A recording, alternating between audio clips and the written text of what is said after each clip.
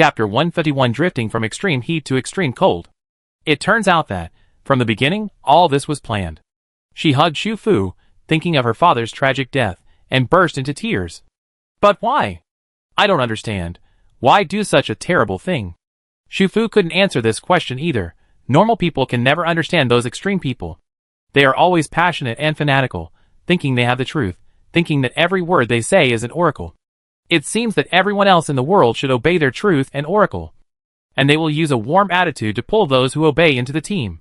Those who have their own ideas, are unwilling to blindly listen, and disagree with them are all aliens.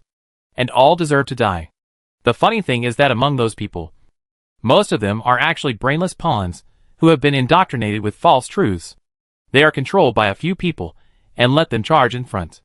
Just like Chen Fa described the chaotic scene in Joshua County. The people who threw the dark yellow smoke all wore scary masks, which seemed to be to scare the people. But in fact it was to resist the smoke. The thugs who were creating chaos in the front were actually no different from ordinary people. After they inhaled too much smoke, they would also have reactions. All of this was a huge conspiracy, to make the few remaining humans on this last piece of land fight each other, and fall into an irretrievable situation. It's all over. Shu Fu patted her back gently. Those people will definitely pay the price for their actions. Shu Fu knew that no matter what she said or did, it would not help Zheng Feifei alleviate the pain of losing her father. She did not have such great ability. What she can do is to help everyone divert their attention as much as possible. To this end, she would set aside a portion of her limited online time every day to search for information online, and then plan a rafting strategy. She would deliberately set the waters that used to be a famous island as the destination. Stop after arriving, and then use the announcement to publish a voice broadcast for the entire raft, briefly introducing the waters where they stopped, what kind of prosperity and famous attractions there were under the water, how far they are from the nearest land at the moment, and the approximate time they will stop in this water area. The climate change in the deep sea is unpredictable. It is not all catastrophic. Occasionally, the rain stops. She usually does not waste the short period of rain. Sometimes she closes the protective cover, allowing her friends to temporarily put down their work, go to the deck to enjoy the sea breeze, or use the fishing rod to have a meal. When it is not raining, the surface of the deep sea is like a huge dark blue mirror. She will let the drifting island house dive into the sea with the raft during the best light period. Some people are afraid of this kind of unobstructed diving, and usually hide in the house, just lying on the window and looking out. Some people were brave enough to stand on the raft, and even stretched out their hands to look outside the protective cover.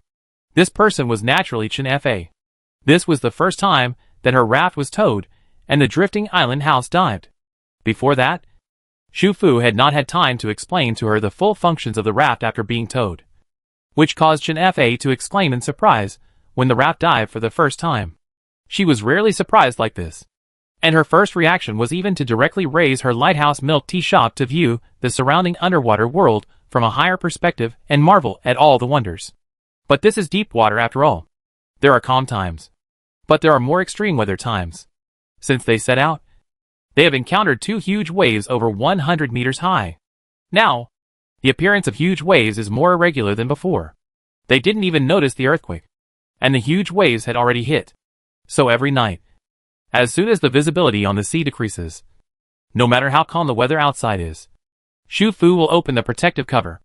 After all, her drifting island house can withstand some extreme disasters, but the raft behind cannot. So the protective cover cannot be automatically opened when encountering danger. In order to avoid the second huge wave and reduce the shock to the planting house and the breeding house, Shu Fu had to deviate from the original route after that, cross the West 9th District, continue to head east into the West 8th District, and then turn north along the ridgeline of the northern plate of the western continent, which was once land. There is still a lot of land in this area, with altitudes ranging from 2,000 to 5,000 meters.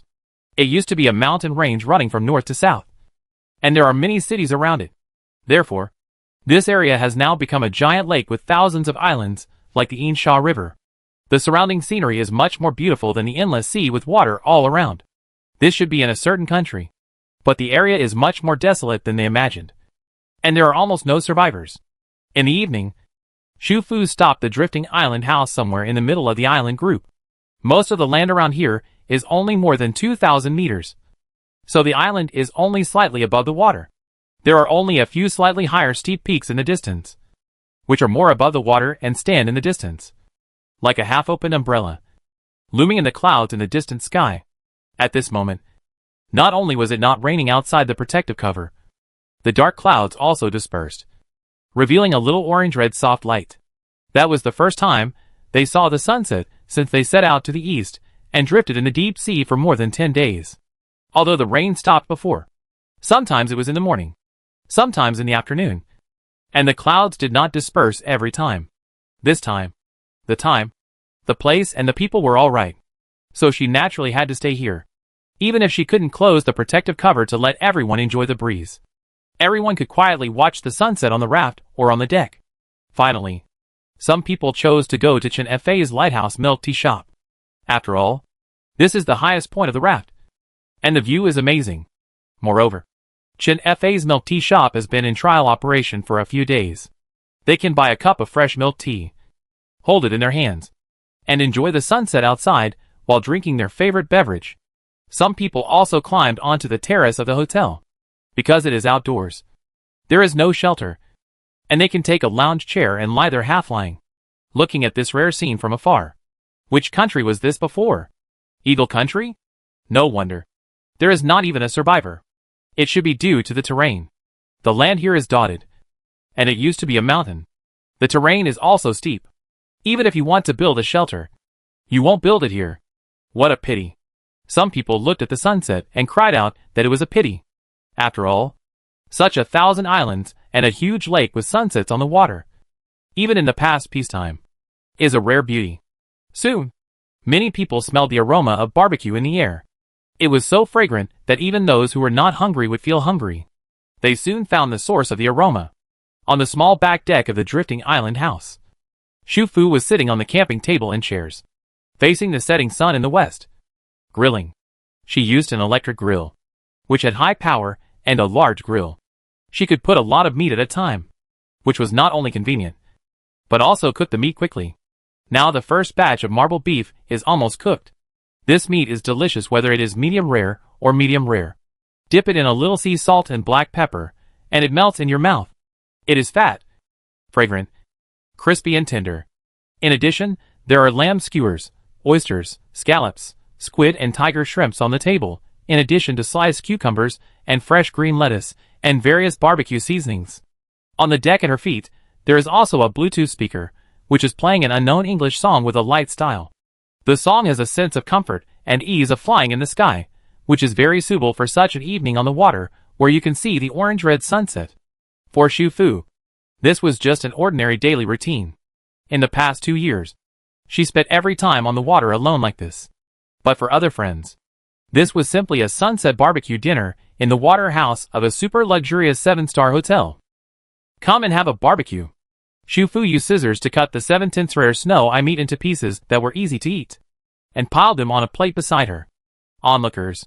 Since the rafts began drifting in the waters, each of them had eaten at least 2 of her big meals. It was too embarrassing to go over now, so they all declined.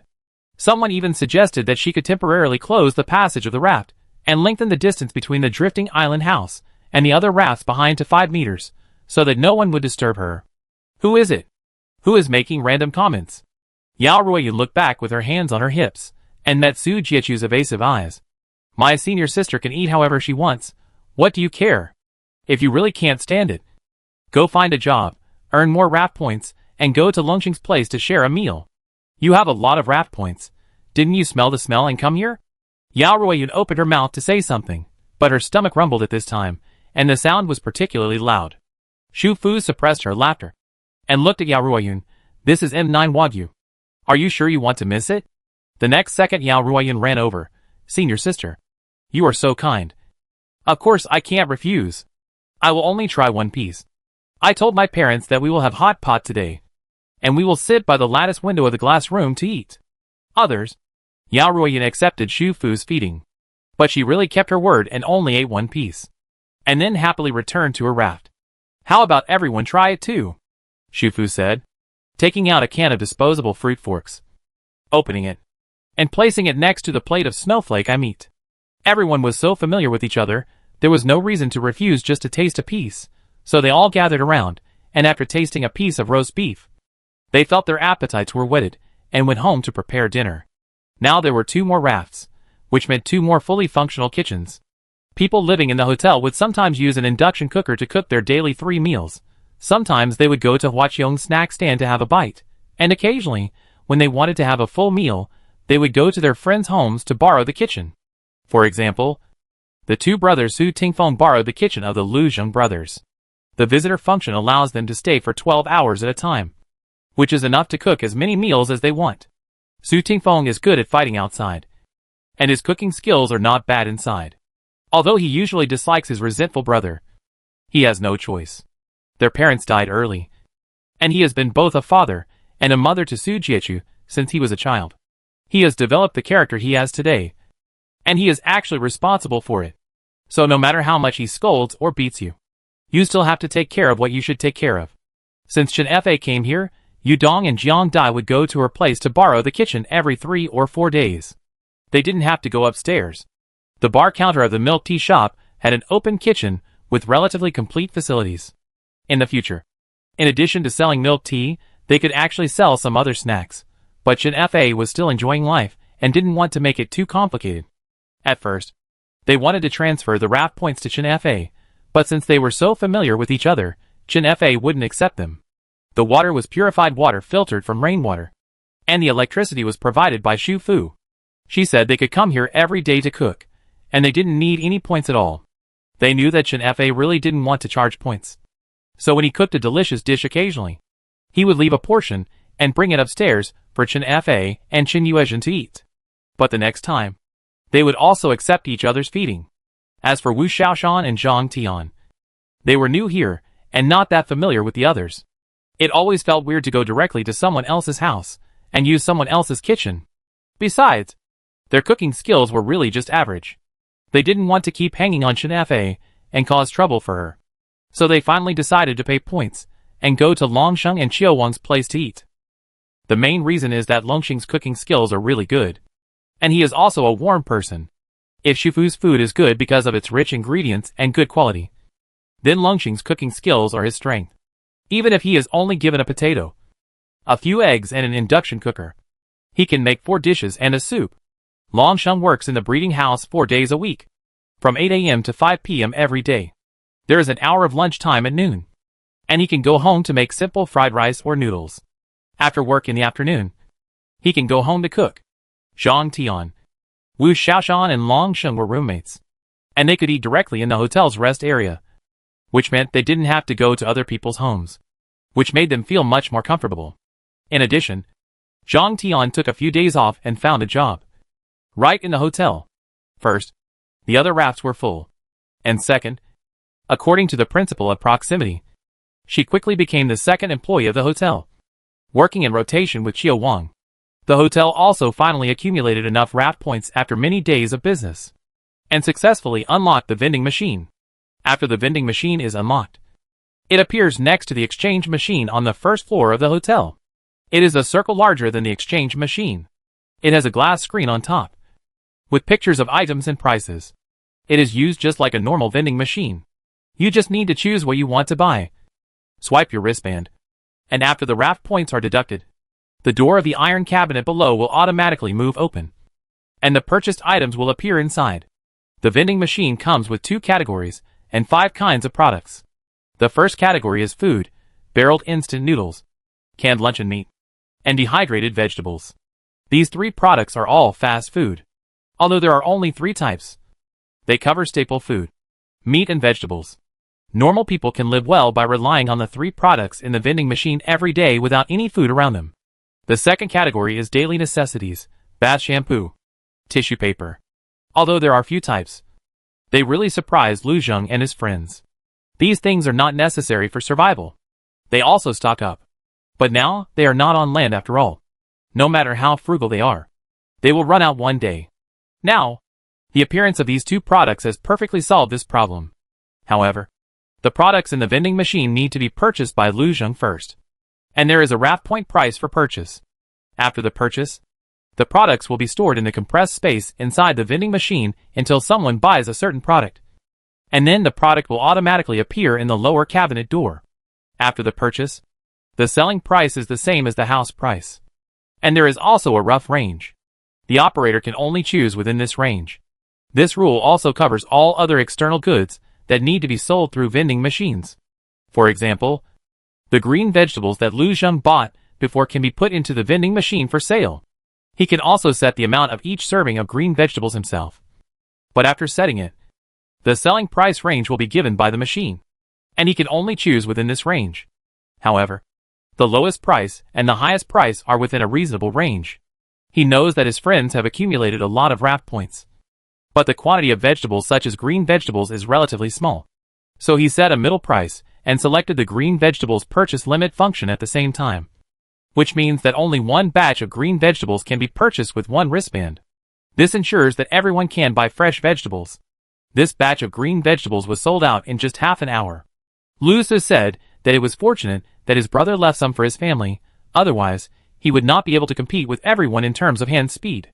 But soon, at Yao Ruiyun's planting house, Chinese cabbage, lettuce, blueberries and other vegetables and fruits with short growth cycles and similar harvesting times also matured. This time, Yao Ruiyun had the experience of the last time, and only left enough for his family to eat, and sold the rest to Lu Zheng. Then, strawberries, cucumbers and cherry tomatoes, which originally took 40 to 60 days to harvest, also matured one by one. The planting house can slightly shorten the growth cycle. At the same time, as long as there is electricity to maintain sufficient light, there is enough water and nutrition, the fruits and vegetables can be harvested in the largest quantity and the best finished products. On the vending machine, the number of items that can be sold at the same time is 30. If the number of product categories exceeds this, you must continue to accumulate raft points to unlock the second vending machine. The goods for sale are far from ready at present, and Lu Zheng will not put all the goods in every time. After all, not every friend has a backpack compartment that can keep fresh food. Some friends will not be so extravagant to buy fresh fruits and vegetables every day, usually about 2 to 3 times a week. So after observing, he will put different fruits and vegetables in rotation 3 days a week according to the frequency of purchases made by everyone in the recent stage. The friends on the 4 rafts behind soon entered the dinner time. Xu Fu never asked too much about their affairs and life details. Although the raft is towed, for her, it is like everyone is living in the same villa area. Although they are friends, they do not need to participate in each other's daily life. It is just right now. Everyone lives on the raft in the most comfortable way for them. They also have absolute management rights over their own lives. If they want to meet, they can make an appointment to visit each other. If they have something to do, they can do it themselves. They will not feel indebted or embarrassed to anyone. This is also the prototype of the future water raft construction she hopes to see. This evening, everyone sat by the window where they could see the sunset and ate. No one wasted such a beautiful view. The sun sank into the waterline little by little, and the surrounding clouds were dyed purple-red in different shades. It was an extremely beautiful view that was both surging and peaceful. Just by looking at it, the whole person could calm down. At this time, everyone forgot that in the current disaster background, the more extreme the beauty and tranquility, the more extreme the danger. At 5 in the morning, Xu Fu woke up to a strange vibration. This was a kind of shock she had never felt before. It was not like an earthquake, but she could feel it and wake up through the protective shield. So it must not be a small movement. Xu Fu woke up almost instantly and pulled open the curtains of the French window. It was still not raining outside. The sky, which should have been dark, was flickering by something at the other end of the raft, in a direction she could not see at the moment. There was a dazzling red light exploding from time to time. With each flash of red light, the nearby waters would vibrate strangely, as if someone was throwing huge objects at the originally calm water surface without any rules. Realizing this, Xu Fu suddenly sat up, got off the bed quickly, rushed to the door in a few steps, and pulled it open. Chapter 152 Drifting from Extreme Heat to Extreme Cold. She stood under the eaves of the front door. The view in front of the raft was open. There were only a few extremely low islands nearby. Without the walls of the house blocking her view, she could finally see clearly what was bursting with dazzling red light from time to time. It was the mountain island in the distance that looked like a half-open umbrella that she had seen yesterday. The originally calm steep mountain was now like a giant in a rage, spewing out dazzling flames from time to time, accompanied by a dull rumble, and a huge object wrapped in black smoke was ejected from the top of the peak in the flames. The thing drew a huge arc in the air, passing over the water that was gradually churning around it, and then smashed heavily on the water surface nearer, accompanied by a tingling sound. And the huge splash caused the raft under her feet to vibrate again. This is a volcanic eruption. Shu Fu's thoughts were not finished. And there was an even more shocking collision sound not far away on the other side. She held the pillar under the eaves and looked to the right of the raft. The direction of the collision sound was a low island not far from the right rear side of the raft. The island seemed to have just been hit by a cannonball, and a downward concave hole was blown open. The rubble wrapped in lava broke apart and fell on the few plants on the island. Those plants curled up instantly, and were burned into black charcoal by the high temperature before they even burned. Did the eruption of the volcano just now reach such a far range? Shu Fu looked at the volcano in front of her left again, which was still roaring and erupting. As if she had thought of something, she immediately passed through the drifting island house, and climbed up to the second-floor terrace from the stairs at the back. Here, she could see clearly in all four directions at the same time. The dim sky before dawn had already been illuminated by the bursting red light one after another, as bright as day. Everything near, slightly farther away, and the farthest away was clearly reflected in her field of vision. Sure enough, behind the right side of the raft, there was another shorter island peak that was also erupting. Not only that, a little further away, there was a third mountain that seemed to be affected, and was also emitting white smoke. A few breaths later, she heard the sound of bang again. Nearby, the fourth island mountain also erupted, and the thick orange-red magma spread down from the bare peak and flowed towards the water below. The thousand-island lake, which was still calm and beautiful yesterday, was now like a boiling flaming purgatory. The surrounding mid-air was full of high-temperature mist and lava particles. Some larger eruptions with long black tails swept across the sky above the raft at various angles, and finally fell heavily into the water. Shu Fu suddenly realized that the entire area where the raft was moored was within the crater. The clouds that covered the distant islands and mountains yesterday were not clouds at all, but smoke, which was one of the precursors of volcanic eruptions. The reason why no one noticed it was because the protective shield was always open. She and others could not smell the sulfur in the air outside, nor could they feel the heat around them. At this moment, the raft she was on was floating in the center of this purgatory, like a piece of debris in the mouth of a giant beast, which could be swallowed at any time. Shu Fu knew very well that all the rafts were protected by protective shields, and they should be safe. But this time, facing such a terrifying scene, she felt a rare sense of panic. Her heart was beating violently, and her throat began to tighten and dry. This protective shield can withstand tsunamis hundreds of meters high, so it should be able to withstand volcanic eruptions. Right? As she was thinking, she suddenly heard a loud bang nearby. A low island was actually blown up from the inside by extremely warm air, and the rubble from the mountain was lifted up and covered the raft in the air. It was a boulder that was bigger than her drifting island house. The huge shadow completely enveloped Shu Fu on the balcony, and there was burning magma on the boulder. Shu Fu moved suddenly. She subconsciously opened the portable protective shield, and then ran down the stairs quickly, returning to the drifting island house as soon as possible. The moment she closed the door, she felt the whole house sinking heavily. When she reacted, she found that the entire drifting island house, including the four rafts behind it, had been pressed under the water. She remembered, when she was in Liyun City, before the tsunami that destroyed the world came, she had received an urgent task, asking her to rush to a certain place within a time limit. Later, she realized that a huge disaster was about to come. Even if the raft had a protective shield, it was not omnipotent. In some special cases, even with the protective shield, she could not escape. That time, it was because the hill where she was too close to the water-blocking dam. Once the tsunami hit, the dam was destroyed, and the broken boulders could trap her and the raft at any time. The protective shield only has a protective function, but no attack capability. Once the drifting island house is trapped under the collapsed boulders, it will be unable to move, and there is only one way out. A chill rushed to Shu Fu's forehead. She quickly took out the map panel, opened the water map, and set the drifting direction on it. While she was doing this, several huge mountain fragments fell on the top of the protective shield. They would not break the defense of the protective shield, but because of their large size, the gravity of the fall, for a while, Press the raft into the water again for 10 meters. This area is not deep sea water, there are mountains underneath. The water is limited in depth, and once they are pressed to the bottom of the water by the collapsed rocks, all of them will be trapped. If she is alone, she may still be able to swim to the outside of the pressure of the boulders, and put away the raft after leaving the drifting island house, with the help of the protective shield, and then release the drifting island house, and leave quickly.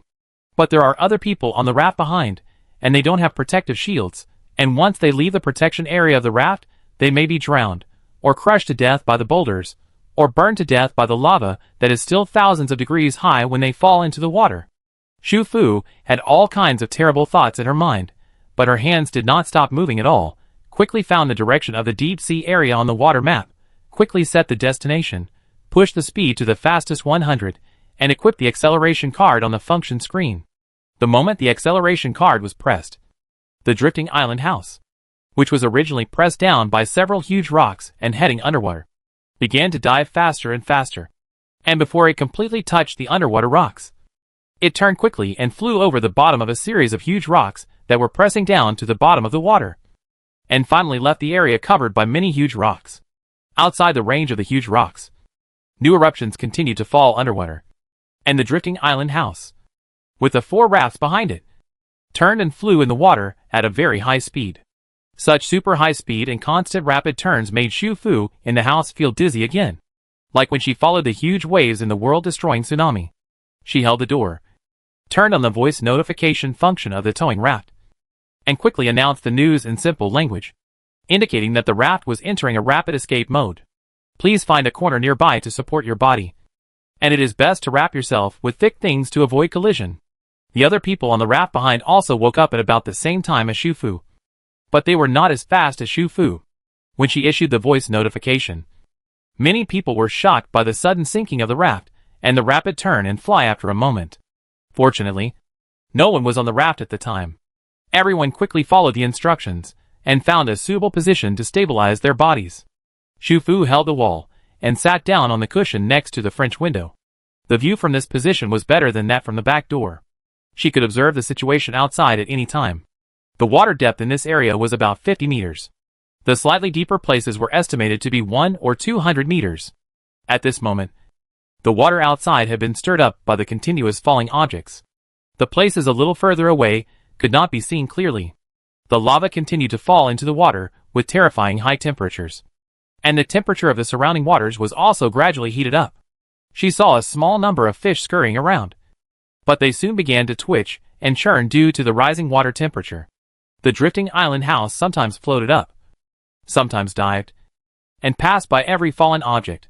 After all, there were 4 rafts towing behind it, so the drifting island house needed a wider channel at this moment, and the route was more complicated. She soon saw the shadow of a high-rise building in an underwater valley. This area should have been a resort area. Even if these buildings were submerged in the water, they were still beautiful. But at this moment, these buildings were collapsing. Several volcanoes were erupting at the same time, which eventually caused the entire area to shake, and underwater earthquakes were inevitable. The speed of 300 kilometers per hour was really very fast. When she saw the underwater buildings, the raft was still some distance away from them, but in just a moment, the raft had already quickly passed through the collapsed underwater buildings, passing through the cracked walls of buildings of all sizes, and those small building fragments that could not be avoided were bounced away by the protective shield one by one. The raft was like a bullet wrapped in a transparent shield. Before the higher underwater building collapsed, it quickly moved away from the dangerous area. About 10 minutes later, the raft finally left the volcanic eruption area on the water and began to float up automatically. Xu Fu quickly released the acceleration card, allowing the raft to maintain a speed of 50 kilometers per hour. Then opened the door and carefully walked up the stairs to the second-floor balcony. At this moment, the raft was heading northwest. The volcanic eruption area was southeast of the raft. From this angle, the sky in that area was almost orange-red, and the eruption materials in the sky drew arcs. The originally gray-white smoke gradually turned into thick black, covering the entire sky. Several island peaks were surrounded by the red magma flowing down. From her perspective, everything there was burning. The high temperature caused a lot of mist to rise from the water. The whole area looked like a planet that was completely destroyed by a natural disaster. At the same time, the other people on the raft behind were also watching this scene from the window, or on the terrace. The red flames were imprinted in their pupils, illuminating their terrified faces. This was a terrible disaster scene that none of them had ever seen. A moment later, the underwater earthquake triggered roaring waves, and the surrounding waters were hit by new disasters. It was no exaggeration to say that the sky was falling and the earth was splitting. Xu Fu reset the destination, adjusted the speed of the raft to 100 again, and quickly left the unstable area. An hour later, the raft returned to the waters of West Nine District and continued to move north at a speed of 100. The Lighthouse Milk Tea Shop rose again. Most people were in the shop on the first floor. It was only a little after 6 o'clock, and it was not yet completely bright outside. But everyone had just experienced a thrilling escape from death. So how could they sleep? Xu Fu temporarily placed a fully automatic freshly ground coffee machine on the bar, poured coffee beans in it, and made coffee for everyone. This is an Italian coffee machine, and the concentration and amount of each cup can be adjusted by yourself. She took a glass teapot from the cabinet of Shin Fa's bar, and made a large pot of Italian coffee directly, and then took it to the large table in the middle made up of several tables, and then took out the sugar bag, milk, and a bucket of ice cubes that had been prepared in an ice bucket, and placed them in the middle so that everyone could season it according to their favorite taste. In addition, she also brought out some bread, toast, sandwiches and other simple foods for everyone to have breakfast. The older Hua Qiong, Qin Yuezhen and others who didn't drink coffee just poured milk to drink. Even though they were more than 100 kilometers away from the large-scale volcanic eruption area, everyone's souls had not yet fully returned. The scene was too terrifying, especially when Xu Fu's raft took their raft to dodge the eruption at super high speed in the water. Even if they were in the house, holding each other's families' hands tightly, the panic in their hearts could not be reduced at all. Especially the raft was going up and down and turning left and right. They felt like they were on a roller coaster. However, the fastest roller coaster in the world can only reach a speed of about 240 kilometers per hour. The speed of 300 kilometers per hour, just now, is simply challenging the upper limit of the human body. People couldn't stand it. Their stomachs reacted. The animals in the breeding house couldn't stand it either. They were scared and hid in the corner and trembled. Fortunately, the breeding pens inside were separated by a room, which had better internal stability. In addition, there were not many animals, so there was no large-scale stampede or mutual attack. In some of the friends' rooms, some small items that were not put away in time were scattered all over the floor. The only lucky thing was that there were no glass products in everyone's room. After all, they used to travel outside. Whether it was cups or tableware, they were all made of durable stainless steel. Now they are carefully stored in the cabinet after use. This time it didn't have much impact. Xu Fu also made himself a cup of iced latte, Italian coffee with milk, sugar and ice cubes. When he took the first sip, Zheng Feifei, who had checked the conditions of the cubs in several beehives in the breeding house, Zheng's mother, Wu Xiaoshan, Yu Dong and Long Sheng all came over. How are they? Xu Fu motioned them to sit down and rest. A small number of cubs were frightened and collapsed in the corner. They have now been moved to a separate feeding pen. Some nutrient solution has been added to the drinking water. As long as there are no problems by the afternoon, they should be fine. Wu Xiaoshan answered for them, and sat next to Zhang Tian. Zhang Tian handed her a cup of coffee with milk and ice cubes. Wu Xiaoshan exclaimed in surprise. Where did it come from? It's Xu Fu's coffee machine. Although the vending machine sells some different vegetables every 2 or 3 days, several daily necessities and fast food are always available. And the milk tea shop is also in trial operation. Their lives are getting better day by day. But compared with the past peacetime, the variety of materials is still scarce. Especially things like coffee ice cream, and various snacks, and their favorite spicy hot pot skewers, are really hard to find nowadays. Not only on the raft, but also in Shizhou province, a large number of westward migrants led to a surge in the population of towns, and safe houses for refugees were built one after another. Everyone had to solve the problems of food, clothing, housing and transportation first, so that they could have the spare energy to make these kinds of leisure food and beverages that could not fill their stomachs. Xu Fu heard the conversation between the two, turned his head to look at them, and just saw the white light bar above Wu Xiaoshan's head appear again. Compared with the last time, this time the progress bar has taken a big step forward, and it is almost full. Xu Fu was a little surprised. It was probably related to the eruption of the water volcano just now. Wu Xiaoshan herself didn't know that she was only one step away from awakening. Because Wu Xiaoshan and Zhang Tian talked about coffee and coffee machines. Lu Zheng, who was sitting on the other side of the table, thought of something and said that in 2 days, the hotel would be able to unlock the multifunctional kitchen. And there might be a coffee machine in the kitchen. But a coffee machine alone wouldn't be very useful. Jian Dai spoke up. She also liked to drink coffee. For designers like her, they often had to stay up late at work in the past. So coffee was indispensable. I have coffee powder here. Shen Fa spoke up. She bought it together with the ingredients for milk tea when she was paying attention and buying them in stock. But the quantity was not large. Keep your coffee powder for your own shop. Xu Haoqifu said that she had coffee beans. But she didn't have many coffee machines. So she couldn't send them. If the multifunctional kitchen really had its own freshly ground coffee machine or a hand-ground coffee machine, she would just move a box of coffee beans over. Lu Zheng subconsciously wanted to refuse, but was interrupted by Yao Ruoyun's cheers. Wow! Can non-hotel guests also go there to drink coffee? You can ask the hotel owner. Xu Fu gestured. Yao Ruoyun immediately looked at Lu Zheng eagerly. Lu Zheng originally wanted to reject Xu Fu's gift. He had been feeling some emotions since that day. He was afraid that she would know these emotions, but he also wanted her to know them. The most important thing was that he wanted to give her more in return, let her feel that he was actually reliable and capable, and didn't want to take any more gifts from her. But just as he was about to speak, Su Tingfeng had already pressed his left shoulder. Ahem, accept it. Soon, Yudong also pressed his right shoulder. It's hard to refuse such kindness, so accept it. Yudong was naturally speaking for his wife, Lu Zheng. He shouldn't have mentioned the multifunctional kitchen. The raft once again resumed its daily routine of floating in the boundless ocean. Xu Fu still uses a satellite network card for half an hour every day to check the news from Hua.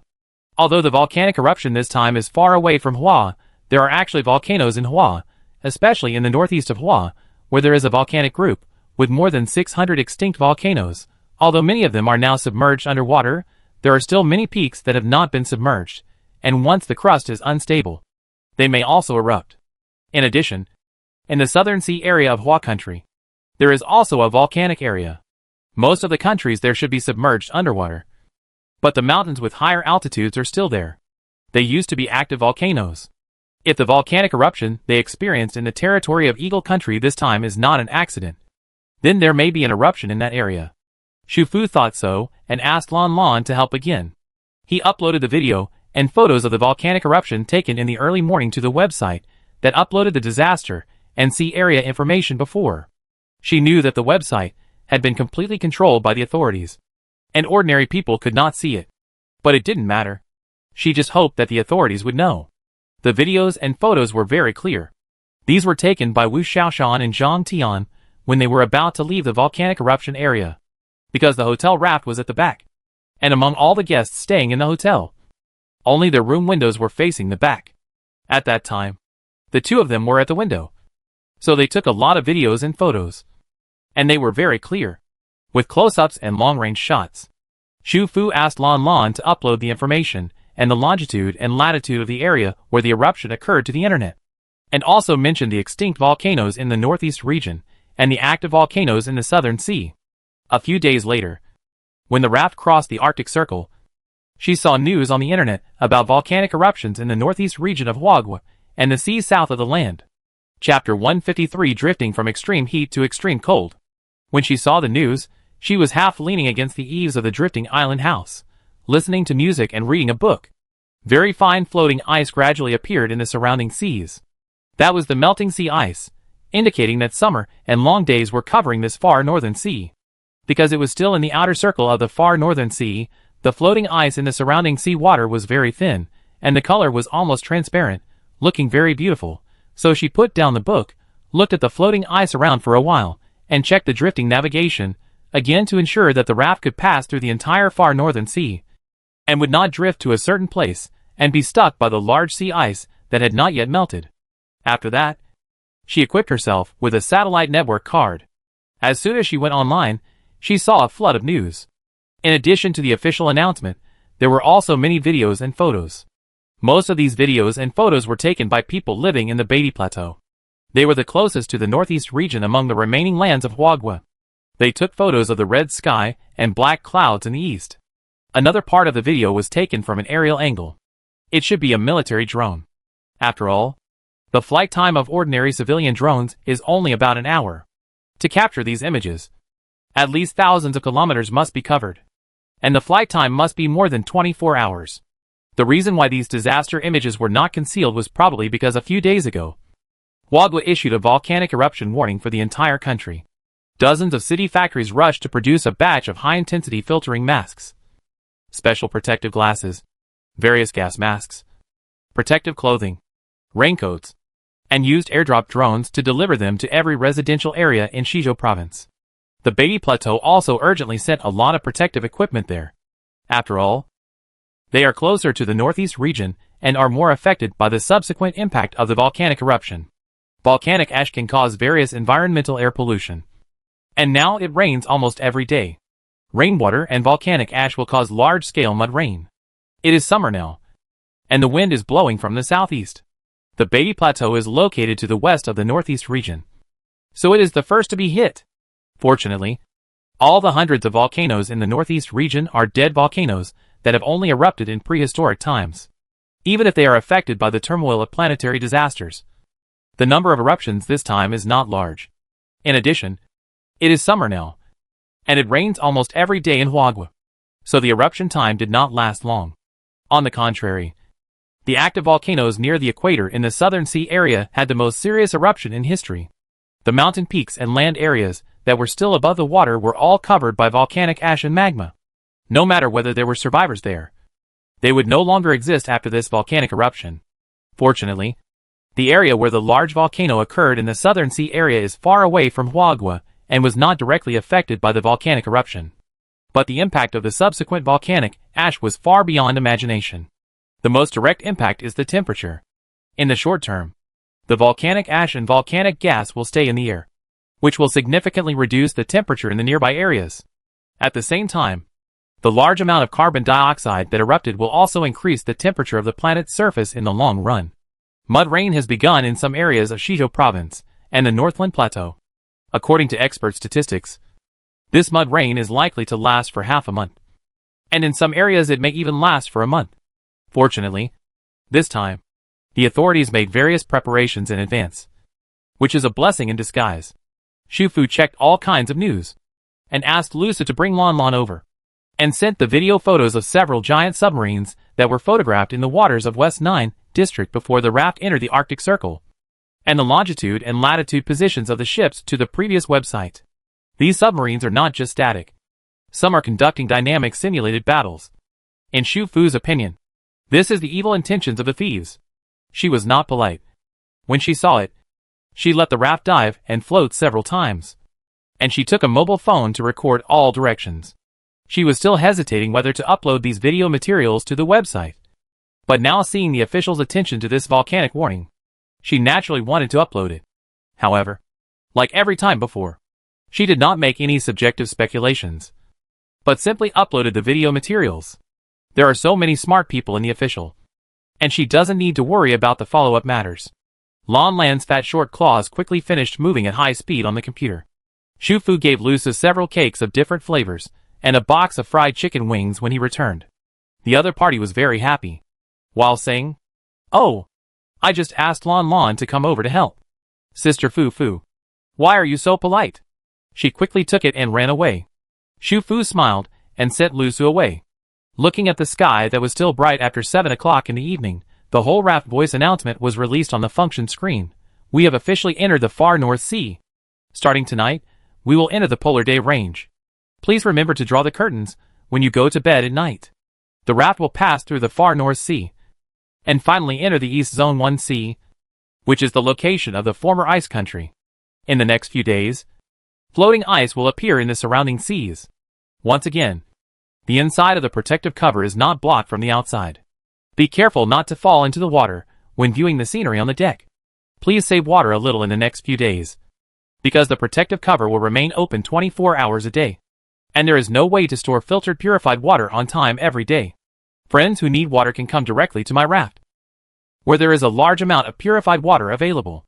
If the weather permits, I will close the shield and let everyone feel the cool temperature of the far North Sea. Finally, I hope everyone enjoys this trip to the far north for summer vacation. Entering the Arctic Circle from West District 9. Crossing the far North Sea, and then exiting from East District 1. Arriving at the original site of the ice country. It is not a completely straight line. This is the route that automatically appears on the map panel after she sets the destination. When passing through the North Pole, it will detour for a distance. The whole journey is about 3,500 kilometers. The raft can only drift for a day and a half at the highest speed. But that would be like a quick tour, and you wouldn't be able to appreciate the scenery. So in the end, Shufu set the speed at 40. And it would take about 3 to 4 days to complete this drift in the far North Sea. The next 3 or 4 days, for everyone on the raft, including Shufu, were a nearly dreamlike journey. This was the first time everyone saw the polar day, which had no evening, and the sun would not completely set below the horizon at night. So the sky would maintain a certain brightness. But this brightness is different from that during the day. It will be much dimmer, just like a cloudy day. Although the temperature in the far North Sea in August is not that low, it can still reach dozens of degrees below zero near the North Pole, because the protective shield is always on. The temperature in the room on the raft is still the same as before, maintaining the most comfortable temperature for the human body. Everyone cannot feel the temperature outside. So other friends including Shufu want to experience the low temperature of the polar ice sea. But as the raft went deeper into the far North Sea, the rain in the sky slowly turned into snow, and they encountered the first snowstorm of this summer. The feeling of standing on the deck or terrace of the raft in thin summer clothes and watching the snowstorm outside was very unique. They looked up and saw large groups of snowflakes falling from the sky, and then being blocked by the invisible protective shield above their heads, and then sliding down to both sides along the invisible arc-shaped shield, and merging into the ice sea outside the raft. Sometimes the snow fell less. The haze in the sky was slightly reduced, and some shadowy white was revealed, and the visibility around would be higher. They saw that the surrounding sea ice gradually changed from small and round pieces of ice to larger floating ice. This was once the shallowest, smallest and coldest ocean on the entire planet, and the color of the seawater was also very clean. They saw 2 polar bears climbing up the large floating ice from the water. These were pure wild polar bears. They were masters of swimming and fishing. As long as there were floating ice in this far northern sea, no matter how high the water level of this planet rose, they would be able to survive. From a certain perspective, they were far more adaptable to this end of the world than humans. The best luck was on the 3rd day after entering the Arctic Circle. The snow gradually became lighter from dinner time that day, and stopped completely at midnight. Shufu hadn't slept yet. Not only her, but everyone was a little uncomfortable these 2 days. Even if they closed the curtains at night, they would still feel unable to sleep when they lay in bed. She stood on the deck, tied the temperature measuring instrument to a long pole, extended it out of the protective cover, and took it back after measuring the temperature. The temperature outside was minus 30 degrees Celsius, which was okay. Everyone should be able to withstand it if they dressed warmly. She moored the raft in place, considering that it was a bit late and some people might have fallen asleep, and then sent a text message to the raft behind, saying that in 20 minutes, the shield would be closed for about 15 minutes, allowing everyone to feel the air of the far North Sea. Friends who want to get close to the cold can leave the house and go to the deck or terrace in 20 minutes. She also made it clear about the room temperature outside and the dress code, and said that this event is not mandatory, and friends who have fallen asleep or don't want to participate can stay indoors. But because the protective cover is closed, the room temperature will change. It will not be as low as on the deck, but it will slowly drop to around 0 degrees. So even if you stay indoors, you have to wear more clothes, or cover your sleeping family members with thick quilts. If any of your friends don't have warm clothes and quilts, they can go to her to get them. She has brand new ones. She thought that at least half of the friends would stay indoors. But in the end, even the older Chen Yueshan, Deng's mother, and Hua Qiong and his wife came. After counting, there was not a single one left. 11 o'clock is not too late, and I have been feeling sleepless these past 2 days. So let's just go out together. Zheng's mother said this, mainly because she didn't want to miss this rare opportunity. Except for Wu Xiaoshan. Everyone basically had warm clothes. Zhang Tian had a backpack with space, so she took thick clothes with her when she left Joshua County. It was a waterproof down jacket that she bought at a high price in peacetime, which was very warm. Wu Xiaoshan was rarely so excited. She quickly put on the warm clothes that Shu Fu gave her, put on a thick hat, and wrapped her face tightly with a scarf, and then stood on the deck expectantly. The shield was quickly closed, and the cold outside instantly surrounded the people on the deck. Everyone breathed in the cold air and looked at the sky, which was already midnight, but still had a dim blue-white light. There was no land or building around them. The vastness made them feel lonely. The sky was close and big. They felt like they were in the universe when the world was first created. They knew that they were actually looking at the night sky, but the brightness was a little high, and they could not see the stars. However, because it was not snowing, they could see the clouds floating in the sky. The clouds were white, close to the color of snow. As the wind in the sky slowly moved, they sometimes gathered and sometimes dispersed. I don't know if it was because of the movement of the clouds, but everyone felt that the color of the dim sky in front of them seemed to be changing. There was a very light fluorescent green, and then it turned into a very light purple. The color change was like a ribbon across the sky, and it stretched in a zigzag. Lu Su was the first to react. Ah! Is it the aurora? Is this the aurora? Everyone heard this and looked carefully at the light color change in the sky again, although it was so faint that it was almost invisible. It was indeed the aurora. It's summer now. Can we see the aurora in August? Yao Ruoyun was surprised. Yes. Lu Zheng and Shu Fu said almost in unison. Shu Fu glanced at each other, leaving the opportunity for explanation to the other party. Lu Zheng nodded at her and continued, the aurora is a natural phenomenon. In fact, it exists all year round, but in summer, the light in the polar day area is too bright, even if there is the aurora. It is difficult to observe it. But the closer you are to the North Pole, the higher the chance of seeing the aurora, especially in clear weather, like tonight. It can be said that we can see the aurora today, which is a rare combination of time, place and people. Wow. So that's how it is. You are awesome, brother. Lu Su applauded. After all, he is his brother, so he should support him. Lu Zheng. It's so beautiful. A month ago, I couldn't imagine that I would stand here, on such a cold, lonely and uninhabited ice sea, and enjoy the sky with such a leisurely attitude. The one who sighed was Wu Xiaoshan. She was really sighing. At that time, Shenfe had not yet gone to Kangsu County. In order to avoid those people, she suffered a lot from hiding from here and there. When she curled up alone in a dirty and damp building at night, she would look at the heavy rain outside the broken glass with a somewhat numb look, wondering if she had reached the end of her life, and felt abandoned by the world. But now, less than a month has passed. She is with her friends, has a new job in life, and most importantly, she has a home. A warm home that can protect her no matter when and where. Shu Fu slowly walked to her side, stretched out his hand, and gently put his arm around her shoulders. On the other side, Zhang Tian was also stretching out her hand to hold Wu Xiaoshan. Shu Fu and Zhang Tian looked at each other across Wu Xiaoshan, and then smiled at each other. A moment later, Shu Fu heard Wu Xiaoshan utter a soft "eh." She looked at a certain place in front of her, and her slightly raised fingers were shaking uncontrollably. Above her head, the white light bar had filled the entire progress bar, and numbers soon appeared behind it. Wu Xiaoshan's bond value was 86. At midnight 2 days after the raft left the far North Sea, Shu Fu replaced the small drifting island house with a luxurious villa on the vast ocean. The monthly Tindraw draw is here again. At this moment, Shu Fu is a devout drawer. She took a bubble bath with the scent of gardenia and applied a glitter effect body lotion. She turned off all the lights in the villa, leaving only some ambient lights, then sat in the sunken sofa booth on the front deck, lit an aromatherapy candle on the coffee table, and took out a tall crystal glass and poured some juice into it. Everything is ready, and then, accompanied by the sound of the waves, the draw begins. First turn, green second prize, satellite network card X50, 24 hours, need to be used on a level 5 raft. Shu Fu was shocked. The first turn was a king bomb.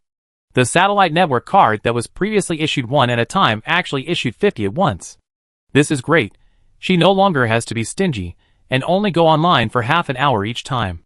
Second turn, blue third prize, attached raft vacation card, 7 days, third turn, red third prize, cash crop seed gift pack, random X1. Cash crop. Is it the coffee bean seed that she has been thinking about? Sure enough, the gift pack contains 20 kinds of seeds in sealed glass jars, including cotton, flax, bamboo, rubber, peanuts, sesame, fennel, pepper, tea, sugar cane, sunflower seeds, naturally including the coffee bean seeds she wanted the most. Unfortunately, under normal circumstances, it takes at least 3 to 5 years from planting coffee bean seeds to harvesting coffee beans. Even if Yaoyun's planting house can shorten the harvesting time, it is impossible to obtain finished coffee beans in the short term. Moreover, planting coffee beans requires extremely high technology. Of course, if the planting house can be upgraded to the next level, the whole process and time may be shortened. Fourth turn, green third prize, temporary acceleration card, 2 hours, speed, 300 kilometers per hour, note, must be used on a level 5 raft. Xu Fu was a little nervous. It was already the fourth turn, but none of the things he really wanted had come out. However, next, fifth turn, red first prize, upgrade set matching gift package, universal. Sixth turn, blue first prize, upgrade set, shelter, note, this upgrade set is special.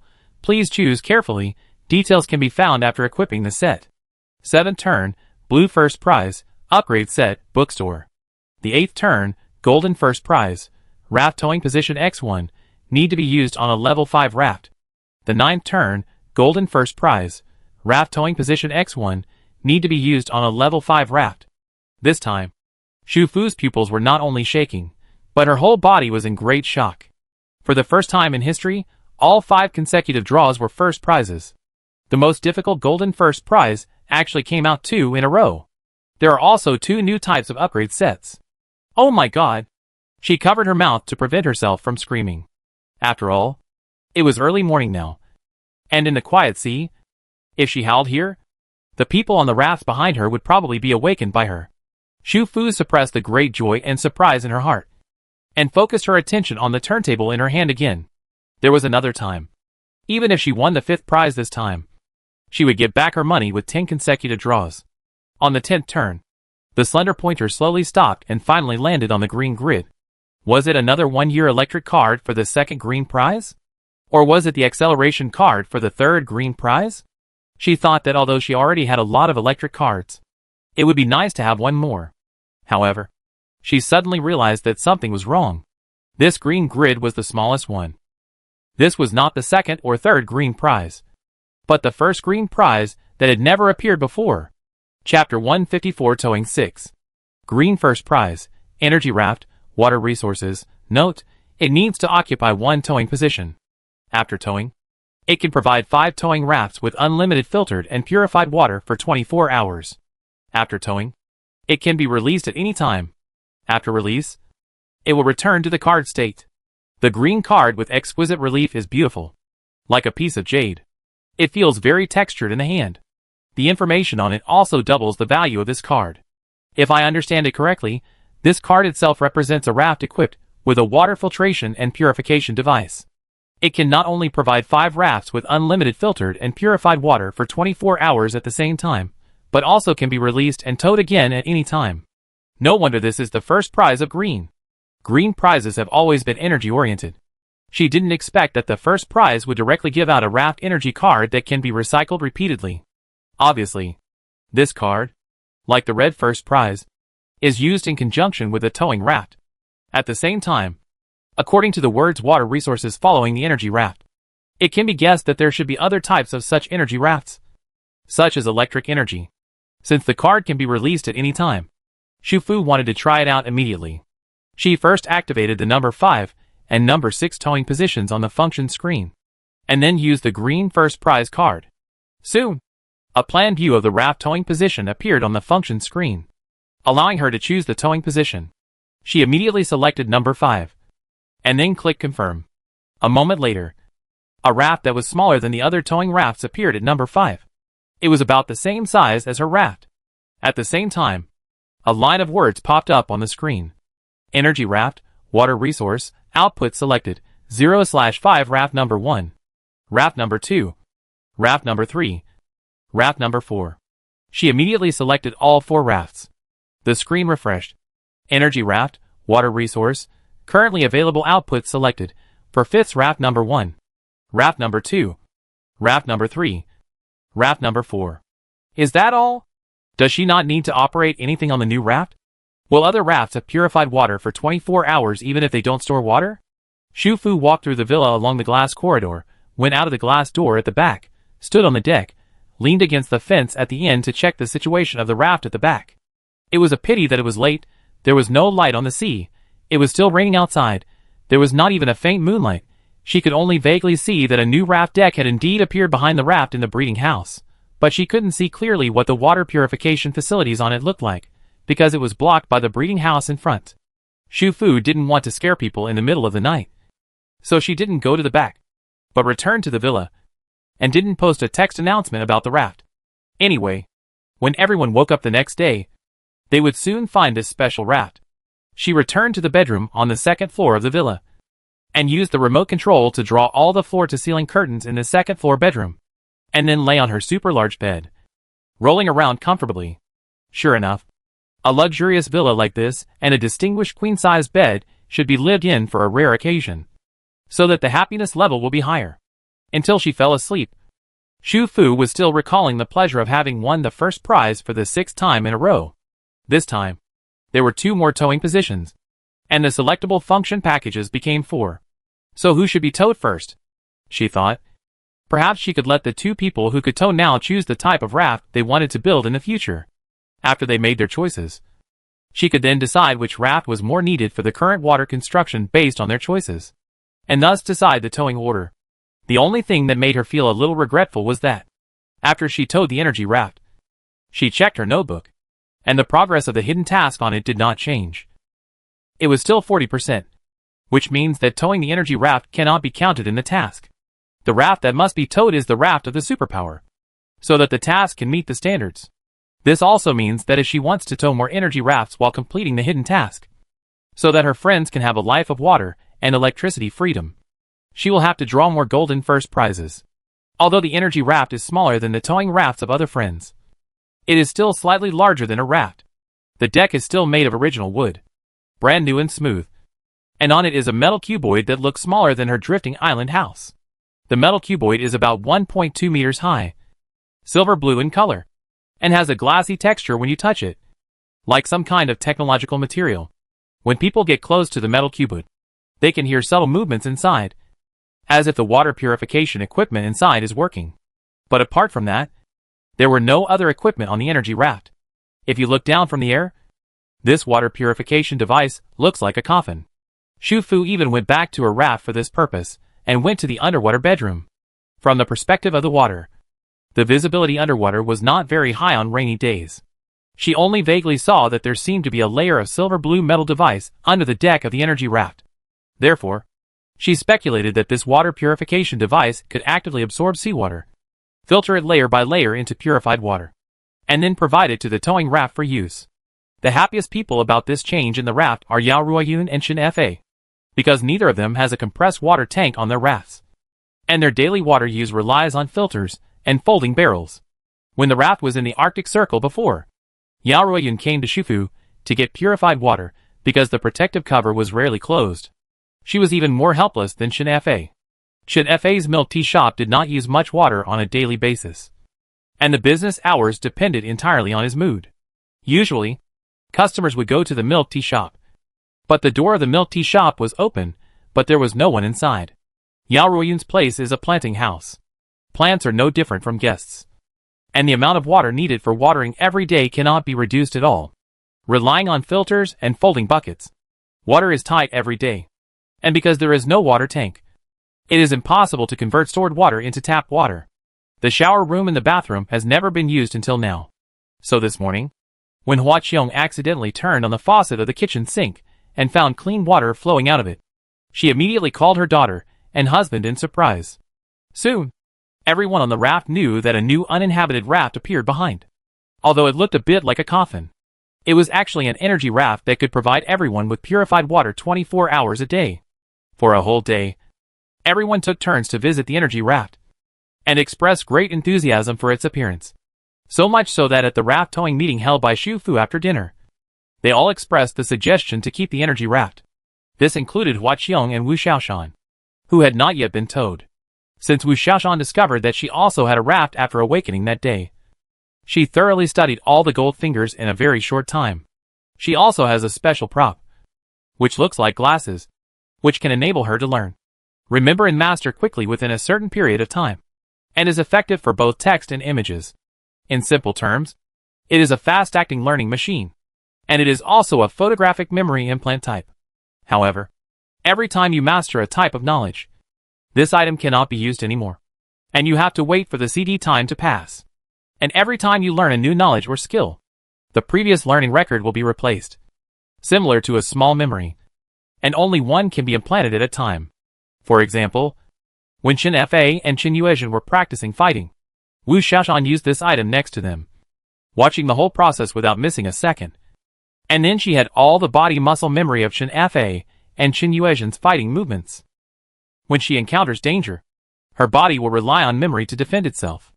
Of course, because she has no experience in fitness and exercise in the past. Even if she can fight, her strength will be greatly reduced. Moreover, when she has more important skills to master, if she uses the props again, this fighting skill will disappear, unless she repeats the practice every day during this period until she really masters it. Zhang Tian does not have such special props. When Wu Xiaoshan found that her backpack compartment and the tools inside were slightly different from Zhang Tian's, she immediately guessed the key point. While Xu Fu was still discussing with Chen Fa how to let Wu Xiaoshan know about these situations without affecting Zhang Tian, she had already come over and asked directly if her raft could also be towed. Xu Fu explained in detail, and Wu Xiaoshan accepted it very quickly. After all, she had guessed that she might be a capable person who was reborn more than a year ago just because Xu Fu said I suggest settling in Sand City. Even when she mentioned that world mentioned by others, the wording she used was very different. So, I am a time traveler. Wu Xiaoshan looked at Xu Fu and Chen Fa. So, now have you figured out why we came to this world? These 2 days, some of my previously vague memories have become clearer. Was the original world of the time traveler assimilated by a disaster in an animated series called Water Planet? What happened to our own world? Can we not go back? Or will there be a chance to go back in the future? Xu Fu.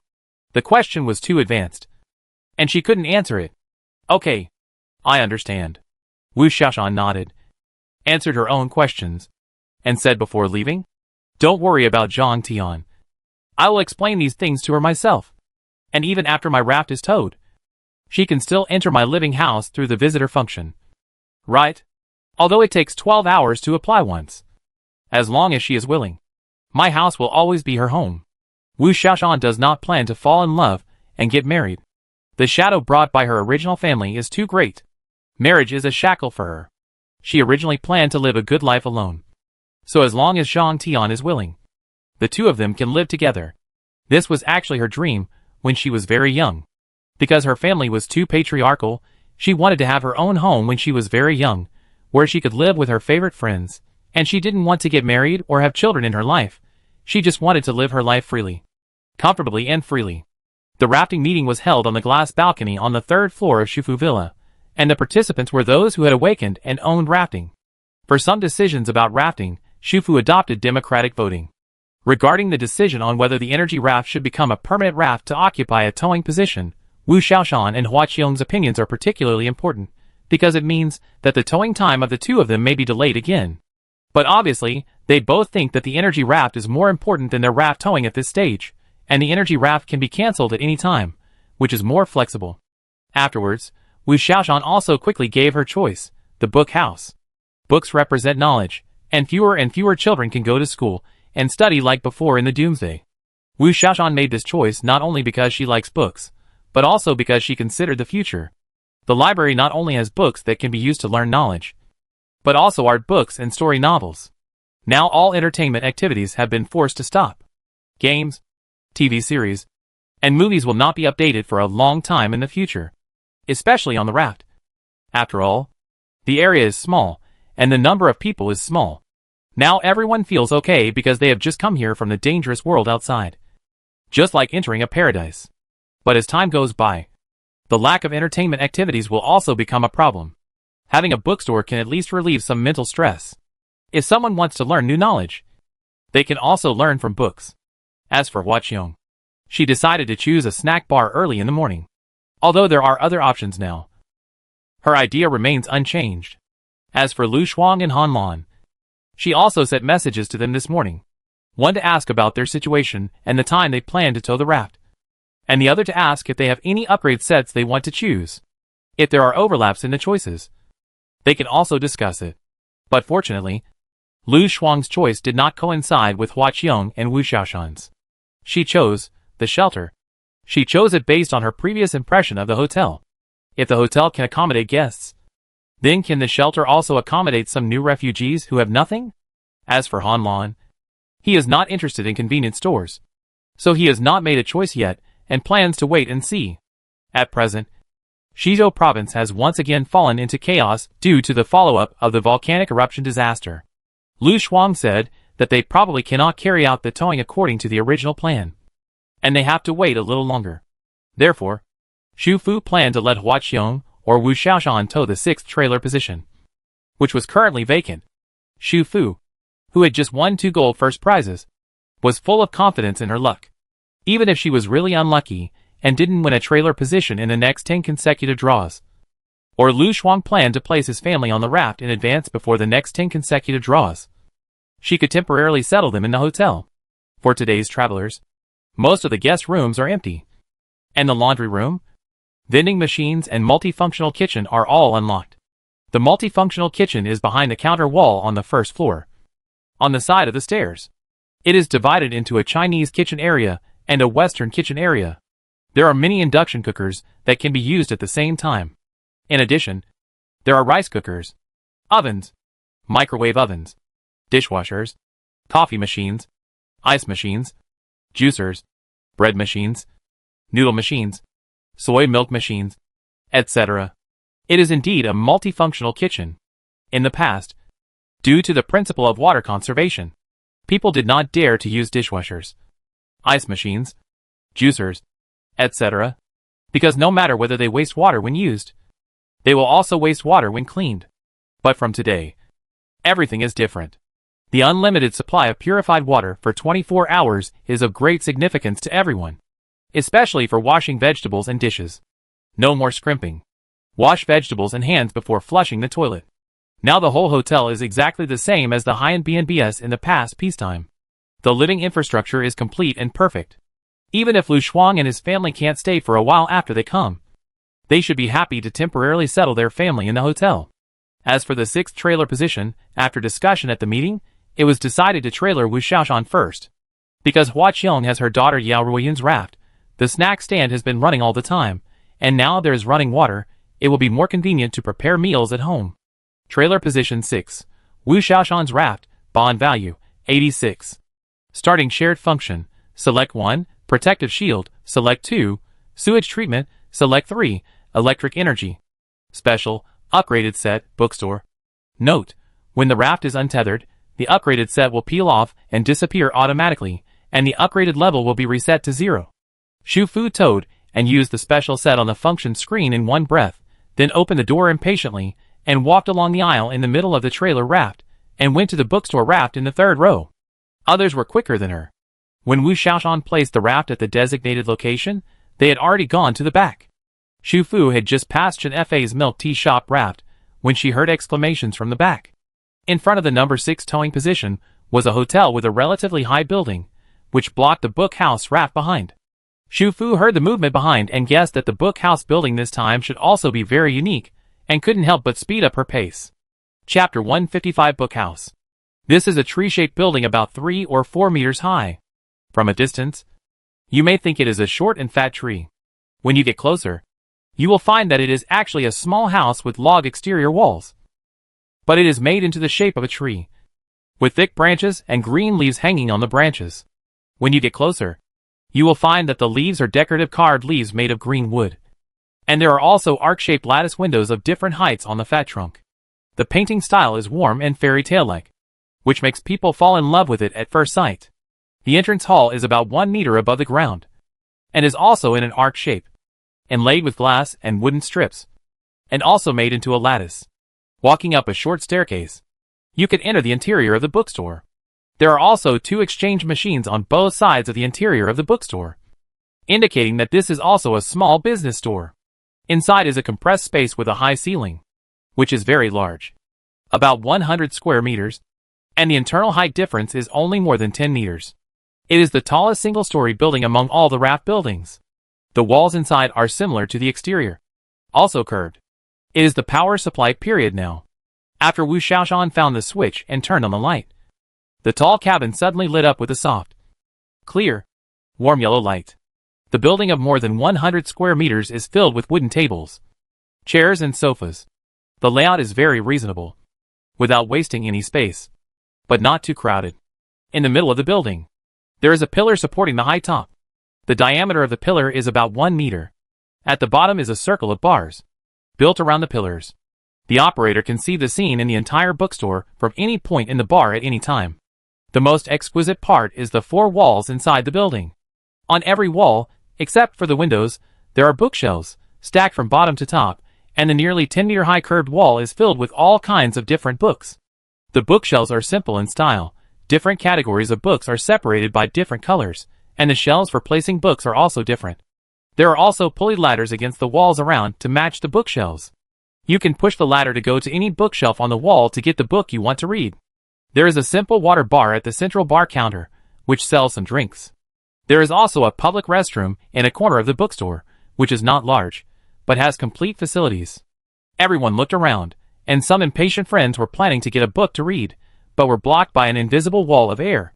It should be that the bookstore has not officially opened yet, or you need to pay a certain amount of points before you can get the books you want to read. This is what Wu Xiaoshan guessed. She was looking around for the small house where she lived.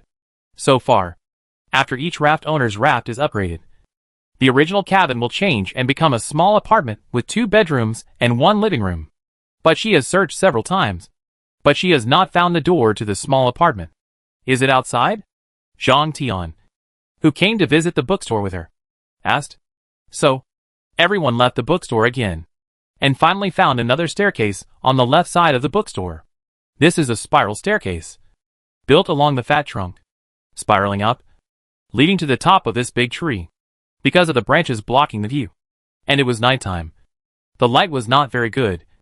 So until now, everyone realized that there was a tree house on the top of this big tree. That was Wu Xiaoshan's living space, her home. Xu Fu followed Wu Xiaoshan and Zhang Tian, and walked up the stairs to the top of the tree. There was a wooden platform. On one side was a log cabin with a triangular roof, and on the other side was a fence. The platform looked like a balcony, and there was a wooden round table and 2 chairs on it. After Zhang Tian knocked on the door as a visitor, she entered the house smoothly. Xu Fu had no problem entering anyone's house, but she knew how much Wu Xiaoshan valued her personal space. So she asked her first before following her and Zhang Tian into the house. The lights came on quickly, and the log cabin with a simple exterior was indeed very large inside. However, unlike the bookstore business area downstairs, the ceiling here was very low, only about 2.2 to 2.3 meters, which made the house feel more delicate and fairy tale-like. The house is similar to Lu Zheng and Yao Ruoyun's apartments. The entrance leads to a dining and living room with an open kitchen. There are simple furniture, all in minimalist style, in natural wood color, and clean and tidy. In addition, there is a bathroom and 2 rooms. To be honest, it is just right for Zhang Tian to move in, although it is a bit troublesome to apply for a visitor every 12 hours.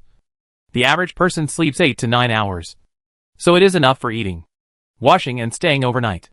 As for the daytime, Zhang Tian has to work at the hotel in front. The working hours of the hotel are different from those of other rafts. They are divided into morning and evening shifts, and the 2 people take turns. The morning shift starts at 7 o'clock and ends at 4 p.m., working 8 hours, with an hour for lunch and lunch break at noon. The evening shift starts at 2 p.m., working only 6 hours, with dinner and an hour for rest in the middle, and leaving get off work at 9 p.m. The hotel employees currently have 1 day off a week, probably because there are not many employees. Lu Zheng said that if 3 employees could be hired, the employees' rest days could be adjusted to 2 days off a week. In general, Zhang Tian is also very busy, and as long as she knocks on the door, no matter when, no matter if Wu Xiaoshan is at home or not, as long as she clicks on the personal panel, Zhang Tian can enter the room. Rounded off. It is equivalent to the time it takes to press the combination lock. After Wu Xiaoshan and Zhang Tian moved out, the number of guests in Lu Zhang's hotel returned to the original 6. The huge hotel was empty, and the raft points were missing every day. The vending machine business was good, except for Xu Fu and Yao Ruoyan's family. The fresh fruits and vegetables around them were consumed long ago, regardless of whether there was space in the backpack. Therefore, every time the vending machine was restocked, it would always be cleared within an hour. Lu Zheng sold all the stocks he had on hand, and the pressure was put on Yao Ruoyan's family in the planting house. Fortunately, not long after, the first batch of chickens and ducks in the breeding house were ready for sale. This batch of chickens and ducks accounted for about half of the total number. Zhang Feifei and her friends had no experience in the first few days. After taking care of these furry creatures for a few days and catching up on their knowledge, Zhang Feifei and her friends learned that chickens and ducks are also divided into different varieties, including broilers and laying hens. Broilers mature and are ready for sale quickly, while laying hens mature slowly and lay eggs more slowly. After the broiler chickens are sold, not all of them are slaughtered. Some are kept as breeders. The products of the raft breeding house are very suitable for breeding, even broiler chickens. After learning relevant knowledge and carefully selecting, we can finally drive all the other broiler chickens into the harvesting area. There is a receiving area in each beehive house of the breeding house. The internal slaughtering and cleaning are all automatic. It can even be refined to whether to remove the head and claws, whether the finished product is cut in half or whole, whether to keep the duck intestines, chicken hearts, and chicken livers. The final product is a total of 10 chickens and 10 ducks, all of which are cut in half. All the internal organs are kept, and the heads and claws are packaged separately and sold to friends who particularly like these parts. Because the first batch of harvest was not large, Zhang Feifei and her mother picked the fattest chicken, divided it into 3 equal parts, and gave it to Wu Xiaoshan, Longsheng and Yedong as part-time benefits. In addition, they kept 2 chickens and 2 ducks for their own family. Half a chicken and half a duck automatically appeared in the profit area of Shifu space, and the rest were all sold to Lu Zheng. He set half a chicken as a commodity and checked limited purchase at the same time, so that the first batch of fresh meat finally appeared in the vending machine. That day, it was like Chinese New Year, and the aroma of chicken soup wafted through every raft. The meat produced by the raft breeding house, even if it was just broiler chicken, was very delicious when used to make soup, because each chicken was very fat and fresh, so no one was willing to braise or fry it.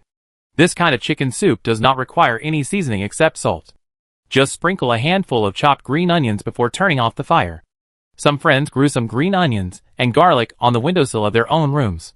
Those who were too clumsy to even keep green onions alive went to Yao Ruoyan's raft to get some.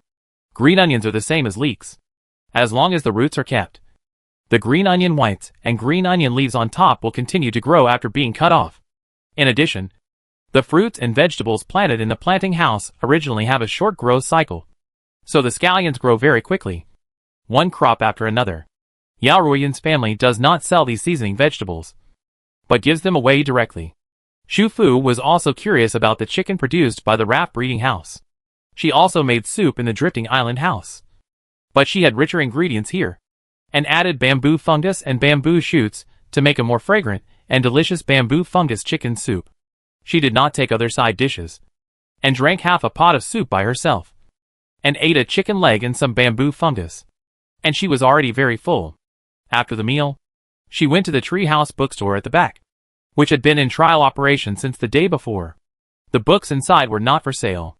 After spending a certain amount of points to apply for a bookstore card, the books could be read inside the bookstore. When the guest leaves, the books cannot be taken out of the bookstore, unless he goes to the counter to borrow the books. The operator scans the bracelet with the machine on the counter, and then scans the books to be borrowed, and the guest can take the books away. The borrowed books must be returned within the specified time. If they continue to be damaged, the guest must pay a certain amount of points. But the amazing thing is, as long as these books are returned to the bookshelf, then when other guests take them down to read them next time, they will be restored to their original appearance. These bookshelves seem to have the function of automatic repair. If the books from outside are not returned within the specified time, they will disappear from the person's home by themselves, and then return to the bookshelf in the library. And the guest's library card will be automatically locked for a period of time. During this period of time, he can still read books in the library, but he can no longer borrow books from outside. Wu Xiaoshan was originally worried that she would not be able to manage it, as she had to be responsible for the counter, to organize the bookshelves, and to clean the bookstore. But through the electronic tablet in the door of her residence, she quickly figured out how to run the bookstore, and found that it seemed possible to manage the bookstore alone. However, because she is still working in the breeding house, she temporarily put the trial operation time on her rest days. There are not many people on the raft, and not everyone likes to read books, so the bookstore does not need to be open every day. In addition to the work in the breeding house, she also has 3 days off a week, which is enough for now. During these 3 days, she only plans to open the bookstore for 2 days. She doesn't need to stay in the bookstore from morning to night. As long as she gets the bookstore card for the friends who want to read books, they can stay in the bookstore and read freely. Unless someone really likes the book in their hand and wants to take it home to read, she needs to come over to deal with it. In this case, just shout. She is usually not in the bookstore downstairs, but in the tree house upstairs. She can be heard by shouting. She is also trying to see if she can do 2 jobs at the same time. If she can, she plans to continue working in the breeding house. After all, there are really not many people on the raft now. If she just looks after the store every day, she will be bored to death. In addition, another reason for the trial operation is to see if I can make it by working 6 days a week and taking 1 day off. If not, the bookstore will hire an assistant to work only 2 days a week. Xu Fu applied for a bookstore card yesterday, which has a huge number of books.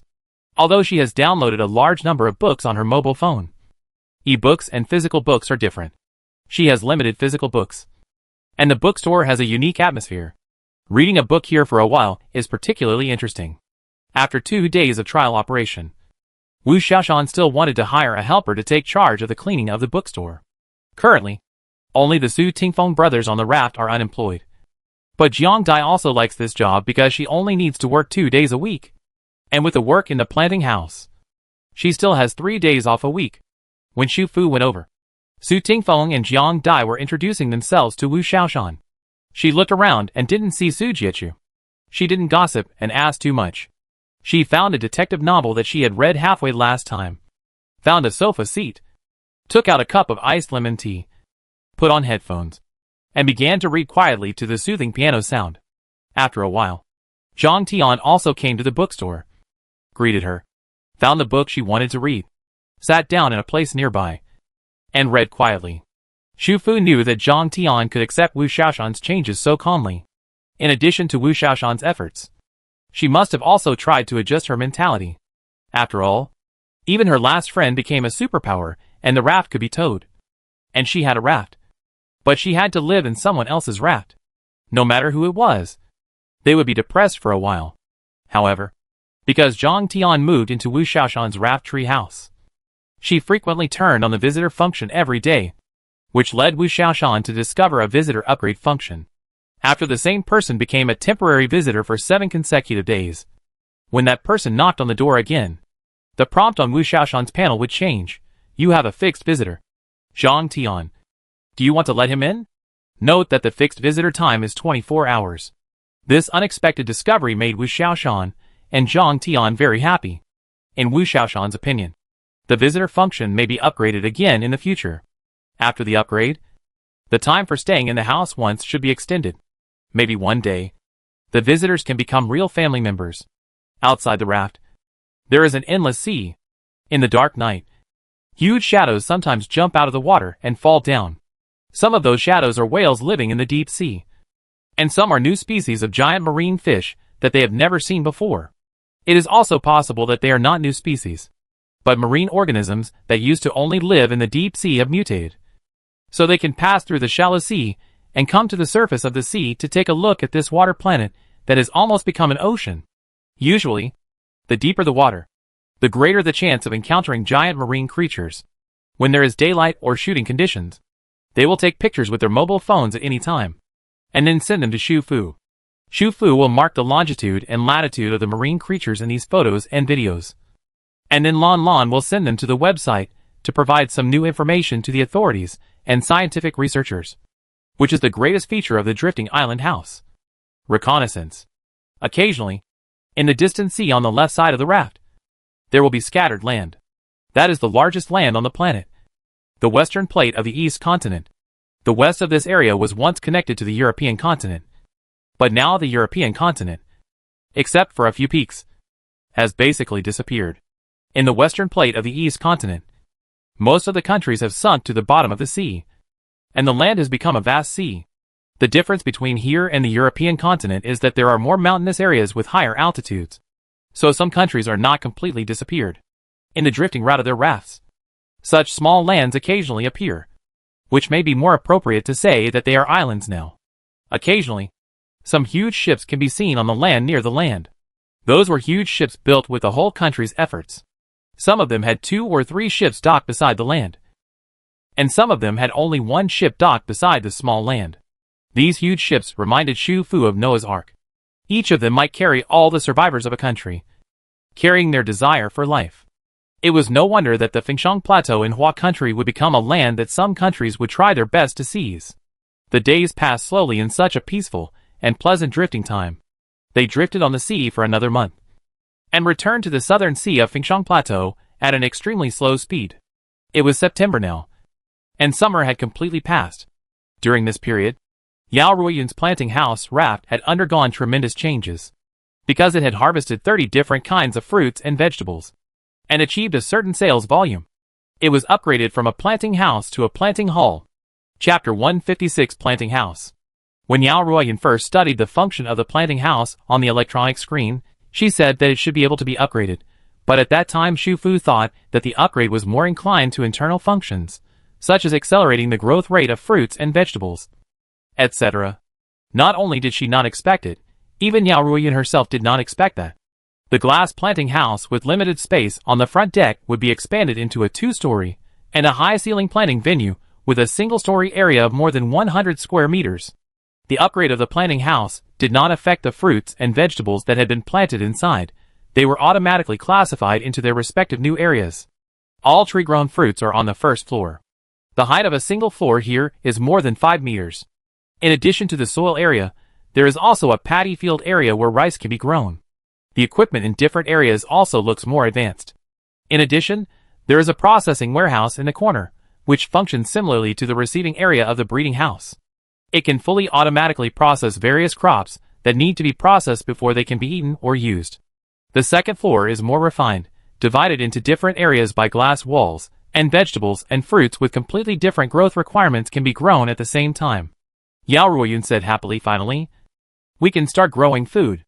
Not only that, the 2-story triangular glass house at the back has also changed. In the living space on the first floor, although the area has not increased, the various electronic equipment and furnishings have become much richer. There is also a warehouse behind the residence on the first floor, which contains storage cabinets, which look somewhat similar to Xu Fu's compression refrigerator, metal cabinet body, glass panel.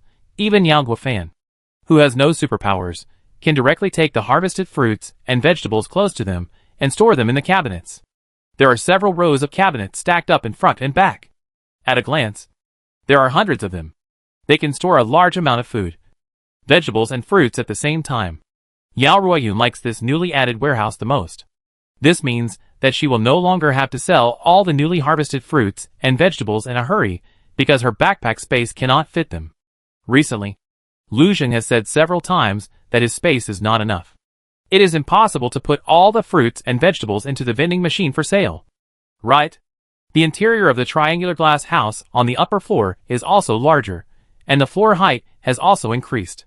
Some places are divided into upper and lower floors. There are small internal stairs that can go up and down. The planting equipment is more high-tech, and the layout is compact and reasonable. Yao Ruoyun told Xu Fu that part of the area inside had become a closed planting area, which was an accelerated planting area, and was specially used to deal with some plants and fruits with long growth cycles. Xu Fu remembered the gift package of economic crop seeds that he had drawn a month ago, and handed it to the other party directly. Yao Ruoyun opened it, and saw the types of seeds inside.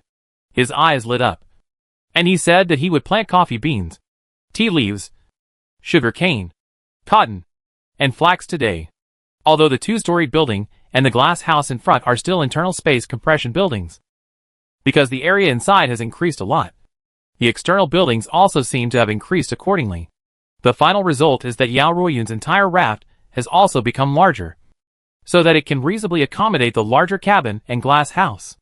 Because upgrading takes time, she clicked the upgrade button before going to bed, thinking that the upgrade would be completed when she woke up the next day. As a result, when she woke up the next day, she almost didn't recognize that it was her raft. Originally, her and other people's towing rafts were neatly arranged behind the small raft in front. Although the rafts had different structures, the length and width of everyone's rafts were the same, so they were very neat, like a string of towed train carriages.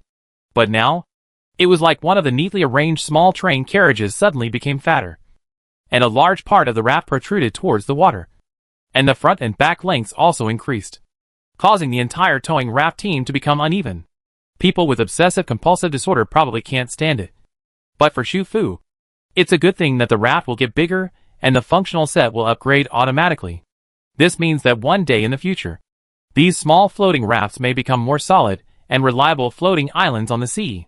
While Yao Ruoyun and her parents were busy planting rice, wheat, coffee beans and tea leaves, Xu Fu finished all kinds of ritual preparations and started a new round of 10 consecutive draws. This time, Xu Fu was still blessed by luck. Or maybe it was because the raft had now been upgraded to level 5. So most of the prizes from the turntable were based on high-level ones.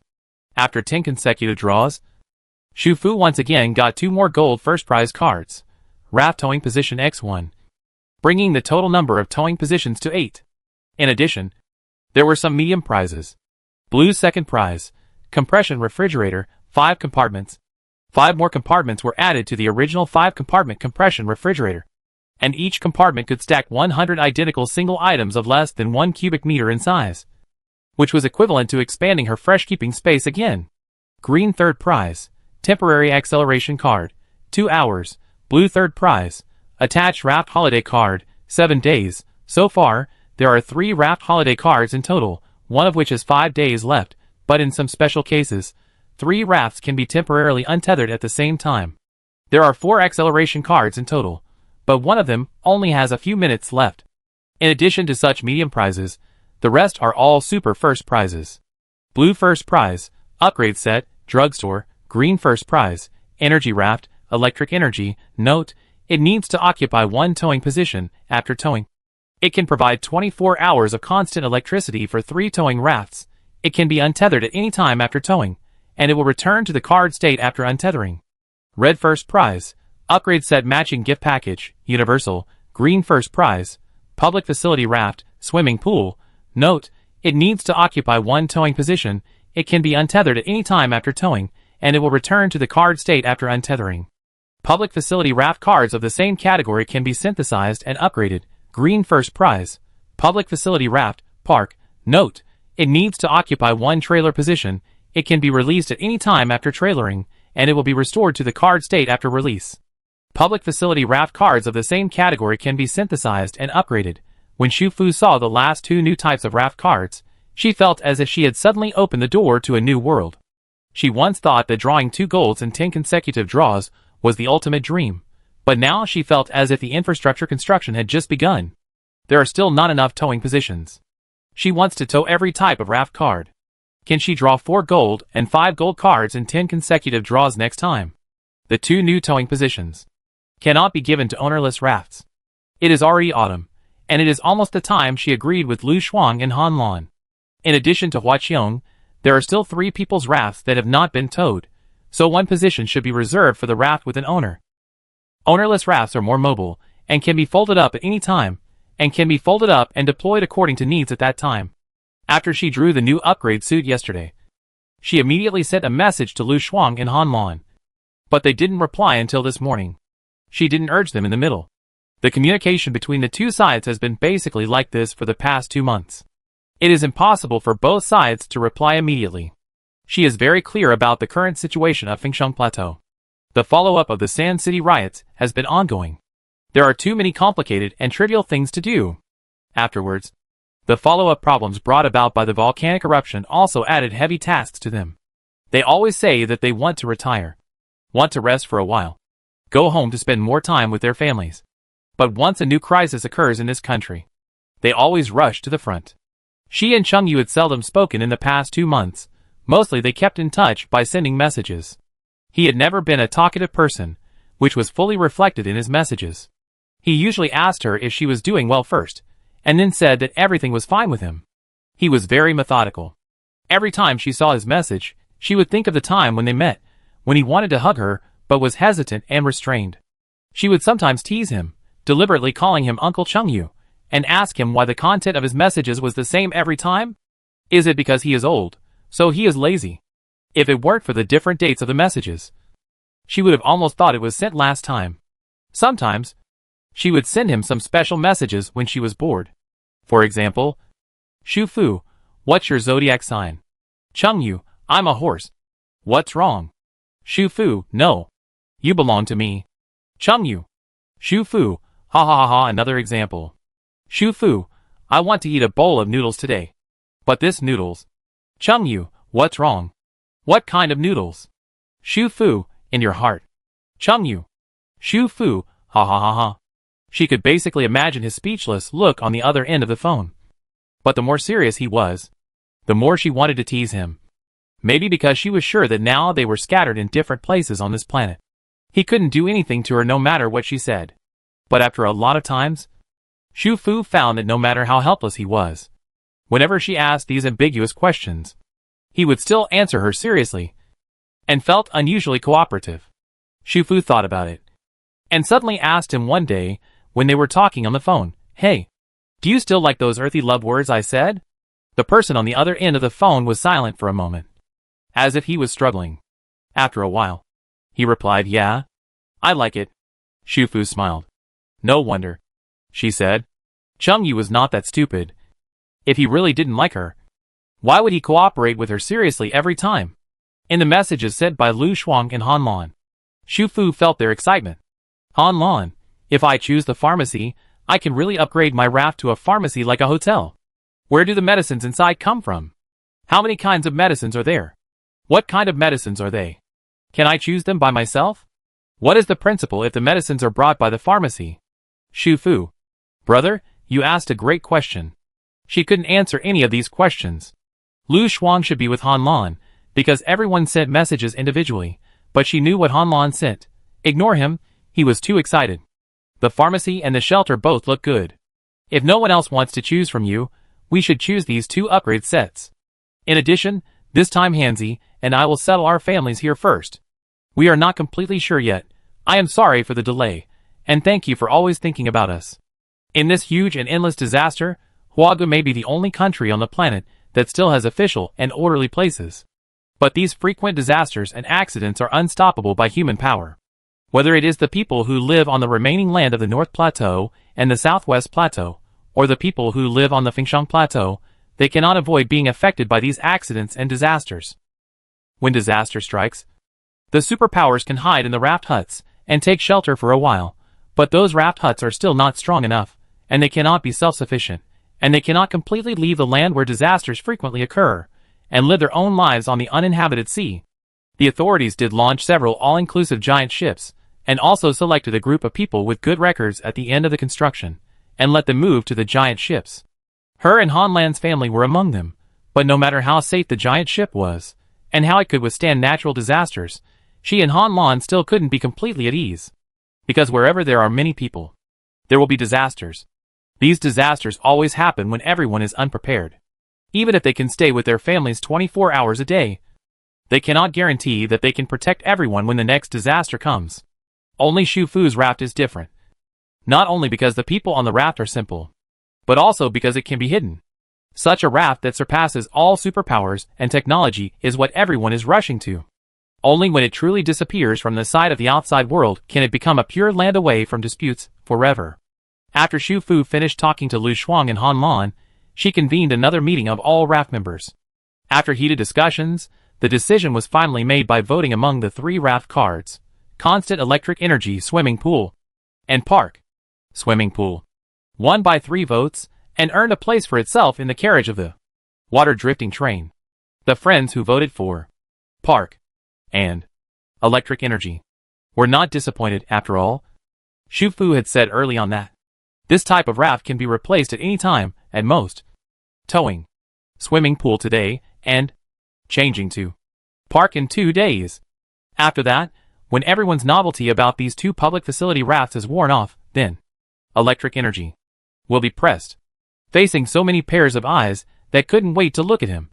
Xu Fu withstood the pressure and first talked about the other towing position. Everyone still followed the previous principles. Obviously, between the snack bar, the pharmacy and the shelter, the latter two seemed more important.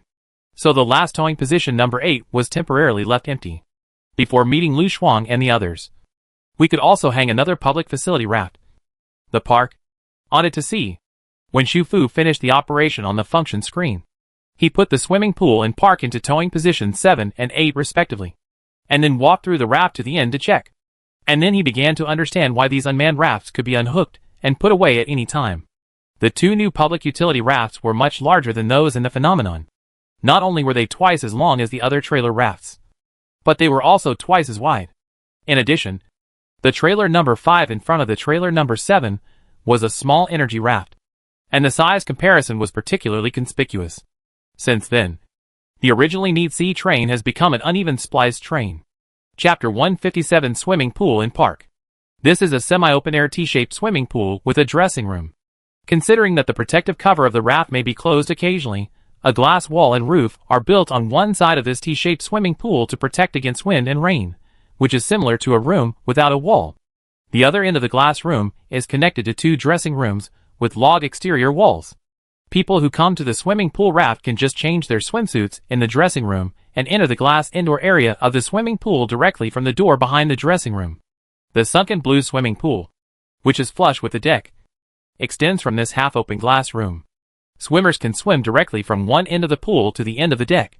The upper half of the T-shaped pool is horizontally embedded at the end of the raft, forming an infinity pool here. Although the supporting facilities of this swimming pool are not as complete as the swimming pool on the second-floor balcony of Xu Fu Villa, it is already very luxurious for friends. Xu Fu looked around and found that there was no other management room on the swimming pool except the changing room. So if the water in the room and the swimming pool on this raft is dirty, how to clean it? She tried it, and finally found that this type of ownerless raft can be managed directly on the function screen of the drifting island house. When she chose one-click dust removal, all unmanned rafts will become clean. The park raft connected to the swimming pool raft is somewhat similar to the green activity area in the community in the past, with green lawns, low shrubs, blooming wildflowers, and green trees dotted in between. Beside the stone path that winds through the lawn, there are stone benches for people to rest and sit, and a small open space with some fitness facilities. What's more interesting is that once they step on this park raft, they will hear the crisp and melodious sound of birds singing, as if they are really in a green park in the city. But they soon discovered that the bird sounds were simulated, coming from hidden speakers standing on both sides of the trail. The shrubs, lawns, wildflowers and trees were also simulated in real life, which were infinitely close to real plants. However, Yao Guofan, who knew, found out at a touch that these were not real plants. But it can be simulated to this extent, so it doesn't matter whether it is real or fake. After all, this is on a raft. After identifying it, Yao Guofan sighed again and again. Fortunately, everything in the plantation is real. Dad, look at what you said. We planted them with our own hands and feet. How can they not be real? What young? What nonsense are these old and young talking about? After visiting the 2 public facilities rafts, everyone was a little distracted from work. The younger ones wanted to go swimming in the swimming pool, and the older ones wanted to go for a walk in the park, or sit on the stone bench to listen to the birdsong, or move their bodies in the fitness area. But no matter what you think, everyone has a strong sense of responsibility now, especially the owners of the planting hall and the breeding house, and the friends who work there, who feel that they have a heavy responsibility on their shoulders, and do not want to be careless at all when it is time to work. After the planting house is upgraded to a planting hall, an employee can be hired again, who will work more days a week, 5 days a week, which is more formal than the previous helper. This time, Su Tingfeng finally got the job, and the dark brown wristband on his hand was finally upgraded to orange. The main reason is that, besides him, there is basically no idle labor on the raft. Even Chen Yuezhen, when the lighthouse milk tea shop is not open, put away the tables and chairs, put on thin cushions, and set up a fighting training class. symbolically collecting some raft points, and then teach those who want to learn. Therefore, except Su Tingfeng, no one can take this job. However, Su Tingfeng himself firmly refuses to admit this. After all, besides him, there is also a resentful younger brother who has nothing to do. But it cannot be said that he has nothing to do. He now goes to the milk tea shop 3 days a week to learn fighting from Chen Yuezhen. At first, Su Tingfeng thought that he still wanted to marry into the family, and his main purpose of going to the milk tea shop was to get close to Chen Fa. So he went with him twice, mainly to supervise him and prevent him from doing anything too embarrassing. But in the end, he actually followed Chen Yuezhen to learn honestly, and even didn't say he wanted to stop after being repeatedly beaten by her. Is this a change of character? But now everyone is on the raft, and he has no place to show his fighting skills. But anyway, it is a good thing to be eager to learn. At least he is willing to work hard to stick to doing one thing, to make himself grow. And whether he can show his skills after learning, he will support him. However, Su Tingfeng did not know that the reason why Su Jiachu was determined to learn martial arts seriously was related to the last Joshua County operation. The others who stayed behind had their own reasons. But he was the only one who was not allowed to follow simply because he felt that he could not help. Especially when his elder brother said that he could not even beat Lu Su. He could not even find a word to refute. Because that was the fact. He was afraid of falling, getting hurt, and being beaten. And he was not very persistent in doing things. So when everyone was in Chama County, they were given the same opportunity. But he was the only one who was the worst after more than half a year. So this time, he decided to get up from where he fell, learn martial arts first, improve his strength, and then find a way to show up on other rafts. After all, there are more and more rafts towing now, and most of them are girls. I heard that after returning home this time, 2 more companions will be added. As long as he becomes better, he will definitely find a girl who is willing to let him marry into the family. If Su Tingfeng heard his brother's voice at this time, he would probably vomit 3 liters of blood. In the evening, people who worked hard all day were not in a hurry to go home to cook, but went back to get clothes for swimming, and rushed to the swimming pool raft at the back. In the flood era, almost every kid has a swimsuit with him. Of course, it is not the beautiful swimsuit that they wore on vacation in the past peacetime, but a more practical all-inclusive swimsuit that they can use when encountering floods and better protect their bodies. On the swimming pool raft, the few friends who are on vacation today have been swimming for a long time, but they are still reluctant to leave. Even if they can't swim anymore, they still soak in the water. They all lie on the infinity pool bank at the end of the swimming pool, looking at the sea with light rain outside the protective cover. Now the planet has almost completely turned into water. But those waters are dangerous for them. There are all kinds of things underwater. Construction waste, human corpses, and dangerous mutant creatures. It is impossible to swim there like in peacetime. On land, clean water is too precious. Even daily water use is limited. It is impossible for them to use it for meaningless things like swimming. But they have been drifting on the sea for so long. Sometimes, when they look at the pure blue sea and the deep sea, they can't help wanting to swim in the sea. Now, this swimming pool built on the raft satisfied all their hopes. Especially when they lay on the edge of the infinity pool at the end and looked at the sea outside. They seem to have merged into the ocean. The raft has returned to the original land area and is heading north along the sea east of Shizhou province, preparing to go to Dari County to meet Lu Shuang, Han Lan and others. At the sea level west of the raft, the shadow of the land can be vaguely seen. That is the Fengshan Plateau. The shadow of the land is very long, larger than the small land they passed by before. Xu Fu was one of the people lying on the edge of the pool, looking sideways at the sea outside and the land at the end of the horizon. Wu Xiaoshan and Zhang Tian, who worked the morning shift, also joined the team after finishing their work.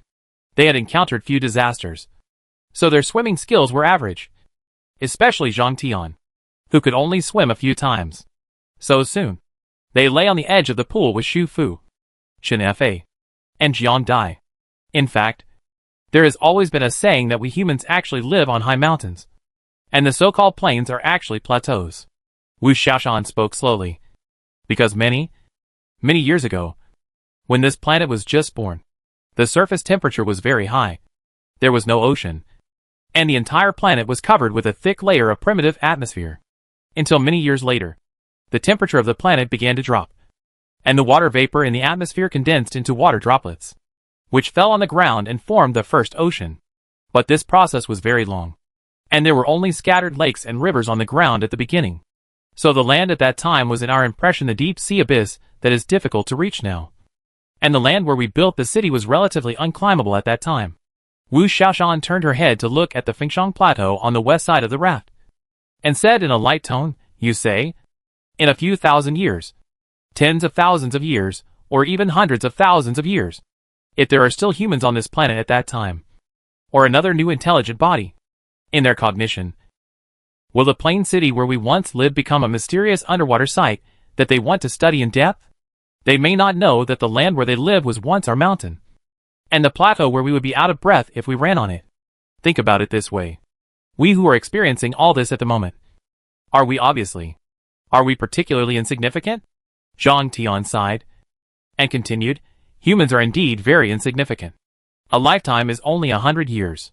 Human writing has only been around for more than 6,000 years. Even if we trace back to the origin of human beings, it is only more than 7 million years ago. However, this planet has existed for 4.5 billion years. Even dinosaurs have existed on this planet for 145 million years. Who knows whether dinosaurs developed wisdom and civilization before they became extinct? Perhaps some dinosaur species also developed wisdom and civilization, with their own language, writing and cities. However, everything disappeared in the catastrophe 66 million years ago. After such a terrible disaster, any written cities and all traces that can prove that dinosaurs developed wisdom and civilization may have been wiped out. And all the arguments of current scientists about that period are based on archaeology and inference. But what if the huge dinosaur fossils they found were just traces of a certain group of low-IQ creatures of that era? Just like there are gorillas and monkeys in our zoos. What if in the future, another new intelligent civilization excavates the gorilla skeletons that became fossils by chance, and then regards them as the common biological group of our era? Would they also sigh and conclude that they are indeed the only intelligent life forms on this planet, and that the era we live in now has never seen civilization? Once you think about it this way, it seems that what is happening to us at this moment is nothing at all. After Zhang Tian finished speaking, she noticed the silence around her. She turned around and found that not only were several girls looking at them, but even the boys who were originally struggling in the water had swam behind them without knowing when. And they all stood there listening to them with a dazed expression. Especially Lu Su, who looked completely fascinated, as if he had entered the world described by Wu Xiaoshan and Zhang Tian, and saw the distant past and the distant future. Wu Xiaoshan didn't feel anything, but Zhang Tian had lived on the raft for so long, and this was the first time she became the focus of everyone's attention. So she felt a little uncomfortable. It's not that she hated this feeling, but it's been a long time since she felt the focus of everyone's attention, which made her feel a little uncomfortable. But not bad. Wow! As expected, she is a girl from the bookstore. She's so awesome. The one who was flattering and applauding was Yao Ruoyan. After the bookstore opened, she also read books, but she read romance novels, rebirth novels, and the like. So what Wu Xiaoshan and Zhang Tian said just now made her worship. Yao Ruoyan's words made Zhang Tian and the others laugh. Everyone laughed and started splashing in the pool again. Lu Su swam to the glass indoor area, climbed up to the deck from the handrail on the side, and told the others that he would not swim anymore, and that he was going to the library to read, study hard and make progress every day. Because it was not the time agreed by Xu Fu and Lu Shuang yet, the raft drifted very slowly all the way. These days, Yao Ruoyun and Lu Zheng were counting the days. There were only a few days left until their raft would be towed for 100 days, and they would add a sharing function to their raft soon. In the past 2 days, they have been repeatedly studying the functions that Xu Fu gave them, thinking about which one to choose next. Now that they have a water resource raft, it has solved a big problem for Yao Ruoyan. So she is more inclined to choose one-click dust removal in the future. When growing vegetables, fruits and grains, it is inevitable that the ground will be dirty due to soil in daily life. Now the planting house has been upgraded to a large-scale planting hall. Although the automation part has increased, there are still many manual tasks. Manual work is not as accurate as machines, and it is still easy to dirty the ground. It is really tiring to clean it. If there is one-click dust removal, you can imagine how cool it will be. But she also wanted to have a garbage disposal function. Every day, she would tie up the solid garbage and put it into a large cardboard box and finally put it in the backpack. Then, when the raft drifted to an uninhabited small island, she would go ashore to dig and bury it. This process was too tiring. Lu Zheng was also struggling. But he was struggling with garbage disposal and manual reconstruction. Now the hotel has unlocked the second vending machine. But it is the same as other rooms. And it is in a fixed position. He really wants to redesign and adjust the hotel's internal building structure and room types. Jiang Dai studied architecture. Although she is an urban architect, she also knows something about the interior design of buildings. So she can be asked to help arrange the layout of the entire hotel more reasonably. However, what Lu Zheng did not expect was that before he made a decision, his hotel, like Yao Ruiyun's planting house, also ushered in an upgrade. The Raft Hotel became a Raft Hotel. Chapter 158 Hotel Raft. The opportunity for the hotel upgrade is that Lu Zheng added several landscape plants on the front deck and installed raft fences on the entire side of the raft close to the water. The raft fence is a new facility that appears after the vending machine is unlocked. It also requires raft points to purchase. At present, the front end of his hotel raft is connected to the Lighthouse Milk Tea Shop raft, the left side is connected to the Breeding House raft, and the back end is connected to the Treehouse Book raft. These three places form a complete channel connection. When people pass through these three places, they will not fall into the water. But the right side of the raft is still an unobstructed flat deck.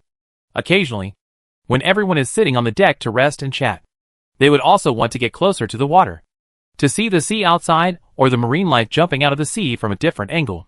But because there is no fence, everyone is always a little cautious. The raft fence is not cheap. He bought it one by one and installed it after buying one. Before going to bed one night, he finally bought enough rafts and fenced the entire right side of the raft near the water. This kind of raft fence is different from the fence of the Shufu Villa. Even when the raft is moored, it will not automatically drop. But what he needs is this sense of security that it will not automatically drop, so that everyone can lie on it when they want to see the scenery and watch it peacefully. When he pressed the last raft fence, he saw flashing words on the electronic screen. The current hotel has reached the upgrade standard. Does it need to be upgraded to a hotel? The next morning, Shu Fu looked at the hotel raft protruding outward from the number 4 trailer and the new door-shaped building surrounding the middle courtyard, and was speechless for a moment. The original rectangular small hotel has been upgraded to a hotel with a courtyard. The courtyard of about 30 square meters has even made exquisite landscapes such as small bridges and flowing water pavilions. And the landscape lights and green plants embedded in it make the whole courtyard have a sense of tranquility and beauty of the Jiang'an water town. Half of the courtyard is located on the front deck, and the other half is surrounded by the new hotel building. The number of floors of the upgraded hotel remains unchanged, but the interior has changed a lot. The main door is located in the middle of the courtyard. In the middle of the door-shaped building, the glass double doors that originally needed to be opened manually have been upgraded to automatic glass sliding doors. The lobby has become larger, and the floor height has also increased a lot. The overall temperament and style have been upgraded to a higher level. After upgrading to a hotel, in addition to adding 2 single and double rooms, there are also 2 new room types. One is a family suite, 2 more rooms, both on the 3rd floor, 1 bedroom and 1 living room, with a simple kitchen area, about 50 square meters in total. The bathroom has a large bathtub. The guest room and bedroom are separated. The bedroom has a 2-meter wide bed. The living room has a large floor-to-ceiling window, and it is located on the 3rd floor. The best location is on the right wing. The view is very good. The other is a loft suite, on the left wing of the 3rd floor, also 50 square meters, but the upper and lower floors are loft designed, with a high arc ceiling, with a small spiral staircase inside. The upper floor is the bedroom area, with a tatami bed, and a bathtub where you can enjoy the sea view while taking a bath. The lower floor is the living room, also has a simple kitchen area and large floor-to-ceiling windows. There was only 1 loft suite of this kind, and before Shu Fu discovered that the hotel had been upgraded, it had been taken by Yu Dong, who was quick-witted and got up early. The 4 bachelors who originally lived in the single rooms on the 1st floor also wanted to try to stay in the family suite, but there were too many people and too little food. When Shu Fu entered the hotel, for people were crowded in front of the counter guessing the number of ding could to decide which 2 people would change rooms first. The losers cursed, and the winners shouted long live Shu Fu. After Lu Zheng helped several people change rooms and check in, he took Xu Fu to visit the new hotel. In addition to the increase in room types and rooms, the hotel has added a staff room and an entertainment room. The staff room is not big, located in the corner of the second floor. There are rest chairs and some cleaning tools in it, and 2 rows of employee lockers. The lockers contain employee uniforms, which are brightly colored aprons, which are convenient for employees to wear when working.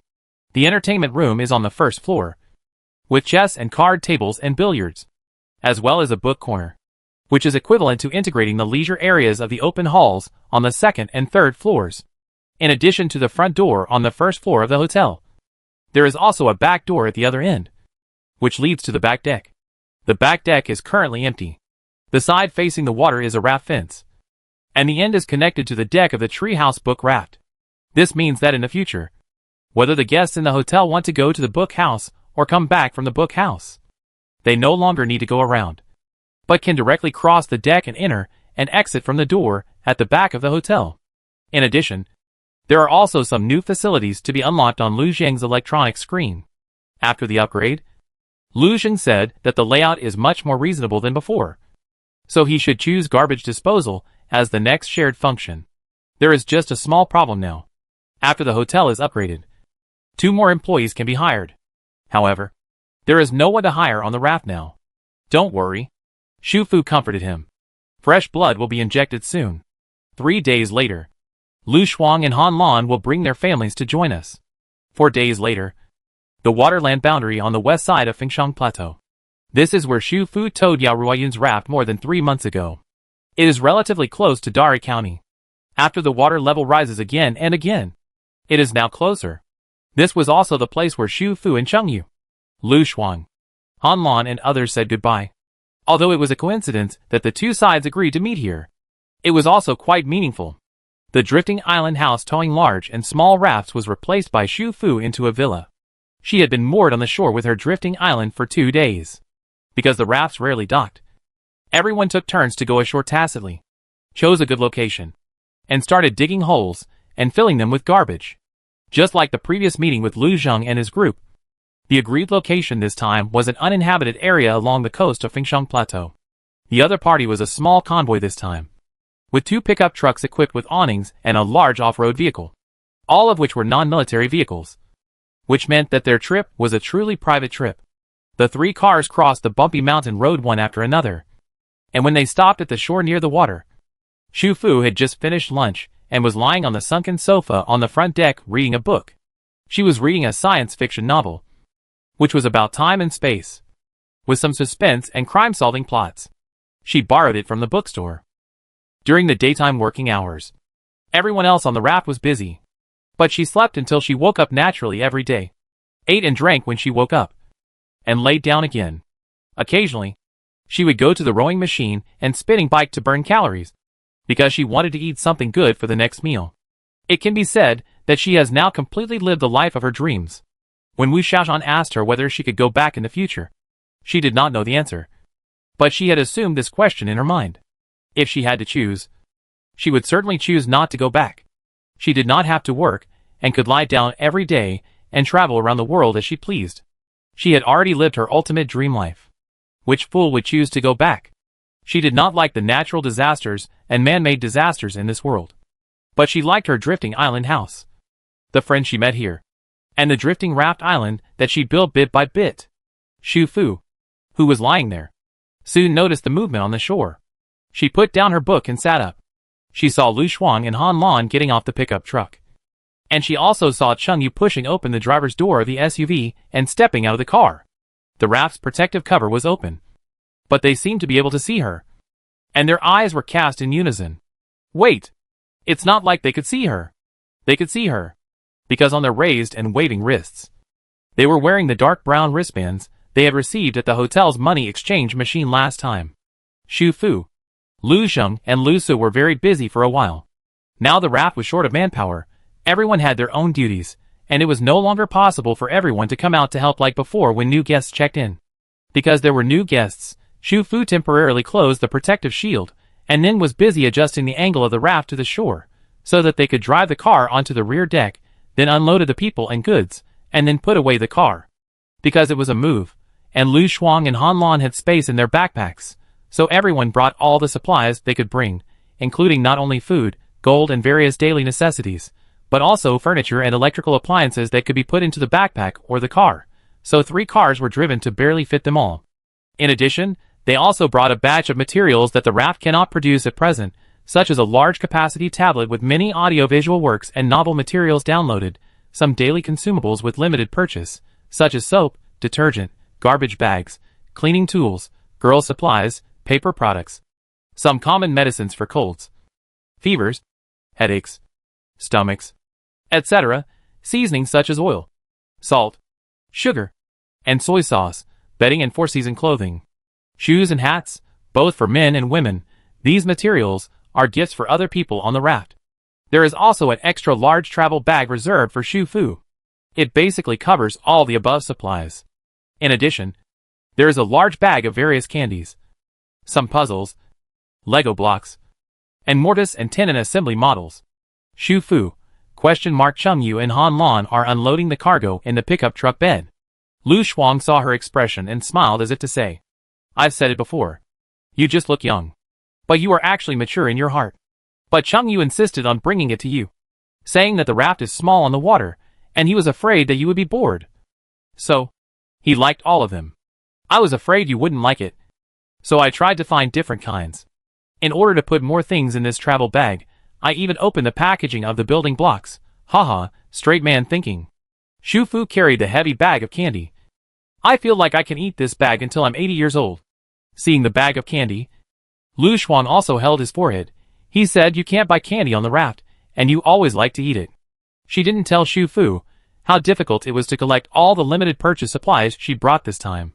She only told her that because she and Han Lan had limited purchase quotas.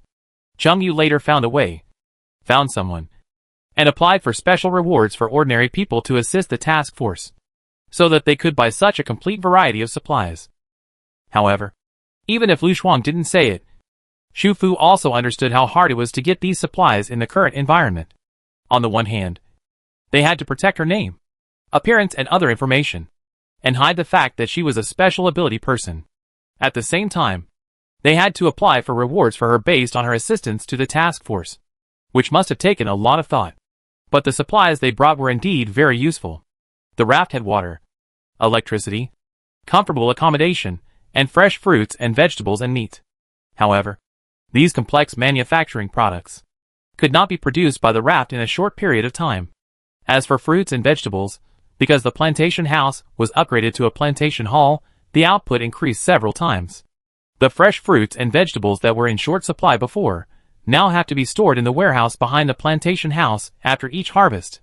Fortunately, it was a massive time stagnation warehouse, otherwise the fresh fruits and vegetables would easily rot, which would be a waste.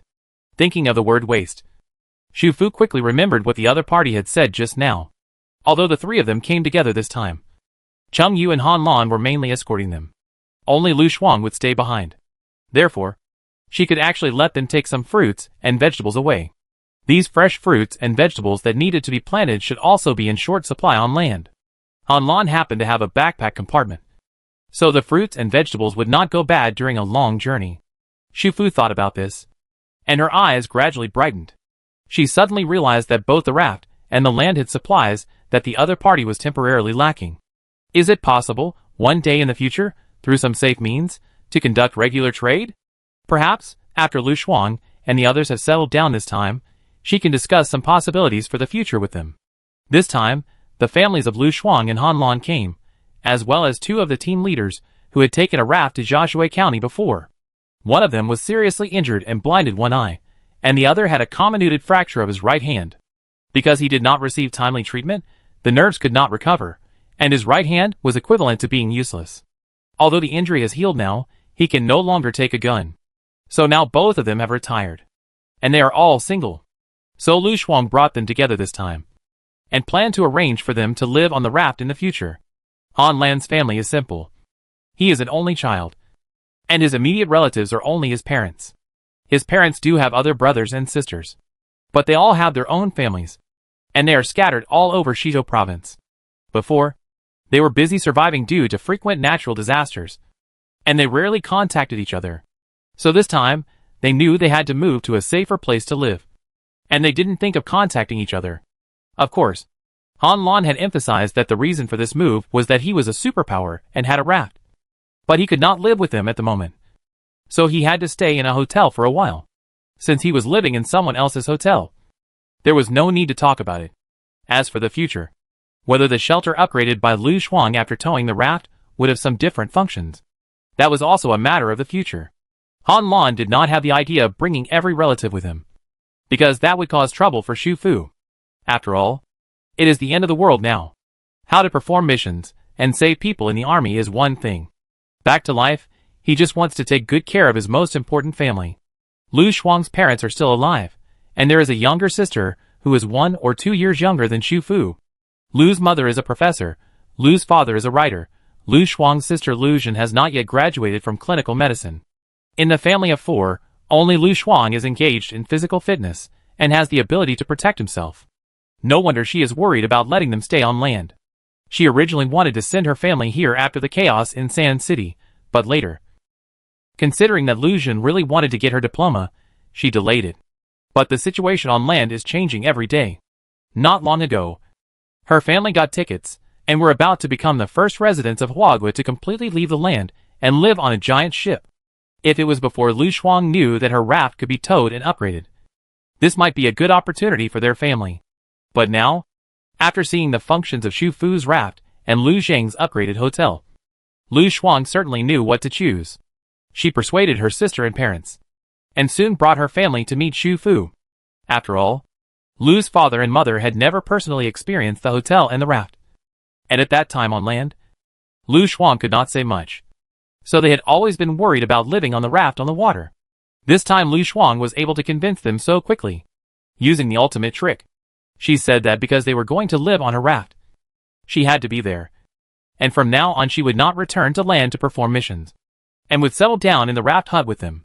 In short, she was officially retired. For parents, as long as their children are around, it doesn't matter where they live.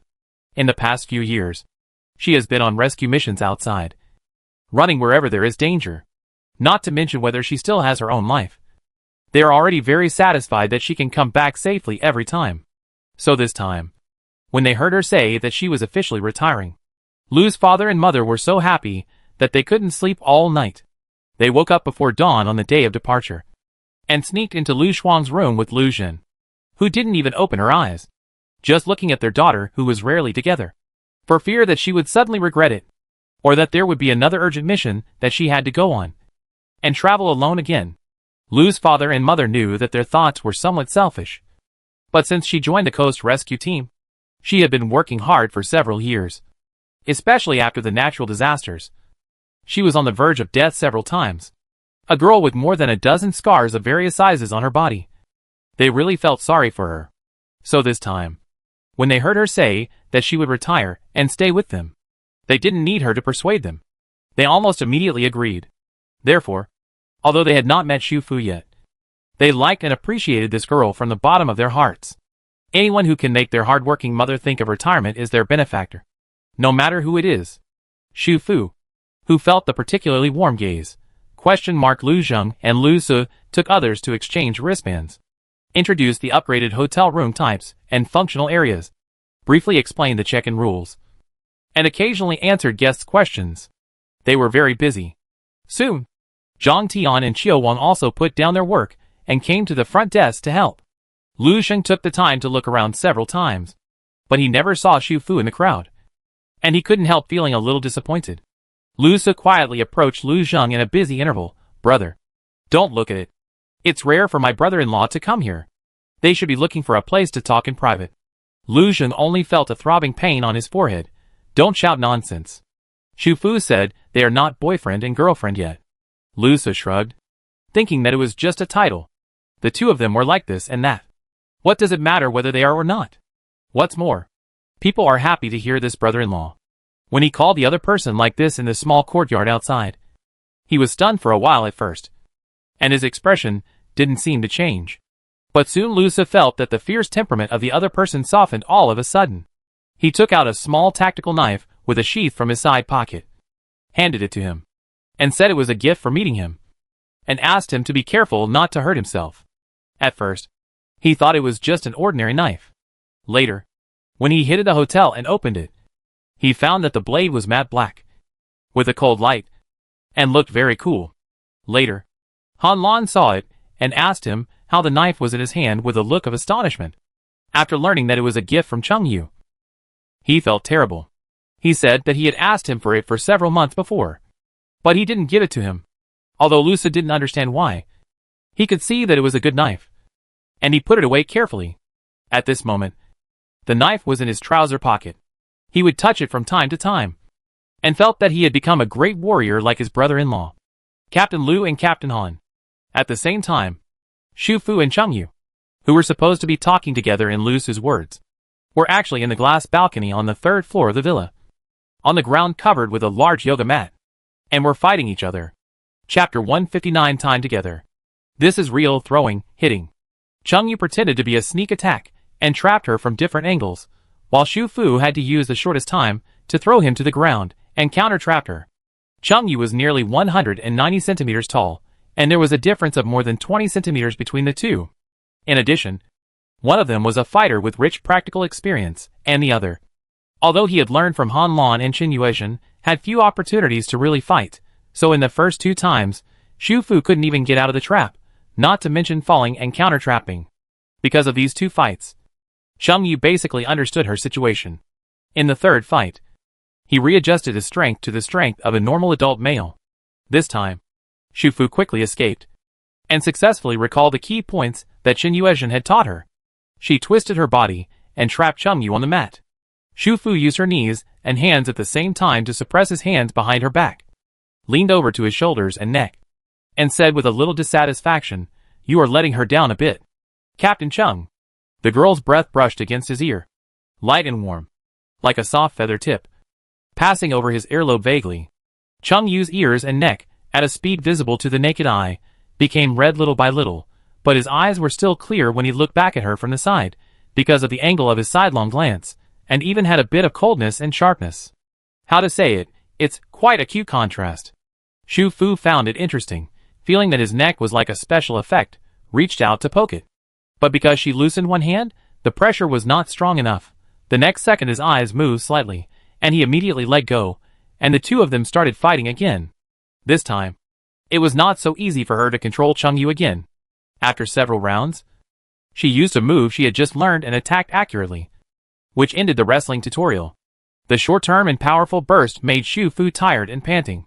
She sat cross-legged on the yoga mat and asked him why he thought of simulating a fight with her this time. After all, it had never happened before. She now stayed in the safe house on the drifting island every day, and she also had almost unlimited time for the protective shield.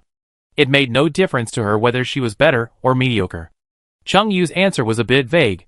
"I suddenly wanted to see your skills. If I really want to talk about it in detail, the source is Han Lan." He boasted in front of him more than once, saying that he was Xu Fu's first martial arts teacher, and said that he missed the time when he trained her in Lu Yunqing, saying that it was because of his good teaching that she was able to master the essence of self-defense in such a short time. Even in Han Lan's mobile phone, there is still a photo of them being trapped by Xu Fu in Lu Yunqing. When the photo was first sent to him, Chung Yu was on a mission. It was a long time before he saw it.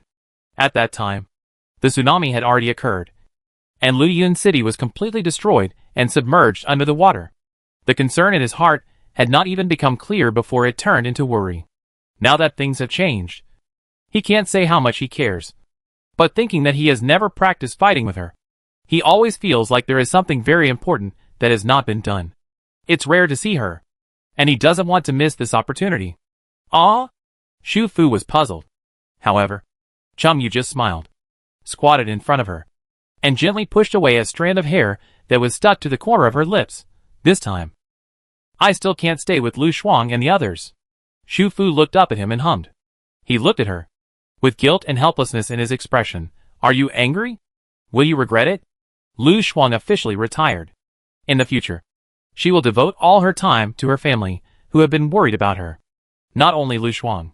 He could have retired and left long ago, or applied for a long vacation, and lived on the raft with others temporarily. But in the past few months, The largest remaining land disaster on this planet has occurred frequently. He hesitated for a long time. But he still couldn't get over it. The raft was like a paradise. Not only was she there, but it was also peaceful and safe. As long as he stayed, he could live the peaceful life of his dreams. But, can the peace of life also bring peace of mind? He also wanted to wake up in a place without the sound of gunfire. To follow her to see the aurora in the icy sea. To dive into the seabed with the raft. To see the mysterious world he had never seen before.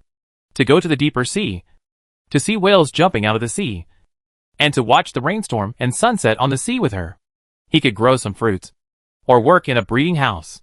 After work every day, he could have a simple dinner with her. And then go to the library to find a book. Sit together.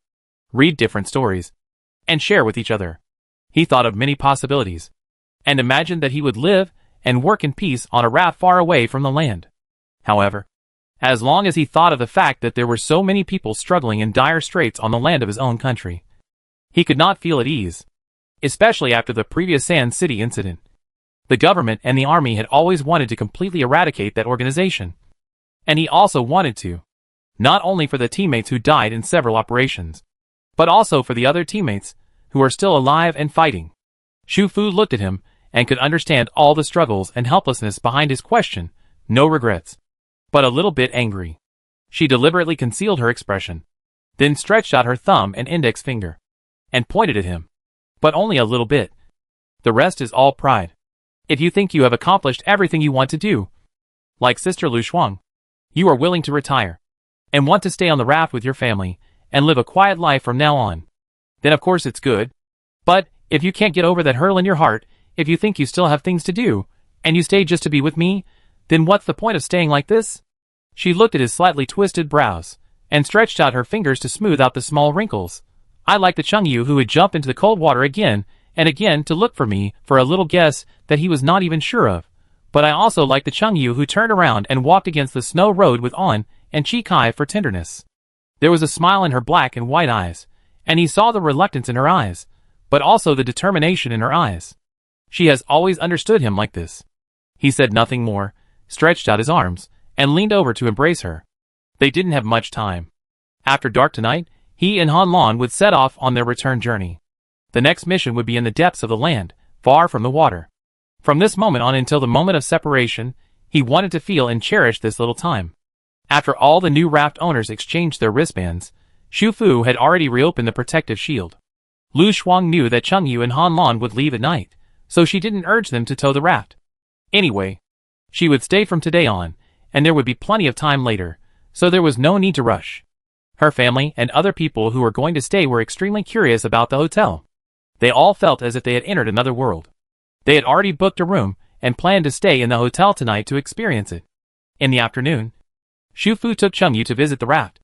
The last time they met, they were in a hurry, and there were fewer rafts towed at that time, so it was not as colorful as it is now.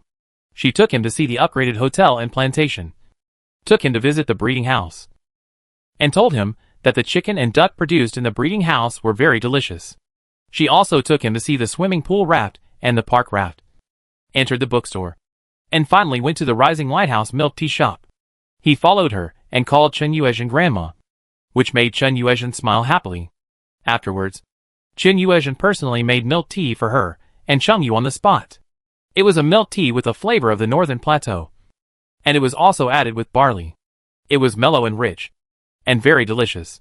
At 3 or 4 o'clock in the afternoon, Longsheng, the one-eyed teammate, Huaqiong, Jiang Dai, several people who thought they were good cooks entered the hotel's multifunctional kitchen and started cooking.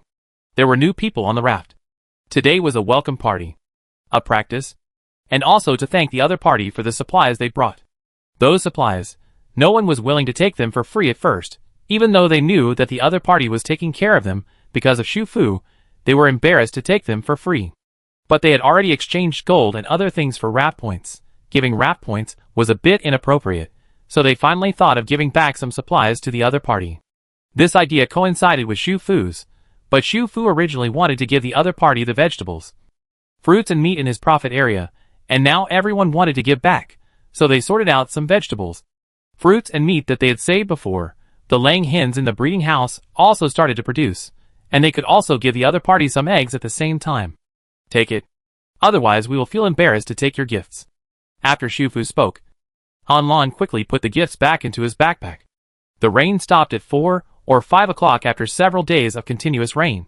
So this dinner was eaten on the back deck of Shufu's villa, which is the largest place and has a wide view. This was a home-cooked dinner, and almost everyone prepared their best dishes in the end. Chengyu and Shufu also helped. Chengyu made boiled pork slices, and Shufu made sweet and sour pork ribs. Yao Ruyun smiled as soon as she saw them, saying that she could guess where they were from just by looking at the dishes. Halfway through the meal, the lake outside the raft gradually brightened. The clouds in the west had dispersed at some point, and the warm light of the setting sun fell gently on the deck, dyeing everyone's face red. Shufu pulled Chengyu over and went to the balcony on the 3rd floor to watch the sunset. Everyone else saw it, but no one got up to follow. At this moment, everyone was very tactful, and no one would disturb them. The front of the raft was facing the west of the setting sun. Shufu opened all the glass windows and tried to climb up by holding the fence. The fence on the windowsill was very narrow and a little high, so it was not so easy to climb up. But soon, a pair of big hands reached out from behind her, grasped her waist, and lifted her up steadily, letting her sit on the fence. She smiled at Chengyu behind her, supported his shoulders, and moved both feet outside the fence, facing the front of the raft. Chengyu stood behind her, carefully protecting her with his hands on the left and right, and watched this rare sunset with her. When the sunlight at this moment completely disappeared, he would set off again. He knew what decision he had made, and he also knew that he would miss her very much. In the past, he always thought of her, but not like now, because they confirmed something with each other, which made the longing in his heart always like wild weeds, silent, but endless.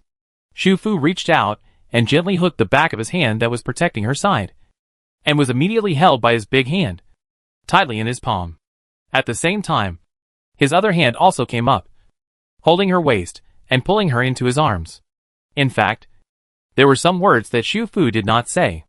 At this stage, she was not likely to think too far into the future. After all, the mystery of this world had not yet been figured out. There were many things that he could not help, and she could not give him any assurances. In fact, it was good like this. They cared about each other, but at the same time, they would never become shackles that bound each other's wings. Night fell, and they were about to part. Han Lan left her parents' room, and when she walked to the courtyard in front of the hotel, she saw Lu Shuang leaning against the deck fence. When he passed by, she just turned around. "Are you leaving?" "Yes." She nodded, and quickly said, "This place is much better than I thought. It's like another peaceful world. Do you really not consider staying?" Han Lan looked up at her, and after a moment, he suddenly smiled. "Why? Are you reluctant to let me go?" Lu Shuang did not speak, but just looked at him with the same expression as before. Han Lan understood that. She had never liked her smiling face.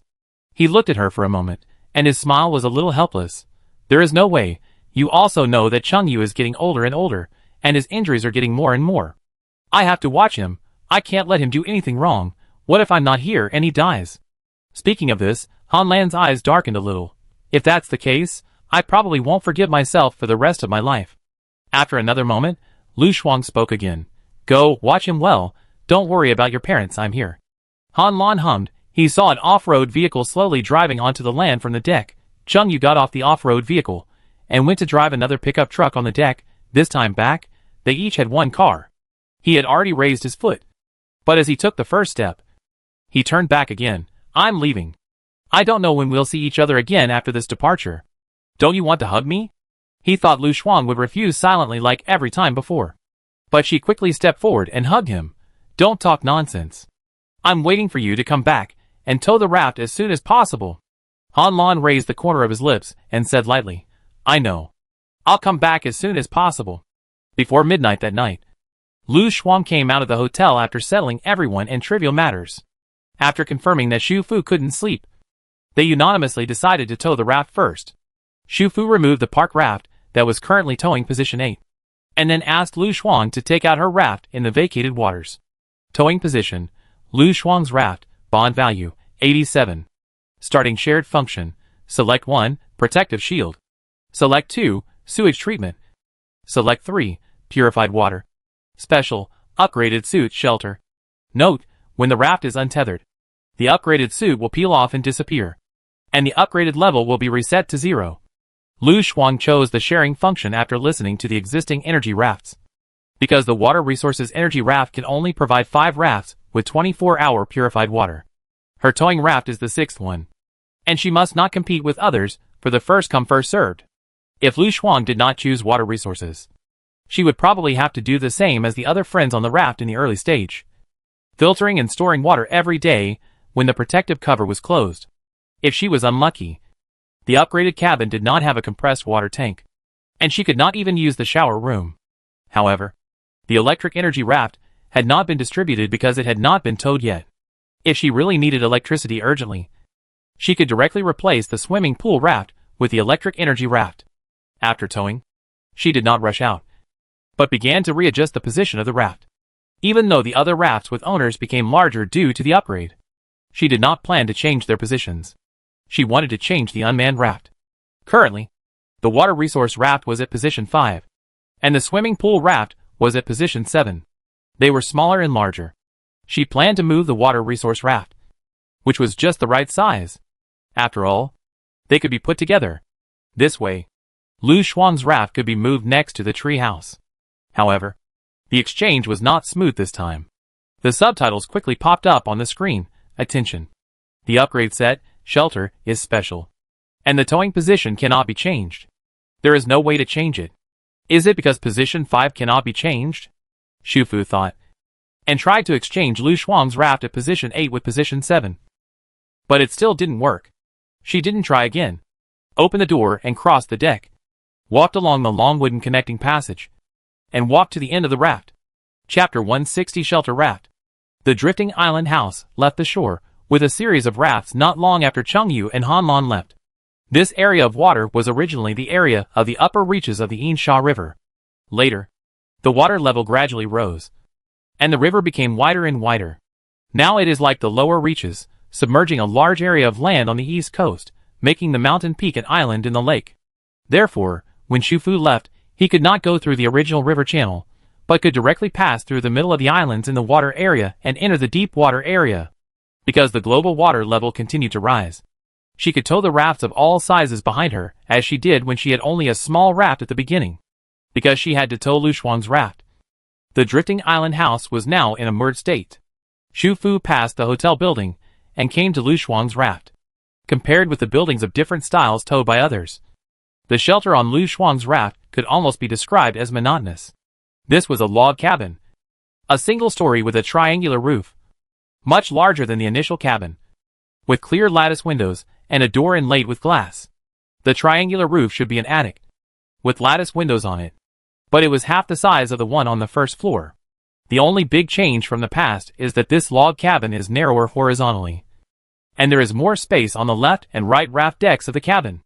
If people who step on the raft want to go to the rear deck of the raft, they can go directly from both sides, probably because the deck is passable by default. There are fences more than 1 meter high on both sides of the left and right rafts, making the whole raft look more like a wooden boat. In addition, the whole cabin looks ordinary. Shufu is a little puzzled. Is this the upgraded set shelter? Why does it look the same as before the upgrade? Is there something else inside? She stepped on Lu Shuang's raft and was about to knock on the door when she heard Lu Shuang's voice coming from the back of the house. Is it Xiufu? Come to the back of the house. Shufu turned around immediately and walked around the cabin and walked to the back from the side deck surrounded by fences on both sides. Lu Shuang was standing at the edge of the rear deck. There was also a fence at the rear of the raft, but there was a gap in the middle. Lu Shuang's raft was now at the end of the team. It was reasonable that the water should be outside the rear of the raft, but now there seemed to be a passage extending to the water behind at that gap. Did he see it wrong? Shufu took 2 steps toward the rear of the raft. Lu Shuang, who was standing there, took out a strong flashlight, turned it on, and shone it at the gap in the middle of the rear fence. She was not mistaken. There was indeed a passage there. It looked similar to the passage connecting other rafts in front. It was 1 meter wide, and made of wooden planks and chains. It was solid and dense.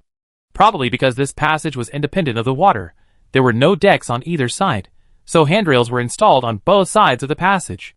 Lu Shuang shone his flashlight along the water passage to the back and found that there was a hemispherical water building connected to the other end of the passage. The whole building looked larger than Lu Shuang's raft. Some of it looked like the earliest flying saucer in human imagination, and some of it looked like an igloo of the Eskimos. It seems that this water building connected to the back of Lu Shuang's raft is probably the reason why Xu Fu failed to exchange the positions of the two rafts on the function screen just now. The two looked at each other and walked towards the back along the water deck passage. Although there were no fixed rafts on both sides of this passage, it still felt very stable when stepping on it, and it did not shake because it was on the water. The whole passage was about 10 meters long, and the passage was divided into two at the end, extending to both sides along the hemispherical water building in front of them.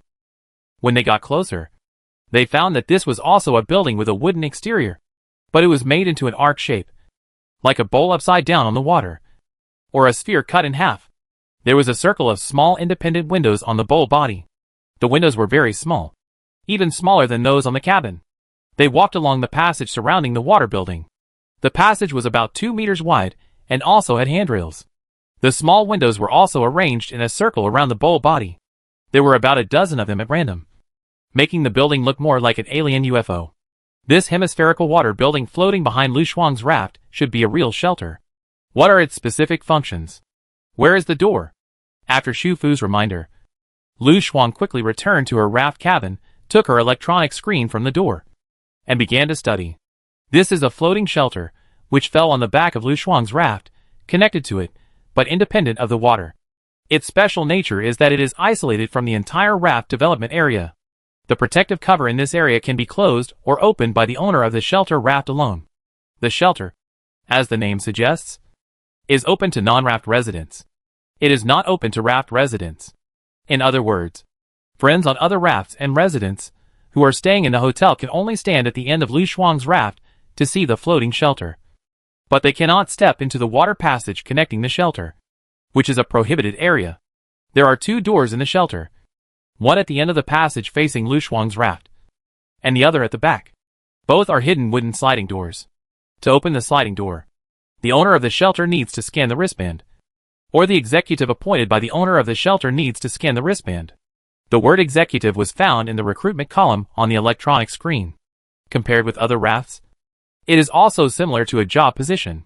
Only those who obtain this position can come to the shelter area through the water channel. As for Xu Fu, she tried it quietly, using the matte silver bracelet on her left hand, and found that she could open the door without any obstacles as before. After entering through the sliding door, the space inside was slightly sunken. There were several steps facing downwards in the door, and then there was a walkway as wide as the door. There was an exchange machine on each side of the walkway. But the exchange machine here was different from the exchange machine in the raft development area in front, and no materials needed to be put in for replacement. Simply put, as long as you register your personal biometric information, you can get a wristband for free. But the wristbands you get from the shelter exchange machine are white, and there are no raft points in them. People who do not wear white wristbands can also enter the shelter lobby to avoid external disasters. People who wear white wristbands can not only avoid disasters in the lobby, but also get a bed in the shelter, get water, and be considered an official refugee here, and stay here. But this white wristband is also a restriction.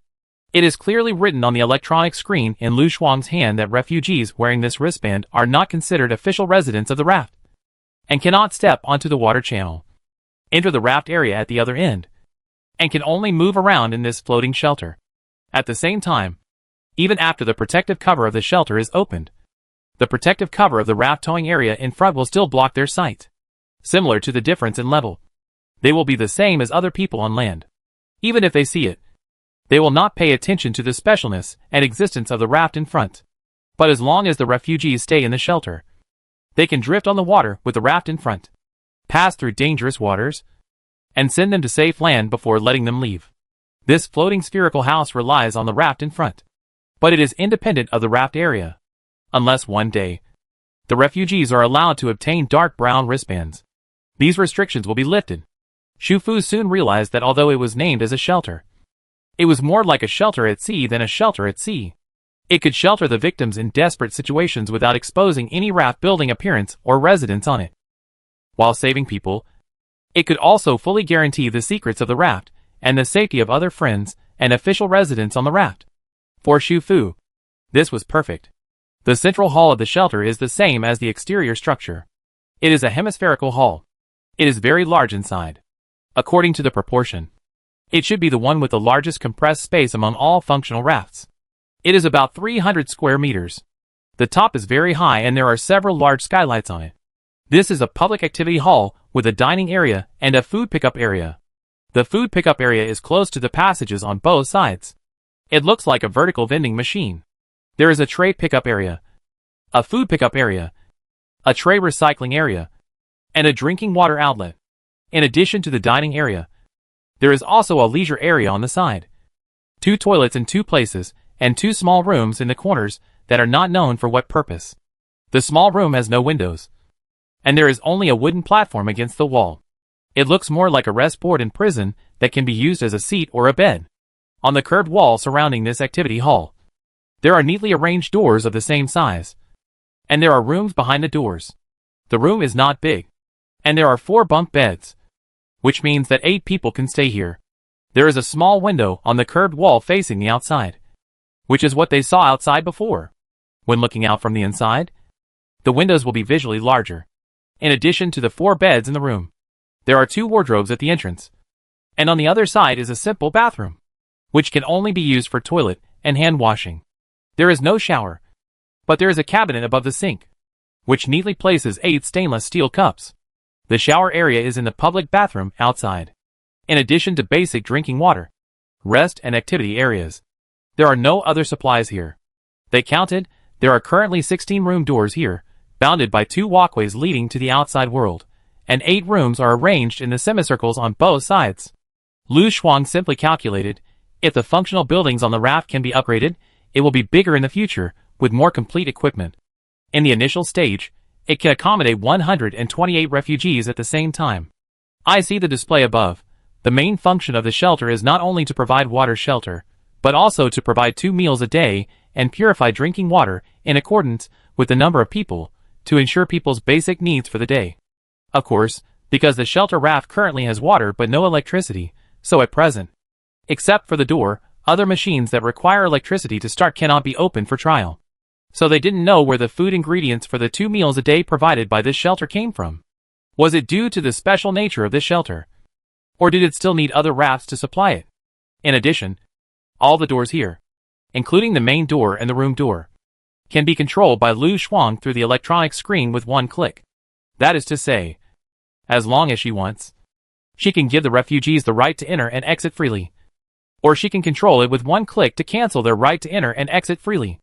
After all, the refugees are different from the companions with whom Xu Fu has reached a bond value, and the family members and comrades recognized by the companions. They are complete strangers to the raft, and it is impossible for them to have no problems with their character and character. Moreover, this place can accommodate 128 people at the same time. It is easy to cause trouble when there are too many people. At this time, some power is needed to control the order. Lu Shuang roughly guessed the purpose of the 2 small windowless rooms. They should be small dark rooms for imprisoning troublemakers. As a transition and observation, if the troublemakers repeatedly offended and made trouble, she could also expel them from the shelter. At the same time, Lu Shuang could also recruit staff and executives. But unlike other functional rafts, there were some restrictions on recruiting staff here. For example, after she registered the information of the person she wanted to recruit, his details would appear on Xu Fu's functional screen. She could only hire this executive with Xu Fu's consent. The 2 of them looked around the floating shelter inside and out, and finally returned to Lu Shuang's raft through the water passage. The first floor of this wooden house is the living space for her and her family, which is about 80 square meters, slightly larger than the living space of the other friends, because there is an additional entrance hall inside the front door. This is a double-door design, with a square entrance hall inside the front door. One side is the door leading to the living space, and the other side is the staircase leading to the upper attic. The triangular attic on the upper floor has another door at the end of the stairs. Inside is a work control room with more than 10 screens of different sizes, various operating screens and instrument panels, as well as 4 chairs, a table, a set of sofas, and cabinets. It seems that this is where the raft owner and the executive work on a daily basis. Because there is no electricity, the machines cannot be used. Shu Fu had no choice but to return to the drifting island house and replace the swimming pool raft at position 7 with the electric energy raft, and select Lu Shuang's raft at position 8 as one of the outputs. When she returned to the attic of the cabin again, Lu Shuang had successfully turned on all the machines. The screen immediately displayed the surveillance cameras of every place inside and outside the shelter behind. The dozen screens almost made the entire shelter have no blind spots. This is a night vision camera, which means that even in the dark, Lu Shuang can sit here and know clearly everything that happened in the shelter behind. In addition, there are more things that can be operated on the screen here, such as checking the behavior of the refugees after they move in, and viewing all his past tracking surveillance cameras. Looking at it this way, it has a bit of the meaning of prison management. Lu Shuang smiled, and at the same time felt that she had made the right choice, because of the professional match. Among the friends who are currently towing the raft, no one is more suitable than her to be the manager of this shelter. For example, check the water situation and set the level of meals provided to the refugees. The source of drinking water is purified water. There is a water tank in the shelter, which will automatically store water. The default catering level of the shelter is elementary, which includes 2 meals a day.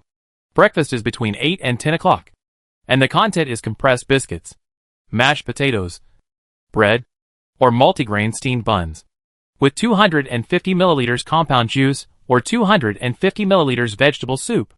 Dinner is between 3 and 6 p.m., and the content is compressed biscuits, mashed potatoes, bread, or multigrain steamed buns, with a piece of mixed fish and meat cake, and 250 milliliters compound juice or 250 milliliters vegetable soup. These foods can ensure that a refugee survives. But there is no choice in the type and quantity of food. However, this is provided by the shelter itself, which means that there is no need for rafts or Shu Fu to provide it separately. But if you want to modify the menu, such as adjusting the time, changing 2 meals a day to 3 meals a day, or adding other kinds of rich food, such as rice with toppings, meat buns, sausage bread, etc., of course you can do it, as long as the food exists in the menu that can be made on this screen system. The shelter can make it. It's just that to add more rich food, the shelter owner needs to purchase or solve the raw materials by himself.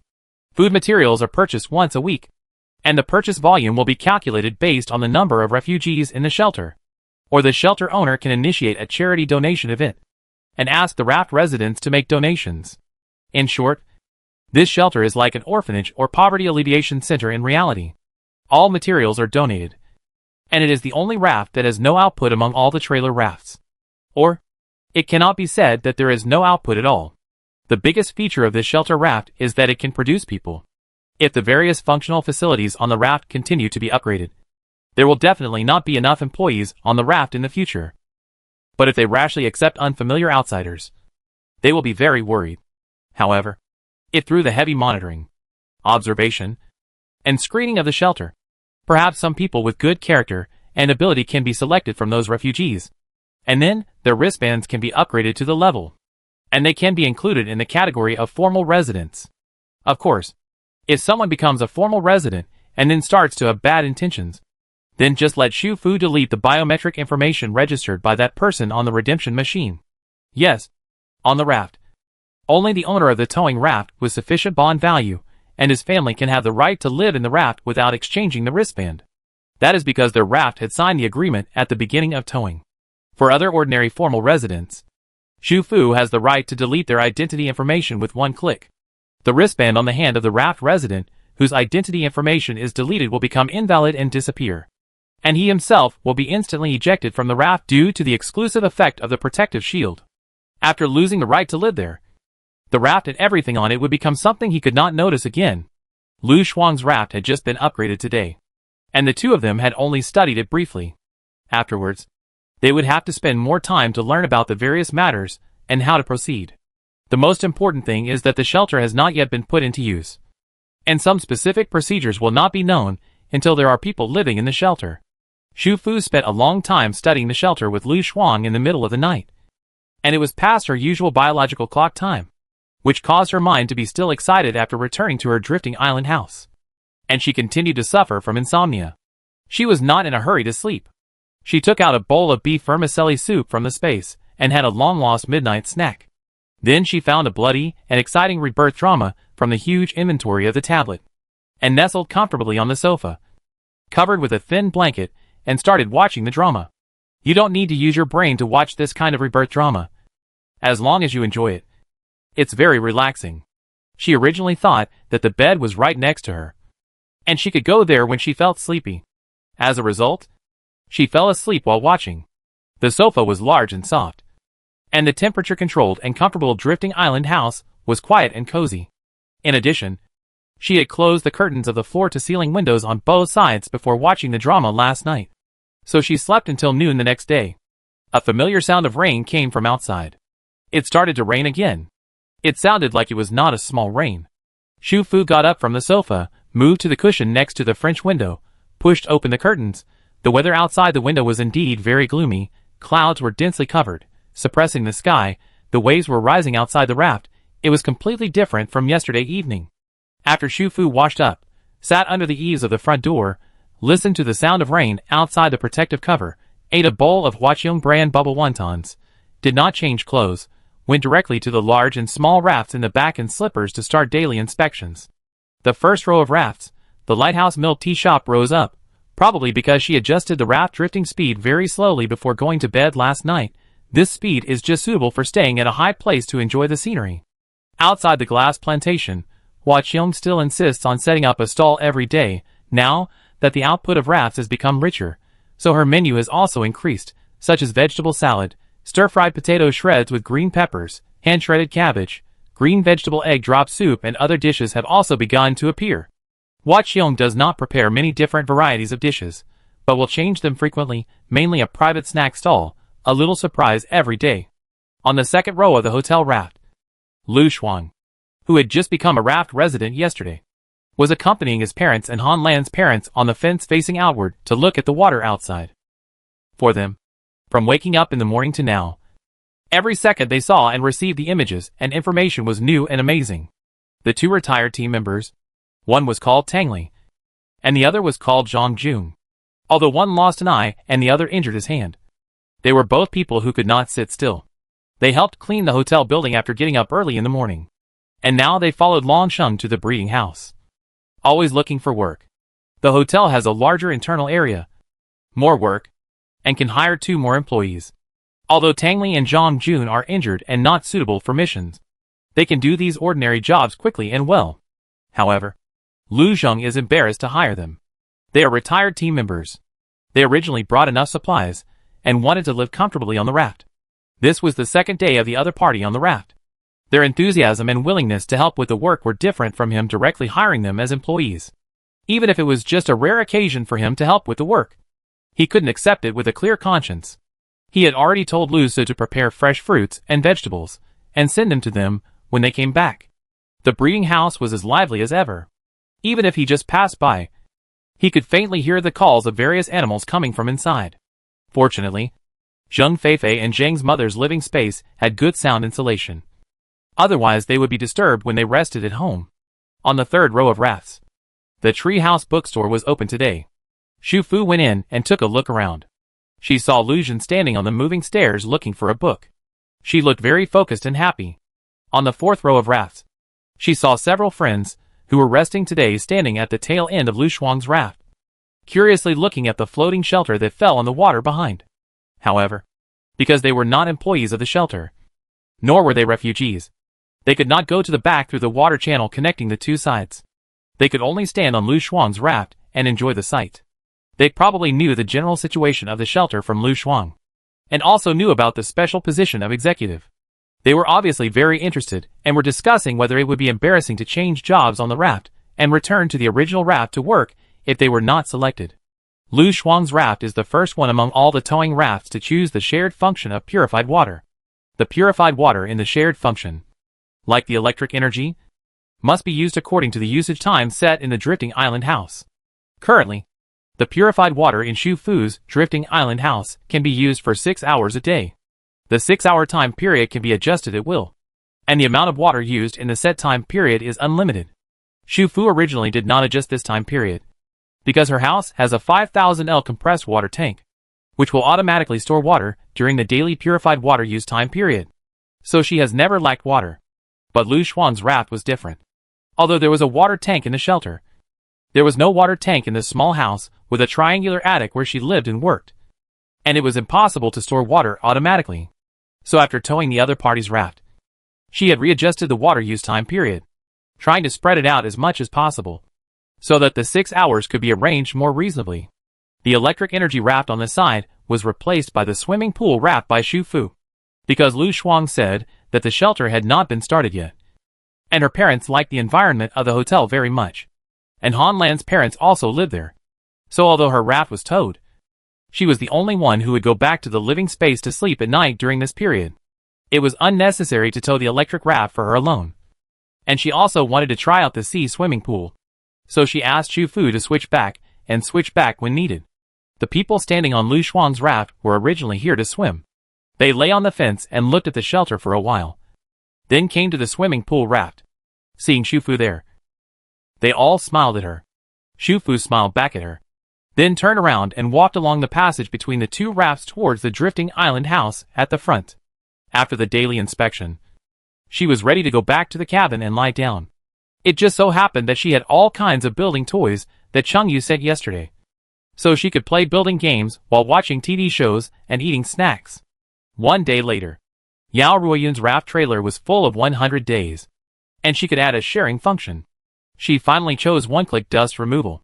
After all, the area that needed to be cleaned was far greater than the solid waste that needed to be handled every day at her home. 6 days later, Lu Zhang's raft trailer was also full of 100 days. The new sharing function he chose for the hotel was naturally garbage disposal. This garbage disposal is better than he imagined. In addition to the sink drain in the multifunctional kitchen, the toilet drains in the public restroom and each room have also been upgraded. From now on, guests in the hotel will no longer have to sort and pack their garbage by themselves. The raft carried the new guests, heading east, taking them to a wider water area. The ocean in autumn is much calmer than in summer. Although heavy rain and waves are inevitable, the high temperature is gradually receding. The raft drifting in the water can occasionally close the protective cover when the wind is calm, allowing everyone to go sea fishing and replenish seafood supplies. If there was a good harvest that day, there would be a seafood barbecue party in the evening of that day. Another 10 days passed, and there were only a few days left before Shu Fu's next 10 consecutive draws. That day, when she was using the satellite network card to upload some new marine life data, she saw the news that the Northland Plateau was about to sink completely from one of the few websites that were still operating on the internet. Chapter 161: The Plateau is Destroyed. On the internet, the news about the Northern Plateau is accompanied by pictures taken by drones. This time, there is no tsunami, no tornadoes and heavy rains, and no volcanic eruptions and huge waves. It is simply because of the continuous rise in water levels that the remaining part of the Northern Plateau and the cities on the land are also gradually submerged in water. In the picture, the drone flies over the city, and the city, which originally looked dilapidated due to the lack of official care and maintenance, can be seen with puddles everywhere. Those areas were also plateaus in the past, but they were still not high enough, at least not as high as the Fengshan Plateau. As early as a month ago, in the summer with frequent rainstorms, some cities and towns on the remaining land of the Beatty Plateau had begun to be flooded. The low-lying areas in the city were flooded, and the sewers were flooded, and it was still raining, making the already precarious city even more chaotic. And those amphibious man-eating jumping fish that would not have landed and reproduced in this season also appeared as the waterlogged areas in the city increased. It did not cause a disaster, but the occasional sneak attacks were hard to guard against. Nowadays, the waterlogged area in the city is expanding and rising at a speed visible to the naked eye every day. People who still live in the Northland Plateau know that as long as the rain continues, this day will come sooner or later. But when this day really comes, even if they are several times stronger than before, they will still be panicked and afraid. There are only two choices left before them. One is to continue to move to the higher altitude mountainous areas of the Northland Plateau. The highest altitude of the mountainous areas here is more than 3,000 meters. If they are lucky, they may be able to hold on for a few more months. However, due to the topography, the land in the mountainous areas here is barren. There is no vegetation, and it is impossible to plant.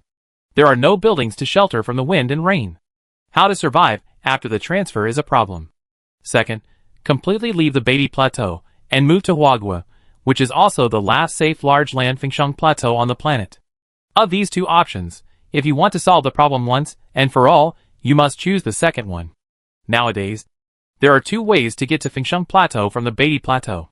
One is to pass through the western land of the Beatty Plateau, and then turn to the northeast corner of Fengsheng Plateau. But this road is not a complete land route. There are flooded areas, barren mountain roads, and muddy swamps along the way. The road conditions are complicated and cannot be solved by one means of transportation. The other way is to take the water route, completely leaving the land, walking along the flood zone between the Northland Plateau and the Fengsheng Plateau, and directly reaching the Fengsheng Plateau by boat. The second water route is actually more convenient, but according to the current water conditions, to avoid several waterway storm areas, this water route is more than 2,000 meters long. The climate on the water changes rapidly, and it is difficult to transfer so many people over such a long distance. Some teams on the Northland Plateau have cars and boats, and more importantly, these teams have fuel stored. So in the past month, a small number of teams that had prepared for the rainy day have already embarked on the road of migration. These small teams all have people with special powers. Even if there is only one person, he can play a big role in this migration.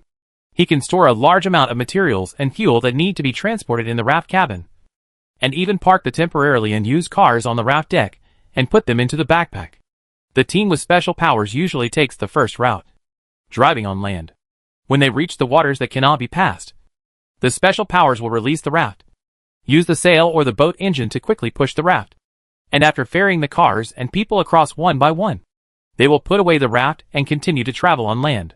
Although the land route is tortuous and slow, the advantage is that you can stop at any time when a disaster strikes and find a solid mountain or a remaining building to hide.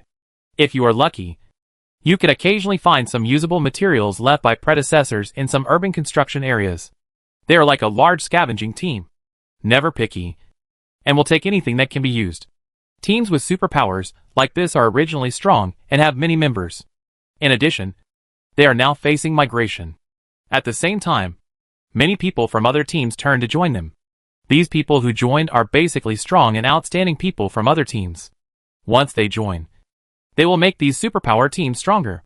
But in the Northland Plateau, there are more teams without superpowers, but just ordinary people. They stayed in the Northland Plateau, where there was no official order to survive.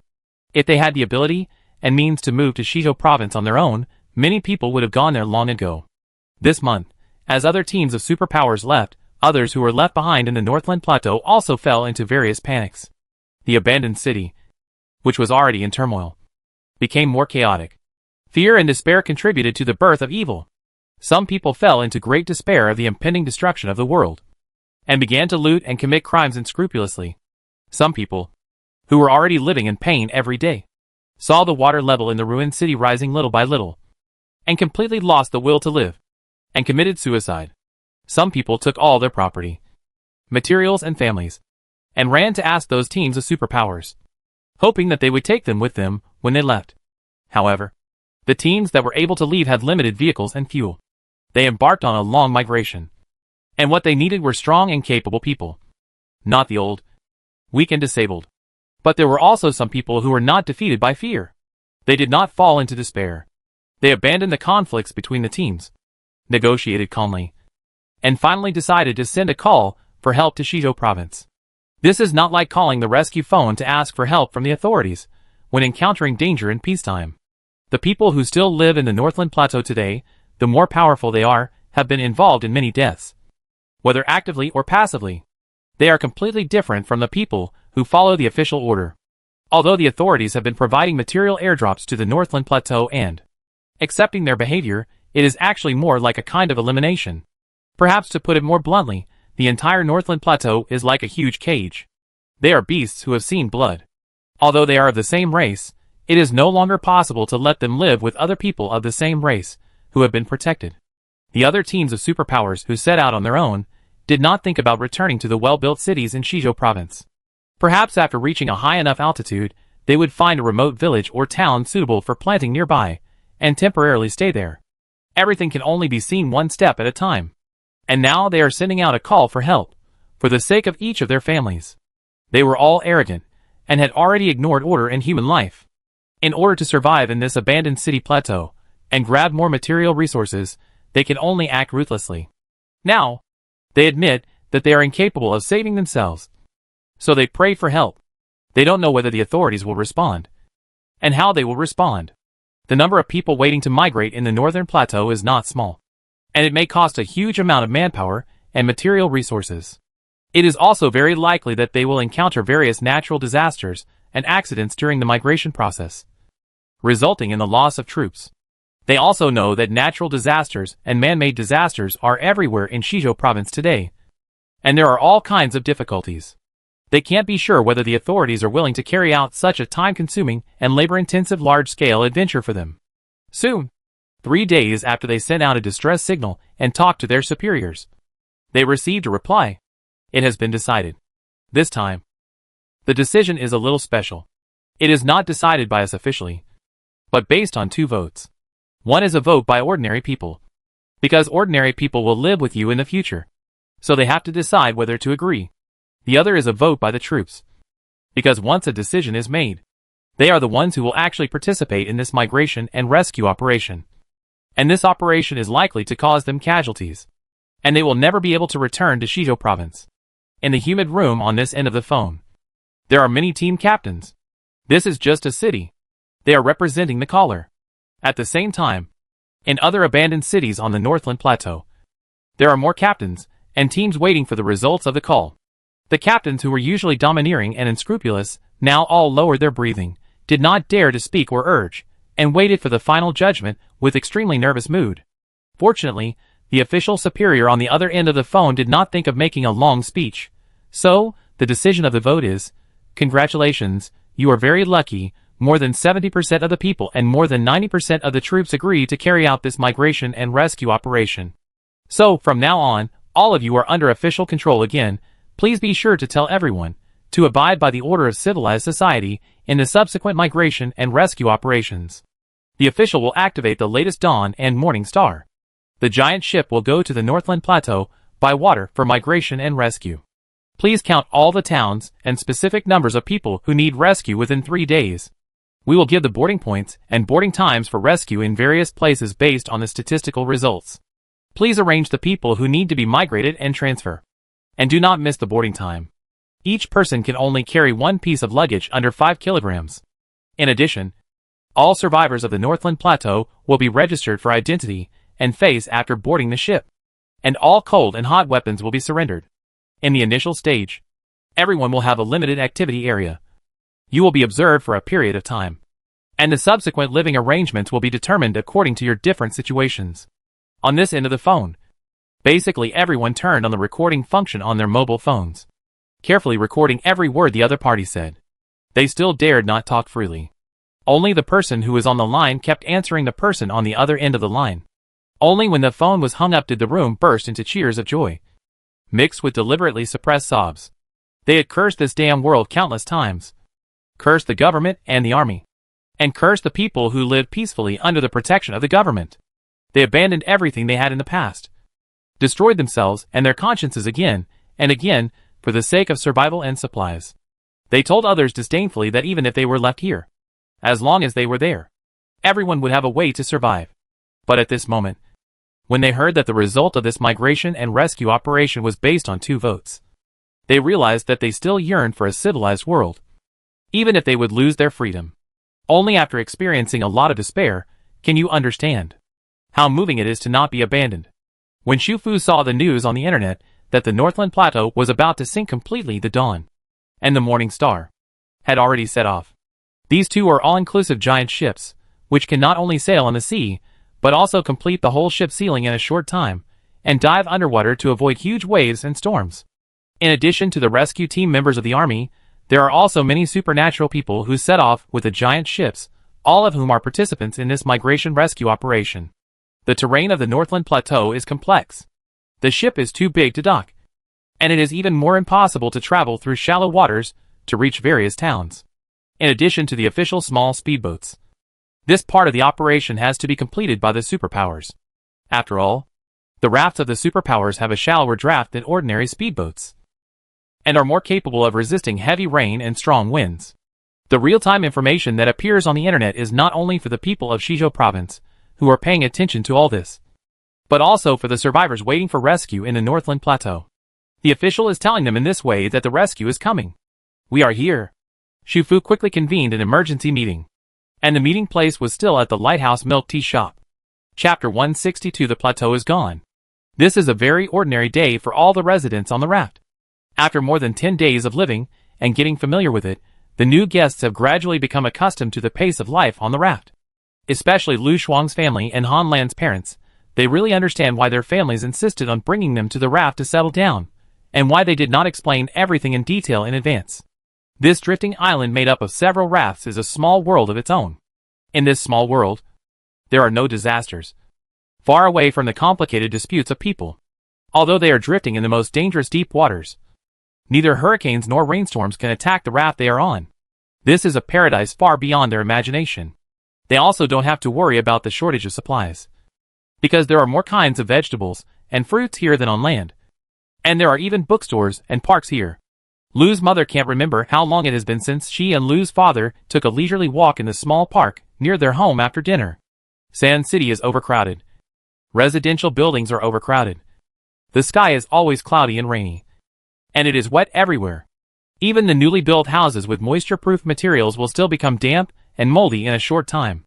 And the biggest advantage of Sand City, safety, no longer exists after the previous Sand City riots. In such an environment, how can they have the mood to take a walk after dinner? But on the raft, they don't have to worry about anything. Every part of the raft makes them happy and joyful. It is fresh and clean everywhere. There is no need to worry about new disasters falling from the sky. They are in the mood to enjoy life again. The hotel added 2 new employees, Tang Li and Zhang Jun, who had helped the hotel before. Lu Zheng didn't want them to be employees right away, as he felt it was a bit forced. But they were too hardworking and helped every day, so he couldn't persuade them. So Lu Zheng hired them. When Xu Fu issued a voice announcement for all rafts, all the working friends worked hard at their respective positions, while those who were resting stayed on their favorite rafts to relax. But Xu Fu rarely issued such emergency meeting notices. They thought that some terrible disaster was going to happen in the nearby sea area, and immediately put down their work and rushed there. Half an hour later, after all the raft residents gathered in the milk tea shop learned about the situation on the Northland Plateau, they unanimously expressed their support for the raft to go to the Northland Plateau. Now that Xu Fu's raft has such a complete shelter with a protection mechanism, it is still easy to use it as a ferry to help people there evacuate from the abandoned city in the shallow water area to the vicinity of the giant ship. If it was just a temporary ferry, the survivors would not even need to receive the bracelets. For a short trip, they would just need to stay in the lobby area of the shelter. Since everyone had the same idea, Xu Fu quickly ended the meeting, and then returned to the drifting island house to set a new destination. Fortunately, the raft had no plans for a long journey. At this moment, the waters where the raft was located were about 4,000 kilometers away from the Northland Plateau. At the raft's normal maximum speed, it would arrive in about 40 hours. She felt that this time point was just right. By then, the dawn and the morning star should have arrived near the Northland Plateau, and the rafts and speedboats of the superpowers, who went to various shallow water abandoned cities to pick up people, must have been dispatched. Lu Shuang told her that those superpowers, who worked for the government, had very good treatment and freedom. Some superpowers had different personalities and preferences. The container houses that were usually built on the front deck and could be used to transport goods were all strange. Some people liked to make them look like carriages. Some liked to make a round big diesel barrel, and some would paint this part of the building black. In this way, the shelter behind her raft was also integrated from the outside, and it could just blend in. As for whether the survivors there would be able to get to the shelter smoothly, or whether they would notice something wrong after entering the shelter, they were not within their consideration, because it was just a temporary ferry, and they didn't need to show up at all. They would take the believers on board, and they would directly send the people who got to the shelter to the side of the giant ship to unload people. Moreover, Lu Shuang knew that Xu Fu had worked as a ferry in the Northern Plateau, and was very familiar with the situation there, so this trip was a return to her old business for her. 2 days later, Northland Plateau. Dawn and morning star are now anchored in the former Qinghe waters. Now Qinghe has completely disappeared and merged with the large deep waters in the south and east.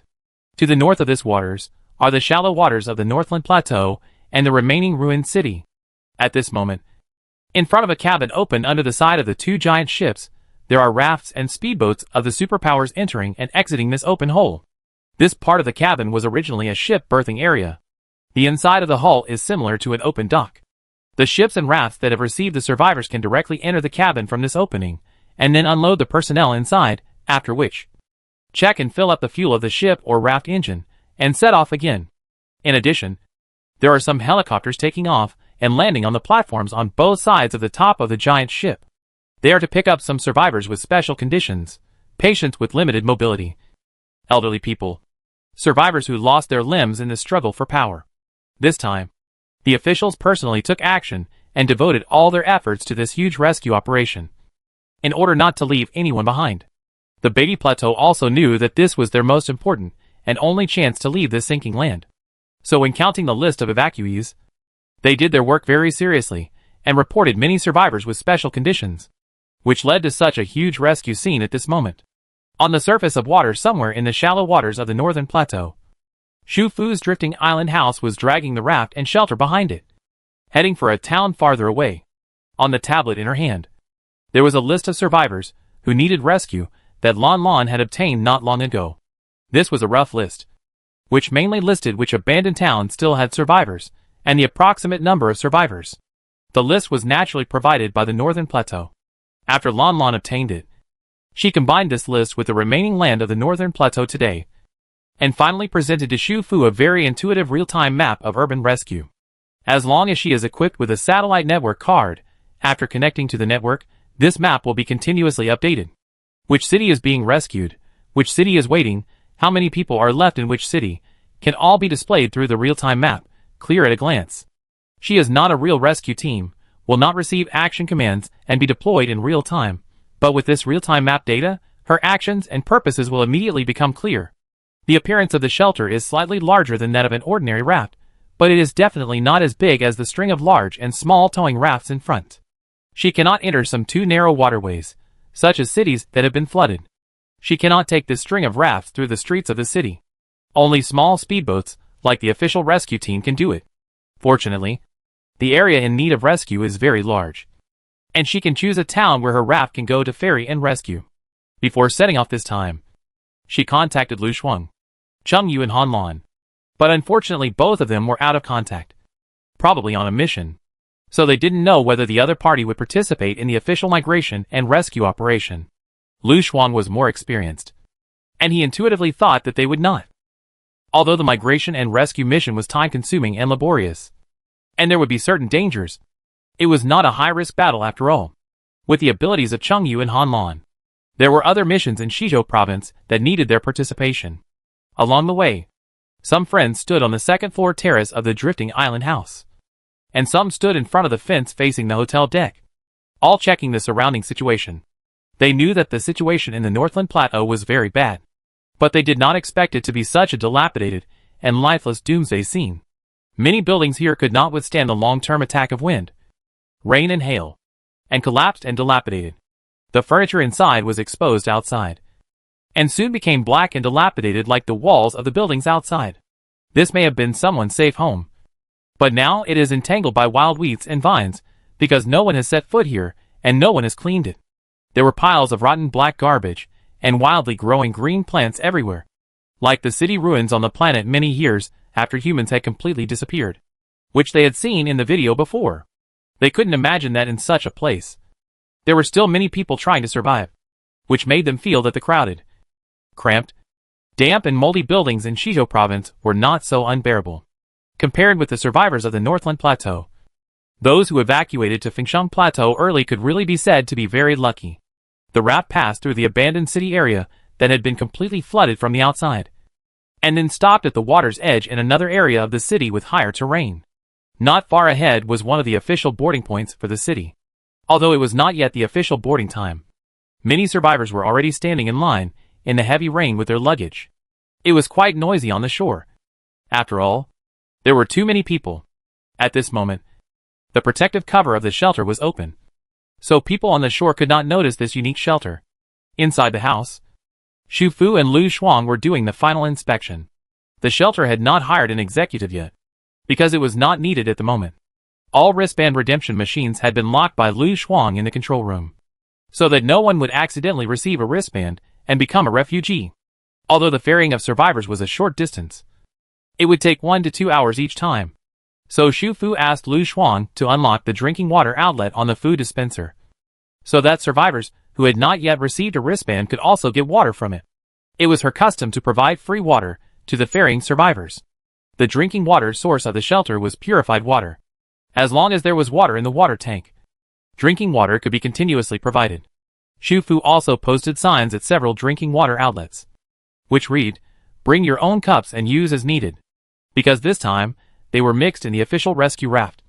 Xu Fu was not afraid that someone would find fault with them, like she did when she was doing the last upgrade task of the level 5 raft.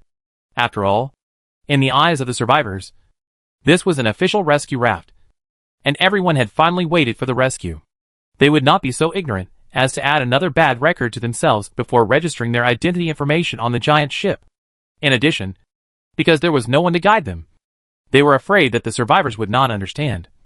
So they posted papers written in conspicuous colored pens on the windows of the shelter room, and wrote down the process of entering the shelter. Go up the curved deck. Enter from the sliding door. Full capacity of 128 people. Leave when full. Queue up in an orderly manner, and do not crowd to avoid falling into the water. Free drinking water is provided in the hall. When Xu Fu was writing these papers earlier, Lu Shuang laughed on the side. Is it the inheritance of the sacred mini-raft? Xu Fu, Lu Shuang said again, but it's good. Clear and clear. And it's clear at a glance. Everything was ready, and the two returned to Lu Shuang's raft along the water channel. Lu Shuang entered the attic of the cabin and turned on all the surveillance. He planned to grasp the entire situation of the shelter from a god's perspective, and control the opening and closing of the shelter's protective cover, fence and sliding door. Xu Fu was standing by the fence at the back of the raft. From this position, she could clearly see the shelter behind, but the people in the shelter could not see her because she was in an invisible area. In addition to her, the other friends also came. It was the first time the shelter was used, and everyone was very curious. Xu Fu brought a walkie-talkie with her. When she heard Lu Shuang say that the protective cover of the shelter had been closed, she took out the map panel from the bracelet and controlled the raft to move forward slowly towards the boarding point. The process of carrying people was smoother than Xu Fu had imagined. As she said, any nearby boats and rafts that appeared at this time would be regarded as official rescue. Although, the raft that appeared in front of them at this moment looked very different from the rafts of the superpowers they had seen before, and the arrival time was much earlier than previously notified, but now the entire Northland Plateau was carrying out rescue boarding. The survivors on the shore did not doubt anything, but they all stared at the round raft on the water that looked like an Eskimo hut, and were stunned for a moment. After that, someone with sharp eyes soon found the colorful notices pasted in the small window, and couldn't help but whisper to each other, "Can we go inside? Isn't it said that the cabin on the raft of the superpower is only open to superpowers and their families?" "What? You can go in, but can't you just stand on the deck outside?" "No, I contacted a friend from another town in the internet room before I came here, and he said that these superpowers were officially recruited, so the rafts were modified and processed, not only fast, but also container houses for people to stay on the front deck, but I haven't heard of free drinking water." "Front deck? Is this half-sphere-like house the front deck, or the superpower's raft cabin?" "No, didn't you find the key point of the problem?" The note said. "The house is full of 128 people. But look at this small round house. It can't hold so many people." "No, the house and the deck can hold 128 people at the same time." "Then why are you still standing there? Get on the raft and go into the house, or you will be full and have to stand on the deck. We are far away from the big ship, and we have been rained on all the way, but it is not as safe as staying in the house." Some people are still muttering, but some have already stepped onto the wooden deck of the outer circle of the spherical house, and quickly found the open wooden sliding door, then walked along the steps inside the door, down to the aisle, and finally entered an extremely spacious archtop hall. Because the shelter was to be used, the raft at trailer position 7 had already been replaced with an electric energy raft, so the lights inside the shelter were all on at this moment. In addition to the brightness of the lights, The skylights on the top of the hall also let in the outside light. The mixture of the two lights made the entire hall extremely bright. The hall also had the original wood-colored floor and walls. And every place was clean and bright. As clean as new. The survivors walked up the steps one by one into the shelter. No matter what expression everyone had before entering the house. They all had the same shock after entering the house. Only this time, because we were on the raft of the superpower, everyone stopped whispering, and all exchanged glances and sighed with each other. The inside of the house was so much bigger than it looked from the outside. This superpower raft cabin is so advanced. Is this really the superpower raft? We really got in? It's so cool and dry in here, oh my god, I can finally take off my raincoat. Did we make the ground dirty? This machine really is water. Is it really provided for free? While the survivors in the hall of the shelter were sighing and shocked, the survivors standing on the circular deck outside were also sighing and shocked. The shape of this raft is really strange. It's just like a flying saucer floating on the water. Wait. It moves. Look. The fence over there is closed. It's automatic. Is it because it's full? But there are not many people on the deck. Where are the others? The survivors on the deck quickly found out where the others were. Some survivors who had entered the shelter found that their companions were still outside. So they went up the steps along the corridor, walked out of the sliding door, and called their companions.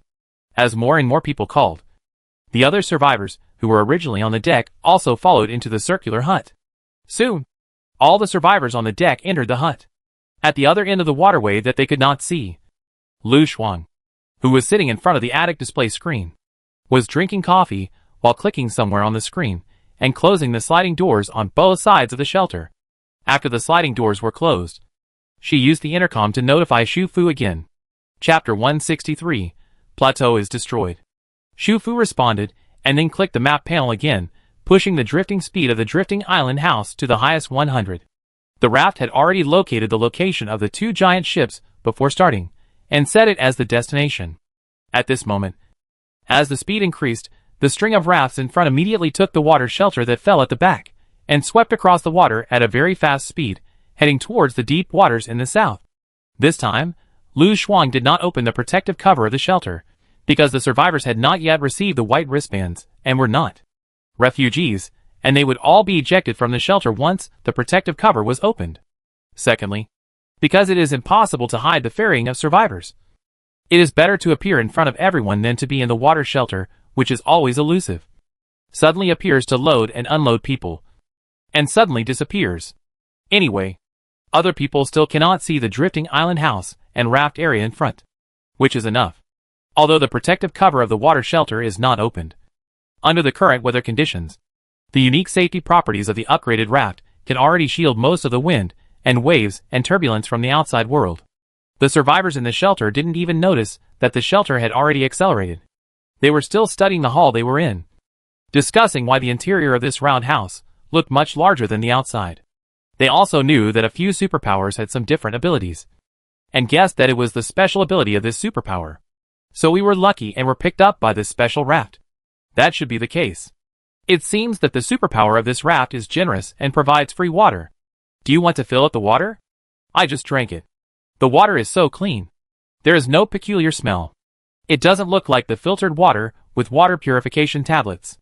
The drinking water in the northern plateau is no longer as particular as it used to be. After all, there are no particular conditions. Several water plants with filters are controlled by large teams. Daily water is filtered rainwater, and drinking water is filtered on this basis with water purification tablets.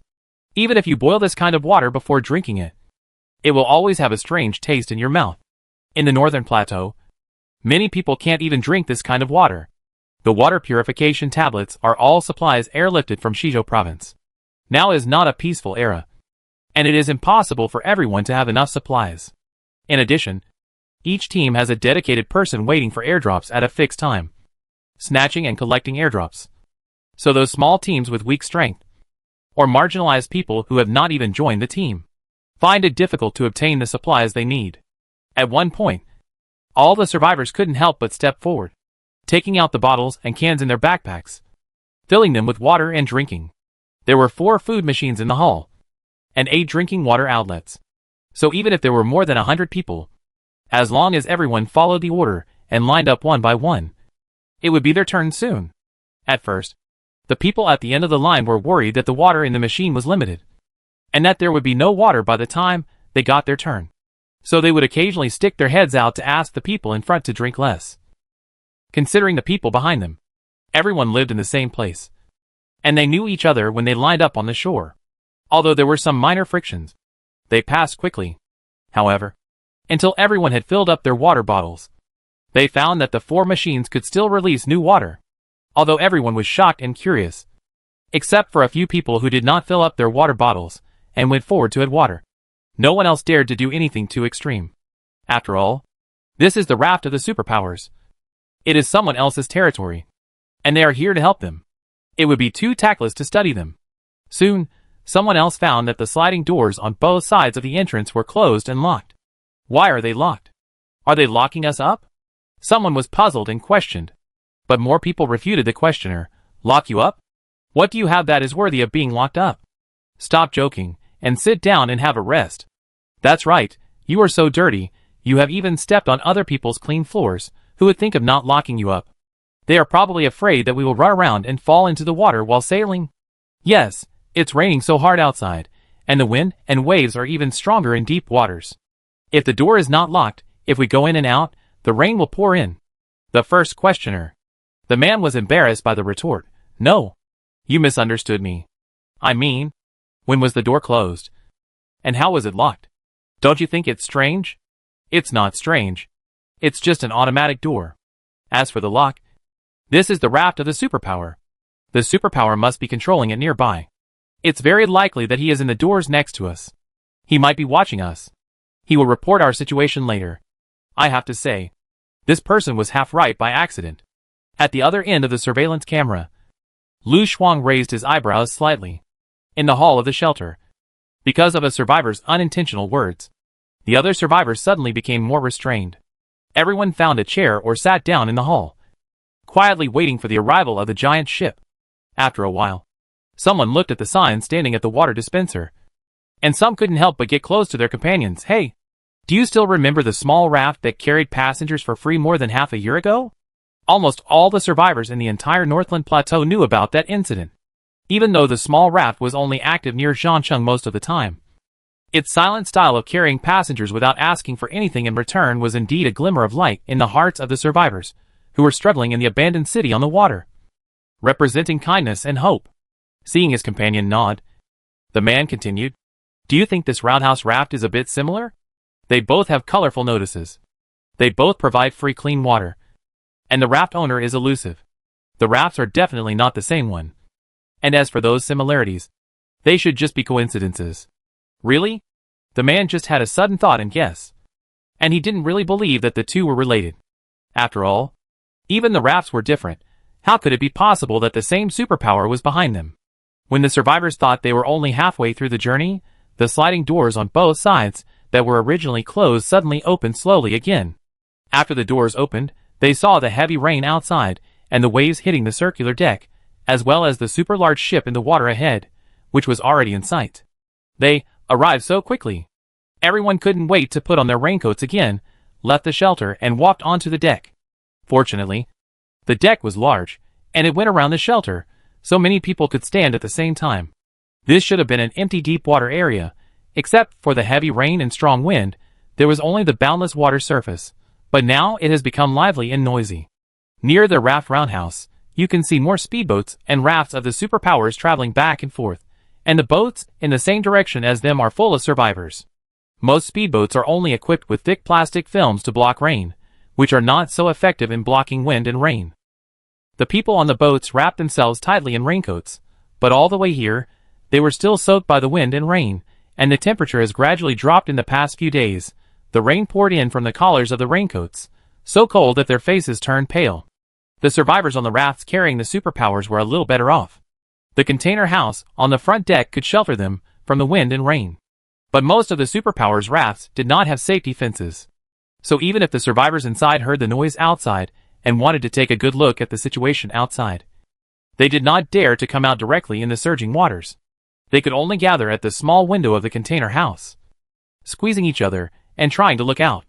On the other hand, they had been staying in the warm, Dry and clean spacious hall all the way. Drinking free purified water.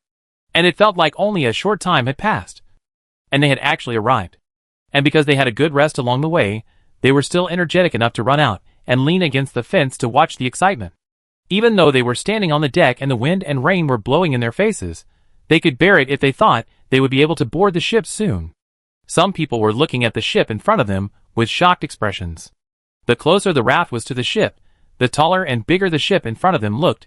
It was like a fortress on the water. Among the survivors, some had been to Luyan City in Muzhou province, and had seen the water-blocking dam that once protected Luyan City. Although the dam was eventually destroyed in the tsunami, the once magnificent building still remains in their hearts. Seeing such a huge ship at this moment, they immediately thought of the dam. It was not that they looked similar, but that the visual impact they gave people at first glance was the same. It was also an amazing and admirable human engineering. And it also gave people an infinite sense of security. They soon saw the opening on the bottom side of the huge ship. And the boats and rafts in the surrounding waters all entered and exited from there. Xu Fu stood on the terrace of the hotel and saw the opening. From a distance, the opening seemed small compared to the entire ship. When she got closer, she found that it was like a huge indoor waterfront dock. Hollow inside, about 5 or 6 stories high, the size of 2 football fields, and could accommodate hundreds of boats and rafts at the same time. And this only occupied a small corner of the huge body of the ship. The hotel was located in the middle of the raft trailer. When the lighthouse milk tea shop was not raised, the hotel terrace was at the highest position. And it was convenient for her to check the surrounding situation from here. She quickly adjusted the direction of the rafts, turned the entire row of rafts when approaching the ship, and reversed them into the ship with the shelter in front. Under the effect of the protective shield, the internal drifting island house and rafts only reduced their presence infinitely, becoming an existence that other people and machines would not care about, but not invisible. So as long as the surrounding water space is spacious enough, she doesn't have to worry about colliding with other boats and rafts, because they will subconsciously avoid them, just like people walking on the road will subconsciously avoid steps and stones. In contrast, the shape of the shelter attracted a lot of attention. This shape? Flying saucer? Eskimo hut? Donut? However, although everyone was curious, they did not delve into it. After all, there were too many strange buildings on the surrounding rafts. The reason why the circular shelter attracted people's attention was that its circular deck and hut were particularly unique. But everyone was busy with rescue and transfer, and it was impossible for them to know every raft of superpowers said by the official this time. Therefore, after the round raft docked at the cabin dock inside the giant ship, and the survivors on the circular deck boarded the ship one after another, they no longer paid attention to it. Inside the protective cover, the residents of the raft stayed inside in advance and did not go out. They were afraid that if they accidentally extended their hands from the protective cover while standing on the deck, someone would notice something was wrong. Compared to Xu Fu, they were actually a little nervous. They didn't breathe a sigh of relief until the last survivor was unloaded from the shelter, and the drifting island house dragged them back to the water outside. After the first rescue and unloading were successfully completed, the following process went smoothly. The land of the Northland Plateau is half exposed and half submerged, and the towns are scattered everywhere. The terrain is complicated. There are at least hundreds of thousands of survivors in total. It will take more than 1 or 2 days to transfer and evacuate them all. Xu Fu and his shelter helped, but it was just a small help in this huge rescue operation. Their biggest advantage was that the raft did not need to be repaired, inspected, or refueled, and it was absolutely impossible for it to run aground or collide. At midnight on the second day after the raft participated in the rescue and transfer, Xu Fu once again had 10 consecutive draws. This time, the first prize of the gold towing position was still the first one to be drawn, and 2 were drawn first. Then, there were some useful but not particularly needed prizes. Green second prize, 1-year electricity card. She still needs the electricity card at this stage, because there is only one electric energy raft for the time being, which can only provide 24-hour constant power output for 3 rafts at a time. Currently, she has chosen the shelter, the breeding house, and the planting house. The planting house used to rely on limited-time power supply and battery panels, which was enough to supply all the fruits and vegetables in the planting house. But now the planting house has been upgraded to the planting house, the daily power demand has increased several times, and the power supply period set by her drifting island house is not enough to fully charge the battery panels. The breeding house will be upgraded soon. So she prepared for the rainy day and provided the 3 rafts with a 24-hour constant power supply. In addition, the other rafts have to use electricity according to the power supply period of her drifting island house. Sufficient power cards can extend her daily power consumption time. For example, from the previous 4 hours to 6 to 8 hours. Red third prize, Beverage Gift Pack X10. Red third prize, Flower Seed Gift Pack Random X1. This is the 4th type of seed gift package she has drawn. This gift package is somewhat similar to the vegetable and fruit seed gift package she drew for the first time. It is also a large flat cardboard box. There are 100 glass jars in it. Each jar contains a kind of flower seeds, covering different flowers in different seasons in different regions of the planet. Flowers are different from fruits and vegetables. Once they grow and bloom, they can not only be picked and placed, but also transplanted with roots. After transplantation, they can be used to decorate the house, the terrace and the deck, making the entire raft living environment more vibrant. Shu Fu used to like buying flowers in the native world. She bought a bunch of beautiful daisies regularly, which could be placed indoors for a long time. After that, there were some rewards related to trailer rafts. Green first prize, energy raft, water resources. Note, it needs to occupy 1 trailer position after trailering. It can provide 5 trailer rafts with unlimited filtered purified water for 24 hours after trailering. It can be released at any time, and it will return to the card state after release. Red first prize, upgrade set matching gift package universal. Blue first prize, upgraded suit, bathhouse. Blue second prize, attached raft holiday card, 1 month. In the last turn, I was so lucky that I got another gold first prize. So far this time, there are 3 towing positions in 10 consecutive draws. There are already 11 towing positions behind her drifting island house. Just by imagining it, you can predict that in the future.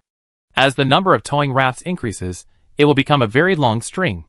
The towing positions are abundant again. Shu Fu plans to hang Hua Qiong's raft first this time, and use the snack bar set. Because now we know that these sets will be upgraded and strengthened after meeting certain conditions as long as they are operated step by step. So the earlier they are towed, the earlier they can be upgraded. Hua Qiong is used to going to bed and getting up early. Shu Fu specially turned on the alarm clock. And when Hua Qiong got up, he first let the raft team drift to the back of an uninhabited mountain, and then moved the water resource raft originally at position 5 to position 8. This time, because there were 3 more towing positions behind position 8, 9, 10 and 11. The raft was moved successfully. Xiao Xiao. Water resources. The raft appeared at position 8, while Lu Shuang's shelter raft automatically appeared at position 9. Shu Fu roughly understood that, because of the special nature of the shelter raft, when the raft changes position, it will automatically default to the last position of all rafts at the moment. Now it appears at position 9, because positions 10 and 11 are still empty. If she continues to place new rafts or exchange positions, the shelter raft will still change again. Hua Qiong hadn't taken out her raft for a long time. Although it would be nice to set up a snack stand next to her daughter's plantation, she was still looking forward to having a formal shop. Towed position, Hua Qiong's raft, bond value, 85. Starting shared function, select 1, protective cover. Select 2, sewage treatment. Select 3, special, upgraded suit, snack bar. Note, when the raft is untowed, the upgraded suit will peel off and disappear by itself, and the upgraded level will be reset to 0. Hua Qiong has only selected 2 of the 3 shared functions for the time being. For the third one, she wants to wait until she has checked the upgraded snack bar before deciding. If there is a compressed water tank like the hotel in the store, she will choose electric energy. If there is a battery board, she will choose purified water.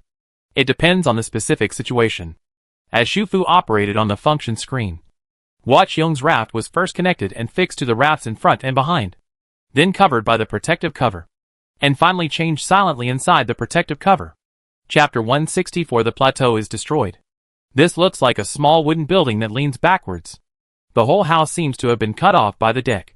The small building is relatively large, occupying 2/3 of the area of the raft, high in the front and low in the back, with a wooden exterior wall, and the shape looks a bit abstract. The small building has 2 floors. The first floor is like a semi-open booth area. The front is an open foyer with wooden walls and large floor-to-ceiling glass. There is no door, and you can go straight inside. There is no compression effect inside this booth area. The walls on both sides are floor-to-ceiling glass. It has the main features of a commercial raft, good lighting and good views. There are 2 double booths and 1 4-person booth inside. There are also 2 raft point redemption machines next to the booths. The design is very simple, but it has a sense of simplicity and freshness. Compared to the name snack bar, Shufu feels that this is more like a casual dining bar. Further inside the booth area, there is a restroom in the middle, and there is a staircase on each side. One goes up, turns, and leads to the living space of the raft owner, and the other goes down, passes through the open deck, and leads directly to the bottom of the deck. Hua Qiong followed Shufu's advice, and went to the living space upstairs to get the electronic screen inside the door. Then the 2 of them walked towards the stairs on the other side. Shufu had just walked down a few stairs when he saw the swaying water light coming from below. This was actually an underwater store. There should be a compressed space underneath. But because it was just a primary set, it was not big. It was estimated to be about 50 square meters. It looked exquisite and small, with wooden floors and ceilings. The colors looked very warm. The surrounding walls were all floor-to-ceiling glass walls, covered with electric blinds. Although the blinds were all hanging down at the moment, they were all open. No wonder he saw the swaying water light as soon as he came down. After discovering that the store's official business area was in the underwater space below the deck, Shufu realized that the booth area on the upper floor was more like a waiting area, or a backup dining place for some guests who were not used to underwater restaurants. This was the real dining area of the store. Standing in the direction of the stairs, you can see 2 sets of rectangular tables and chairs next to the left and right glass walls, which can accommodate 4 people at the same time. There is a set of tables and chairs next to the glass wall on the side of the stairs. Because they are next to the glass wall, guests who come to eat can choose to close or raise the blinds. In addition, there is a slightly larger round table in the middle of the store, suitable for large gatherings. The kitchen is next to the glass wall facing the stairs. It is the first compartment with log walls. There is a horizontal serving table on the front wall, and the door is on the side. The kitchen is divided into 2 parts, with a door in the middle. The inner room is a warehouse with 2 large freezers and a large refrigerator, which is convenient for placing some ingredients that need to be refrigerated and frozen, so that other friends who come to work without backpack compartments can use them by themselves. There are also many storage racks and several employee lockers next to it. The outer room is the kitchen area. It looks different from an ordinary kitchen. There is only 1 cooking stove. There is a long row of cabinet-like machines next to it. There is a display screen on each machine. There is a Western-style island next to it. There are also high-legged chairs for resting. It doesn't look like a work area, but a place for people to sit and rest. On a countertop next to it, all kitchen appliances and pots and pans are also available. Hua Qiong carefully looked at the pots and pans here, probably because the store is built on a raft. All the bowls, plates, cups and other utensils here are made of a hard metal. It looks like stainless steel, but it looks better than stainless steel. It has a matte texture and is neatly placed in several large drawers. The kitchen appliances are the same as those in the RV kitchen, all fixed to the cabinets or countertops, so they won't shake or fall due to occasional large waves. In addition, there is a display screen on the wall inside the serving table, and there is a display screen on the left and right sides of the kitchen wall. After studying the electronic screen in his hand, Hua Qiong was surprised to say, this is actually a fully automatic kitchen. The side of the cabinet-like machine can be opened, and there is a food learning area, ingredient delivery boxes and bowls and dishes inside. This machine can currently simulate and learn 10 dishes. Just put a finished dish into the learning area, then click on the setting record on the display screen, and the machine will record the taste, quantity, and cooking method of the dish. After that, just put all the ingredients and condiments needed to make the dish into the raw material delivery box, and the machine will automatically make it from cleaning, and the finished product will eventually appear from the machine's food delivery area. Of course, the machine can not only record, but also delete a recorded dish and replace it with a new one. For example, Hua Qiong stir-fries a dish of green pepper and potato shreds by herself, and then places the dish in the food learning area, and clicks on the screen to let the machine simulate learning. After a certain period of time, the machine will display the recorded food, and she can find the dish on the display screen at any time, when she wants to make it, as long as there are potatoes, green peppers, salad oil, salt and other basic seasonings in the raw material box. She can directly click on the screen, Select to confirm the production and the number of servings to be made, and the machine will automatically complete all the subsequent processes. After a certain period of time, new green pepper and potato shreds will appear in plates from the food delivery area. The time required for this simulation learning and serving depends on the complexity of the dish, the number of ingredients, and the number of portions required. Just like making a bowl of bubble wontons, the process is definitely more complicated because there are many ingredients required, including pork, flour, chicken, salt, chicken essence, green onion, and ginger. Pork must be made into mincemeat, chicken must be made into chicken soup, and flour must be made into wonton wrappers. Relatively speaking, it will definitely take more time, but it will be much shorter than pure manual production. The most important thing is that with this machine, Hwacheong can easily stock up some dishes during non-business hours, and then sell them quickly during business hours. Of course, the premise for completing all this is that the store has water and electricity. As for the other 3 screens, their functions are similar. They are the menu display screens for the day. After clicking on them, you can set the store menu, set price points, upload pictures of dishes, and each page will automatically display the snack bar operator's wristband QR code. The 2 screens outside are equivalent to an active menu. When guests come in, they only need to check the menu, scan the code to order, and pay the points after confirmation. After that, the ordered dishes will appear on the display screen in the kitchen. People working in the kitchen, after preparing the food, need to click on the display screen to confirm the order that has been served.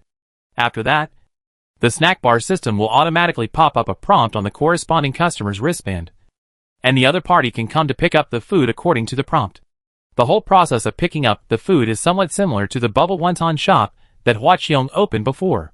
When there are many customers in the store, after ordering and receiving the serial number, you need to go to the food pickup port to pick up the food when the food is served. Chopsticks, spoons, peppers, chopped green onions, coriander, and other condiments are all prepared next to the serving table, and customers can take them by themselves. This snack bar, except for the location and the surprises in the kitchen, other aspects are very similar to the wonton shop that Hwacheong used to run, especially the serving table, which gave her a long-lost sense of familiarity. She can study new delicacies here, let the machine learn and record, and quickly serve them to customers, or she can make delicious home-cooked dishes manually when she is in the mood. How to run the business, all the methods are up to her. Hwacheong touched every appliance and item in the kitchen with special care, and her eyes could not help but moisten. She turned to look at Shu Fu, and said in a trembling voice, "Thank you." Apart from thank you, she really didn't know what else to say. Shu Fu smiled at her, said nothing more, and took her to check the living space on the upper floor. This place is also about 70 square meters with 2 bedrooms and 1 living room, with simple furniture and home furnishings. Unlike her daughter's plantation house, this residence is upstairs, with a balcony on each side, and the balcony is sealed with glass. But the lighting is very good. Hwacheong could imagine how warm and comfortable it would be to lay a blanket here, put a rocking chair, plant a few beautiful flowers, and wait for the flowers to bloom, and sit here with her daughter and look at the endless ocean outside. Probably because this is also a commercial raft. There is a battery board on the top of the building, but it's a pity that there is no compressed water tank. Fortunately, Shu Fu now has many towing positions. She took out the newly drawn water resources raft card, activated it, and placed it at position 9. And the shelter raft originally at position 9 automatically moved to position 10. It just so happens that the shelter doesn't have 24-hour purified water, so it can be supplied now. Afterwards, the last sharing function was selected for Hwacheong's raft, electricity. Now the electricity of the drifting island house is allocated for 8 hours a day, which is enough for Hwacheong to run a snack bar, and the battery board can keep the refrigerator and freezer and other equipment that needs 24-hour electricity running during the power outage period of the snack bar. Currently, the snack bar can hire 2 employees, one for the front desk and one for the kitchen. The store saves the work of ordering and delivering food, but still needs an employee to watch in front, clean up the tableware, and clean up the garbage at any time. As for the used tableware and dishes, there is a large automatic dishwasher installed in the kitchen, which can automatically wash, disinfect, and dry as long as there is water and electricity. As for the back kitchen, with the area for automatic food preparation, Hwacheong can handle it alone. As long as she studies it carefully and selects 10 dishes with reasonable combinations, she will be able to operate smoothly. Therefore, she thinks that as long as she recruits one more person, she can operate smoothly. But unfortunately, the raft is currently short of people. Among the newcomers, the young and strong Lucian is the only one left. For things like hiring and working, it is better if others are willing to take the initiative, just like Su Jiechu, who would rather learn martial arts than work for a day. Even his own brother can't do it, it is impossible for others to force him. Finally, Hua Qiong thought about it, and prepared to handwrite a recruitment notice, and post it in the open booth area on the deck. Anyway, the raft area is so small now. When everyone gets up and finds a new raft building here, they will definitely come to visit, and they will be able to see it then. Currently recruiting front desk staff, there are no requirements, free work meals, and the number of working days per week is set at 5 days, which means that even if the snack bar is open, Hua Qiong will only be open 5 days a week, and will no longer be like before, working 365 days a year. After completing the trailer and upgrade set, Xu Fu returned to the drifting island house. She thought of the red first prize she won again in this 10-draw streak, so she already had 3 gift pack cards to use with the upgrade set. Out of curiosity, she tried it on the function screen. Just like the last time, a list of available rafts would pop up first, allowing her to choose. The list that popped up this time was 1. Chen Fei's raft, 2. Hua Qiong's raft, 3. Lu Xuan's raft. The first 2 names were within her guess. She estimated that after using them, Chen Fei and Hua Qiong stores would have all kinds of matching ingredients, filling up the now empty cabinets, shelves, refrigerators, and freezers. But Lu Xuan's raft, can it be used in the shelter? What will happen after using it? She thought that after there were real refugees living in the shelter, she could discuss it with Lu Xuan, and maybe try to use the matching gift package card. Xu Fu thought so, went to have some breakfast, and then started a new day of rescue work. Official rescue work is 24 hours, because personnel can be replaced in shifts, but when the weather suddenly changes to bad, ordinary boats have to take a break. As for the raft of the superpower, it has no problem dealing with ordinary bad weather. Even if the owner of the raft needs to sleep and rest, the rescue team members can board the raft and continue to assist in the rescue work. The members of the rescue team, like the survivors, can take shelter in the container house, or they can operate the marine engine or sails added to the raft. Xu Fu was not afraid of any bad weather, but she had to rest, because she was the only one who could operate the drifting island house. So she was very busy these 2 days, except for 7 to 8 hours of sleep every day. She spent all the rest of her time operating the raft to travel between the abandoned city and the giant ship. As for the friends on the raft, they only watched and waited during the first few rescues because of curiosity and nervousness.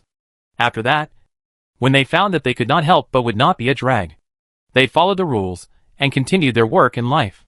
By the evening of that day, when the shelter carrying another group of survivors arrived inside the ship and unloaded all the people, Xu Fu, who was on the terrace of the drifting island house, suddenly heard the air raid alarm coming from the surroundings.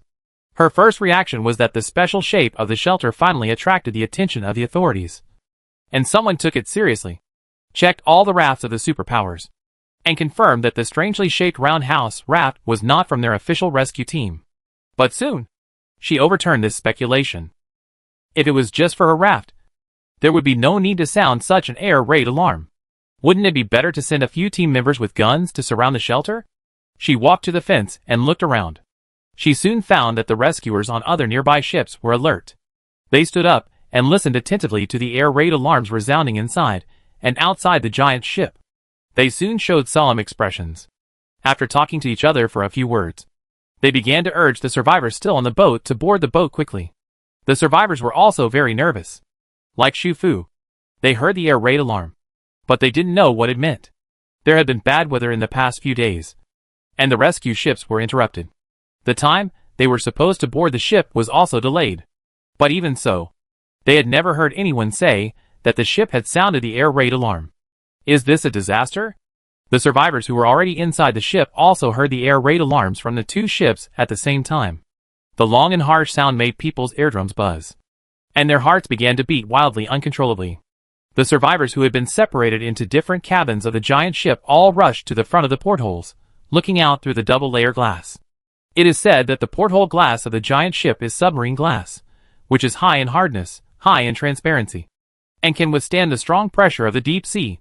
Therefore, in order to save materials, the windows of some cabins of the giant ship are made very small. At this moment, so many people gathered in front of the window, but no one could figure out what was happening outside. They only saw that the boats and rafts that had been traveling between the giant ship and the land in an orderly manner began to speed up, and those ships closer to the giant ship flew across the water, ignoring the turbulence of the waves, and quickly rushed towards the hole under the giant ship. The boats and rafts that were still in the shallow waters all turned around and quickly headed for the land with a higher altitude in the north. Then, under the leadership of the rescue team, they quickly disembarked and landed, looking for a solid shelter on the shore. Above the giant ship, more than a dozen helicopters took off at the same time, heading towards the abandoned city area, and began to issue air defense alerts throughout the area. Chapter 165. The plateau is destroyed. While other boats and rafts in the deep water area were desperately speeding towards the inner waterfront dock of the giant ship, Xu Fu had already dragged a long string of rafts behind her and left the interior of the giant ship in the reverse direction. The reverse movement of the shelter attracted some attention, but it was only a moment, and those boats that cast their eyes had already sped inside. The entire water area became a little chaotic. The accelerated boats raised waves, the waves collided with the heavy rain, and stirred up more water mist. At this time Xu Fu notified Lu Xuan on the intercom, and asked her to open the protective cover of the shelter. After the protective cover was opened, the shelter that was originally visible to outsiders quietly lost its presence in the chaos.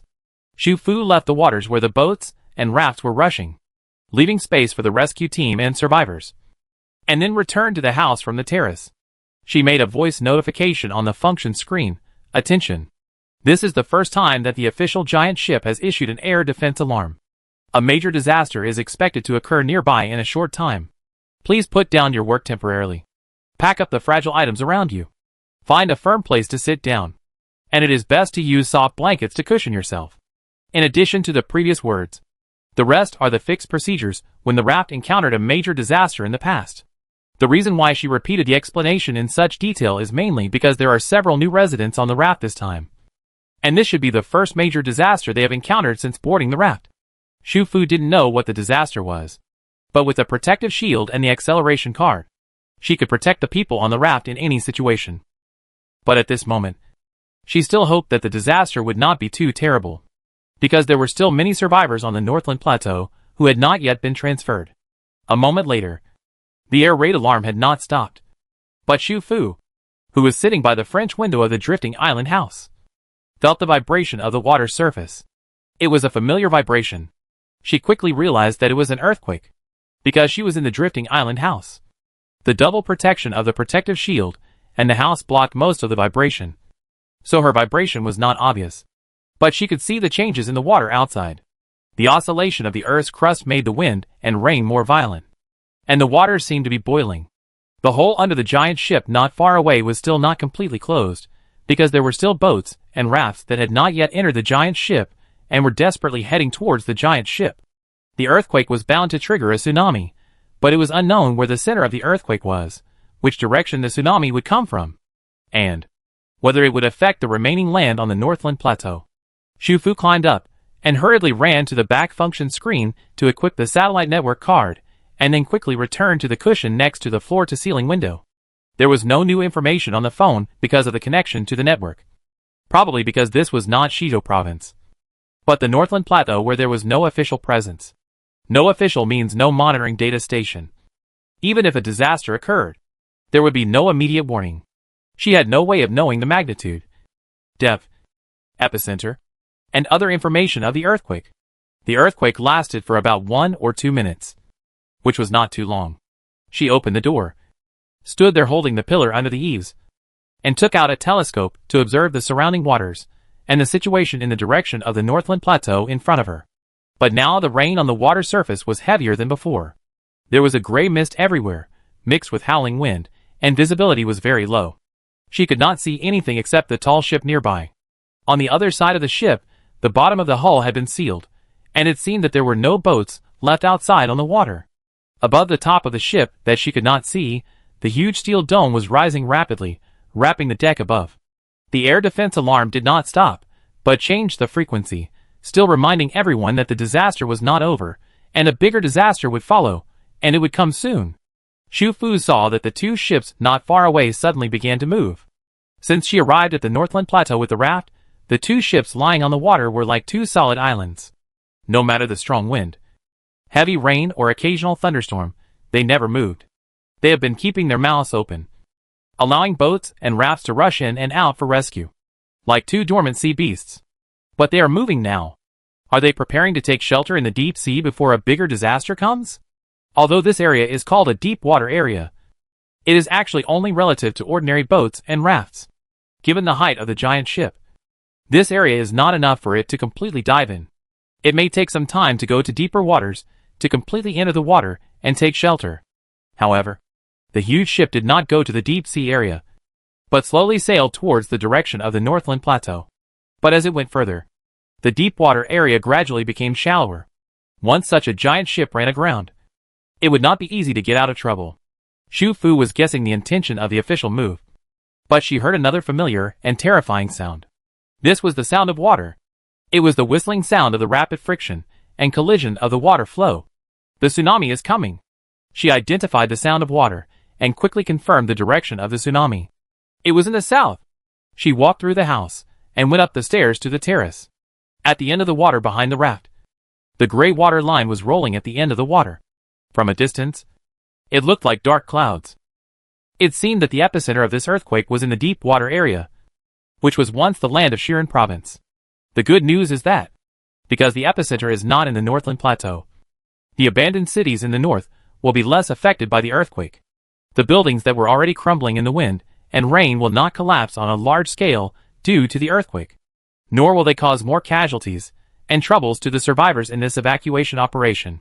But the bad news is that the tsunami caused by the deepwater earthquake will directly impact the southern land of the Northland Plateau.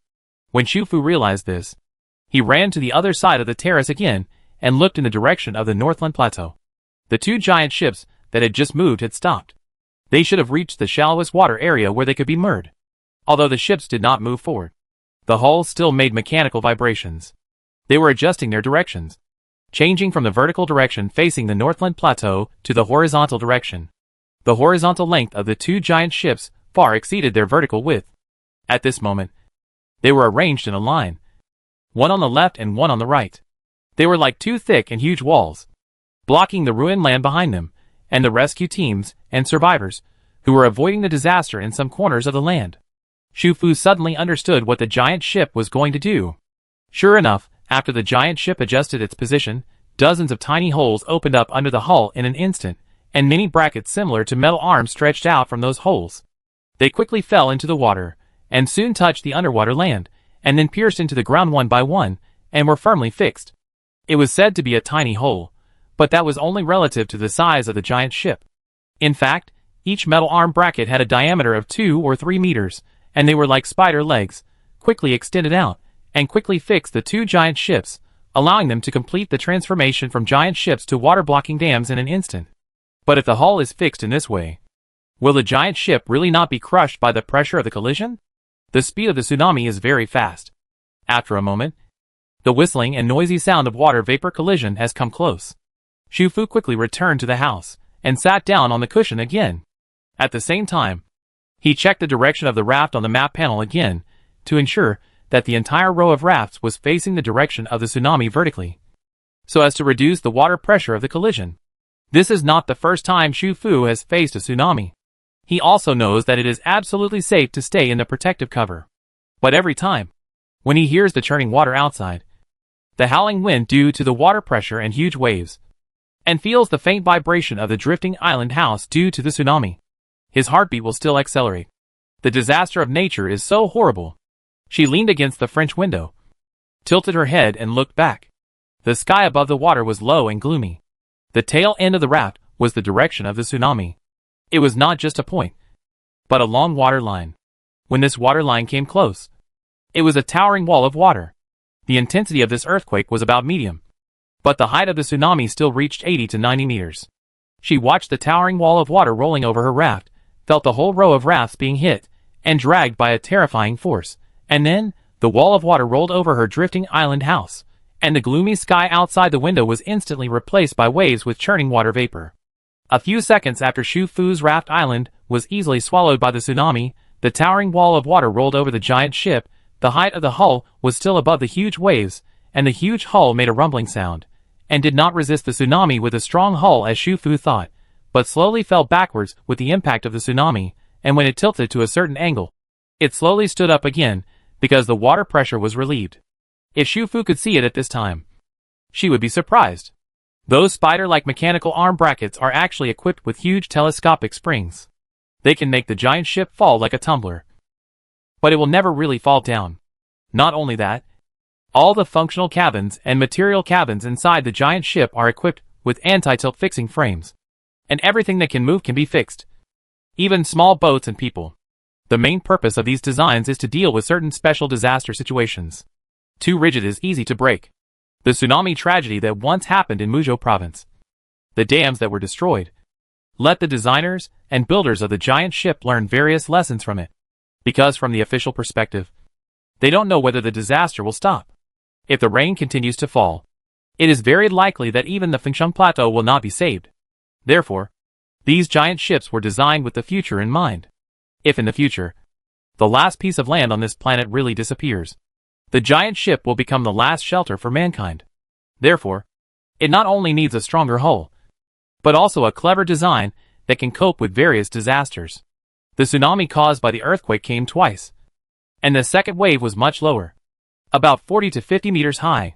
After the tsunami was completely over, the giant ship returned to its original position, reopened the dock in the cabin, and began rescue work. Although the huge hull blocked a lot of land behind it when the tsunami hit. But with this level of tsunami, the seawater would rush to the land for a long distance, and many people would still be swept up by the waves of the sea. Some people were missing. Some died. Some were injured. The original rescue work became more and more arduous. After nightfall, the searchlight on the top of the ship was turned on to illuminate the nearby waters. Shu Fu, who was carried to the nearby waters by the tsunami waves, also dragged the raft back here, closed the protective cover outside the shelter again, and searched for tsunami survivors at the nearby landwater boundary. The semicircular shelter was like a spoon for catching people. Under Shu Fu's operation, he salved survivors everywhere, and when the shelter was almost full, he unloaded the people into the ship. That night, not only the rescue team and the superpowers did not rest, but even Shu Fu stayed up all night. Lu Xuan could rest for a while, because Shu Fu could replace her work, but no one else could replace Shu Fu's work. The next day, after the rescue work for the nearby tsunami was almost over, everyone did not care about resting, and re-entered the work of transferring and migrating survivors. Shu Fu prepared a large glass of iced American coffee for herself, to refresh herself. She rarely stayed up late, but she felt okay. The main thing was to rescue the tsunami survivors. She planned to wait until the peak of rescue in the daytime was over, and then rest at night. Yesterday's tsunami collapsed some urban buildings along the south coast, causing the already dilapidated buildings to completely collapse into ruins, which also made today's work of migrating survivors much more difficult. Fortunately, most of the survivors in these cities in the south have been relocated, and the tsunami waters also receded last night, and there were not many casualties afterwards. When she connected to the network again in the afternoon, she found that a disaster notification popped up on her phone. This was a real-time notice of the disaster on the northern plateau issued temporarily by the officials on the giant ship. As long as the communication equipment that can connect to the network will receive this notification. In addition to the disaster notice of yesterday's earthquake and tsunami, there are also disaster predictions and warnings, which are the coordination and predictions after the unmanned probe released by the giant ship last night sent back data. Officials said that in the two areas east and south of the northern plateau, the crustal data is very unstable. It is expected that within 4 to 6 days, there will be another large-scale shallow source earthquake, and the earthquake intensity is conservatively estimated to be above 8. Shallow source earthquakes plus the large-scale deep water areas on the planet today, plus the 8 magnitude intensity, are simply a triple stack of bad luck buffs, which may trigger a tsunami twice as strong as yesterday. A bigger disaster is coming. They have to transfer all the remaining survivors of the Beatty Plateau to the giant ship safely before the next disaster comes. 3 days later, it rained heavily. Next to a half-collapsed building in Zhangcheng, several people were brave enough to move heavy building debris in the heavy rain. There were more than a dozen people standing around, but there were old and young people among them, and their expressions looked a little confused and anxious. Today is the evacuation time arranged for Zhangcheng. They were passing by here, and they didn't expect the nearby building to suddenly tilt, and then collapse the bridge deck next to it. Some people dodged in time, but a few people did not escape in time, and were crushed by the debris. After the people outside shouted, they confirmed that the 3 people inside were alive. They were lucky. There was a space supported underneath. However, after they moved and dug for a while, they were stuck by a huge piece of debris. Although there were many teammates on the side, they had no tools and it was difficult to find a foothold. So they could not move the heavy debris. The heavy rain kept falling, and the small space inside was accumulating rainwater bit by bit. In the midst of anxiety, someone saw 3 cars coming slowly from another direction, and a group of people following behind them. One person rushed forward and waved to stop the car. The leading car was a dilapidated modified Jeep. The resources in the northern plateau were scarce. These modified Jeeps usually had complete tools and equipment. They wanted a car to be able to go up to the sky and into the ground. There must be tools that could help move the huge debris.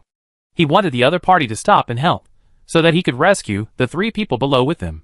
However, just as he waved his hand and opened his mouth, before he could even say anything to ask for help, someone on the side pulled him back and pointed him to look at an icon sprayed on the hood of the car.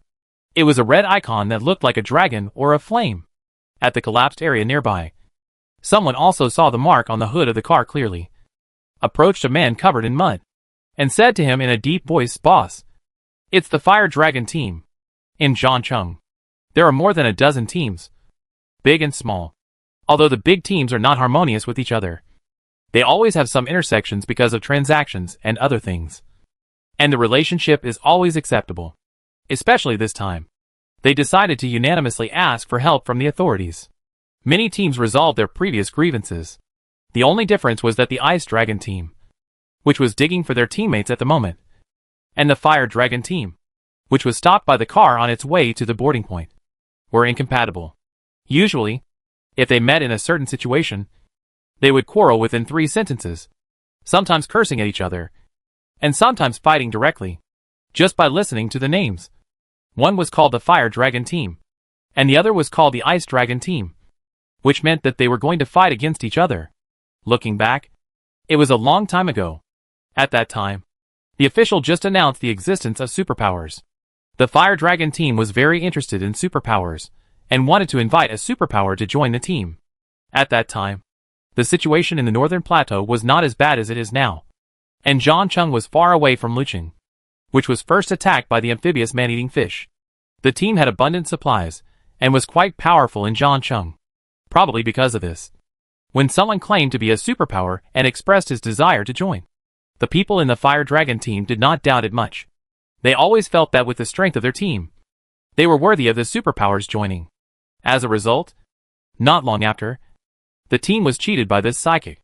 The man was indeed a psychic, but he just wanted to cheat some supplies, and planned to quietly swallow them and run away. He had done this kind of thing in other towns before, and he was a habitual offender, probably because he succeeded and ran away smoothly every time. He relaxed a little this time. As a result, he was discovered by the Fire Dragon team when he was swallowing the supplies. When the man was running away, he ran into another team that had just settled in Zhangcheng a few days ago. He unexpectedly found that his brother, who had lost contact with him while working in another city, was actually the deputy captain of this team.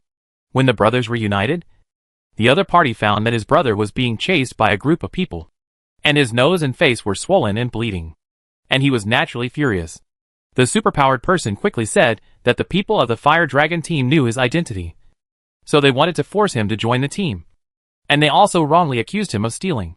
On one side was the brother who had just found his brother and was determined to protect him, and on the other side was the Fire Dragon team who were shouting and killing.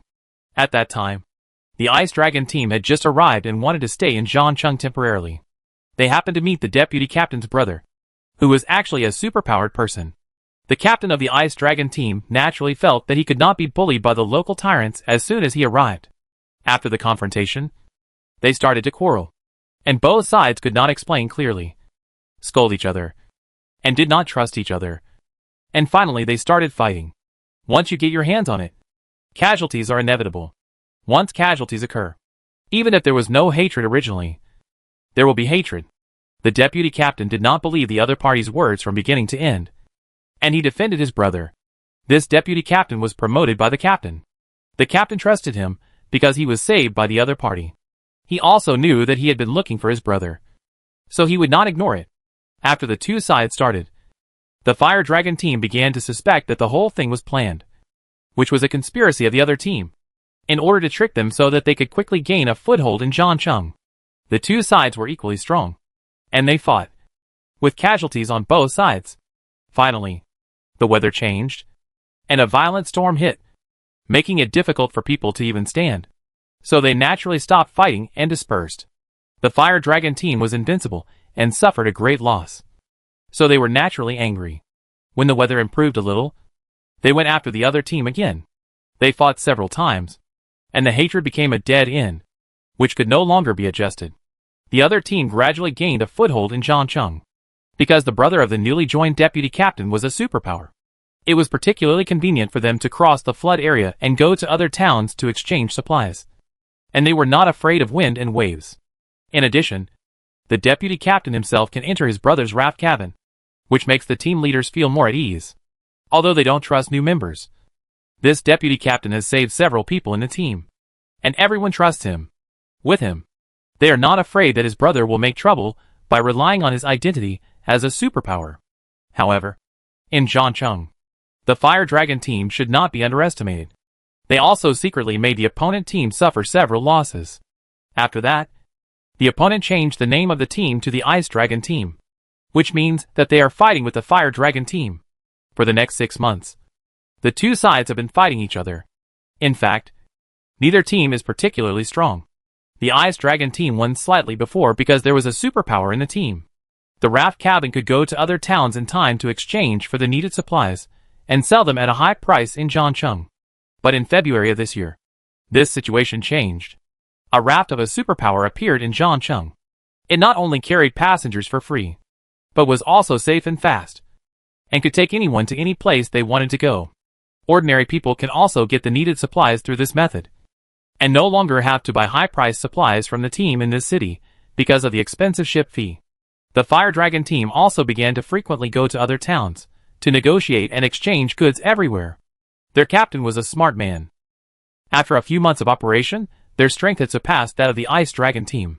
More than half a month ago, the water level on the Northland Plateau was getting higher and higher. Before the Ice Dragon team could figure out how to rely on the only raft of the psychic in the team, and the few two cars to take the entire team to Shizhou province, their deputy captain and the psychic disappeared together. Also missing were most of the team's fuel, the best modified car, gold, medicine, water, and other large quantities of supplies. Later, someone I knew sent me a message from another city, saying that the superpower in their team had already joined a strong team in another abandoned city, and had already embarked on a land migration. There were 2 other superpowers in that team, and they had abundant supplies, so they would naturally not refuse a superpower's joining. The Ice Dragon team was cheated, and it was a big one. Later, the news spread throughout Zhangcheng. They were very depressed at that time, and they especially didn't want to see the people from the Fire Dragon team, for fear of seeing the other side's mocking eyes. Looking back at the past 6 months, the two teams have been fighting for so long, and no one knows why. After this backstabbing incident, the members of the Ice Dragon team began to doubt their captain, because he appointed the vice captain, and he always supported the vice captain and his brother in the conflict with the Fire Dragon team.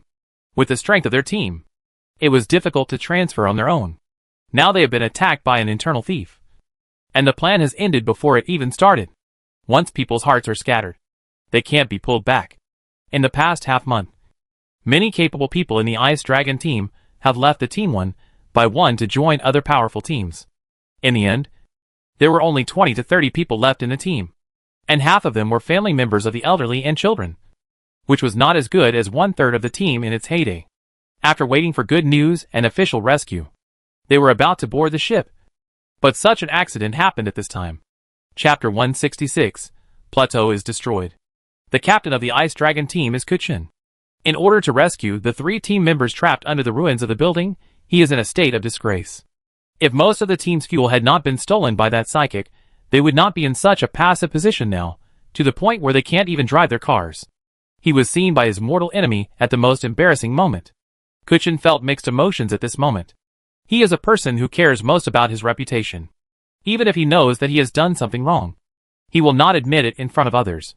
Just like the conflict with the Fire Dragon team, if he had not been so protective at the beginning, he had listened carefully to what the other party said, and had figured out the whole thing, the two teams would not have become enemies, and the other things that happened later would not have happened, and the team would not have been hit hard in such a precarious time.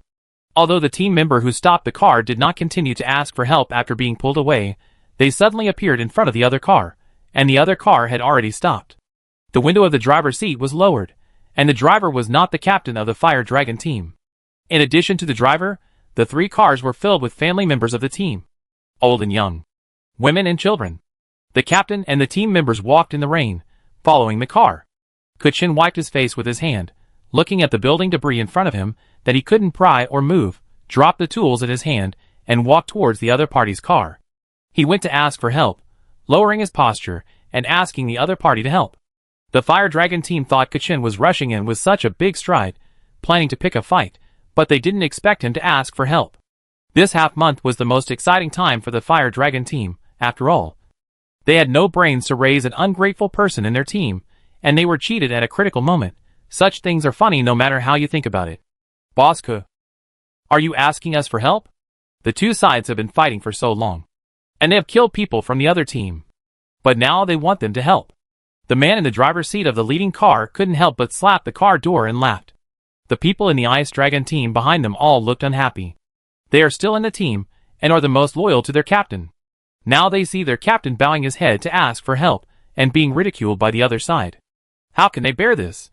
But Kuchen was asking for help, and they couldn't go to ruin his show.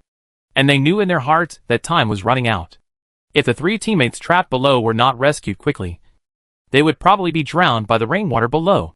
So at this moment, no matter how the other party laughed, they kept silent. In the Fire Dragon team, the one who laughed the loudest was stopped by pressing his head. Among the people walking behind, a thin and tall man had already approached. As soon as he came over, the other teammates who were also laughing stopped talking. Fenglu pulled down the hood of his raincoat, staring at the sturdy man who had fought with his team for half a year. When he spoke, Qing Jun looked very impatient. Why do you look so tragic? What happened? Please explain it clearly. Kuchen was begging for help, so he naturally didn't mind the other person's expression and tone at this time. So he quickly explained it again. Fenglu took 2 steps to the side, and saw the half-collapsed bridge, and a group of people standing on the collapsed area. He knew the situation of the Ice Dragon team for the past half-month. In fact, Kuchen was a bachelor, without a father, a mother, or a child. The old and young people he brought with him at this moment were all the family members of his teammates. If he was really a ruthless person, he should have taken the remaining supplies and fled to other strong teams, like the others in the team, when he was stabbed in the back. But he didn't do that. He may have many shortcomings, such as arrogance, stupidity, and blindness. But in the end, who among them can be called an absolutely good person?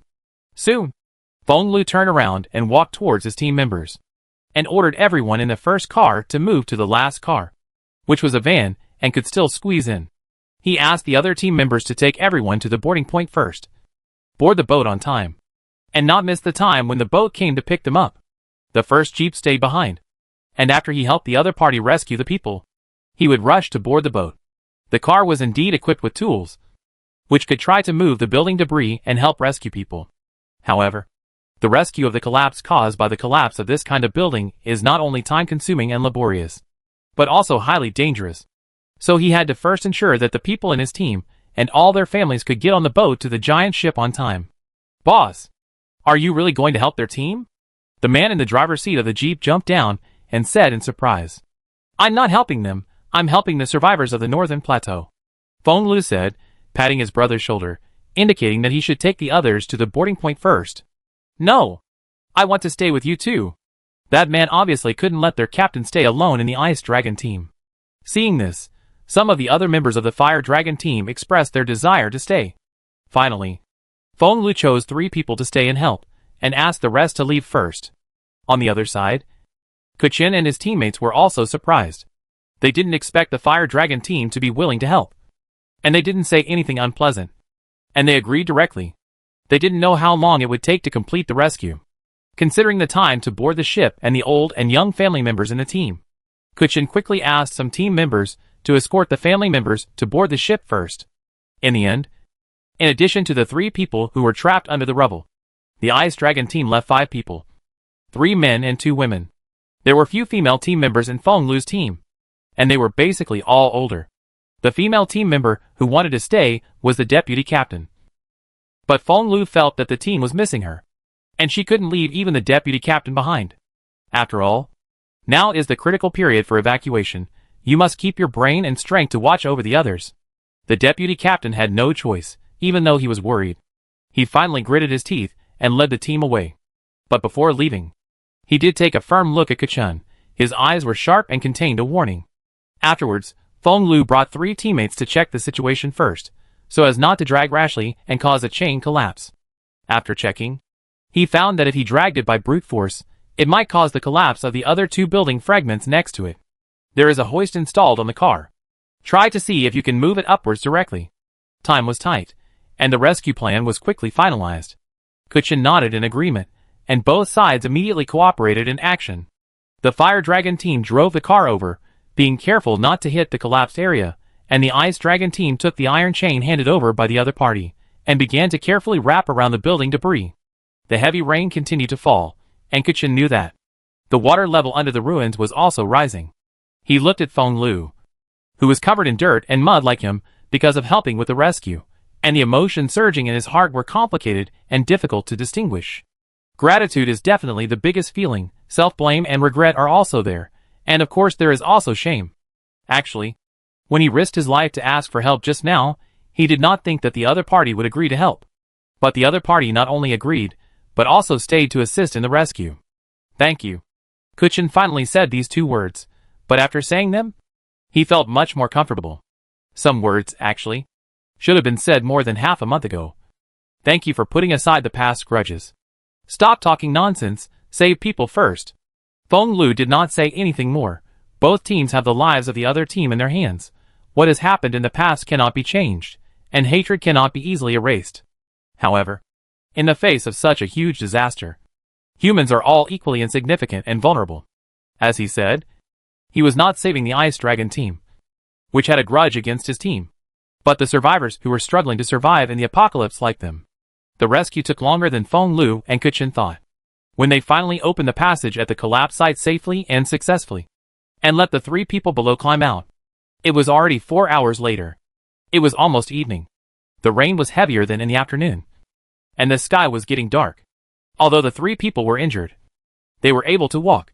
However, they still placed the 3 injured people in the jeep, and the others climbed the frames installed on the back and sides of the car, and stood on the car, so as to rush to the boarding point as soon as possible.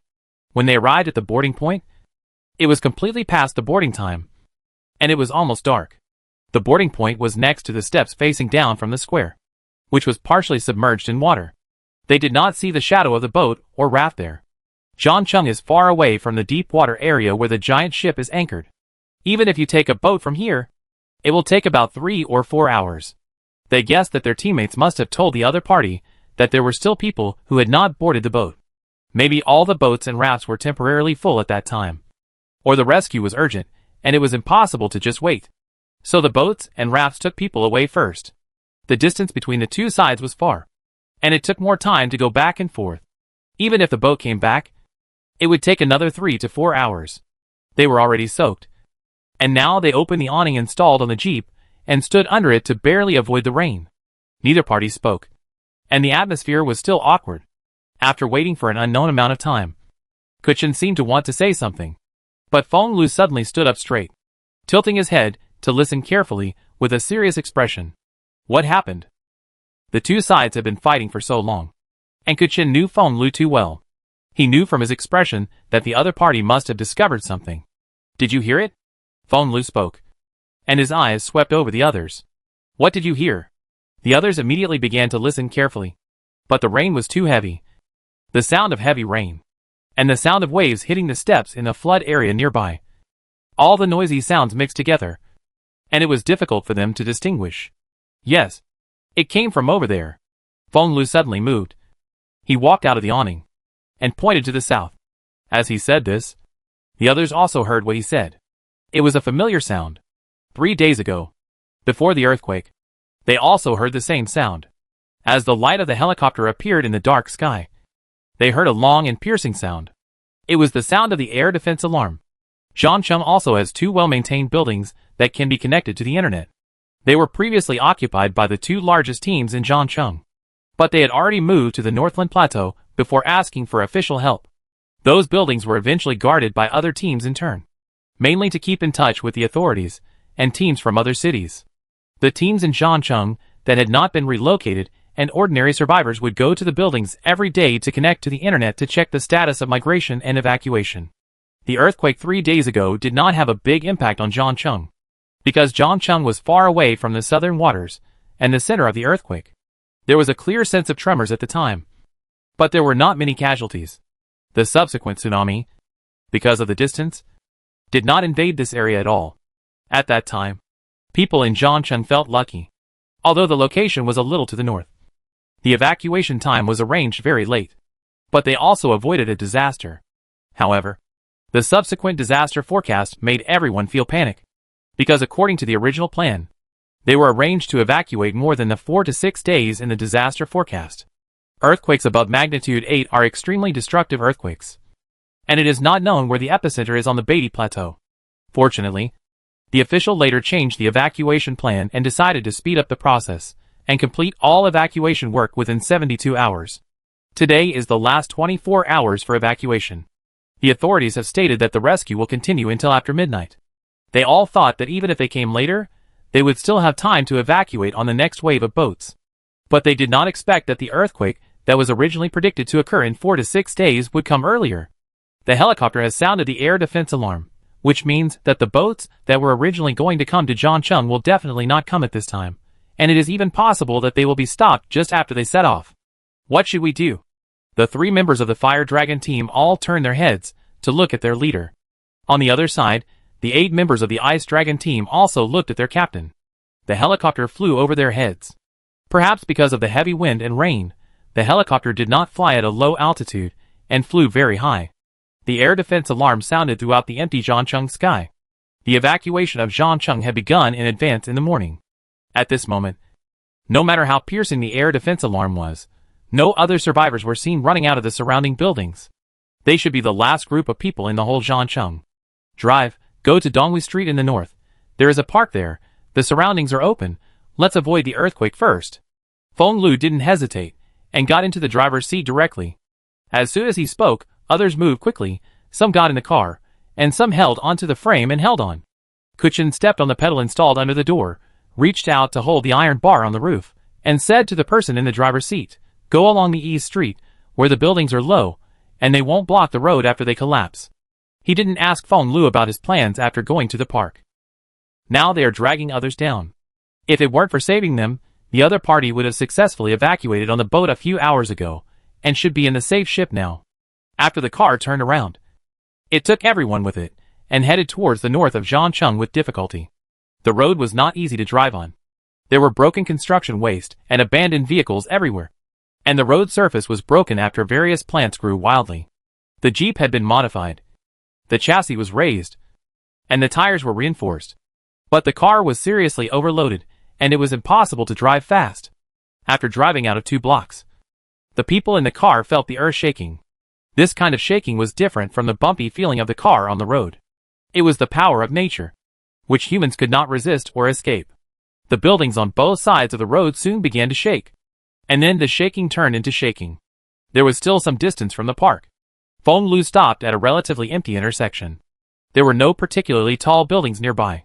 He opened the door and shouted, "Get out of the way first." The people hanging outside the car jumped out one after another, holding the bags they had been carrying on their backs on their heads, and squatting on the spot against the car body. The heavy rain and the earthquake made all of them feel as if they were on a large ship that encountered wind and waves, which made them dizzy.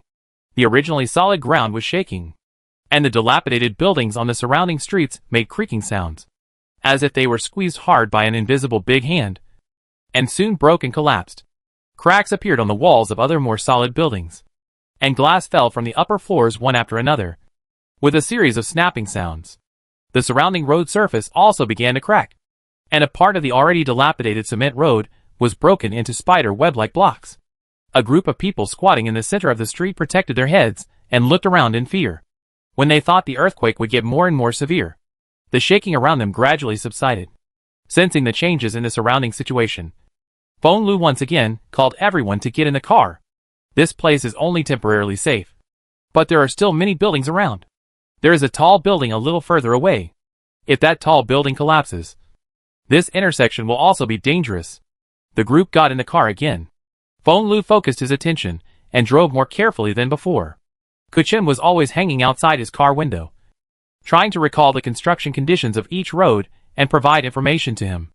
Feng Lu listened to Kuchen's information, analyzed the road conditions, and chose the driving route, and observed the surrounding area with great vigilance, ready to stop the car again and avoid it if he found that the earthquake intensified. Fortunately, the subsided tremor did not intensify again, and the car finally arrived at the park area safely and with difficulty. Chapter 167. The plateau is gone. The park is no longer what it was in the peaceful times.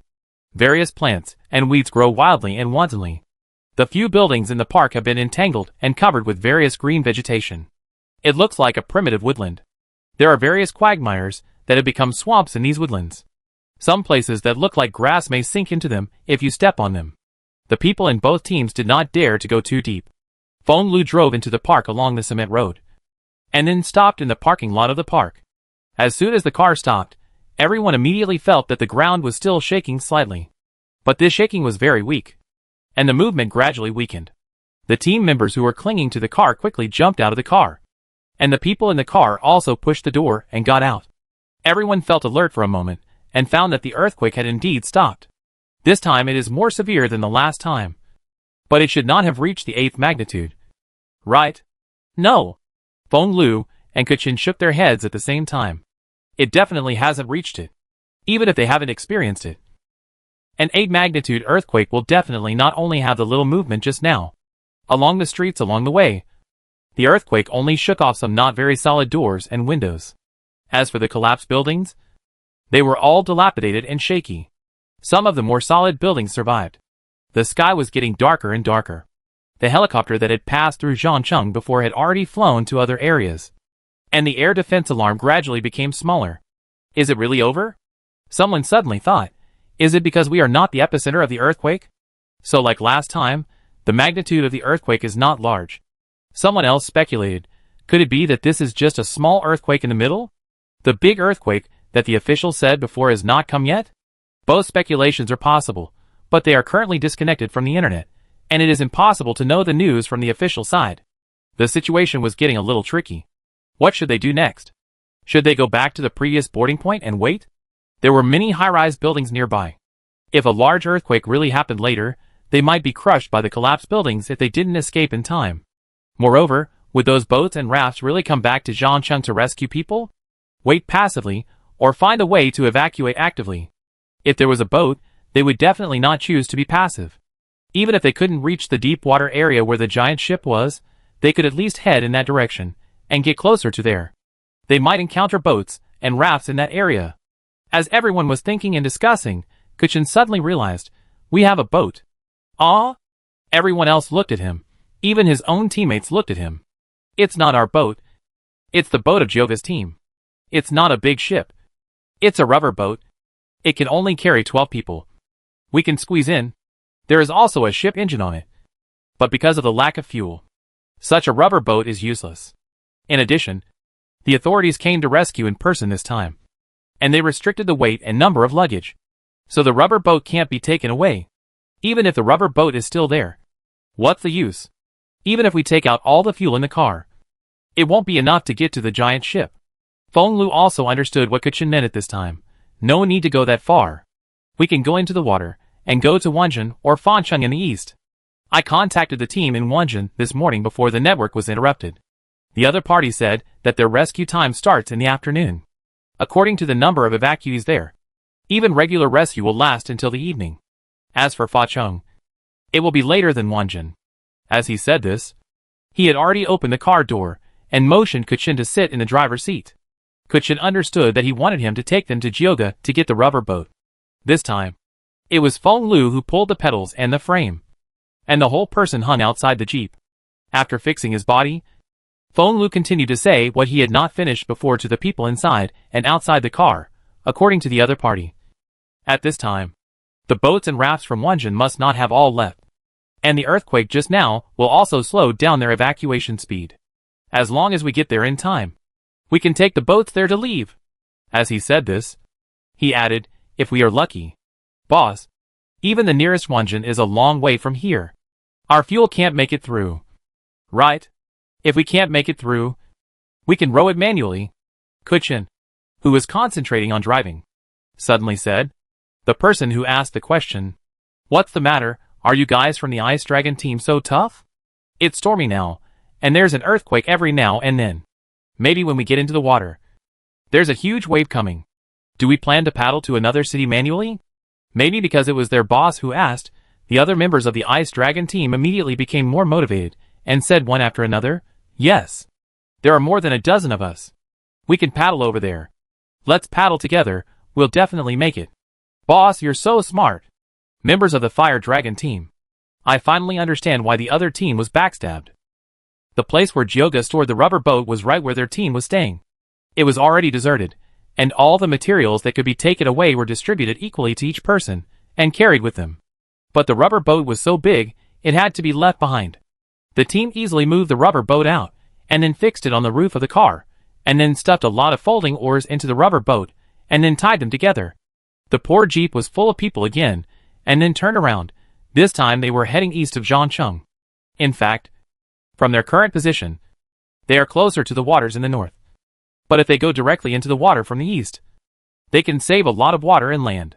To get to the east of Zhangcheng, you have to cross a bridge. This is one of the few bridges left in Zhangcheng, because it is strong enough and high enough. It has been preserved to this day. But now, the water level has risen sharply. Now the bridge deck is only 2 or 3 meters away from the water surface below. At the current rate of water level increase, it is estimated that it will be submerged in a week at most. But this road is indeed the fastest way to the east of Zhangcheng. The bridge is very long. Before the car went on the bridge, Feng Lu took out 2 binoculars and handed one to Kuchin. The two of them carefully watched for a moment and confirmed that the bridge was still intact. It should be fine. Yesterday, several teams evacuated from there and took this bridge, Kuchin said after checking. Feng Lu also thought that there would be no problem with the bridge. But there was an earthquake just now, so he still wanted to check it out. After the jeep drove onto the bridge, the people in the car immediately felt that the speed of the car had become significantly slower, because the surroundings were open, and both sides of the bridge were full of water. The storm here was a level higher, whistling and rolling heavy rain, hitting the car and the people outside the car with crackling sounds. Fortunately, the bridge deck was wide enough, and they only had to drive in the middle of the bridge deck, and they would not be afraid of accidentally falling off. The strong wind rolled up the waves, and the waves rose high, and rushed onto the bridge deck. The people hanging outside the jeep had no way to hide, and were drenched, and they were even more thoroughly wet. But they couldn't care about this now. It rained every day, and they were used to the humidity.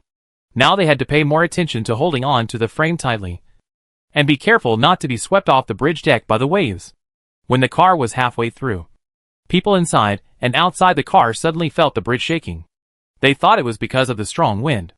This was the center of the bridge, and it was the strong wind that caused the bridge to shake. But soon, the shaking became more and more intense, and the whole bridge seemed to be shaking in the wind. Look behind you. A team member lying at the back door of the jeep knocked hard on the glass window, causing everyone else to look back, in the direction they came from. At the other end of the bridge, a dilapidated high-rise building originally built near the bridge was tilting and falling to one side. And in the distance, in the west of Zhangcheng, where the wind and rain blurred the view, it seemed that more buildings were tilting and collapsing. It's an earthquake. An earthquake is coming again. And this time it's coming with great force. Stop the car. Stop right here. Let's go into the water. Someone started to shout. Here? Are you crazy? Yes.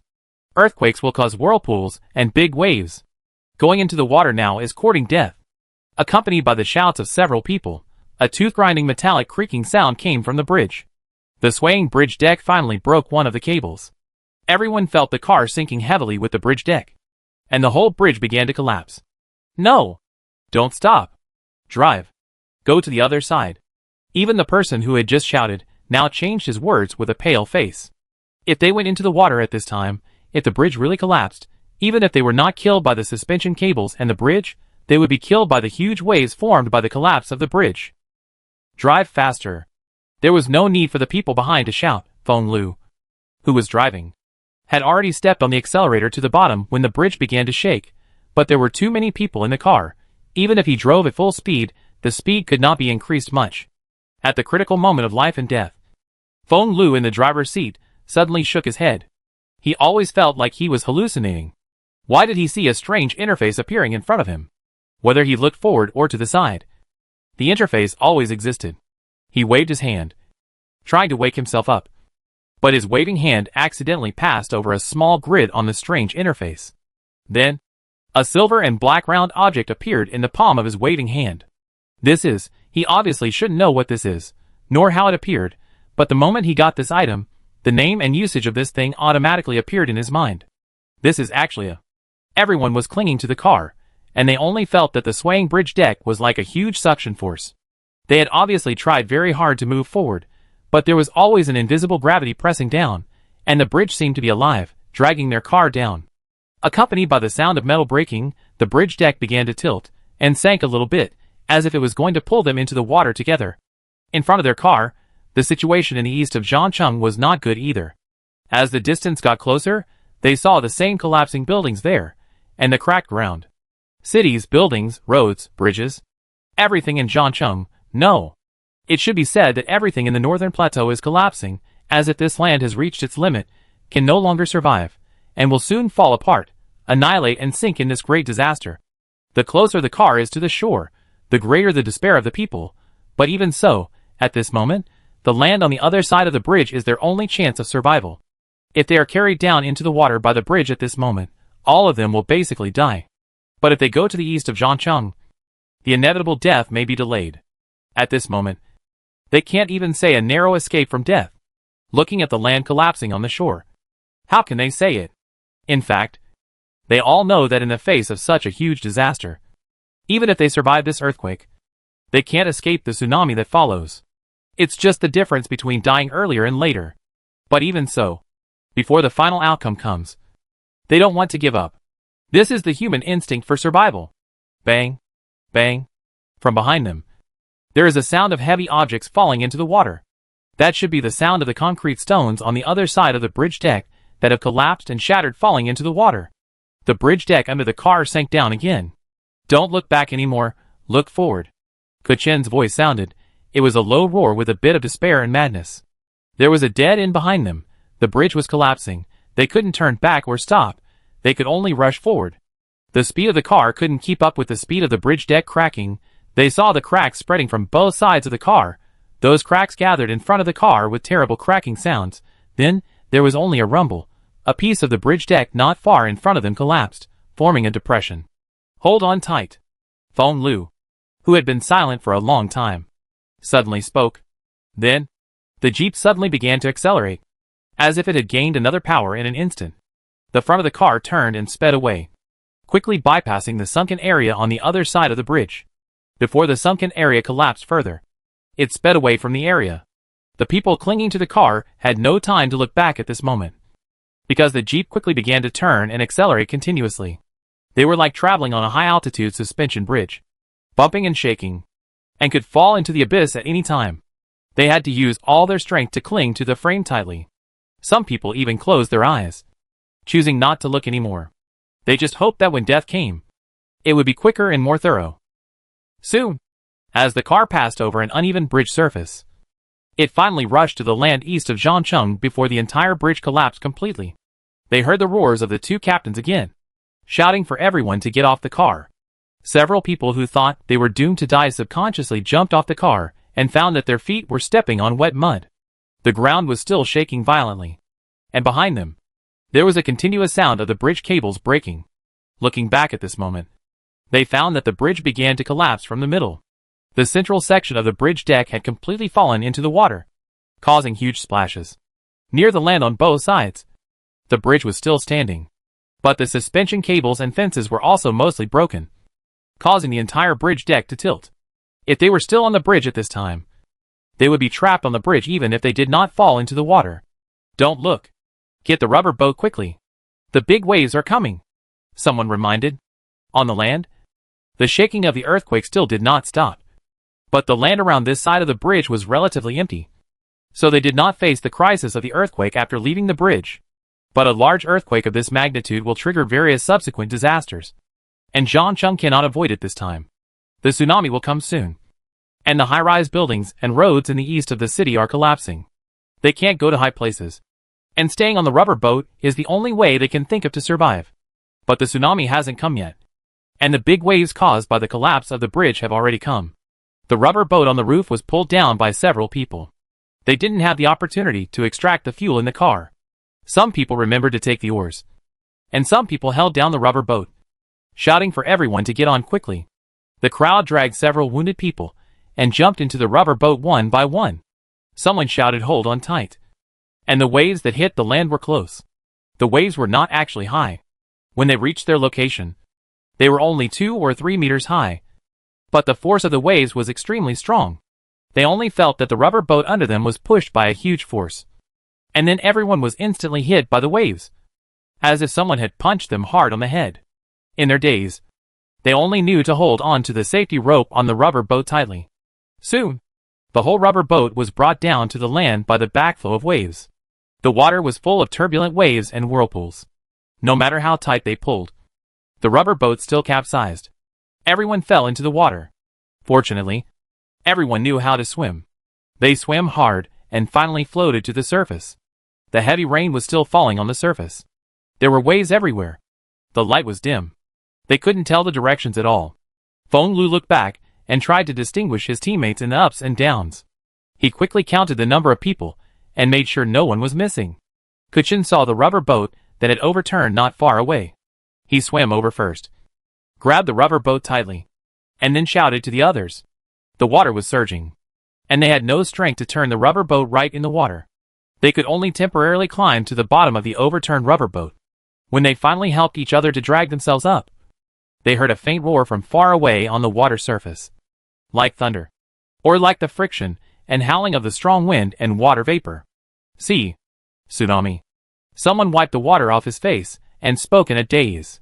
Almost at the same moment, a boat with a yellow light came quickly on the surging water.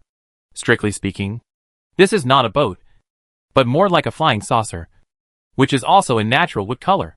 There is a semicircular cabin in the middle, and a circular deck around it. There is also a fence on the deck. At this moment, the fence facing them is opening quickly, as if they want them to get on. There is no one on this strange flying saucer boat, and it seems that there is no hanging equipment. They have no idea how it got here, and why they want to get on. They didn't move for a while. Feng Lu half knelt at the bottom of the rubber boat, steadying his body, looking at the strange boat in front of him with doubt. Finally, his sight fell on the glass windows of the semicircular cabin. In each window was a piece of paper with large colorful characters, so familiar that it made him a little dazed. As they hesitated and dazed, a slightly angry young female voice came from the shelter in front of them. The voice seemed to be transmitted through a loudspeaker. Even on the noisy water, it was still clear and loud. "What are you standing there for? If you don't want to die, hurry up and get up." Chapter 168. The plateau is destroyed. The tsunami in the distance is getting closer, but because it is too far away and it is dark, the people on the rubber boat did not notice it. On the raft area where the Fire Dragon team and the Ice Dragon team could not notice, Xu Fu was watching the people climbing onto the deck of the shelter through the surveillance camera on the deck of the shelter. "Can't these people move faster?" Lu Shuang had a headache. Upon hearing this, Xu Fu clicked the screen on the desktop again, and continued to give orders in a cold voice. "Hurry up. Find the sliding door of the circular house, and enter the shelter from there. After entering, enter your iris and fingerprint information on the machines on both sides of the aisle.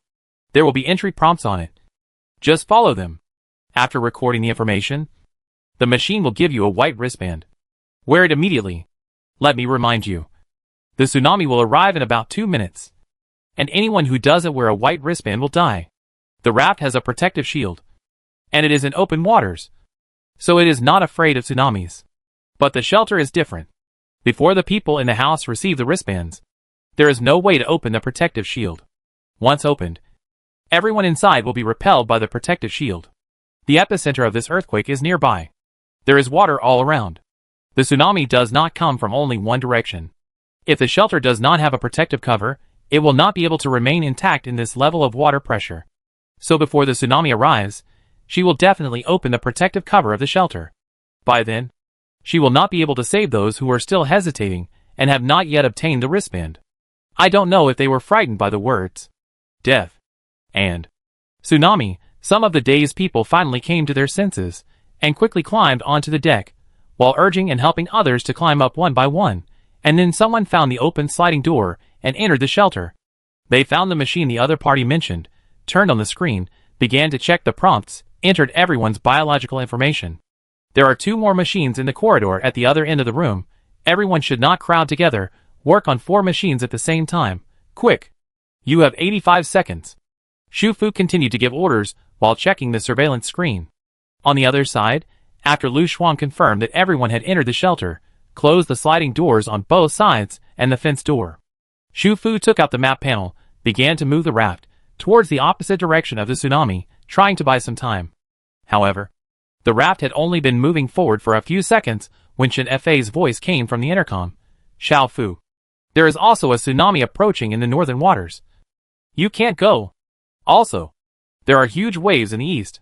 She was standing on the raised lighthouse, using a night vision telescope to check the situation in the north and east, so as to provide Shu Fu with the information in time.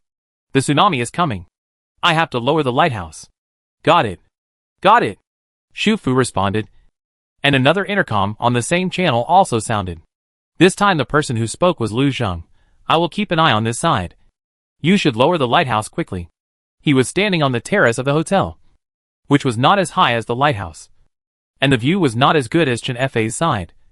But the hotel's building base was more stable, and the height was fixed, so he could continue to check for a while.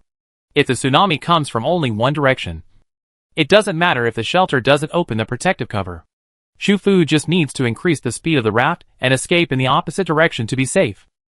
But the radiation range of this earthquake is very wide. All the remaining land is collapsing within sight, so there is no way to determine which direction is safe. You should go down as well. You can't stay outside when the tsunami comes. If you are thrown out, I can't save you. Shu Fu reminded. Don't worry. I know. Lu Zheng's tone softened a little. I'll go down right away. Shu Fu put down the intercom and looked back at Lu Shuang again. She was staring at the monitoring screen, but she seemed to feel that she was in Shu Fu's sight. She said, there are 13 people in total, and there are 5 more. This means that there are 13 survivors in total, and there are still 5 people who have not received the wristband. Shu Fu immediately clicked the screen upon hearing this, urging, you still have 30 seconds. Those who have received the wristbands, you can go into the corresponding room and find the corresponding bed. Find a corner where you can stabilize your body, and be prepared for collision. This tsunami will hit from 3 directions at the same time. The average height is between 150 and 200 meters. Only those who wear the wristbands can survive. As she spoke, she continued to stare at the screen. Among the people on the screen, there was a face that was indeed very familiar. In fact, if she had not clashed with the rescue team an hour ago because of the survivors on the 2 giant boats that arrived, she would not be here at all. Fortunately, when those people clashed, she happened to unload a group of people and leave the giant ship, so she heard the news by accident. Those survivors did not deliberately clash with the rescue team. Their original intention was just to hope that the rescue team would go back to Zhangcheng to save people. But the rescue team had no choice. The authorities had been closely monitoring the crustal data of the Beatty Plateau in the past few days. They had just discovered abnormal fluctuation data and speculated that the disaster might come early. They had issued an order for everyone to evacuate. When she heard the word Zhangcheng, Shu Fu subconsciously looked at those people a few more times. And then she actually saw a few faces she had seen before. She still remembered that the other team was called the Fire Dragon Team. The situation over there was that their captain missed the original boarding time in order to assist another Ice Dragon team in rescuing people. They had already explained this situation when they boarded the ship, and the rescue team also said that at the same time. There would be boats going to other towns departing from the giant ship, and they would be notified to remember to pass by here and come to pick up people. But after they arrived at the ship, the situation suddenly changed. Air defense alarms began to sound around them, and all boats and rafts began to evacuate towards the ship. Although they didn't quite understand why the disaster came early, they understood from the situation that there might not be other boats going to Zhangcheng to pick up people. The captains of the two teams were still in Zhangcheng. If no one went to pick them up, they might die. Captain? Xu Fu thought about it, and a name appeared in his mind, Feng Lu. She remembered the white light bar that appeared above the other person's head when she left the Northland Plateau in the spring. Instantly, a thought flashed through her mind like lightning. It couldn't be, she thought so, quickly opened the function screen, checked the towing list. You can choose to tow the raft. Note, the bond value must be greater than or equal to 80, 1, Chen Fei's raft, bond value, 102, Zheng Feifei's raft, bond value, 96, 3, Lu Zhang's raft, bond value, 91, 4 Yao Ruoyun's raft, bond value, 90, 5, Lu Shuang's raft, bond value, 87, 6, Wu Xiaoshan's raft, bond value, 86, 7, Hua Qiong's raft, bond value, 85, 8, Han Lan's raft, bond value, 83, 9, Fang Xiwen's raft, bond value, 81. The list is the same as last time, still 9 people. So could it be that Feng Lu is not one of them? She thought so, but she felt uneasy in her heart, as if some sense of crisis had automatically emerged. It is very likely not, because it is too coincidental, but what if it is? The hidden task is to find 10 psychics with a bond value of 80 or more with her, and tow the raft to be completed. What if the other party is not yet awakened, but died in this disaster because they were missed? Just like Wu Xiaoshan, before she went to Joshua County to rescue them, she did not know that Wu Xiaoshan was also one of the targets of the task. Intuition was sounding the alarm. Xu Fu did not hesitate. She quickly issued a voice announcement to the entire raft, and then said Zhangcheng as the destination on the map panel. Then she used the acceleration card.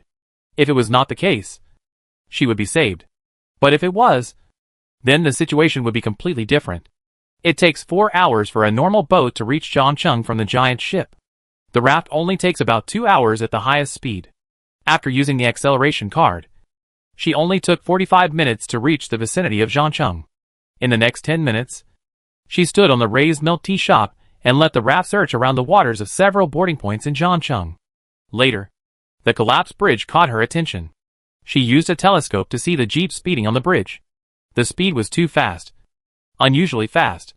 Xu Fu realized something, and returned to the drifting island house to open the function screen. This time, on her towing list, a new name suddenly appeared. 10. Feng Lu's raft, bond value, 80.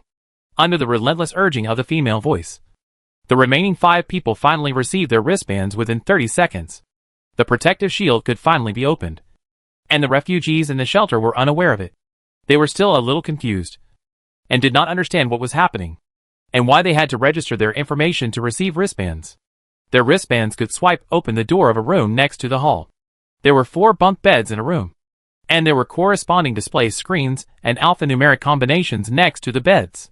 In the first room that could be opened, all 8 alphanumeric characters were lit up, from A1 to A8. The second one can open the other room. Only the first 3 display screens are lit, from B1 to B3. The third room door that can be opened is not on this side, but in another row of rooms, in the opposite direction of the 2 rooms here, and there are 2 letters on the bed, from Z1 to Z2. These letter and number combinations correspond one by one with a letter and number on their wristbands, and they roughly understand that these numbers correspond to their beds. The reason why there are 3 rooms is that men and women are separated. The room was so clean. The floor was smooth. The bed was spotless.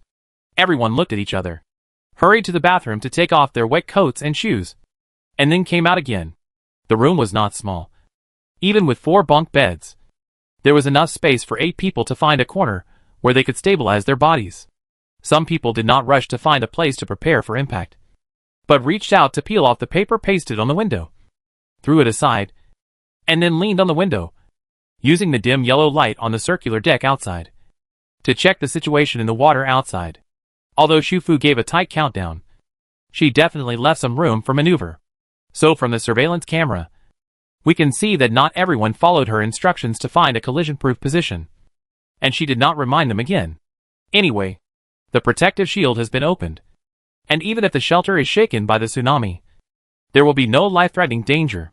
At most, it will be bumped and hurt a few times. This is the first batch of refugees in the shelter. She also knows that such strange outsiders will not completely follow her instructions as soon as they arrive. When entering the shelter from dangerous waters before, perhaps the other party would follow the warnings. But now they are in a safe place, and will naturally forget the previous fear.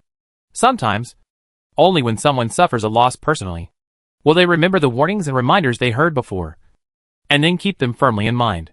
She gave Lu Shuang a few instructions. Opened the portable protective shield, quickly left her raft, and walked towards her own drifting island house at the front. The function screen could only be used in the house on the drifting island, so she had to rush back before the tsunami hit. The few people who were looking out the window did not have time to watch for long. In the dark night, the towering giant water wall had already approached in the heavy rain. The few people screamed in fear, but their hands and feet were out of control. They stood there stiffly, watching the water wall hit the shelter and flood the windows in front of them. At that moment, they all thought they would die. The entire raft island, along with the shelter behind it, was swept into the tsunami waves again. Xu Fu had taken seasickness pills in advance this time, and she sat in the same place, on the cushion in front of the French window. She didn't know how wide the earthquake covered this time. She heard the helicopter's air defense alarm, but the raft was still speeding on the water at that time, and she hardly felt the shaking of the water. The real shaking occurred more than 10 minutes after arriving in Zhangcheng. When the second earthquake hit, Feng Lu, Kuchen and his group were in the center of the bridge, far away from the urban areas on both sides of Zhangcheng. Although they knew that the buildings and ground in Zhangcheng were collapsing, they were too far away and had limited vision, so they didn't see the situation in the urban area of Zhangcheng directly. At that time, the entire land where Zhangcheng was located was shaking to the point of falling apart, and the broken land brought the entire city to pieces, collapsing, sinking. This was not an ordinary earthquake at all. So the tsunami caused at this moment was also something she had never seen before. The tsunami in the south first engulfed the raft, and the raft island was swirling in the vortex of the huge waves for a moment. And then another huge force came, and the shock caused by the impact was devastating. After 2 layers of protection, the house was still shaken, and Xu Fu leaned tightly against the cushion, on the map panel in her hand. The red light bar representing the raft was moving and rotating irregularly on the map after she zoomed in on it. Although the raft would be fine, such shock would have a great impact on the plantation and breeding house. She did not think for too long and quickly selected a water area in the north, preparing to rush over before the second wave of tsunamis hit the north. After the navigation was confirmed, the raft quickly began to dive automatically, and after diving to a certain depth, it broke through the waves at a maximum speed of 100 and headed north.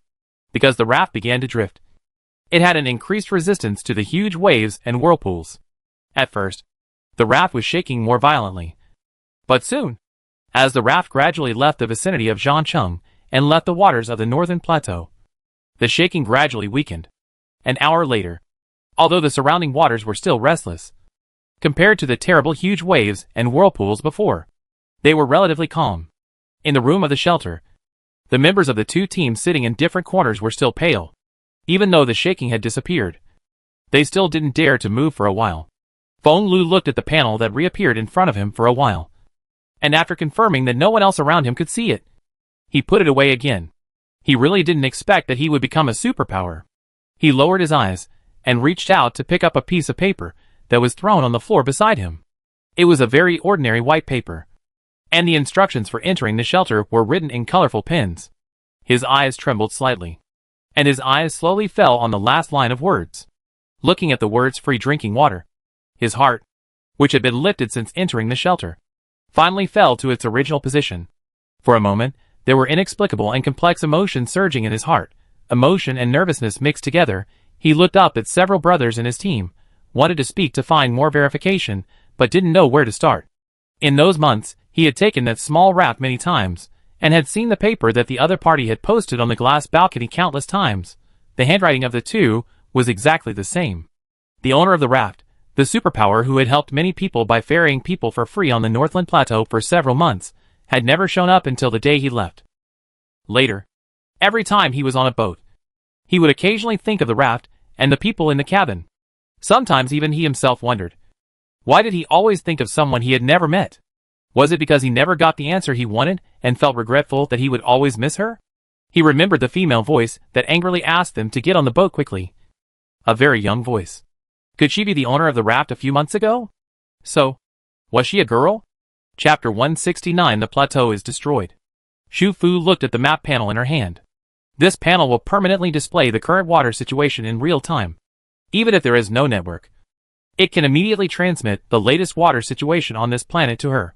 Several days ago, on the way to the Northland Plateau for rescue, she had checked the map of the entire Northland Plateau. The Northland Plateau was originally a horizontal plateau land, narrow from north to south and long from east to west.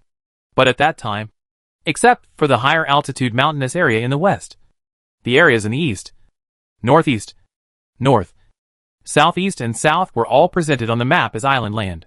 Some of the islands are separated by a distance. Some are connected in series, each of which is the location of a town, and the rest are all water. However, the existence of land can still be seen. Now, the large dark green land in the west of the Northland Plateau is presented as a dotted island, and the island land that was once displayed as a dark green icon has disappeared from the map.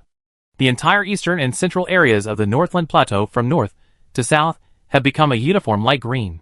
Only after she enlarged the light green waters could she find the occasional dark green icons on it, which meant that the remaining lands were very small, and were probably higher mountains near a town. The map stretched southward, and in the waters near Shiran province, two dark green icons of the same shape could be seen, which should be two official giant ships. From the scale on the map, we can see that the remaining lands in the central and eastern parts of the Northland Plateau are not as large as these two giant ships. The Northland Plateau completely disappeared. In the underwater dining area of the snack bar raft, everyone looked a little unhappy after hearing Shu Fu's words. Although they could not see Shu Fu's map panel, no one would doubt the information provided by Shu Fu. She said that the Northland Plateau disappeared, not like other plains and hilly areas that were flooded, where as long as you dive below a certain water level, you can still see the existence of cities and buildings underneath. But the land of the Northland Plateau first fell apart in a terrible earthquake, shattered into pieces, and finally swallowed up by the multi-directional tsunami caused by the earthquake. Since then, while country's Northland Plateau has completely disappeared from this planet. It is dinner time now. Since the snack bar raft was towed, in the past few days, even though it has not officially opened for business because it has not yet recruited employees, everyone will gather here spontaneously when it comes to meal time. Mainly because the fully automatic kitchen is too convenient, there is no need to cook by yourself, and everyone also wants to see how the machine works. Therefore, in the 2 meal times of noon and evening these 2 days, Hua Qiong will come to activate the automatic machine. Others usually don't sit at the table and wait, but gather at the kitchen outlet, curiously watching the machine serve food. The 10 dishes of the automatic meal machine cannot be fixed for the time being, because the machine is so easy to use. Hua Qiong basically changes it every day. The dishes these days include bubble wontons, fried eggs with tomatoes, spicy and sour cucumber, chive egg pancakes, spicy soup, scallion pancakes, pepper and salt fried chicken steak, green pepper and potato shreds, celery and mushroom fried wontons, 5-spice braised chicken and duck feet, fish soup seafood noodles, fried fish steaks, typhoon shelter fried prawns, spicy crabs, fried squid with sauce, fried clams with green onions and ginger, salmon sashimi. They have lived on the raft for so long, and the pork and beef stored in the backpacks are almost used up. In the breeding house, except for chickens and ducks, other animals are not mature yet. The next batch of fish that are about to mature are rabbits and some types of sheep. It will take more than 20 days to see the situation. So at the current stage, except for chicken, the other meat dishes in the snack bar are mainly seafood. Every household on the raft has seafood, even if they don't fish. Shu Fu will send them a batch of seafood every once in a while under various names. At the beginning, they were more restrained, and they took out a basket and shared it with everyone.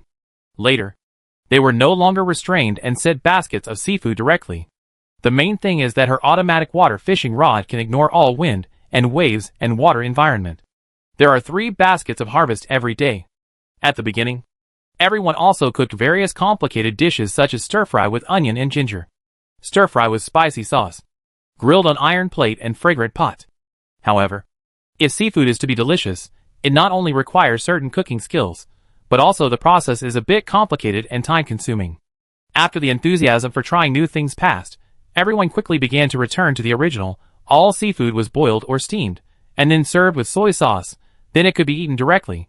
In this case, if there is a machine that can save all the intermediate processes, raw seafood goes in, and finished seafood comes out, it would be the best.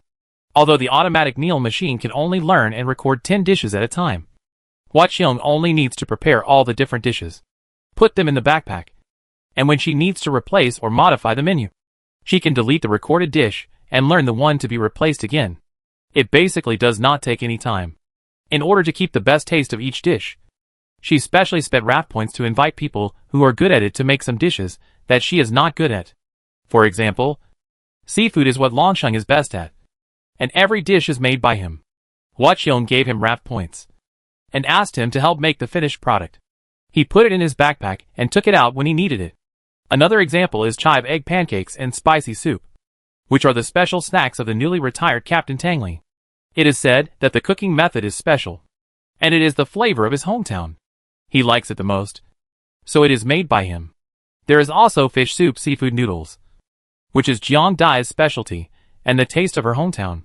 And scallion pancakes and braised chicken feet and duck feet are the craftsmanship of Zheng Feifei's mother. Scallion pancakes are the best dish of Jing's father.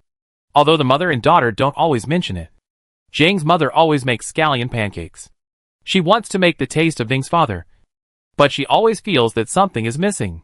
Until recently, probably because she made it more. Zheng Feifei told Jing's mother that she succeeded. She has now made scallion pancakes that taste like Jing's father. So when Hwa-cheong collected the dishes this time, she also contributed these 2 specialties. It can be said that the menu of the snack bar today is the result of the efforts of all the friends on the raft. Hwa-cheong will randomly change the menu these days, mainly depending on the raw materials, fried chicken fillets and spiced chicken feet, etc., because the output of the breeding house has not yet fully caught up. So it is impossible to supply them every day, but other vegetables and various seafood, basically as much as you want, especially seafood dishes. Longsheng's cooking is really delicious. It is completely the skill of a chef in a restaurant in peacetime, so it is extremely popular. When Shu Fu went over, everyone had just finished dinner, because the snack bar has not yet hired employees. So everyone took care of the garbage by themselves, cleaned the table, and was talking about the earthquake and tsunami, because when the disaster happened, most people stayed indoors as usual, so they didn't know what happened outside. After listening to Chen Fa, Lu Zheng and other stories, and now listening to Shu Fu's description, they all felt heavy in their hearts. Chen Fa, who was sitting next to Shu Fu, reached out and patted her shoulder, and took out a bowl of fish soup seafood noodles and a portion of hot and sour cucumber from his backpack, saying that they were reserved for her after they ordered it. Today, the raft had just been shaken by the tsunami, so everyone had a simple and plain meal. In Shu Fu's space, there were plenty of ready-made cooked food, but at this time, she really couldn't eat any more. However, she thought of Lu Shuang who was still in the attic, so she put the 2 meals into her space, indicating that she planned to go to the shelter behind to take a look. In the monitoring room in the attic opposite the shelter, except for Lu Shuang, only Shu Fu could enter, although Lu Shuang also had food in her backpack. It was all stockpiled on land before, mostly canned food, noodles, instant noodles, and other instant foods. She also stockpiled some rice, noodles, meat and vegetables, but they were all raw food and had to be processed again before they could be eaten. At the entrance of the cottage, Lu's father and mother, who were living on the first floor, heard the sound, opened the door, and came out. Seeing her, they immediately laughed and asked her if she had eaten. They said they had made dumplings with cabbage and pork 2 days ago and wanted to keep her for dinner. Shu Fu smiled and said that she had eaten, and then went upstairs. Their family was tidying up the living space on the first floor these days, preparing to move back to Lu Shuang's place from the hotel, mainly because Lu Shuang had to stay in the attic during the day, checking the surveillance screen at any time. and basically had no time to take care of her 3 meals a day and her life. She didn't care at all. There was instant food in her backpack anyway. When she was hungry, she could just open a can. When she was tired, she was too lazy to go downstairs. She could just lie down on the sofa in the attic with her clothes on and sleep. For her, compared with the previous missions, the current conditions were many times better. And Shu Fu would come to the attic several times a day. Every time, he would give her all kinds of cooked food and coffee, and other drinks to refresh her. Lu Shuang said frankly that she would not feel tired if she did such a mission for a year. But in the eyes of her parents, this was definitely not acceptable. Their whole family was on the raft. So how could they let their daughter eat the meals sent by Shu Fu every day? Anyway, they had lived in the hotel for so long, and the novelty had worn off. After that, they said hello to Han Lan's parents and moved back to Lu Shuang's raft. The living space on the first floor had 2 bedrooms and a living room. But the total space was nearly twice as large as their previous residence in Shacheng. So it was no problem for the 2 sisters to live in one room. But Lu Xun immediately said that she still wanted to live in the hotel, which had single rooms, and was close to the Treehouse bookstore, which was convenient for her to read. Moreover, she was not as busy as her sister, and the hotel had a kitchen, so she could cook by herself, or go home for dinner. The little daughter has grown up and has her own ideas. In addition, a snack bar appeared on the raft island in the past few days, right next to the Treehouse bookstore. So Lu Xun has an easier time eating. The main reason is that Lu Shuang has been traveling for so many years, and Lu Xun has always stayed with her parents. In fact, she also longs for an independent life. In the end, things were settled. Lu Shuang knew that her parents were going to move in, so she took out all the luggage she had taken from home from her backpack, as well as some new home furnishings she had bought for settling on the raft, and let them slowly decorate their home according to their own wishes. In her own room, she also put a folding sofa bed. It was a good thing that her sister wanted to live independently, but she had to prepare her bed at home so that she could stay there whenever she wanted to go home. Father and Mother Lu were not in a hurry. They arranged the room a little bit every day and started to send food to their eldest daughter in the attic 3 times a day. Although they could not enter the attic, they could still go up the stairs. They just knocked on the door, and Lu Shuang answered. So, in addition to Shu Fu's feeding in the past 2 days, Lu Shuang also had to be fed by her parents. She felt like she had to eat 8 meals a day, and she was so tired that she doubted her life. When she doesn't have to control the opening and closing of the door, she does push-ups in the attic to digest the food. At this moment, Lu Shuang is checking the surveillance screen. When he sees Shu Fu coming in, he subconsciously feels a little bloated, and quickly reaches out to refuse. "I'm full. Don't take it." Shu Fu, who was about to take out the fish soup seafood noodles. Okay. She has a lot of space anyway, so she'll keep it first. Shu Fu also sits down in front of the surveillance screen and asks Lu Shuang about the situation in the shelter. On the surveillance camera, the dozen people have just settled the 3 injured people on the corresponding metal bed boards. Although they had experienced earthquakes, speeding, and falling into water, their backpacks were basically still there. They contained the most important supplies for each of them. The backpacks were not only waterproof, but also reinforced in various ways to ensure that they could be firmly fixed and not easily fall off after being carried on the body. The backpacks contained medical supplies for treating wounds and simple drinking water. After they had treated the 3 wounded, they sat down at the dining table in the hall in 2 groups. They were taking the drinking water from their backpacks and eating. Some people were talking in a low voice. In addition to the terrible earthquake and tsunami disaster not long ago, they were also discussing the shelter they were in now. Even though they didn't know much about the situation in the other rafts of the superpowers, they knew that even the rafts of the superpowers couldn't survive such a large tsunami. But this uniquely shaped house not only survived, but also remained intact. So, what exactly is this place? Lu Shuang pointed to the monitoring screen and first explained what he had observed and monitored. They are 2 teams, and there should have been some conflicts between them. The team with fewer people helped the team with more people to save people, namely the 3 injured people. Each of their 2 teams had other members, and they should have evacuated to the ship in the afternoon. They were stranded because of rescuing people, and they were the last group of people in Zhangcheng. They were also very vigilant, and observed the shelter several times, but did not use the facilities inside. One of them probably did not dare to use it recklessly, fearing to offend the owner of the raft. and the other probably did not know how to use it well. Normally, after the shelter has a formal refugee, there needs to be an executive to patrol. At first, we help the new refugees get familiar with the environment of the shelter, and briefly explain the rules of the shelter, such as no private fighting, and no snatching of other people's water. Violators will be restricted in their movements, and more serious ones will be expelled from the shelter. The food machine in the shelter has both plates and food. As long as the refugees swipe their wristbands on the food machine and choose the staple food, the machine will automatically serve the food. After the meal, the plate recycling port is also on the food machine. The cups for drinking water are in the cabinets in the bathroom of each room. Each cup has a letter number corresponding to the bed number. The doors of the rooms are all locked. Only when someone is arranged to stay in a room can the door be opened with a wristband. The beds are all fixed metal bed boards with fences and ladders, but there are no mattresses on them. In addition, Lu Shuang has also checked that this shelter currently has nothing except 2 basic meals and unlimited drinking water.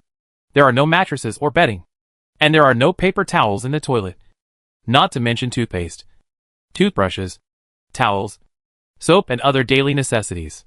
But now, because they had just escaped from the tsunami, they had not had time to discuss the executive and the details.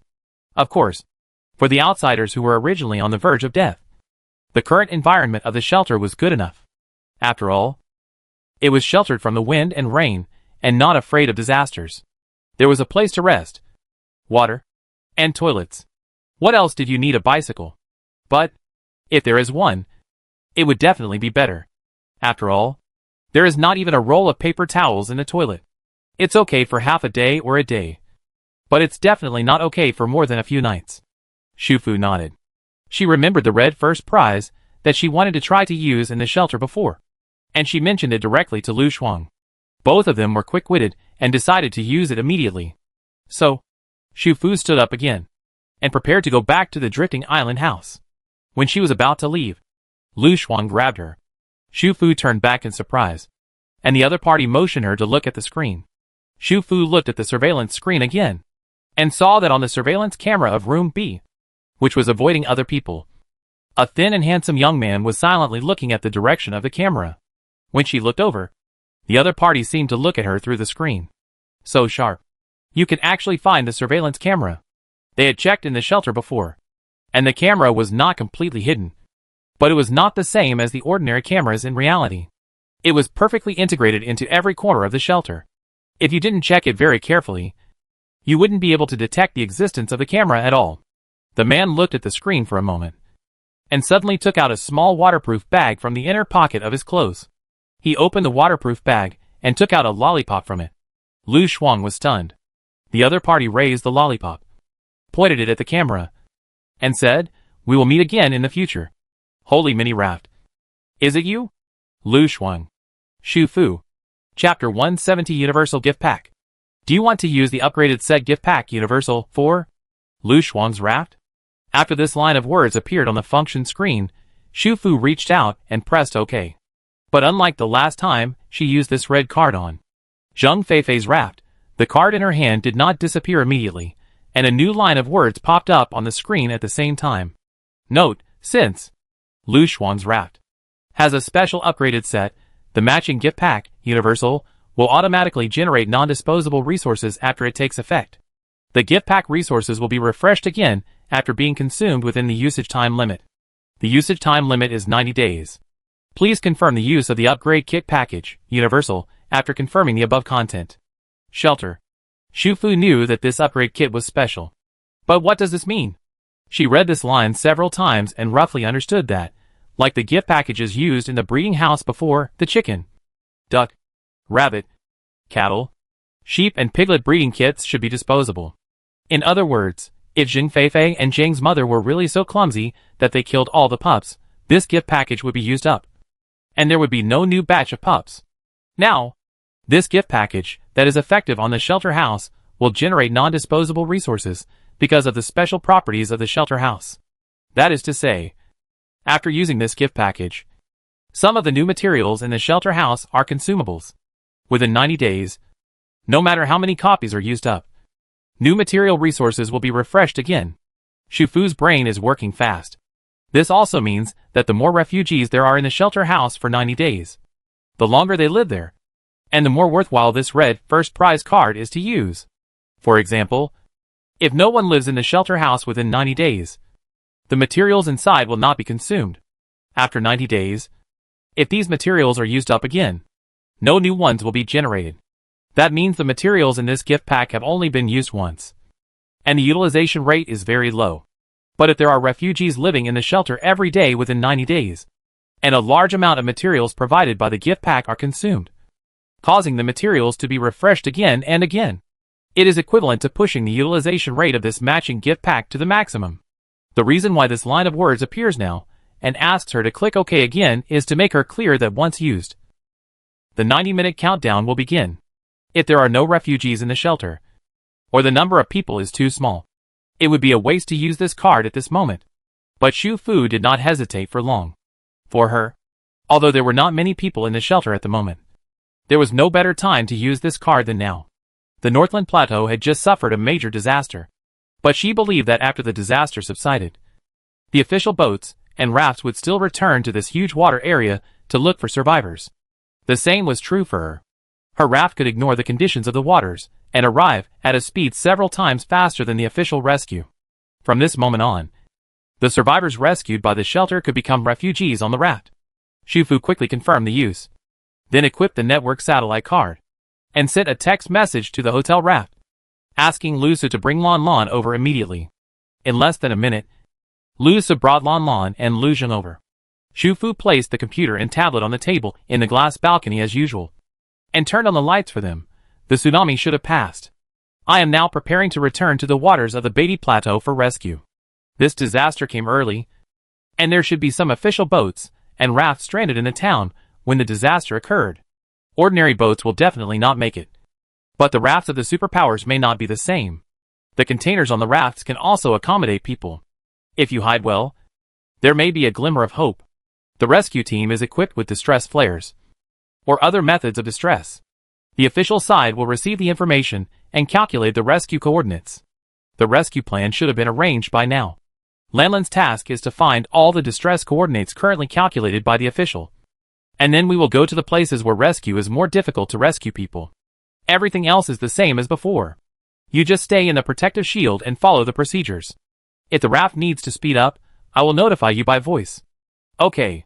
When Lu Zheng responded one by one, Lu Su on the other side had already started working with Lan Lan in his arms. Shu Fu originally planned to let Lan Lan take care of it first, and go to the shelter behind to see the effect of using the matching gift package, but Lu Su said that it would only take a few minutes, and it would be done soon. Just like the previous rescue, Lan Lan would make a real-time coordinate map, which would be automatically updated as long as it was connected to the internet. If it only takes a few minutes, Shu Fu will stop and wait.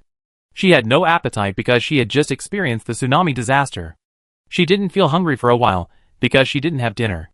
Now she has been busy several times, and she feels that she should eat something, because she will definitely work all night to rescue people. After all, this is the golden time for rescue, and every rescue counts.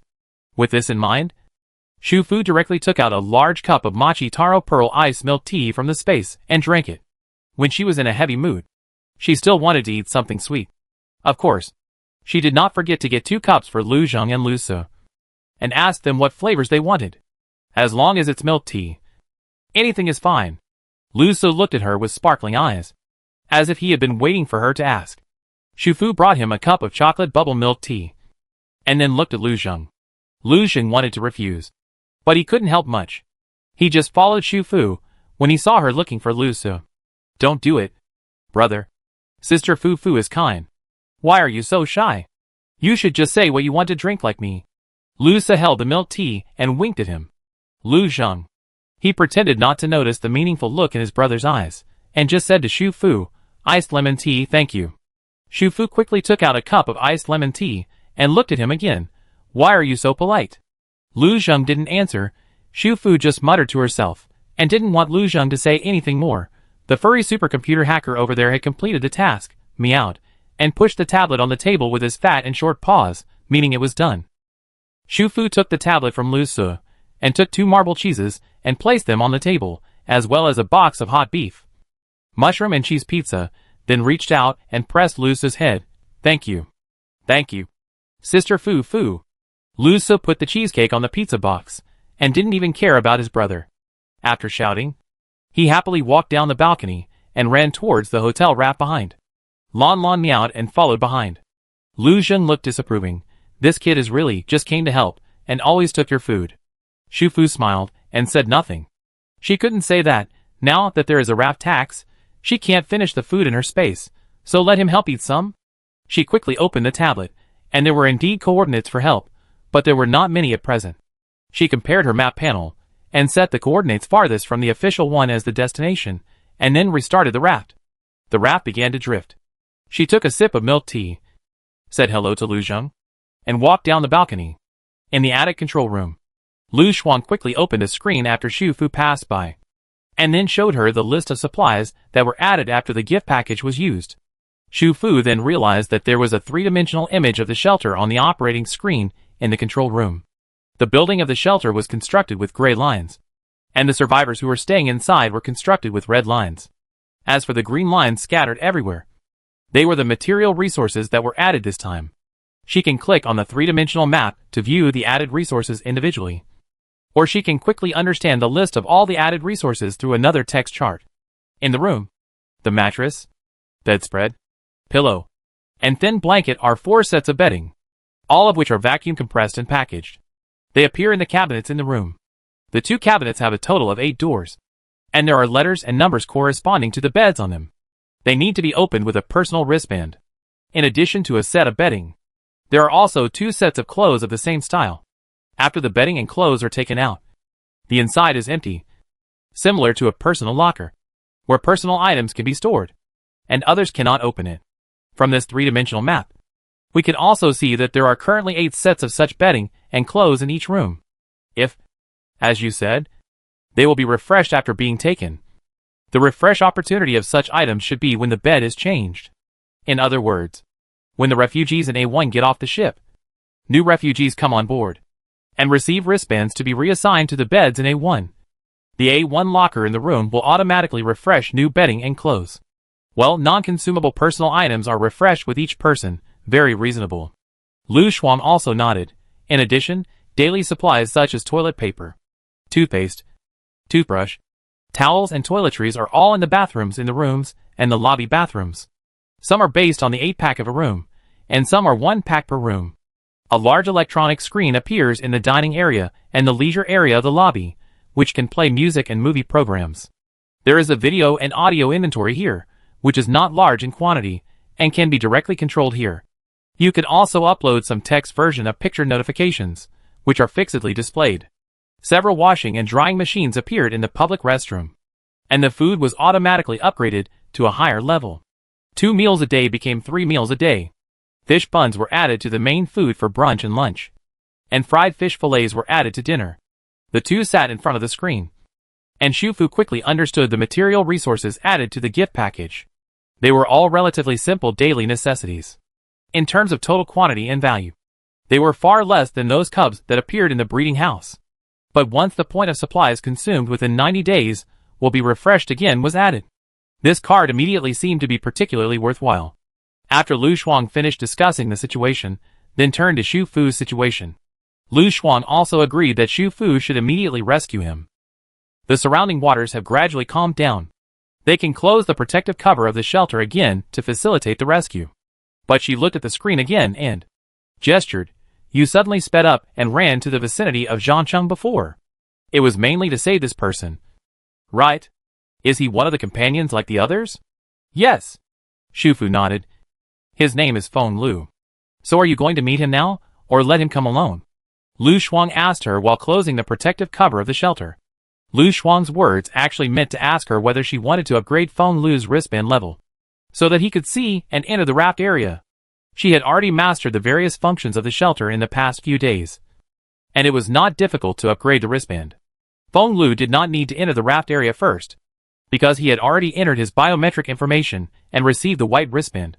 She could directly retrieve the information of the refugee Feng Lu on the control screen, and then send a request to upgrade the wristband to the owner of the drifting island house. That is, Shu Fu. And she would agree. Shu Fu shook her head, Of course we will have to do it later. But not now. In fact, we haven't met him before. And he has teammates with him. Let's go and rescue him first. After all, now is the golden time for rescue. 24 hours later. The number of refugees in the shelter increased to 33. 48 hours later. The number of refugees in the shelter increased to 41. As time passed, the number of rescued people was also decreasing. There were several aftershocks in the past 2 days. But fortunately, they were not serious. The official also had a disaster forecast, indicating that the originally unstable crust had calmed down again. This earthquake did not only occur in the Northland Plateau of Wa country. The large-scale remaining land of the two countries outside the northern border also experienced several major earthquakes at about the same time. The remaining land was also swallowed up by earthquakes and tsunamis. The friends on the raft were also in a heavy mood. Although they could not enter the attic and could not go to the shelter, when they were not busy during the day, they would come to Lu Shuang's raft to check the situation of the shelter at the back. The Northland Plateau really disappeared. The raft could drift unimpeded in every water area. The water in some places was very shallow, and the remains of buildings protruding from the water could be seen. There were construction waste floating everywhere in the shallow waters. Occasionally, you could see a rescue team's raft passing by in the distance. They were searching for survivors, but it seemed that they had no purpose. They were just searching randomly. After 2 days, all the places that had sent out distress signals had completed the rescue. Some of the survivors were naturally rescued by Xu Fu. The survivors who happened to be rescued by her would be confused for a while when they first entered the shelter. But at this stage, she only cared about saving people. In order to save time, she would go to the next coordinate after completing one coordinate. After all, time is precious. Because the shelter does not have an executive officer yet.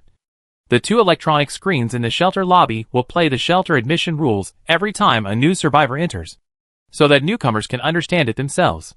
It clearly lists all the admission matters, including living rules, penalties for violations, how to get a wristband, and the benefits of wearing a wristband, providing accommodation, 3 meals a day, unlimited drinking water, personal items, and daily necessities. There are also some daily tasks that refugees need to complete, such as keeping private areas clean and tidy, assigning different personnel to clean public areas, etc. The heading at the top of the accommodation rules is Instructions for Staying at the Drifting Island Shelter House. Xu Fu did not intend to deliberately publicize the existence of the Raft Island, but today, there is no need to hide it as much as in the beginning. Because as long as people continue to be rescued, it is inevitable that the special nature of the shelter house cannot be hidden. The shelter house is part of the Drifting Island House. Considering the possible material transactions with the authorities in the future, the outside world can first get familiar with the words Drifting Island House. Xu Fu currently defines the shelter as a private raft for people with special abilities. Its special abilities are a little special, and its shape is also a little special. However, it is well-intentioned. It is because of this disaster that they can no longer sit idly by. So they want to help their fellow Wa people. As expected, the Fire Dragon team and the Ice Dragon team were the first to enter the shelter, and they were the first to figure out and get used to the facilities of the shelter. Therefore, every time a new person comes in, they will spontaneously help the new person get the wristband, and then take them to check the accommodation instructions on the big screen. Feng Lu has not yet told his teammates about his identity as a special ability. As you said, he may have just awakened and is still in the adaptation stage, so he is extremely cautious. He did mention his guess about the raft to his 3 teammates, but because the 2 rafts are so different, currently only Feng Lu guessed that the same person was behind it. These team members helped the newcomers get familiar with the shelter without any purpose, all out of empathy. Lu Shuang pointed at the monitoring screen and finished the key points one by one, turning to look at Xu Fu. At present, the people in these 2 teams are still reliable. The next step is to find an opportunity to figure out the other party's ideas, and see if the second step of the plan can be carried out smoothly. Xu Fu nodded, although the shelter can easily rescue people, but the raft area is different. Even if they are Feng Lu's teammates, she can't let them all join immediately. After all, these 2 teams survived in a disorderly area with a mixture of good and bad people. Even after the official rescue, they had to record it, isolate and observe it, and make different arrangements later. She had to be more cautious here. 3 days later, Xu Fu learned that the official ship was about to complete all rescue operations and return to Fengsheng Plateau. So she ended the aimless search in the waters, crossed the waters of the Northland Plateau, and headed towards the ship.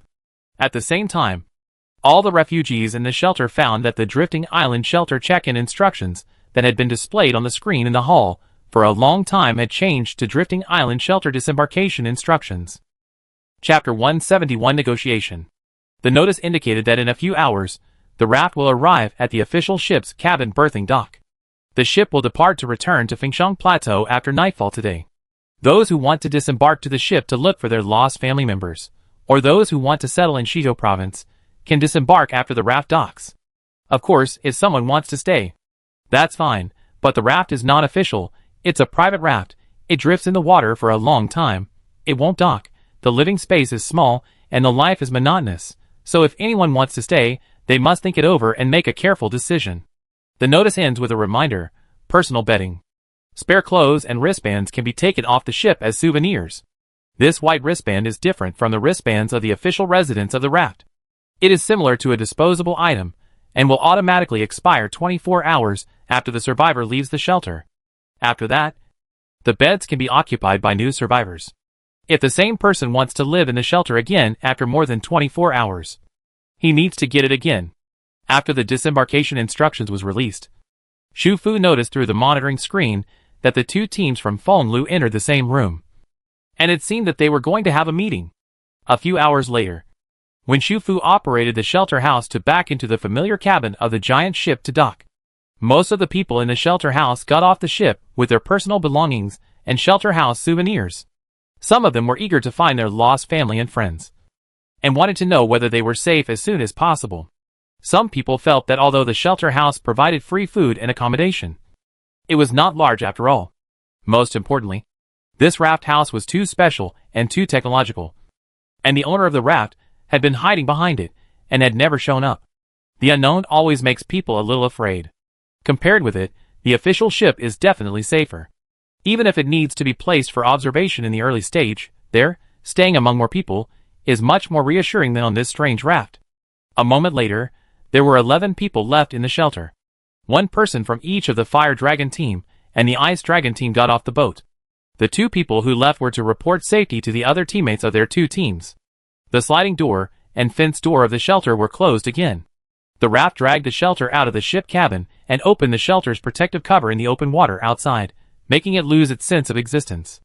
In the hall of the shelter, the 11 people who did not get off the boat sat around the same dining table, all with apprehensive expressions, and occasionally glanced at Fenglu, who was silent.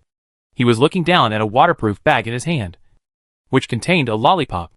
They knew that Fenglu actually did not know what to do next after staying. In the past, the Ice Dragon team led by Kuchin would never have stayed and taken risks because of the other party's speculation like they did now. What if the owner of this raft has nothing to do with the one that provided free ferry services in the Northern Plateau half a year ago? Or, what if the owner of this raft has never thought of showing up? They missed the opportunity to get off the boat just now. Will they be trapped on this raft in the future and unable to leave? Various thoughts and speculations flashed through their minds, but some people still looked at the electronic screen in the hall from time to time, looking forward to new notices there, giving them some hints, such as whether all their team members can be accepted to live in the shelter, and whether there are other arrangements and instructions for them to live in the shelter? Or perhaps, the arrangements and instructions will come from the broadcast in the shelter, and the female voice that appeared on the day of the earthquake may directly issue a voice notice. However, a moment later, they suddenly heard a noise coming from the sliding door. Not long ago, the door that had closed automatically suddenly opened again. Another survivor boarded the ship? No. Didn't the raft leave the ship and drift to the waters outside? Everyone looked back with doubts, and saw a person standing on the deck outside the sliding door. Lu Shuang originally planned to come here by herself. After all, she was a soldier and felt that she was more suitable for such occasions. But Xu Fu told her that it was not necessary to go through so much trouble. It would be more convenient for her to go because she was invincible on this drifting raft island. Her appearance made it easier for people to relax their vigilance. If the other party thought that they could control her after seeing her, and had some thoughts and ideas that they did not have before, such as controlling her and taking control of the raft, then it would be a good screening opportunity. The friends on the raft were too friendly. They had not triggered the clear threat function so far. She also wanted to see how the people who attacked her on her drifting raft island were ejected from the raft area. The circular deck outside the shelter was still a little damp, because it was wet before the protective cover was opened. Perhaps because they had just experienced a large-scale disaster, it was still raining these days, but it was just continuous raindrops, no strong winds, no thunder and lightning, and the barrier of the protective cover at the moment, making the shelter very quiet inside and outside. In the hall, 11 people, 22 eyes, all fell on her. Shu Fu was wearing a loose long-sleeved home dress, and open-toed slippers on her feet. She looked clean and refreshed, not at all like the other survivors who had just entered the shelter in the past few days, who were wet, embarrassed and dirty. They were all stunned, not only because the other party was dressed neatly, but also because even in peacetime, the girl in front of them would be the type that would attract a lot of attention on the street, let alone now. It was not until the other party slowly walked into the hall and walked in front of them that someone realized that the other party was not a survivor at all. She should be the owner of this raft. You are? Kuchen was the first to speak, but because he was too nervous, he actually stuttered. What is it? Shu Fu looked at him. Yes, you are you. Kuchen's face flushed red. The more he wanted to ask questions, the more difficult it was for him to speak. He stuttered for a long time and couldn't finish his words. Shu Fu. What's wrong? Is she scary? She remembered that this person seemed to be the leader of the Ice Dragon team. Usually, he spoke to his teammates in a rough voice in the surveillance video. He was neat and direct. He never stuttered. I won't eat people. Why are you so scared? Shu Fu's eyes swept across the crowd. The other party looked at her with surprise, curiosity, happiness, but fortunately, she didn't feel any malice for the time being. Our boss wants to ask, are you the owner of this raft? A female member of the Ice Dragon team in her 30s spoke for her. I guess so, Shu Fu said, getting straight to the point. Why didn't you go to the official ship just now? Didn't you say you could stay? We all want to stay. Seeing that she was willing to answer, the female member continued. There are other people in our two teams, but they have already evacuated to the ship in advance. The two people who just left went on board to report their safety. If the rest of our team also wants to live here, is that okay? She was also a straightforward person, so she said it all in one breath. Sure. They had prepared a lot of arguments, trying to persuade the other party in various ways. Did they agree? How could they agree so easily? But our two teams together need 60 or 70 people. Kuchen finally got his words right. Shu Fu nodded and said, the shelter is fully occupied by 128 people. As long as the number does not exceed this, it's okay. Of course, there is a need for screening before moving in. For example, whether the occupant has a terminal illness or a serious illness. After moving in, you must also follow the accommodation instructions. Live a regular life, and not make trouble or fight. But if your other team members evacuated to the ship a few days ago, can you make a decision for them? Our two teams have each sent a team member to the ship. We should be able to find our teammates soon, and then tell them about it. Don't worry. Our team has been changing for so long. And the people who are still in the team today are very united. And everyone's ideas are basically the same. Moreover, no one would be stupid enough to refuse a living environment like the shelter. When the other refugees who moved in later today left for the ship, although they understood, they subconsciously felt sorry for each other. Later people only knew that the raft was searching for survivors in the waters, and had never seen it facing the tsunami. They thought it was just a slightly special raft of a superpower. They did not know how solid and safe this shelter was. It could survive the ground fissure and tsunami intact. Just for this reason, it was more than 90% of the inhabited places on land. As for the owner of the raft that others were worried about, the fear of the unknown and the excessive technology were nothing to them. Because the survivors who came later did not connect the shelter raft with the small raft that appeared on the Northland Plateau before.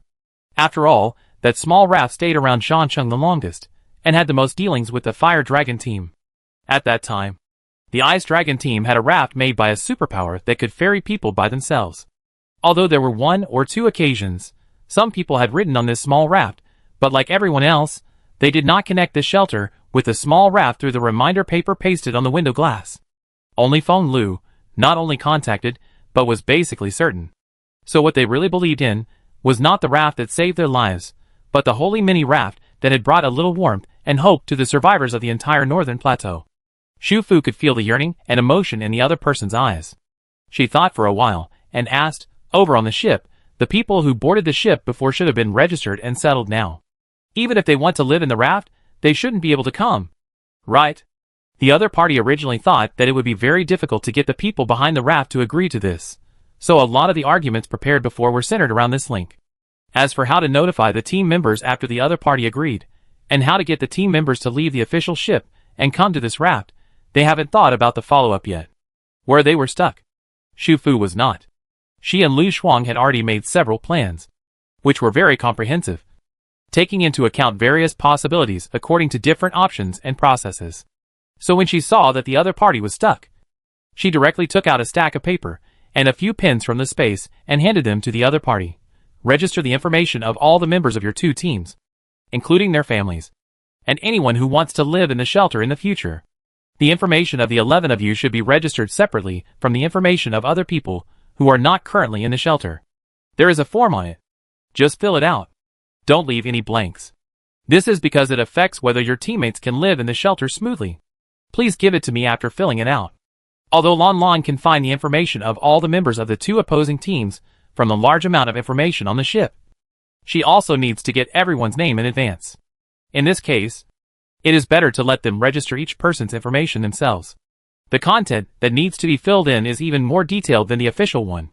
And after letting them fill it out themselves, she can also let Lon Lon get the information from the official side. By comparing the two, she will know whether the team members who filled in here have concealed anything. Whether you have killed someone. Why you killed someone. This must be filled in. It is related to the length of observation in the later stage. There is also the physical health of each person. If there is a special illness that requires hospitalization, the conditions of the raft are not yet met, so these people and their families are not recommended to enter the shelter. In addition, everyone's specialties and the work they did before the end of the world must also be registered, which is related to the arrangement of the raft work in the future. After all the information is collected, she and Lu Shuang can compile the final list of people entering the shelter according to these data, and then contact Chengyu or Hanlan. Now, in the official Shizhou province, it might be difficult to arrange a group of people to live in, but it is very simple to arrange a group of people to leave. Although everyone guessed that she was a superpower, it was still quite visually shocking to see her taking things out of thin air at first glance.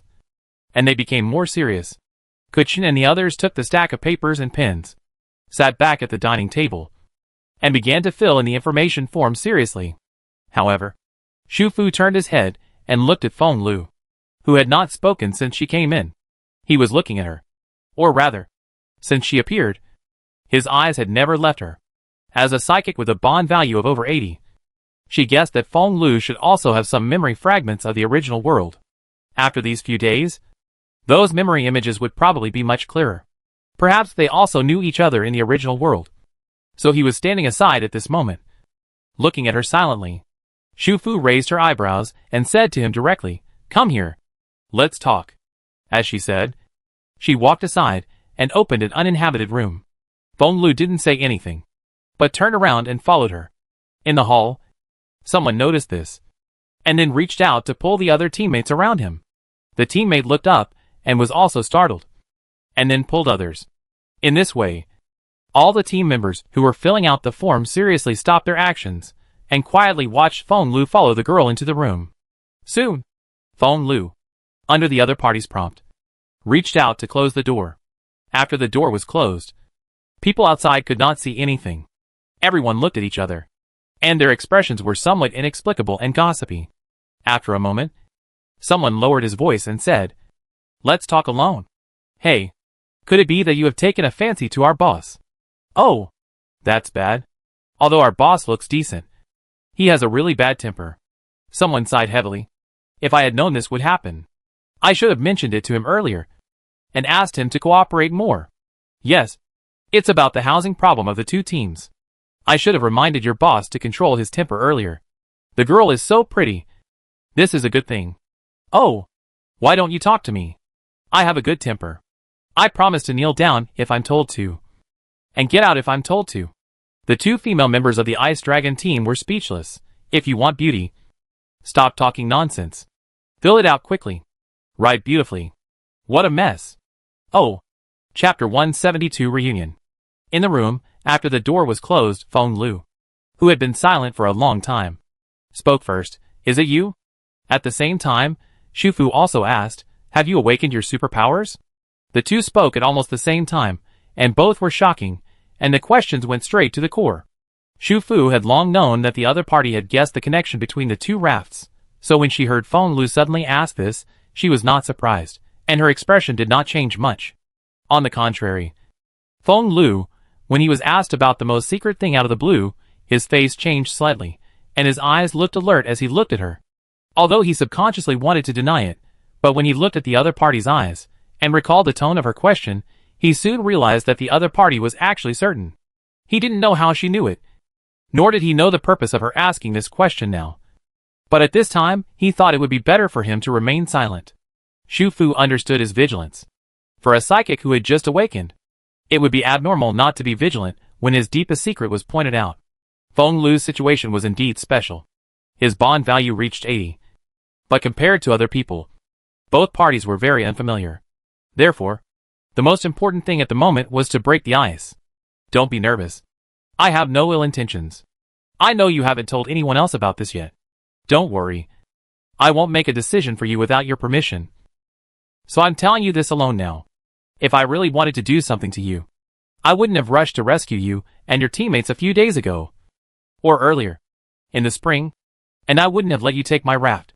For Shu Fu, she didn't leave her name behind when she did good things in the past because it was unnecessary. And it was safer that way.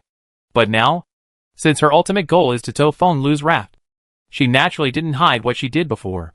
Sure enough, when she mentioned spring, the vigilance in his eyes gradually faded, and was gradually replaced by another emotion. Feng Lu looked at her. His eyes moved slightly, as if he was looking at a strange yet familiar person. So those few months. The people in that small house. Yes, it was me. Your teammates came with you to deliberately provoke and take away the water. And it was me who made you fall into the water frequently. Later, in the waters back to Zhangcheng, the boat you were on had an accident, and I also saved you. In fact, when I wrote "see you later," I really didn't think I would have the chance to see you again, Shu Fu said, laughing, and stretched out her hand to him. Let's get to know each other again. Hello, Feng Lu. I'm Shu Fu. He looked at the smile on the other's lips, subconsciously wiped his palms at the hem of his clothes, and then slowly stretched out his hand and held her hand. Her hands were soft, and her fingertips were warm. He unconsciously held them for a while longer, and then he slowly loosened his grip when he noticed her surprised look. He began to speak with a sigh and some other emotions. I'm sorry. I really didn't think that I would actually meet you in my lifetime. During those months, I'm very grateful to you. When you saved me and my brothers for the first time, I said that the Fire Dragon team owed you a favor. If you need it, you can come to me directly to redeem it. Not to mention that you gave us a ride so many times later, and pulled us back from the brink of death a few days ago. We should not have paid back what we owe you. In short, just let me know if there are any arrangements for the follow-up. Regardless of whether I can do it or not, I will do it at the risk of my life. At the end, his voice was filled with a firm and heroic spirit. Not only him, but also her entire team, and even the survivors of the entire northern plateau. Her raft is a special existence. Although they cherish their lives, at some point, their lives are not that important. They can fight for their brothers and sisters, and they can also fight to repay the grace of saving their lives. Shu Fu looked at him for a moment, and found that he was actually talking seriously, and laughed. It's not to the point of risking your life. I just hope that after the rest of your team members and their families move into the shelter, you can control the people on both sides, no matter how you survived in the northern plateau. Here, on the raft, in this shelter, all private fights and intrigues are prohibited. Here, I can provide basic food, water, accommodation and safety, and you don't need to fight for them. In the future, there will be other ways to improve the quality of life, provided that you still live in this shelter. If you want to stay here, you must abide by the rules and the accommodation instructions. If you repeat the offense, you will definitely be expelled from the shelter. Shu Fu quickly explained her purpose. She and other friends had a meeting to discuss the upgrade of the trailer Feng Lu and wristband, and they all felt that the current situation could be left aside for the time being. As long as the two teams from Fenglu have been living in the shelter, they can always select suitable candidates to upgrade their wristbands after observation and enter the raft area. Although they have nothing at present, even if their wristbands are upgraded, they may not have enough supplies to exchange points and stay in the hotel. But entering the raft area means that they can become raft employees. In the initial stage, they can work during the day and still come back to the shelter at night. This model reminds Xu Fu of the work dormitory in peacetime. After a certain period of time, after accumulating a certain number of raft points, they can leave the non-European and enter the European, and choose to continue living in the dormitory or spend points to stay in a hotel with better conditions. In short, as long as they live in the shelter, everything is possible. As for the towing of the raft, it will have to wait until Feng Lu has thought it through and is willing to tell his teammates and the Ice Dragon team members who will live with them in the future. When Xu Fu was about to leave that day, Feng Lu suddenly called her and looked at her with some confusion. Have we talked like this before? No. It feels like those things in the past were more like negotiations. As soon as these words came out, Feng Lu was stunned. He was very perceptive and soon realized that something was wrong. Before today, they had never met. So those fragmented scenes, the spacious conference room, both sides were unwilling to give in to each other for something. And the words were heated back and forth. Those seemed to be memories of another world. He pressed his temples and looked at Xu Fu in shock. We really met before. If you have any memories related to me, you should have met. She heard him mention negotiation. She was a screenwriter in her native world. Whether it was a small screenwriter in the early days or a big screenwriter later, he could use the word negotiation to describe it, which should be a negotiation at work. Xu Fu continued, similar memory fragments may continue to appear in the future. You can regard these memory fragments as a reward after awakening. They will allow your vision and cognition to transcend this world and see a wider world. Xu Fu thought about it and left the walkie-talkie to the other party, telling him that if there are memory fragments that he thinks are more important, or if there are any special situations in the team members, he can call her through the walkie-talkie. Now the rescue has been completely completed. Not only her raft island, but also the official ship is about to set off for home. After that, unless there were special circumstances, she would not stay in Lu Shuang's attic control room for a long time during the day. So if there was an emergency in the shelter behind, she would probably not be able to know it in the first place. It would be more convenient to give the other party a tool to contact her directly. After all, he was also one of the companions, and he should be treated with some preferential treatment. A few days later, the drifting island house towed a long string of rafts, followed behind the two giant ships, crossed the deep water area, and circled along the north bank of the Fengshan Plateau, and finally arrived at the plateau basin waters they had visited before. The giant ship that they saw last time when they came here was being equipped with supplies, and should have been officially launched, full of people from Shizhou province, and went to other waters around the Fengshan Plateau, and began its life in the waters. There are no other built giant ships here. On the shore, the skeleton of a new giant ship is under construction. Every time a giant ship is built, it is a very long process. Every giant ship, including the two that went to the Beatty Plateau for rescue this time, has a different shape. The two giant ships on the return trip this time docked at another shore opposite the shipyard area. At this stage, all the survivors on the giant ships are under surveillance. The preliminary screening and classification has been completed, but it will still take some time to select the first batch of settlers, and then arrange for them to go to the land and go to the residential town in Shizhou province. Lu Shuang originally planned to contact the trusted captain who was still in the team, but fortunately, Han Lan responded to the message the next day after they followed the giant ship to anchor in this water area. In the stack of information handed in by Feng Lu and Kuchen, after Xu Fu and Lu Shuang checked, no one was excluded. The two teams together, including the 11 people who are now in the shelter, have a total of 68 people. The Fire Dragon team has 41 people, and the Ice Dragon team has 27 people. Among them, there are about 20 people who are completely family members and have no fighting ability and have never participated in a dispute. Among these 20 people, half are members of the Ice Dragon team. In addition to the elderly and children, there are also adults. But they were relatives who were completely protected by family members before. On the Fire Dragon team side, because there has been no backstabbing incident, The number of team members has been relatively stable, and the ratio of team members to family members is normal. In the Ice Dragon team, family members account for a larger proportion. The previous backstabbing incident caused many teammates to switch to other teams, which now seems to be a good thing. Kuchin is not as smart as Feng Lu. The team members in the previous team were also mixed, so the previous incident helped him filter the team in advance. The players who are still in the team now are all following him wholeheartedly and are willing to endure hardships together. The news about Han Lan came at the right time.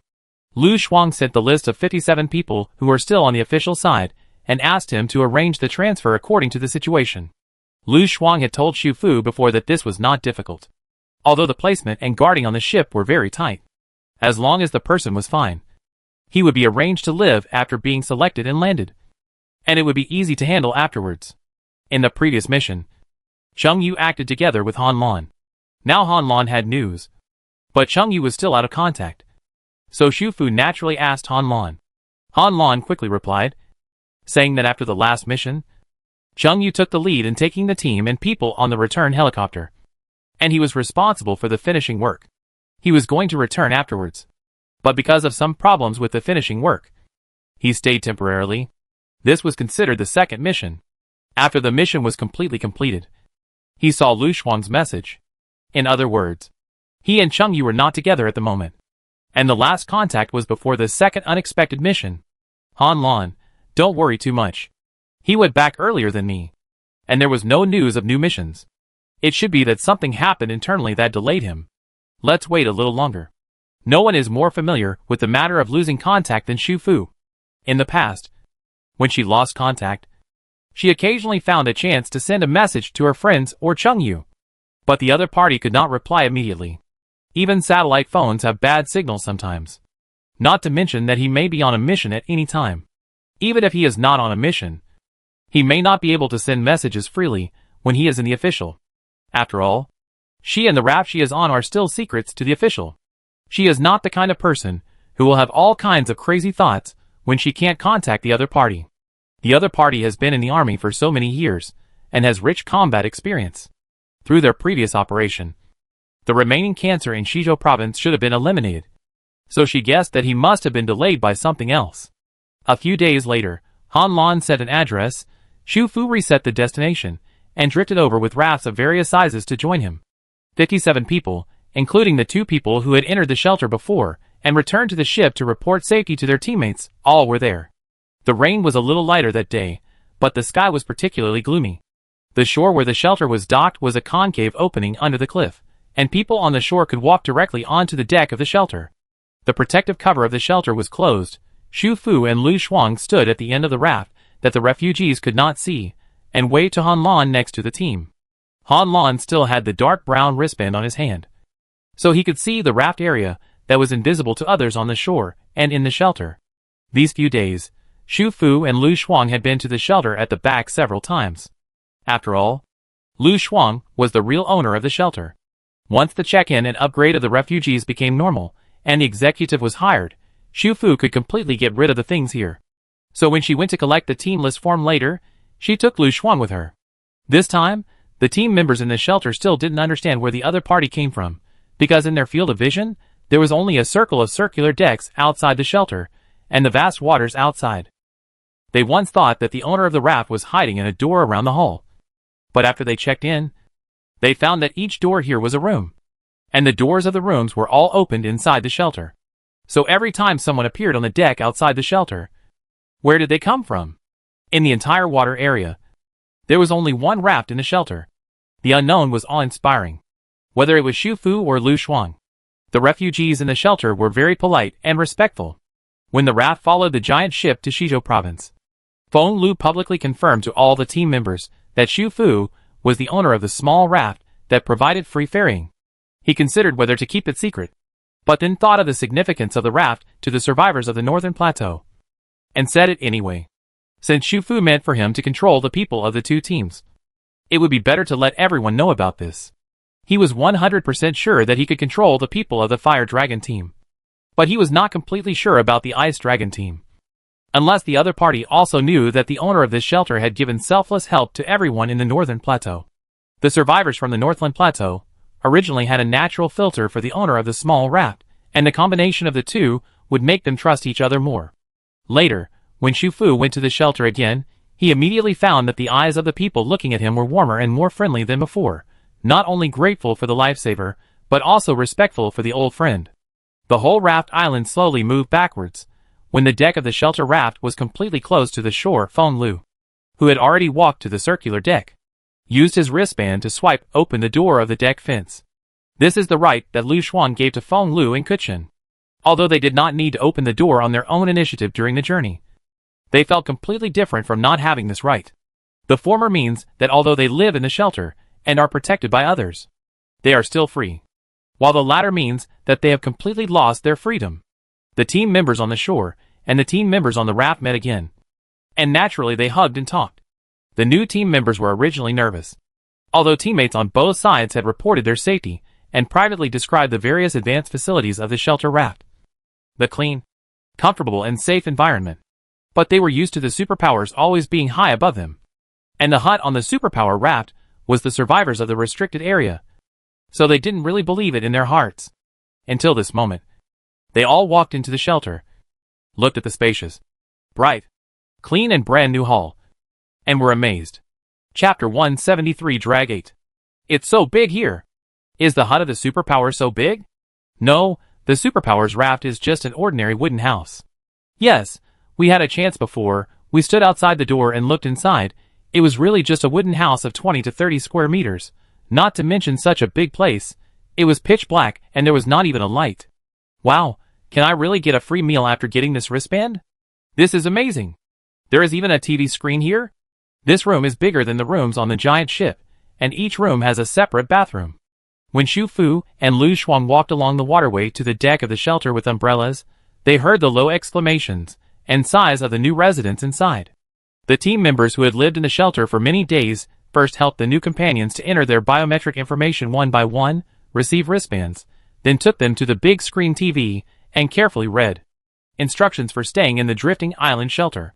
Afterwards, they led them to their respective rooms, taught them how to take out bedding and clothes from their personal belongings lockers, and some took the new teammates and their families to familiarize themselves with the food dispenser and the public toilet with shower room outside. Although there were many new people, because Feng Lu and Kuchen arranged the plan in advance and shared their respective tasks, everything was going according to plan at the moment. Xu Fu and Lu Xuan were both quite satisfied with this. On the other side, Han Lan, who was still on the shore, called Xu Fu and asked her to fold up the man truck they drove when they came here. Because they had to carry 57 people at the same time, and 2 members of his team, they drove a very large truck. He couldn't put it on the raft deck and fold it together with the raft, so Xu Fu had to help. Xu Fu stuffed the umbrella to Lu Xuan, opened the portable protective shield, walked down the deck in slippers, and stepped on the mud on the shore. Under the protective shield, neither rain nor mud could touch her at all. Han Lan also had his own special props. Seeing this, he just thought it was her prop inside. It's a waste of talent. Xu Fu smiled at him and said nothing. She is now on the raft 24 hours a day. The time she has used the protective shield has accumulated to a length that allows her to use it at will. If she doesn't use it, she's a fool. The truck they drove when they came here was parked on the cliff above the shore. Xu Fu followed him up the cliff and then put away the truck. One of the 2 team members following him was an acquaintance. One of the team members who had been with him in Wei County before. And she also remembered the other one, who had ridden her raft when she went to Jiaxue County last time. Therefore, the 2 did not show any surprise when they saw her collecting the truck, but greeted her politely. How many days will you stay this time? When the 4 of them walked together towards the shore of the cliff, Xu Fu, who was walking behind, asked Han Lan curiously.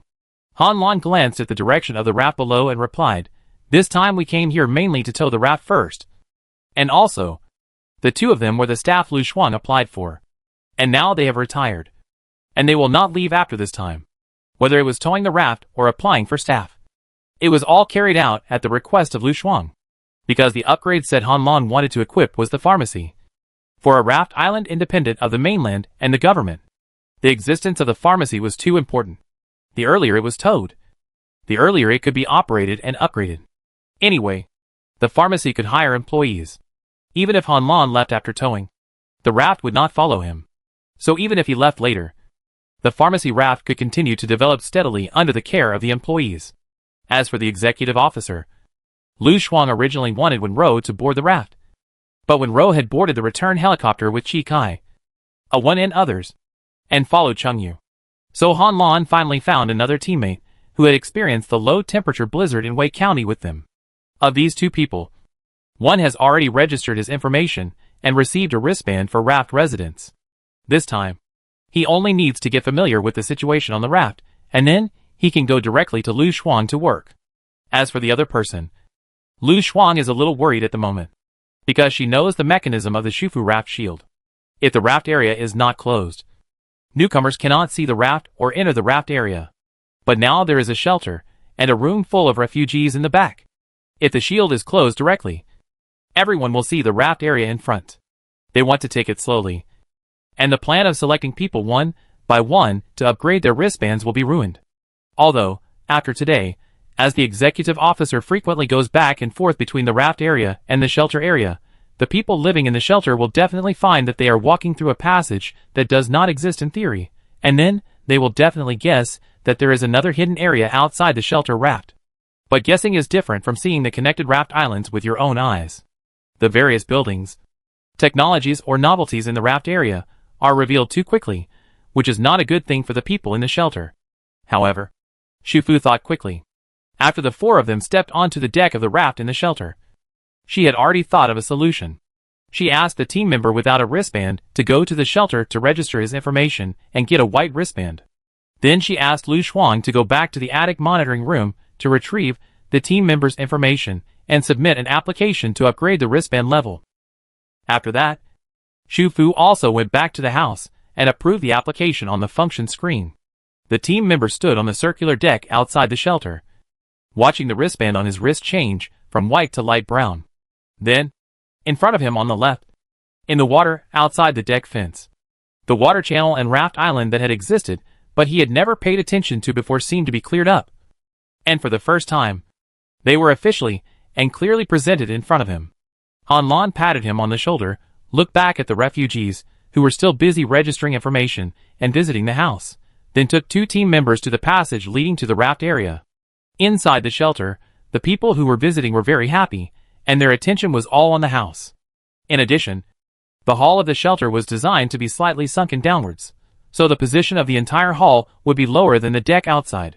If the people inside did not pay special attention, they would not notice the situation on the deck. But Feng Lu noticed it. He was standing near the door. When he looked back, he saw the three people who were originally standing on the deck taking steps towards the water, and then quickly disappeared from his sight. This kind of disappearance was a very strange feeling. His eyes told him that the three people should not have really disappeared, but his brain made him no longer feel their existence. So, Shu Fu and the others, after leaving the shelter, did not actually leave them far. Right? For some reason, although he was curious, he did not feel lost. It was as if he had a feeling that in the near future, he would soon get answers to all the unclear things at the moment, because the two team members were going to work on Lu Shuang's raft later. Lu Shuang led them to familiarize themselves with the raft process and check in at the hotel. Before Lu Shuang took them away, he told Shu Fu a piece of news. Just now, after Shu Fu approved the team members' upgrade wristband level application, an additional raft point appeared on Lu Shuang's wristband, followed by the suffix, shelter profit. This point is not much, probably slightly more than the cost of a day's accommodation at the hotel. Lu Shuang was stunned for a moment, but soon realized that this was the real business model of the shelter. Just like what they had discussed jokingly before, the shelter's purpose was to produce people for the raft area. Moreover, these people were recognized by the owner of the drifting island house after a period of observation. In other words, in the future, when Lu Shuang used up all the raft points exchanged for the gold and supplies brought by her family, she would not have to worry about her life on the raft. Because the shelter, for Lu Shuang, is not just a functional raft that does good things, as long as she saves and helps people continuously, and sends talents to the raft area after screening, she can also make a profit. Lu Shuang even began to speculate that if the shelter wants to be upgraded in the future, one of the upgrade conditions must be related to the number of people she sends to the raft area. Shu Fu was also very surprised by this. and once again felt that Lu Shuang's previous choice of shelter as an upgrade set was really the best. After Lu Shuang and the two team members left, Xu Fu first let the shelter raft leave the shore, and then set the drifting island house to the self-drifting mode. After she left the drifting island house, she saw Han Lan, who was visiting the snack bar raft. Han's father and mother had not seen their son for a long time, and they were accompanying him on both sides. When they saw her, they asked her if she would tow now. Xu Fu waved her hand, indicating that she would wait until it was completely dark at night. At that time, everyone in the last shelter should have rested, and no one would pay attention to the waters ahead. And she needs to moor the entire raft island on the water surface first, adjust the raft towing position first, and finally let him place the raft and tow it. There is just one towing position left, position 11, but because of the special nature of the shelter, it must be at the end, so she can't directly tow Han Lan's raft to position 11, and has to adjust it first. Now the 7th, 8th, and 9th towing positions are all unmanned energy rafts. If Han Lan is arranged at position 10, it will be a bit far from the functional rafts where other friends are, so she plans to make a comprehensive adjustment. First, empty the trailer position number 7, and put Han Lan's pharmacy raft there. Trailer position number 7 is behind the snack bar, which is also convenient for friends living on the raft to visit. An hour later, everyone in the shelter completed the information registration and received the wristband. It was just lunchtime. Everyone received the food they wanted to eat and sat around the dining table to eat. Bong Lu reported the situation to Xu Fu using the intercom. Okay, you guys will have to work hard today and do more management and arrangements. Starting tomorrow, there should be shelter staff on duty during the day, and you only need to take care of the night. There's no need to use the word hard work. Everyone is very happy today. They said they had always thought that the two team members who went back to report their safety were afraid that they would worry, so they deliberately exaggerated the description. They didn't expect the environment and conditions here to be better than what the two described. Although the room was a dormitory with 8 people in one, the bed board, bedding, and clothes for changing were all brand new and clean. They hadn't seen such clean, dry, and lightly fragrant clothes and bedding for a long time. There are so many survivors rescued by the ship this time. Even the authorities cannot provide all of them with brand new bedding and clothes. It is good enough that everyone has a blanket and a set of clothes. No one cares whether they are new, old, or moldy. Each room here has an independent bathroom. There is not only a faucet, which can release clean water when turned on, but also a complete set of toiletries. They have been left to fend for themselves on the northern plateau for so long, and the buildings they live in are always damp and moldy, let alone using clean water for bathing. Even drinking it requires calculating the milliliter scale every day. The food they eat is always hard to swallow instant food. The compressed biscuits they get from the food dispenser in the shelter are pleasantly surprised by the taste and quantity. What's more, there are mashed potatoes, fish buns, whole grain steamed buns, and bread to choose from. People with small appetites can get one each, and then share it with everyone. Not to mention that every meal has juice or vegetable soup. For them, fruits and vegetables basically have become memories of the previous life. In the northern plateau, a can of fruit can be sold at a sky-high price. When they lived on the ship before, the meals were simple steamed buns, porridge, and ham sausage. The ham sausage now is different from the past. In the past, the meat was mixed with starch, but now the starch is mixed with a little meat flavor. In the shelter, it is said that there are fish cakes and fried fish fillets for dinner. In the early days, fish was not rare in the Northland Plateau. The Northland Plateau has many mountains, but after the water level rises, the rivers are crisscrossed. People with boats can catch a lot of fish when they go out. But later, the appearance of amphibious man-eating jumping fish and ichthyosis patients changed everything. No one dared to go fishing in the waters where fish gathered by boat, because it was very likely that what they caught was a group of jumping fish that would bite and eat people. If they were even more unlucky, they might find an ichthyosis patient in his ultimate form who could only bare his teeth at people on the internet. Some people would fish in the waters near the shore. But fishing and catching are two different things. The former is difficult and slow, and requires a fully equipped fishing rod. The superpowers do have a fishing rod, but that depends on their personal ability. Some clumsy people can't catch a fish in a whole day, but the fishing rods of superpowers can't be rented out to others. So slowly, fish meat has become a rare commodity in the Northern Plateau. Here, they don't need to work hard, and everyone has a supply. To be honest, Happiness comes too much and too full. They are always afraid that they are dreaming. And they wake up to find themselves still sleeping in a damp and dirty building that smells of mold. Everyone asked me to express my gratitude to the owner of the raft, who took them in. They are sincerely grateful. And they all promise to live in the shelter in accordance with the rules. Please rest assured. After listening to Feng Lu's report, Xu Fu put away the intercom. She stood on the glass balcony on the second floor of the drifting island house. Looking at the back of the drifting island house, there used to be nothing behind her raft except the vast waters. But now, rafts of various shapes were lined up and towed. And her friends and acquaintances lived and worked on them. The last shelter not only rescued the survivors, but also did not bring any unstable factors to the friends in the raft area. To be honest, she was looking forward to the upgrade of the shelter. The primary shelter could accommodate more than 100 people, and the living space was fully equipped. What would the upgraded shelter look like? At 10 o'clock in the evening, the drifting island house stopped in a water area on the north bank of the Northland Plateau. Xu Fu first changed the positions of several unmanned energy rafts on the function screen, and then notified Han Lan with the intercom. Han Lan was sitting on a bench on the front deck of the hotel raft, chatting with Lu Shuang, Tang Li, Zhang Jun, and the two team members who were on the raft today. After receiving Xu Fu's notification, Han Lan was shocked, and immediately got up, and went to the number 7 towing position at the back, and released the raft in the vacant water area. After placing the raft, he also notified Xu Fu through the intercom. Towing position, Han Lan's raft, bond value, 83. Starting shared function, select 1, protective shield, select 2, select 3. Special, upgrade suit, drugstore. Note, when the raft is untethered, the upgrade suit will peel off and disappear automatically, and the upgraded level will be reset to 0. Chapter 174, Pharmacy Raft. Han Lan has only chosen the shield for the time being for the shared function. Currently, in the energy raft, the water resource output is relatively abundant. The second water resource raft only supplies the snack bar raft and the shelter raft, and there are 3 outputs left. So Han Lan does not need to choose water purification. He also made it clear that, after seeing the appearance of the pharmacy raft, he will decide on the other 2 options. This is probably the most simple building and architectural style that Xu Fu has seen after using the upgrade set. This is a 2-story building with a square appearance. Because the outer wall is made of vertical stripes, and it is made of gray logs, it looks like 2 stacked container houses at first glance.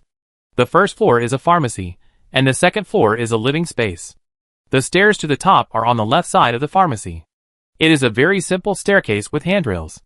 The stairs lead to the second floor balcony. The balcony has eaves and fences. Open the glass sliding door of the balcony, and inside is a compressed living space, which is a small apartment with 2 bedrooms and 1 living room. Just like the other rafts.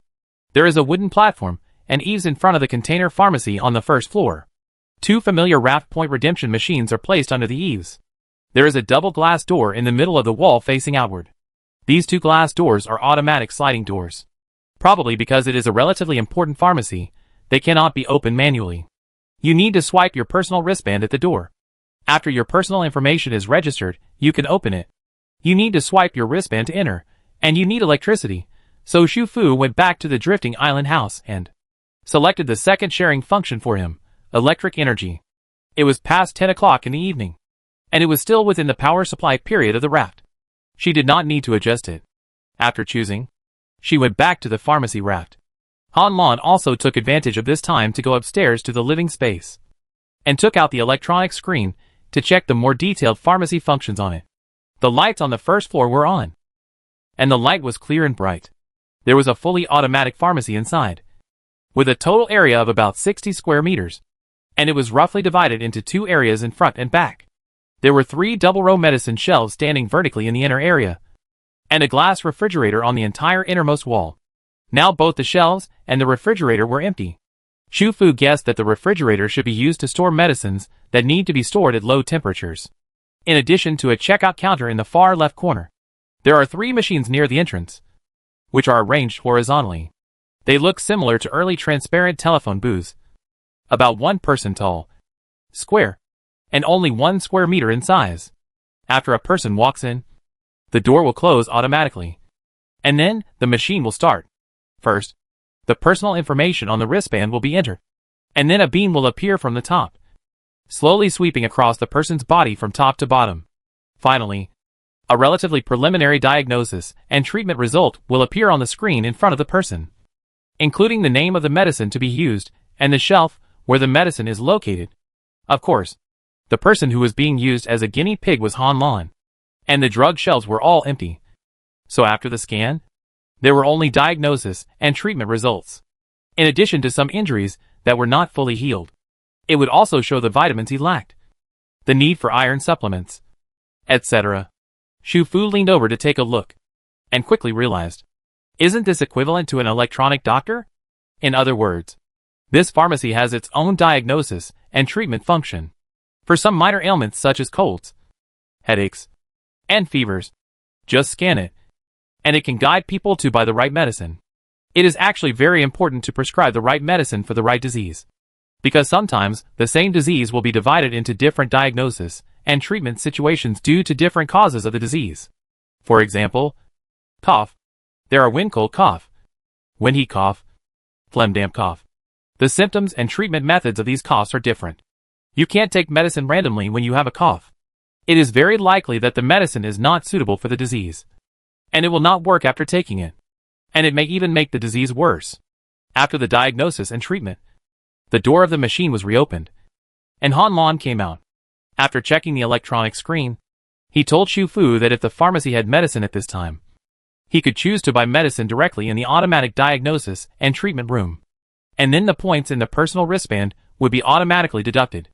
After that, the shelf behind would flash the light prompt at the corresponding medicine placement to guide the guests who had finished the diagnosis and treatment to get the medicine. So the current question is, does this pharmacy have medicine? Han Lan quickly found a door leading to the pharmacy warehouse on the left wall. Inside was a small horizontal warehouse. From top to bottom, there were rows of densely packed shelves and refrigerators against the wall.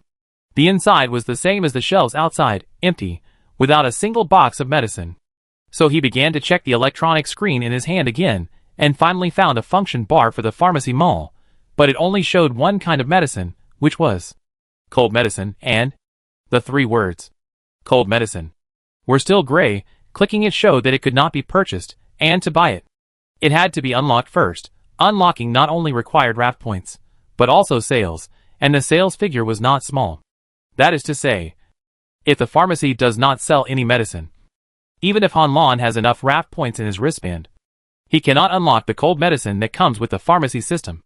If he cannot unlock it, he cannot purchase or sell it. Han Lan was helpless, and looked at Xu Fu again.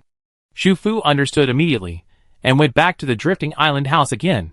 On the function screen, he used the red first prize card, upgrade set package, universal, and then selected pharmacy as the object of use. At this point, there is only one red first prize card left. The sales of the pharmacy are of the consumption type. As long as all the medicines are sold out, the card must be used again, unless one day, the pharmacy has accumulated enough sales to unlock a large number of medicines that come with the system. However, judging from the types of medicines displayed by the system now, this unlocking process should be very long. In addition, the shelter also needs to use a new card every 90 days. Xu Fu suddenly felt that she was not making enough money. She couldn't help but look forward to the next 10 consecutive draws. Fortunately, probably because it was a consumable gift package. After using it, the types and quantities of medicines in the pharmacy were amazing. Not only was the small warehouse full, but even the shelves and refrigerators outside were full. Han Lan entered the automatic diagnosis and treatment room again. This time, after the diagnosis and treatment. In addition to the diagnosis and treatment results, the screen also showed the names and prices of the medicines to be purchased. The prices were not expensive. Compared with the other rafts, it can be said to be very affordable. Several medicines were ranked according to the importance of the medicines required by Han Lan's diagnosis and treatment results. Each medicine was also marked with the customer's demand for these medicines. For example, Han Lan's external injuries were almost healed, and vitamin deficiency would not cause any harm to the human body for a while. So the demand level was recommended to buy. Han Lan thought about it, and chose one of the vitamins to buy. After that, a reminder appeared on the wristband, and the RAF points for the vitamins had been automatically deducted. He didn't expect that as the owner of a drugstore. He would have to spend points to buy things in a very strict manner. Soon, another reminder appeared on the wristband, which showed the profit from selling a bottle of vitamins this time. And the points were 50% of the points he had just spent to buy. He understood that this 50% was the commission his drugstore received after each sale, which was the RAF point income. Since the medicines this time were all provided by the prop card from Shufu, this 50% was already a lot for him. After the points were deducted, the screen showed the shelf where he took the medicine. At the same time, a certain spot on one of the 3 rows of shelves behind him lit up. Han Lan and Shufu both found it novel. She followed him and watched him reach out and smoothly take the bottle of vitamins from the shelf. The lights on the shelf turned off automatically. He was a little curious. After putting away the vitamins, he went to take a bottle of medicine next to him. However, his hand was blocked by an invisible barrier. Han Lan checked the electronic screen in his hand again and found the reason. Because the pharmacy is a supermarket shelf model. In order to avoid confusion when there are many customers, all shelves have built-in shielding functions. There are 2 ways for customers to buy medicine. One is to buy medicine for their family or themselves, and they know clearly what medicine they want to buy. They directly ask the owner or clerk at the counter. After paying the RAF points, a light will light up somewhere on the shelf, and the customer will go to get the medicine by themselves, and then leave. The other way is the process that Han Lan just described, which also requires paying points first, and then picking up the medicine by themselves. Regardless of the mode, customers cannot take away medicine without paying RAF points. Even Han Lan praised this function in his heart. This means that the entire pharmacy is basically fully automatic. Even if he doesn't hire employees, or even if he is not there occasionally, it can still maintain business. Such a pharmacy is perfect for him. He thought about it, and then thought of another situation. Then he took out a cardboard box from his backpack, and then took out a few boxes of medicine from it. Those were his own medicines, similar to antibiotics and cold medicines. He picked them out and chose 2 boxes that were not too important.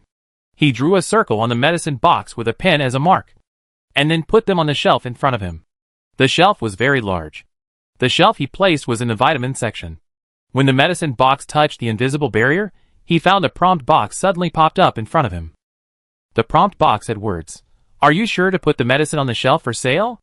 Note: this action is irrevocable. This is the store owner's source of medicine. The commission points are 95%. Han Lan clicked to confirm. The 2 boxes of medicine disappeared from his hand. After a while, he and Shu Fu found the 2 boxes of medicine he had marked in front of another cold medicine shelf. When he tried to reach out to take it again, his hand was also blocked by the invisible barrier. Shu Fu understood, so, as long as the medicine is confirmed to be placed on the shelf, whether it is provided by the function card or your personal belongings, it will enter the sales state and cannot be revoked. It's quite reasonable. Before confirmation, the result has been presented to me. Han Lan was very satisfied, especially the line 95% commission points for store owner's supply of medicines, which he really thought was very reasonable. After all, compared with the plantation, breeding house and other facilities, the management of this pharmacy raft is very simple, and the work is easy. Such income is very surprising. When the 2 finished their inspection and came out of the pharmacy, it was already 11 o'clock in the evening. Han Lan's parents are still staying in the hotel tonight. Even if they need to tidy up their residence and move in here, they have to wait until tomorrow. Han Lan doesn't want to miss his new home, so he plans to go upstairs directly and move in tonight. As for the last sharing function of the pharmacy raft, it seems that there are choices. But in fact, the rafts that have just been towed are similar, and sewage treatment is considered a basic choice. Shu Fu got up early today. Although she didn't do anything, she felt a little tired after a busy day. After she went back to the drifting island house and selected the last sharing function for Han Lan's raft, she went into the bathroom to take a shower, changed into clean home clothes, and went to bed. Han Lan stayed on the raft for more than a week. During this week, the raft was in order. The newly emerged pharmacy raft was welcomed with unprecedented enthusiasm. Because the operation was too simple, there was no need to hire employees at present. So Han Lan opened the shop the next day after towing. It was packed as soon as it opened. Almost all the residents of the raft went there once. Those who need medicines can thank God and buy them directly. Those who don't need medicines can take a photo in the automatic diagnosis machine and then choose a vitamin from the recommended list. Lu Shuang's sister Lu Jin stayed the longest. She studied medicine, and the automatic diagnosis machine inside was very novel to her. Han Lan asked her directly if she was interested in working in the pharmacy in the future. He was still on the raft for a while, so he could look after the store by himself. But if he left later, someone would definitely be needed to guard the pharmacy. Lu Jin agreed immediately, saying that she would have a few more days of comfortable play, and when he was not on the raft, she would start working here. However, the pharmacy was indeed much more leisurely than the snack bar, the planting house, and the breeding house. Even though Han Lan was not busy running the store by himself these days, he even put a sofa chair with footrests behind the counter, and sat leisurely, spending most of the day reading story books borrowed from the bookstore. His laziness was in sharp contrast to Lu Shuang's dedication. Lu Shuang was a person who could not stop. Even with 2 executives, they would go to the shelter to be on duty during the day, and she did not need to keep an eye on the surveillance. She would still spend most of the day in the attic control room. After several days, the new refugees had already gotten familiar with everything in the shelter. They soon discovered that there was a protective cover outside the shelter. When the invisible protective cover was opened, it could block all the wind, rain and waves from the outside, making the entire shelter and the circular deck outside safe as if they were in another world. At first, they only dared to stay in the room after finishing their respective cleaning tasks. Then, they slowly followed the team members who checked in earlier. During the day, they would gather in the leisure area of the lobby to chat. In the end, they would even go to the deck with courage to watch the heavy rain and the vast waters outside the protective cover from a completely safe angle. They often doubted that they were dreaming. In this dream, the end of the world and all disasters seemed to be over. Has the stable life that they had expected for countless times really come? Perhaps because of this dreamlike and anxious mentality. The order in the shelter was very stable during the first week of the 2-team stay. Feng Lu naturally played a big role in this. The rabbits and some sheep in the breeding house finally reached the time for harvest. The vending machine at Lu Zheng's place had been filled with various vegetables and fruits produced in the planting house, and there was no room for selling new varieties of meat. Finally, the breeding house sorted and processed the rabbit meat and mutton into bags, and then set up a small stall on the raft. They set the retail price according to the previous wholesale price of chicken, duck and eggs, and asked the residents on the raft to come and buy. Shu Fu received 5% of the meat output tax for the first time, and brought the mutton to Hua Qiong's snack bar that day. He first took out a portion of the finished mutton skewers, and asked Hua Qiong to record it with the automatic meal-making machine, and then provided the necessary ingredients and bamboo sticks. After that, all the mutton was made into finished mutton skewers, which were still the kind that had just been roasted and sizzling with oil. Shu Fu put the finished products into a large meal box, and finally put them all on the finished food shelf in the space. In the future, when she wants to eat lamb skewers, she can just take them anytime. She thinks she is really smart, and thinks that in the future, when there are suitable ingredients, and when there are particularly delicious finished ingredients in her space, she can just bring them to Hua Qiong and use her kitchen machine to cook. Although she thinks she is a good cook, she can't make many dishes, such as sushi, which is not made with special vinegar, rice and seafood. It requires skills. There were also many finished foods from the lucky draw wheel. The taste was so authentic. Even if she made them, the taste would be much worse. She didn't have the raft points to pay Hua Qiong. In fact, she could use the snack bar machine herself, but it would be a bit presumptuous to bypass Hua Qiong directly, so she asked her for help. She wanted to leave some supplies for Hua Qiong, but before she could take them out, Hua Qiong held her hand. "Stop it. I just used the machine. You're counting it with me."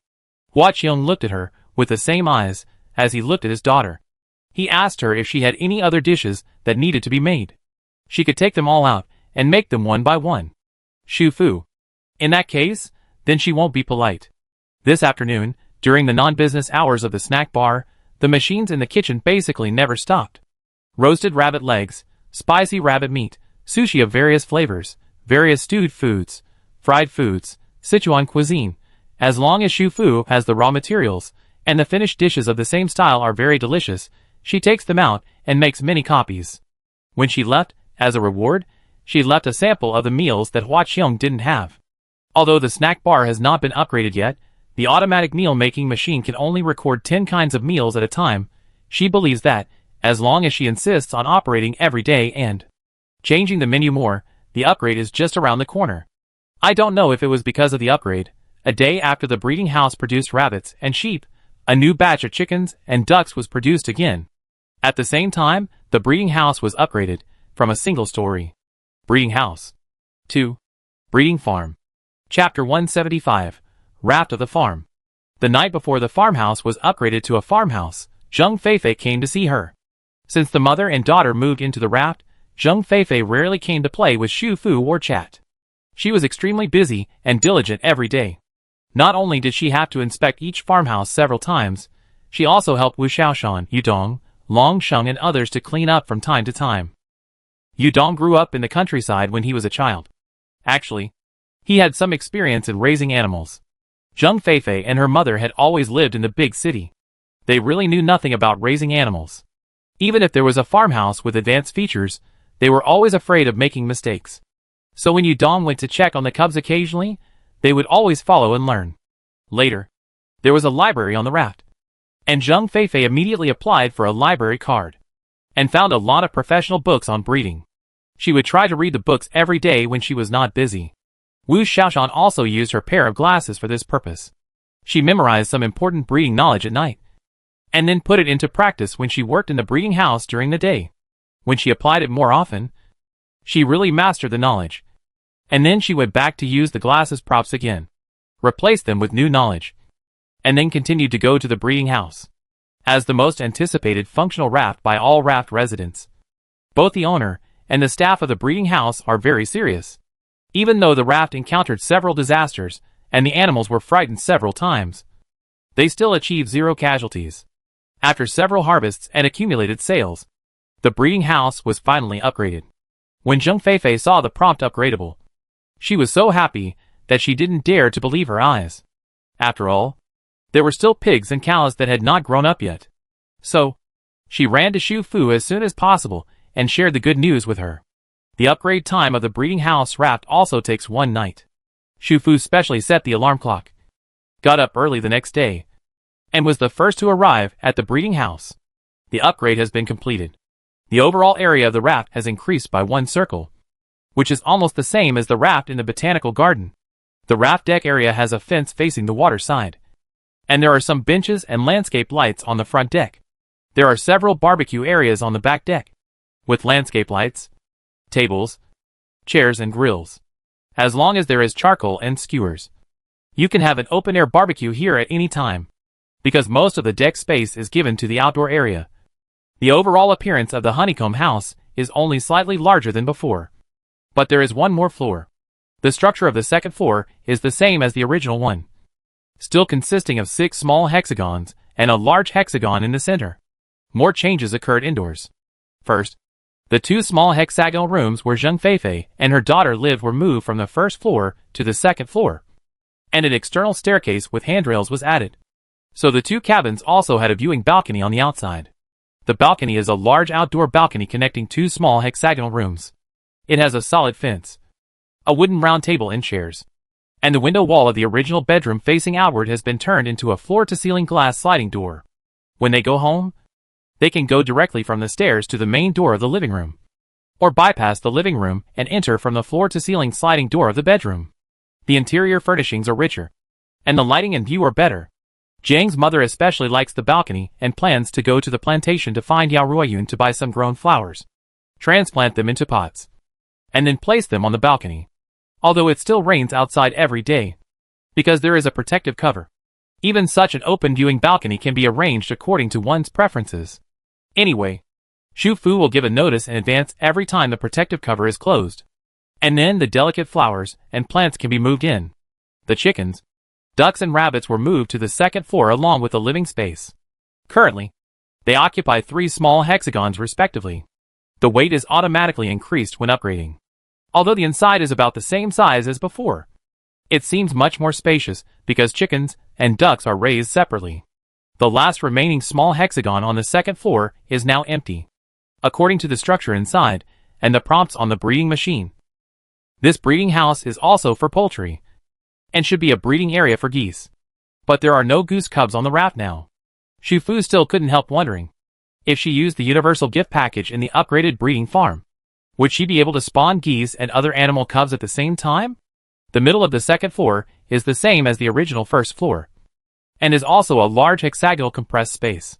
It is very large inside, and there is a high arc-shaped glass ceiling, through which you can see the sky outside, which is very beautiful. The interior is divided into two areas by a glass wall. One area is the breeding space for edible birds such as pigeons and quails, and the other half is the bee breeding area. The structure of the first floor is the same as before, 6 small hexagonal houses plus the large hexagonal compressed space in the middle. The floor height has increased by nearly half. Sheep and pigs occupy 2 breeding houses respectively. The breeding space is larger. Different breeds of sheep and pigs can also be raised separately. In the large space in the middle that simulates the lawn, there are real waterways simulating streams and a large fish pond, in addition to different breeds of cattle, freshwater fish. Shrimps and crabs can also be raised. In addition, there is more space here, and the ground is made into a slightly undulating slope, which looks more like a pasture. When the sheep mature, the sheep that are suitable for milk and wool production can also be raised in this pasture. To be honest, seeing the newly added breeding area, Shu Fu is a little itchy, and wants to use the red first prize card for breeding farm again. But it feels a bit uneconomical, after all. More than half of the breeding areas now have various animals growing well. As for those species that are lacking, why not try to introduce them from Fengshan Plateau? Although the land is scarce now, she believes that somewhere in Fengshan Plateau, there must be an official breeding base, and perhaps in the future, the gaps in these areas can be filled through transactions. Or, when the breeding farm is upgraded again one day, there will be more empty breeding areas. She can then use the red first prize card to get more value.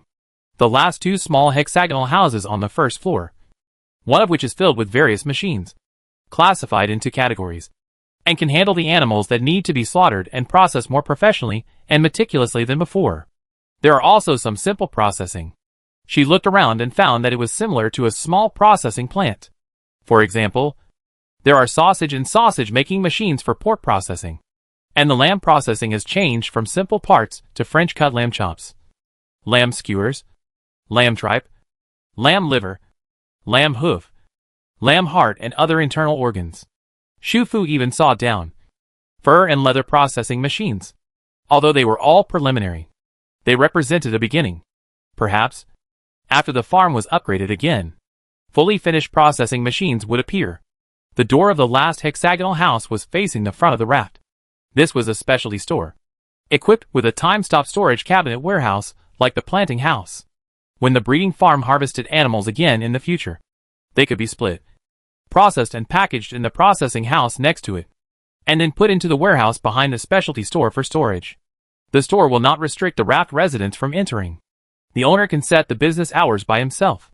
During the business hours, wholesale and retail can be carried out. When Zheng Feifei is not at home, she only needs to take out a small amount of goods and put them in the store's refrigerator or freezer, and let the employees sell them. Therefore, the farm has 4 more positions to be recruited. 2 are added to the rear breeding area. One is to start the machine and select the processing type in the processing room, and the other is to watch the store business here. Zheng Feifei said she planned to transfer Wu Xiaoshan to the specialty store first. This position is a little more relaxed, not so tiring, after all. She still has her own bookstore to take care of. As for the other 4 employees, they could only post a job notice first, and wait for a while during the transition period. Zheng Feifei and her mother would take over first. A few days after the breeding house was upgraded to the breeding farm, Zheng Feifei and Chen Fei's raft trailer had been in use for 100 days, and they could choose to add a function, and both chose garbage disposal. Compared with the milk tea shop, the breeding farm obviously needs the garbage disposal function more, because with this function, the garbage that needed to be collected manually every day is no longer needed. And Zheng Feifei no longer needs to store a lot of tightly tied garbage in the backpack compartment, and then go ashore to fill it with garbage every time a small land appears in the water. For a while, Longshen and Yedong's workload was reduced a lot, so even if there are not enough employees now, they can handle it. As a milk tea shop towed at the same time as the breeding farm, Chen Fei probably also wanted to see what his lighthouse milk tea shop would look like after the upgrade, and finally decided to officially open for business. At present, the raw materials for milk tea have not been followed up. Many raw materials need to be harvested and processed by the plantation. Therefore, she also sells various fruit teas.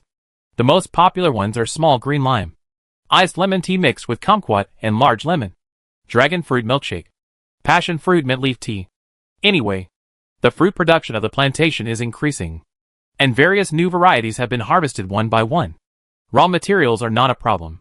The business hours were quickly set, from 12 noon to 8 p.m. every day, and open 5 days a week and rest 2 days. The working hours were actually quite pleasant. Chen Fa did not think of hiring anyone at first. However, Su Jiechu, who had been waiting for this opportunity for a long time, finally got the chance. He insisted on applying for the job, and was even willing to reduce his salary slightly. Chen F asked him to make every kind of milk tea and fruit tea on the sales list. If he could make it, he would be hired. Su Jiechu had been learning martial arts recently, so he did not know how to make any kind of milk tea or fruit tea. So he hit a wall again, but he did not give up. After the milk tea shop officially opened, he followed Chen Fa behind the water bar to learn and help in various ways. Of course, it was good to have free labor without any orders, so Chen Fa did not drive him away. Su Jiechu began his apprenticeship. In addition to learning how to make milk tea and fruit tea, he also took on all the work of washing cups and plates and cleaning the milk tea shop. After the milk tea shop officially opened, the business has been good, but the raft is currently short of disposable milk tea and fruit tea cups. So Chen Fa used the stainless steel cups brought by the shop after the opening, with a spoon, which is quite unique. When the friends have time, they will drink drinks in the shop while looking at the scenery. And sometimes, they will bring their own thermos cups to pack drinks directly. Whenever they go there, they will see Su Jiechu wearing the milk tea shop apron and working honestly inside. To be honest, every time we see Su Jiechu like this, everyone is a little uncomfortable. Especially the people in Chen Fa's team before, who all laughed and said that Su Jiechu was a big step closer to the ultimate goal of marrying into the wife's family. Chen Fa would laugh every time she heard it. After all, it is not easy for a person to work hard for such an ultimate goal wholeheartedly. As a result, within 2 days after this statement appeared, Su Tingfeng, who originally didn't like milk tea and fruit tea, began to appear every day and visit the milk tea shop. At first, everyone thought he was here to supervise his brother, but later they found that his eyes seemed to always fall on Chen Fa. When such interesting and scattered news came to Xu Fu, she just smiled. Although it is the end of the world now, on this raft, life will only get better and better.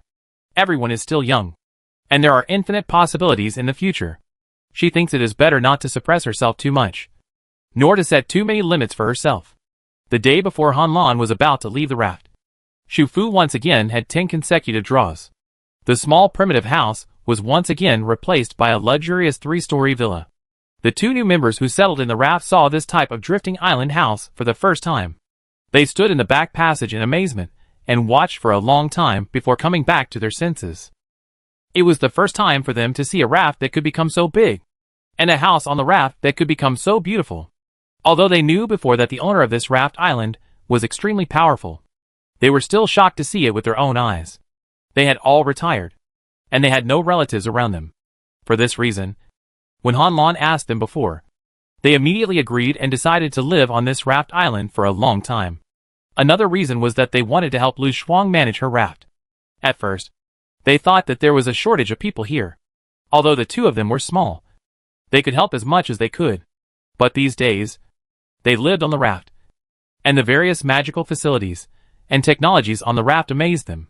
Now, seeing the changes in Xu Fu's raft, they suddenly felt fortunate. Fortunately, winter was not there at the time, and fortunately, Han Lan thought of them. Otherwise, such a good place would not have been their turn. The 2 looked at each other, and they understood each other's thoughts from each other's eyes. They immediately restrained their emotions, turned around with a serious expression, and headed towards the raft of the shelter at the back.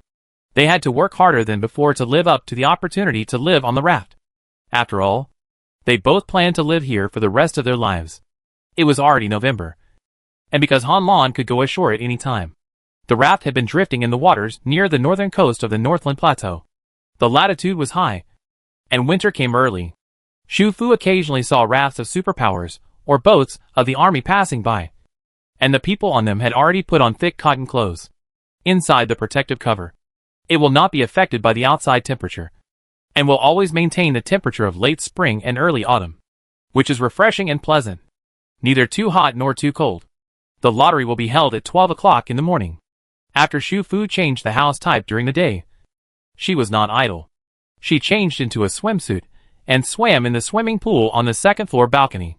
When she was tired, she wrapped herself in a big towel and leaned on the lounge chair to watch a TV series. When she was hungry, she took some food prepared by the automatic meal machine in the snack bar from the space. Spiced duck feet, fried squid tentacles, salmon sushi. Just like that, she ate, drank and played. Shu Fu took a shower with a happy mood, washed herself clean and applied perfume, and began to have a big burst of character once a month. First turn, red third prize, vegetable and fruit seed gift pack random X1. Second turn, red third prize, grain seed gift pack random X1. Third turn, red third prize, daily necessities gift pack X10. Shu Fu. The prize is a good prize, but I have drawn 3 times. Is it a match for the red third prize today? Fortunately, starting from the 4th turn, is luck coming. Chapter 176 10 consecutive draws. 4th turn, golden first prize, raft towing position X1, note, must be used on a level 5 raft. 5th turn, red first prize, upgrade set matching gift package universal.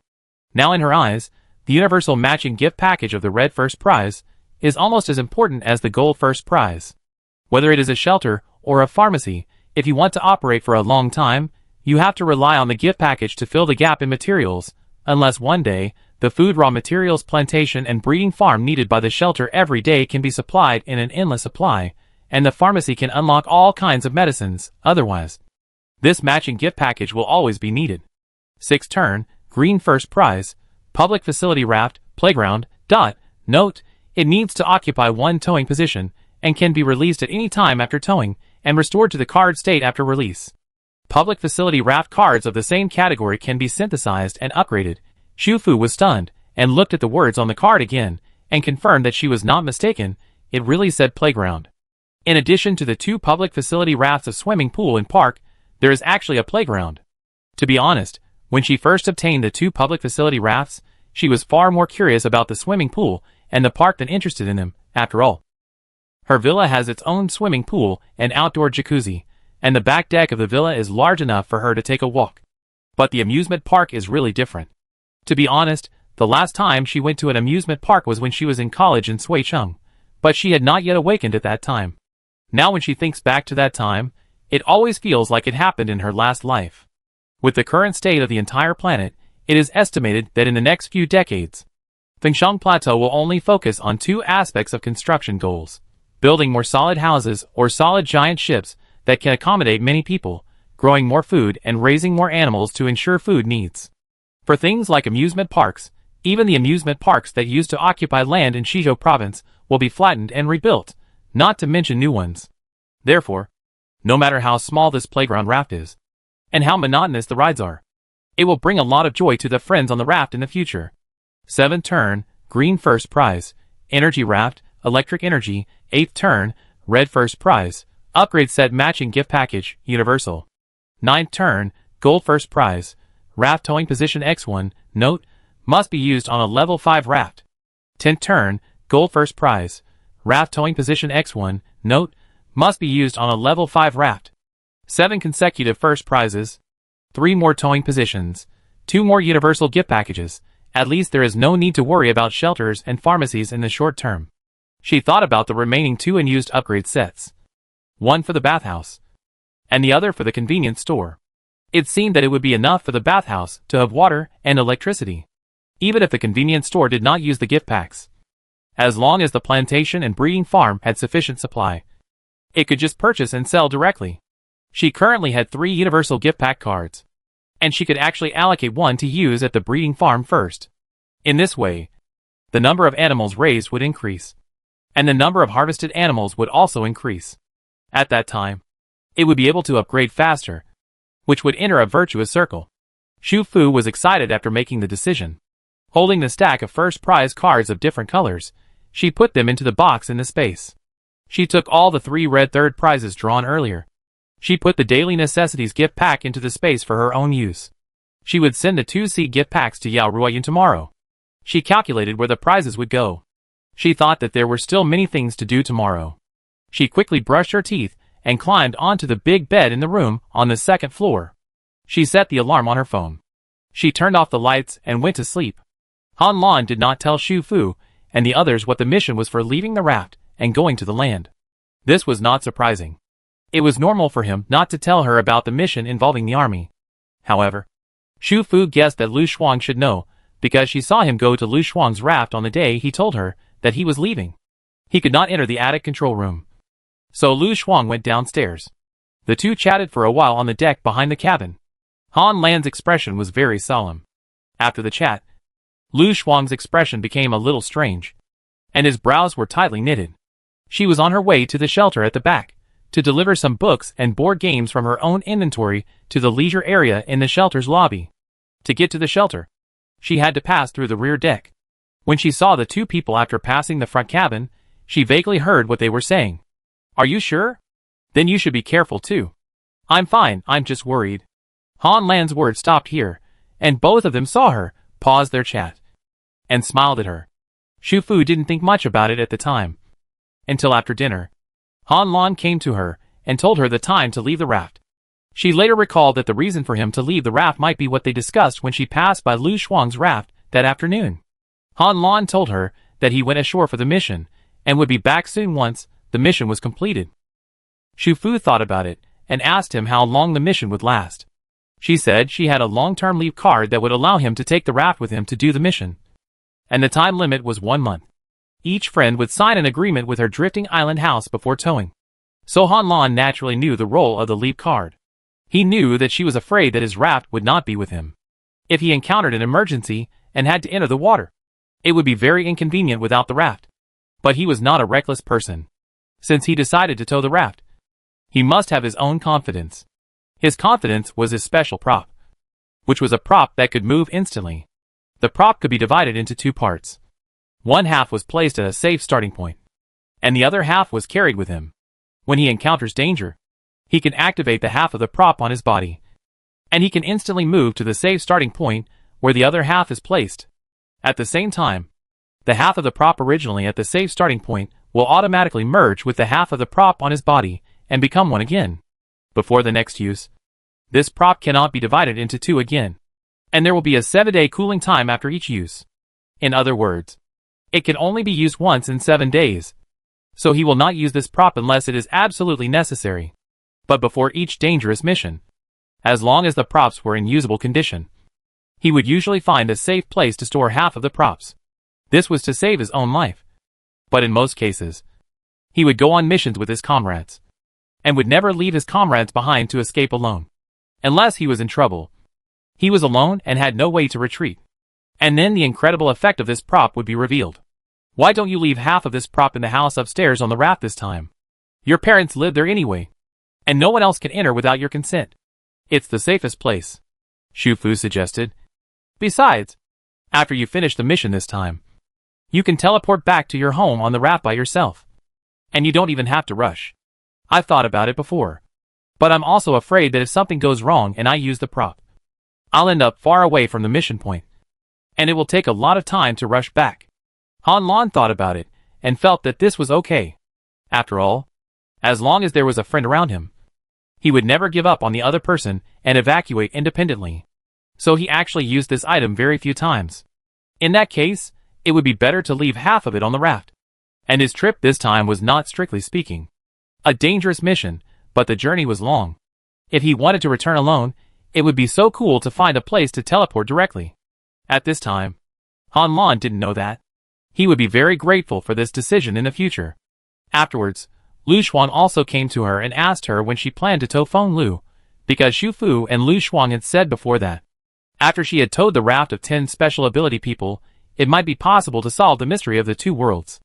Feng Lu has a special status, and he cannot be placed in the shelter at the back all the time. However, if he wants to upgrade his wristband, he cannot be the only one to be selected, as that would draw too much hatred to him. Even if others do not care now, they will care in the future. Therefore, Lu Shuang wanted to reserve the number of people who can upgrade their wristbands before Shu Fu planned to tow Feng Lu's raft. As long as Lu Xuang does not delete the information registered in the shelter, the refugees who have their wristbands upgraded can continue to travel between the raft area and the shelter, and spend the initial stage of working to earn raft points. The situation in the shelter is quite stable in the future. The specific personalities, abilities, and other details of the refugees will have to wait until the refugee wristbands are upgraded, and they enter the raft area and start working. Now even the screening can only be based on a very preliminary impression. Fortunately, Shu Fu has a veto power on the identity of a raft resident, no matter who it is, as long as she deletes their identity information. They can't even enter the shelter. So she and Shu Fu are not afraid that someone will cause trouble after becoming a raft resident. At that time, Shu Fu thought that she had only 1 day left to draw 10 times in a row. So she said that she would be able to tow the person soon. Then she thought of the last person on the tow list who was currently missing, Feng Erwin. She told Lu Xuang and Han Lan about this matter. Han Lan said that as long as he had the identity information, he could find the person through the official system during this trip. Shu Fu did not have a photo of Feng Erwin, but she knew her name. And when she was in Liyun City, Chung Yu had someone send money and supplies to Feng Erwin, and also helped her register the information for going to Jiqing. Han Lan's expression brightened up immediately after hearing this. It was he who arranged to send money and supplies to Feng Erwin in the hospital. He had a good memory and even remembered her appearance. Even if there were many Feng Erwins with the same name in Shizhou province, he could find her as long as the photo information came out. So, Han Lan was entrusted with this matter. The day after the 10 consecutive draws, Han Lan left very early. The landing point for him to leave the raft was chosen by Shu Fu. There was no cliff on the shore, so the car could drive away directly after landing. She put a long string of rafts close to them. This time, they didn't have to go to the shelter behind. She released the truck he drove when he came on the large rear deck of the villa. After saying goodbye to Lu Xuang and other team members one by one, he got in the car and drove away. Shu Fu first changed the house back to its original shape, then went home to have a pleasant breakfast, and then went to find Zheng Feifei. It was still early, the 3 people working at the breeding farm hadn't come yet, but Zheng Feifei had already woken up, and was standing on the large balcony on the 2nd floor doing morning exercises. Shu Fu really admired her. After all, even Wu Xiaoshan and the other 3 had to go to work at 8 o'clock. And she got up at 6:30 every day without fail, exercised, and then started to inspect the beehive breeding houses after breakfast. Zheng Feifei originally wanted to save Shu Fu's gift card. After all, from the beginning to now, she gave cards and points to this breeding house. And it was basically her who pushed it all the way. It's okay. No need to save. It's enough. After Shu Fu notified Zheng Feifei, she returned to the drifting island house, and used the red first prize universal gift package on the breeding farm. When she stepped into the breeding farm again, Zheng Feifei came up to her with a happy face. She told her happily that not only did the several vacant breeding areas have the necessary animal cubs, geese, pigeons, quails, beehives, freshwater fish, shrimps, crabs, even the breeding areas for chickens, ducks, rabbits, sheep, pigs, and cows that had grown to half their size had a new batch of cubs. Because the original breeding areas had been increased, it was very spacious inside. So now, every area inside was filled with cubs again. And there was also a large amount of corresponding feed and animal medicines. Fortunately, there was already a shared function of garbage disposal before today. Otherwise there would be so many cubs at once. Even if they were all machine-raised, just filling the feed into the machine in different categories would be enough to keep everyone busy. But even so, relying on the 3 people in the farm now, it is not enough. Shu Fu patted her shoulder, took out a constellation lollipop from the space, and handed it to her. Don't worry. The first batch of immigrants will appear in the shelter soon. Probably in the next 2 days. Zheng Feifei took the lollipop and started laughing. Your habit of giving candy is almost becoming a part of the legend. Hearing the other party mention candy, Shu Fu's first reaction was to think of the bottle of colorful crystal star candy that he had given away. And 1 day later, the other party sent a pixelated photo, with a light blue star candy lying in the palm of his open hand. After all, there will still be some thoughts and concerns. When they separated in Joshua County, he said that he would have something important to say to her when they met again. But the next time they met, they were together for less than half a day. so he didn't say anything that day, as if he couldn't stay with her for a long time. So he didn't have the right to formally tell her that he liked her. What are you thinking about? Let me take you to see the fish pond on the first floor, and the glass breeding area in the middle of the second floor. Especially on the second floor, there are many simulated trees and simulated flowers and plants. Especially those flowers, which are very interesting. After adding special feed for bees to the machine on the side, the middle area of those flowers will secrete liquid that attracts bees. Those liquids seem to replace pollen and water. Anyway, it's quite high-tech. The breeding farm is very lively. The stairs to the second floor of the breeding area are separate from the stairs to the living space outside. It is right next to the large central ranch fish pond. There is also a ranch wooden house here, which contains the operation room and feed storage room of the entire ranch, including the fish pond.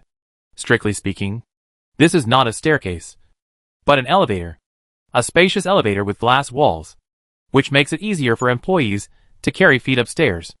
The glass breeding area in the middle of the second floor has indeed changed a lot.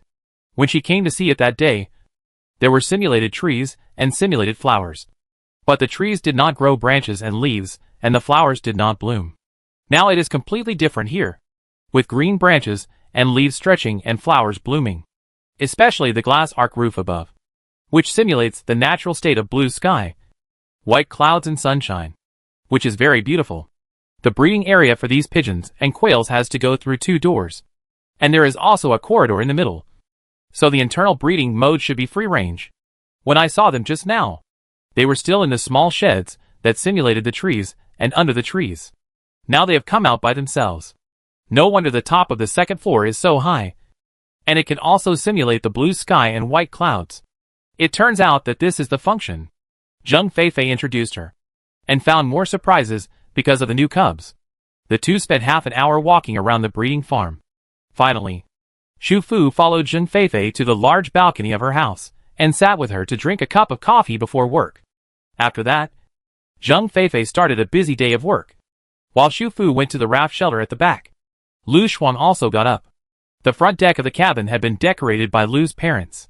In addition to potted plants, there were also rattan tables and chairs. When there was nothing to do during the day, they would sit here or entertain guests. Lu's parents made breakfast and put it on the table. Lu Shuang and the 2 executive team members ate while comparing the data forms on the table with those in their hands. They were confirming the first list. Xu Fu greeted them, told them that she would adjust the rafts again, and the shelter would be moved again, and asked them not to stand on the edge of the rafts. Lu Shuang was used to it, and responded with a smile. Xu Fu walked from the end of the whole string of rafts to the front again. She felt that if she added a few more towing positions on her raft island, she would be considered exercising if she walked back and forth a few times every day. She quickly adjusted the positions of the next few rafts on the function screen again, placing the water resource raft at position 8 at towing position 11, the electric energy raft at position 9 at towing position 12, and another electric energy raft at towing position 13. In this way, the shelter raft naturally fell on the 14th position. She left the vacant raft at the 8th position for Feng Lu, and at the 9th position, she put the public facilities raft. The playground. 1 electric energy raft can output and supply 3 functional rafts. The previous one supplied planting, breeding and shelter. This time, she chose the hotel, the milk tea shop and the pharmacy. Although the pharmacy was just towed, one of the 3 shared functions is electricity. But it is a more important pharmacy after all. After 24 hours of constant electric energy input, the pharmacy can enter the 24-hour business mode. Lu Zhen watches the shop during the day, and if anyone needs medicine urgently at night, they can go in and buy it by themselves. At the hotel, she had long wanted to provide 24-hour power supply. After all, there are more and more functional facilities inside, and the demand of guests staying there is also increasing. She chose a milk tea shop instead of a snack bar because everyone goes to the snack bar during fixed lunch and dinner hours, which coincides with the shared electricity hours here. The milk tea shop is different. On rest days when people are not working, they like to go there in the afternoon or after dinner. With a stable 24-hour power supply, Chen Fa can be more free to extend the store's business hours. After doing all this, she couldn't wait to change into a short-sleeved t-shirt and sports pants that were convenient for exercise. and ran towards the playground raft at position 9 at the back. Chapter 177 New Public Facility Raft. This is probably the largest raft among all the rafts she has towed so far, even including the upgraded botanical garden and breeding farm rafts. When I first saw the word amusement park, what came to her mind subconsciously was the children's play area in an older community park, which would have some electric seats, a slide set, some seesaws, and a small carousel. And even better, there might be a small pirate ship or a rotating airplane. However, the large raft in front of her was a pyramid-like building. The entire building's exterior wall was made of silver blue metal. Both the color and the touch were very similar to the water resource raft at the number 10 trailer next to it. However, the water resource raft was much smaller than the ordinary raft, while the amusement park raft was more than 3 times larger than the ordinary raft. So the difference between the left and right sides of this row of rafts was so large that it looked extremely uneven. Because the playground rafts have widened the distance between the front and rear rows of rafts, a large water deck passage has been newly added to the back of the water resource raft on the right. New public facilities have been added to the rafts. It was still early, and some friends had not started work yet, and were all in the leisure period before work, so when such a large raft suddenly appeared here, they were all attracted.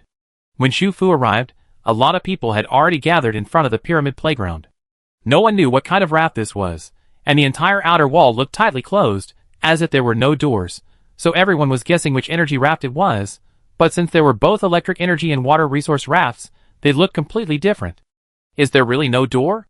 Yao Ruoyun curiously pressed her face against the silver blue metal wall, trying to find a gap. It looks pretty.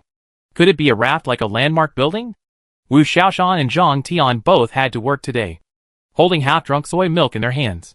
Yao Ruoyun turned around and saw Shu Fu approaching, and immediately laughed. Senior, you're here. What is this? You'll know soon. Shu Fu kept it a secret, but she didn't know what it looked like inside. And similarly, she couldn't find the door. But when she put her hand with the silver bracelet on the metal wall, the building seemed to sense the arrival of its owner, and words suddenly appeared on the metal, asking, "Do you want to start using it?" This line of words, except for her, can be seen by everyone. She clicked yes. Then, the font changed again. Starting. Please select the power source. 1. Energy raft, full. Need to be removed first. 2. Drifting island house, usage time, 6 o'clock, 9 o'clock, 12 o'clock, 1400 hours, 1730, 1930, 2200 hours, 2300 hours. She had just selected 3 rafts with output functions for the electric energy raft. She didn't want to change it at the moment. Besides, the playground was not a necessity for everyone. Now there was a towing position for it to hang. Once a new raft needed to be towed, she would immediately put it away. So for now, she only needed to select the power supply from the drifting island house. After all, the drifting island house now has a lot of power supply periods. It can be used for so many hours every day, and she felt it was enough. After selecting the power source, a new line of prompts appeared above. After the first opening, the playground will always remain open during the power period. If you need to close it, just disconnect the power source. Shu Fu clicked to confirm the message. And then, the silver blue metal wall in front of her suddenly began to flash. And then a small opening slowly opened in the center of the front of the building. It was an upward sliding door, which was almost integrated with the wall. If it had not been opened at this moment, even Shu Fu would not have seen that it was a door. The door was very wide, about 2 meters wide, because the whole building was pyramid-shaped. When it was opened, it looked like a future technology building opening a mysterious door to everyone. Inside the door, there was light music coming, and soon the lights inside automatically lit up, and everyone stepped in one by one, with shocked expressions.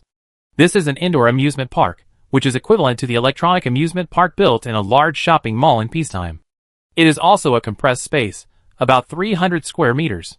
Because the top of the central area is very high, some amusement facilities that require more space up and down are placed in that area, such as a small bungee jumping machine, rock climbing wall.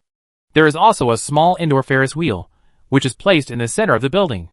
The seats of the Ferris wheel are not wrapped with glass, but are hollow metal seats with fences.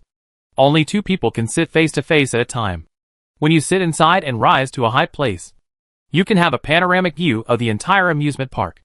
Most of the other areas are dominated by various grabbing game machines, claw machines, dancing machines, DJ machines, and racing machines.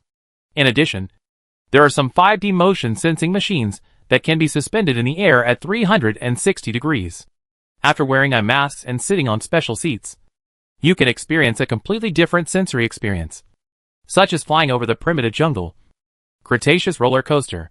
There are also some motion sensing game machines that also require wearing special eye masks, equipped with special game guns, and you can choose a dangerous world by yourself to fight.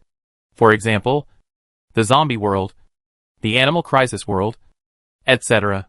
In addition, there are some small standing boxes for singing karaoke, camera machines, etc. Different machines are playing different music, flashing colorful lights, attracting their attention. If you ignore the world before entering this amusement park, it is completely like a shopping mall amusement park in peacetime, far away from all the troubles of the outside world. For a moment, even the well-informed raft residents were surprised and stunned. They went forward to touch this machine, look at that machine, and found that there was a small screen on each machine, which showed the raft points that needed to be deducted for each game. As long as the raft residents swipe their wristbands, they can play. The price is not expensive. 1 point. 2 points. The most expensive 5D somatosensory machine is only 5 points per time. Basically everyone can afford it. Brothers Chen Fa and Lu Zheng heard the noise here and came to join in the fun. Lu Su was stunned when he entered the door, except for opening his mouth and making a wow sound. He couldn't say anything else. After Chen Fa entered the room, he glanced around and saw another recharge machine behind the exchange machine at the entrance. The recharge method is very simple. It is divided into daily cards, weekly cards, and monthly cards. The points required are different. However, if you come to play more often, it will definitely be cheaper than a single consumption at each machine. It depends on the individual to choose which consumption method. Xu Fu put the bracelet on her left wrist close to the small screen on the game console, and it started the machine directly. As before, everything was free on her raft island. Lu Su cried out and ran over excitedly, asking Xu Fu how long the raft would be kept, and whether it would be put away after a short time like the park raft and the swimming pool raft before. Xu Fu estimated the time it would take Han Lan to find Fang Erwen after completing the task, and the time it would take to explain some things and bring the person back to the raft smoothly, and replied, if we are lucky, it should not be put away again.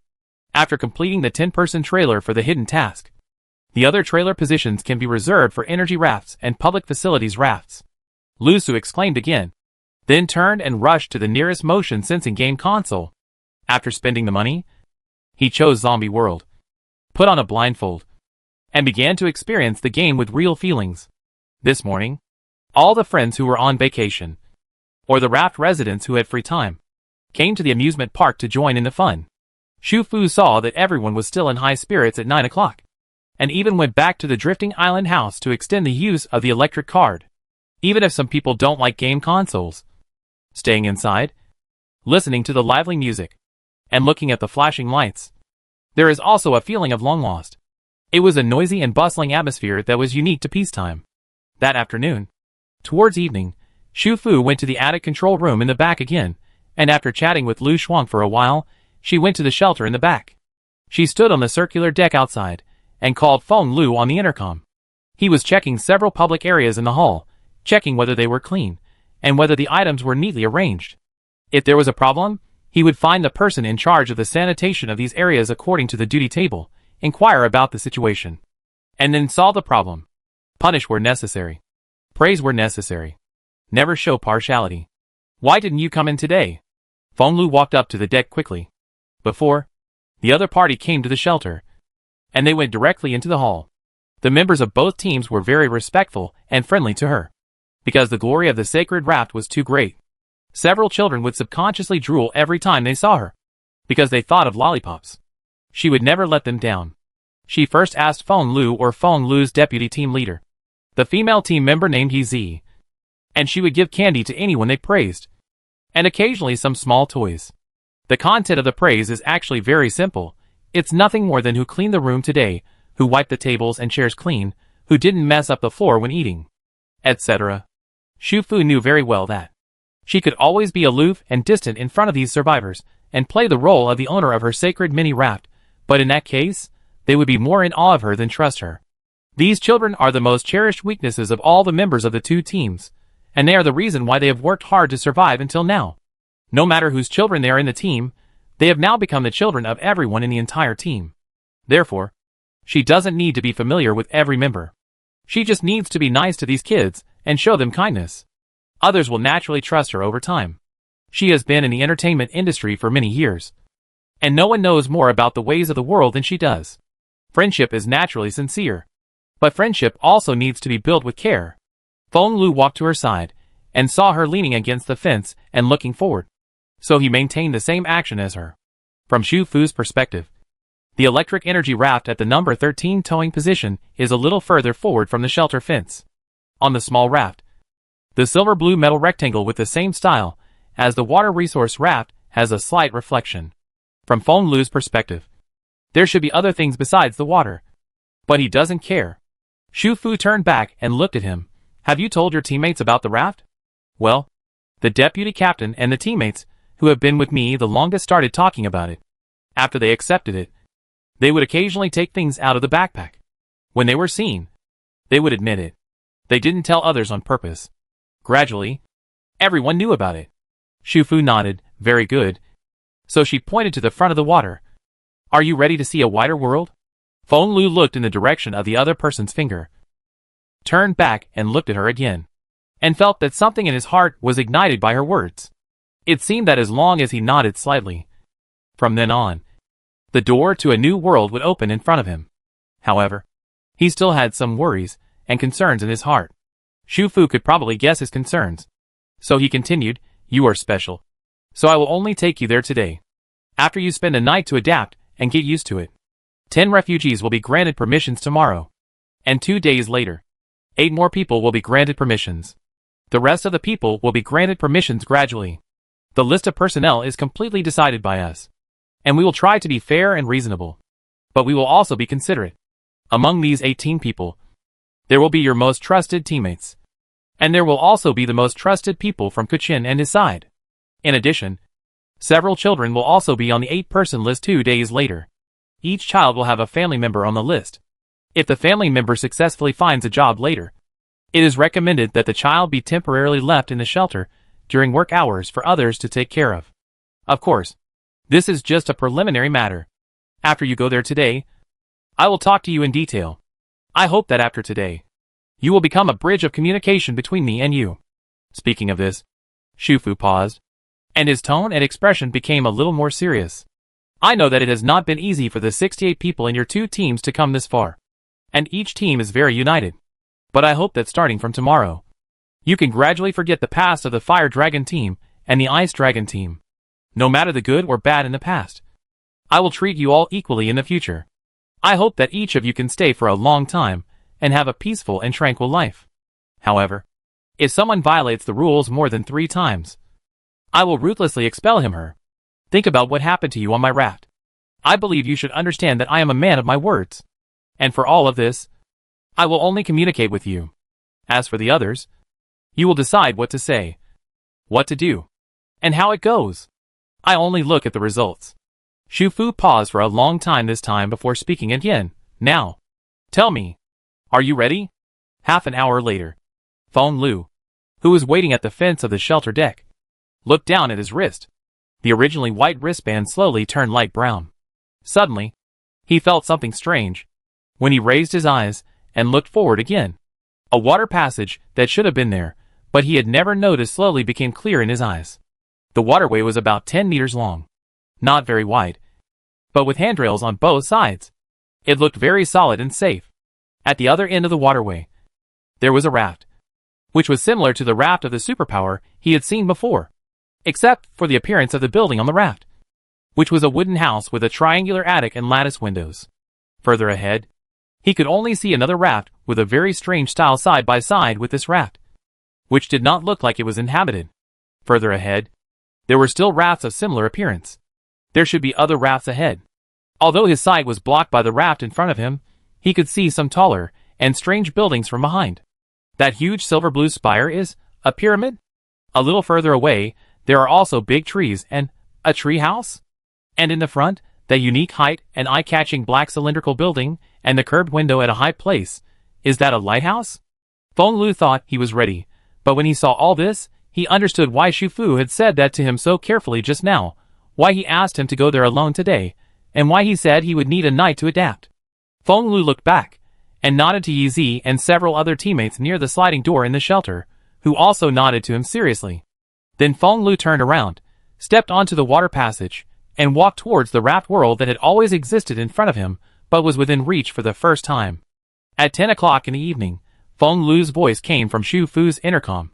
She paused the movie, slowly got up from the sofa, went to the function screen, and towed Feng Lu's raft. Towing position, Feng Lu's raft, bond value, 80. Starting shared function, select 1, protective shield, select 2, electric energy, select 3, sewage treatment. Special, upgrade suit, bathhouse. Note, when the raft is untethered, the upgrade suit will peel off and disappear automatically, and the upgraded level will be reset to 0. Because they had discussed it in advance, Xu Fu directly selected the sharing function for Feng Lu this time. There are currently 2 water rafts on the raft island. One can solve the water supply problem of 5 functional rafts. After supplying Feng Lu's raft, there is still 1 vacant spot, which is just reserved for the last towing raft in the future. Although the electric energy is limited now, the bathhouse was originally operated for a limited time, and the residents on the rafts basically have a place to take a bath, even if they will visit the bathhouse in the future. It is for entertainment, so the limited time is enough now. On the waters in the night, the rain is gurgling, and inside the protective cover, most of the raft residents have fallen asleep. Xu Fu walked along the water deck passage between the 2 rafts towards the back. On the decks of several rafts with 24-hour power supply, the decorative lights all glowed with a hazy yellow light, lighting up the way ahead for her. She walked all the way to the side of the pharmacy raft, and at the number 8 trailer, Feng Lu's raft house had been completely renovated. Chapter 178 Bathing Rafts. From dusk to now, Feng Lu has been busy since he stepped onto the raft area. First, he used the only gold chain left on him to exchange for some raft points. Then, accompanied by Xu Fu, he visited one raft after another. With Xu Fu as his guide, Feng Lu did not miss any place. When he encountered some points that needed to be recorded, he even took out a notebook and a pen from his backpack to write down some of what she said so that he could go back and review it. He visited the plantation hall. Although it was not that the employees could not enter, Xu Fu was able to open the door. He stood outside the open door and looked inside for a long time. He was shocked by the various vegetables, fruits, and crops growing vigorously inside. And this was only one floor of the plantation hall. When he learned that the black cylindrical building he had mistaken for a lighthouse was actually a milk tea shop, he was very surprised. It happened that the milk tea shop was still open, so he followed Xu Fu up the spiral staircase outside the building, and then went into the shop to order a cup of plain pearl milk tea, and said he would take it away. Do you have a larger cup or thermos? Preferably one with a lid. Chen Fa stood at the bar, making milk tea, while looking at Feng Lu. Yes. For the survivors of the Northern Plateau, a large cup with a lid that can be carried around and will not break is standard. Chen Fa took the slightly old cup, poured the prepared pearl milk tea into it, and then handed it back. Sorry, straws are scarce, just drink it for now. I have it. Xu Fu spread his hands and took out a straw with a wrapper. Your first cup of pearl milk tea in the raft area is still worth a straw. Feng Lu looked at the cup in his hand. The drink inside exuded a strong milky aroma, and some ice cubes floated on the light brown liquid as his hands moved, lightly shaking and tapping, making a fine sound, which was extremely pleasant. He didn't have time to use a straw, and took a big sip of the drink with his head tilted back. When he looked at Xu Fu again, his eyes were like looking at God. After that, he visited the farm, the hotel, the snack bar, the tree house, and the pharmacy. Because it was just before and after dinner, everyone was off work. It was time to eat and rest, so there were lights on every raft. Xu Fu also took him to the snack bar for dinner, and ordered all 10 dishes served tonight. He was asked to put the unfinished food in his backpack, and he was also provided with a takeaway box. Feng Lu was actually a little bit annoyed at this moment. At Xu Fu's signal, he packed up mechanically, and then left 2 dishes he wanted to eat: seafood fish soup noodles and fried chicken wings, and then he ate mechanically again. There were many customers in the snack bar. Most of them were those without elders at home, such as Jiang Dai and Yudong, the Lu Zheng brothers, the Su Tingfeng brothers, Long Sheng, Qiu Wang, Tang Li, Zhang Jun and others were all there, and Wu Xiaoshan and Zhang Tian were also frequent customers here. Because the raft lacked manpower, the snack bar still had the mode of customers cleaning up after eating. Everyone knew that a new batch of immigrants would come tomorrow, and they were all discussing how to write a job advertisement. Planting house, hotel long-term, snack shop lacks people, farm is very short of people, tea shop and tree house also want to recruit people in short. Except for the pharmacy, everywhere lacks people. They know that there are only 10 people in the first batch, it always feels a little insufficient, and it depends on the other party's willingness to work. Each family secretly decided to write their own recruitment notice more attractive than others. When everyone saw Feng Lu, they all greeted him, afraid that he would not remember. They did not say his name, anyway. After he was towed by the raft, we would get to know each other sooner or later. After Feng Lu followed Xu Fu out of the snack bar, he couldn't help asking her, what if among the 10 people coming tomorrow, someone didn't want to work on the raft? Xu Fu hadn't mentioned this to him before, but she felt that Feng Lu should be able to guess the result of such a thing. So she didn't say anything, but just smiled meaningfully at him. People who don't even want to do such an easy job on the raft, and don't contribute anything to the raft will naturally be disqualified as raft residents, and will have to go back to the refugee house, and continue to be refugees, who eat bread for 3 meals a day. After a few days, when more hardworking newcomers come to the refugee house, these old-timers will naturally have to ask to leave the refugee house. Feng Lu's face immediately condensed. But he was thinking that after towing tonight, he would still have to go back to the refugee house to live, and get up early tomorrow to make arrangements for the team members there. Because of Xu Fu's leadership, Feng Lu understood everything on the raft in a very short time, and also knew that the empty number 8 position was reserved for him. As long as Xu Fu towed his raft, his hut on the raft could also be upgraded to a functional raft, and he would truly become a member of this place. There were not many options left for him. Only convenience store and bathhouse. But when he heard the word bathhouse, he immediately chose it. There was no other way. The Northland Plateau lacked clean water. When he thought that his raft could be upgraded to a bathhouse, there was no need to think about it. However, after the upgrade, the shape of the new building really surprised him. Is this a volcano? Xu Fu looked at the building in front of him, and touched it, and found that the outer wall that looked like a mountain was still made of wood, but it was made to simulate the outline and effect of the mountain.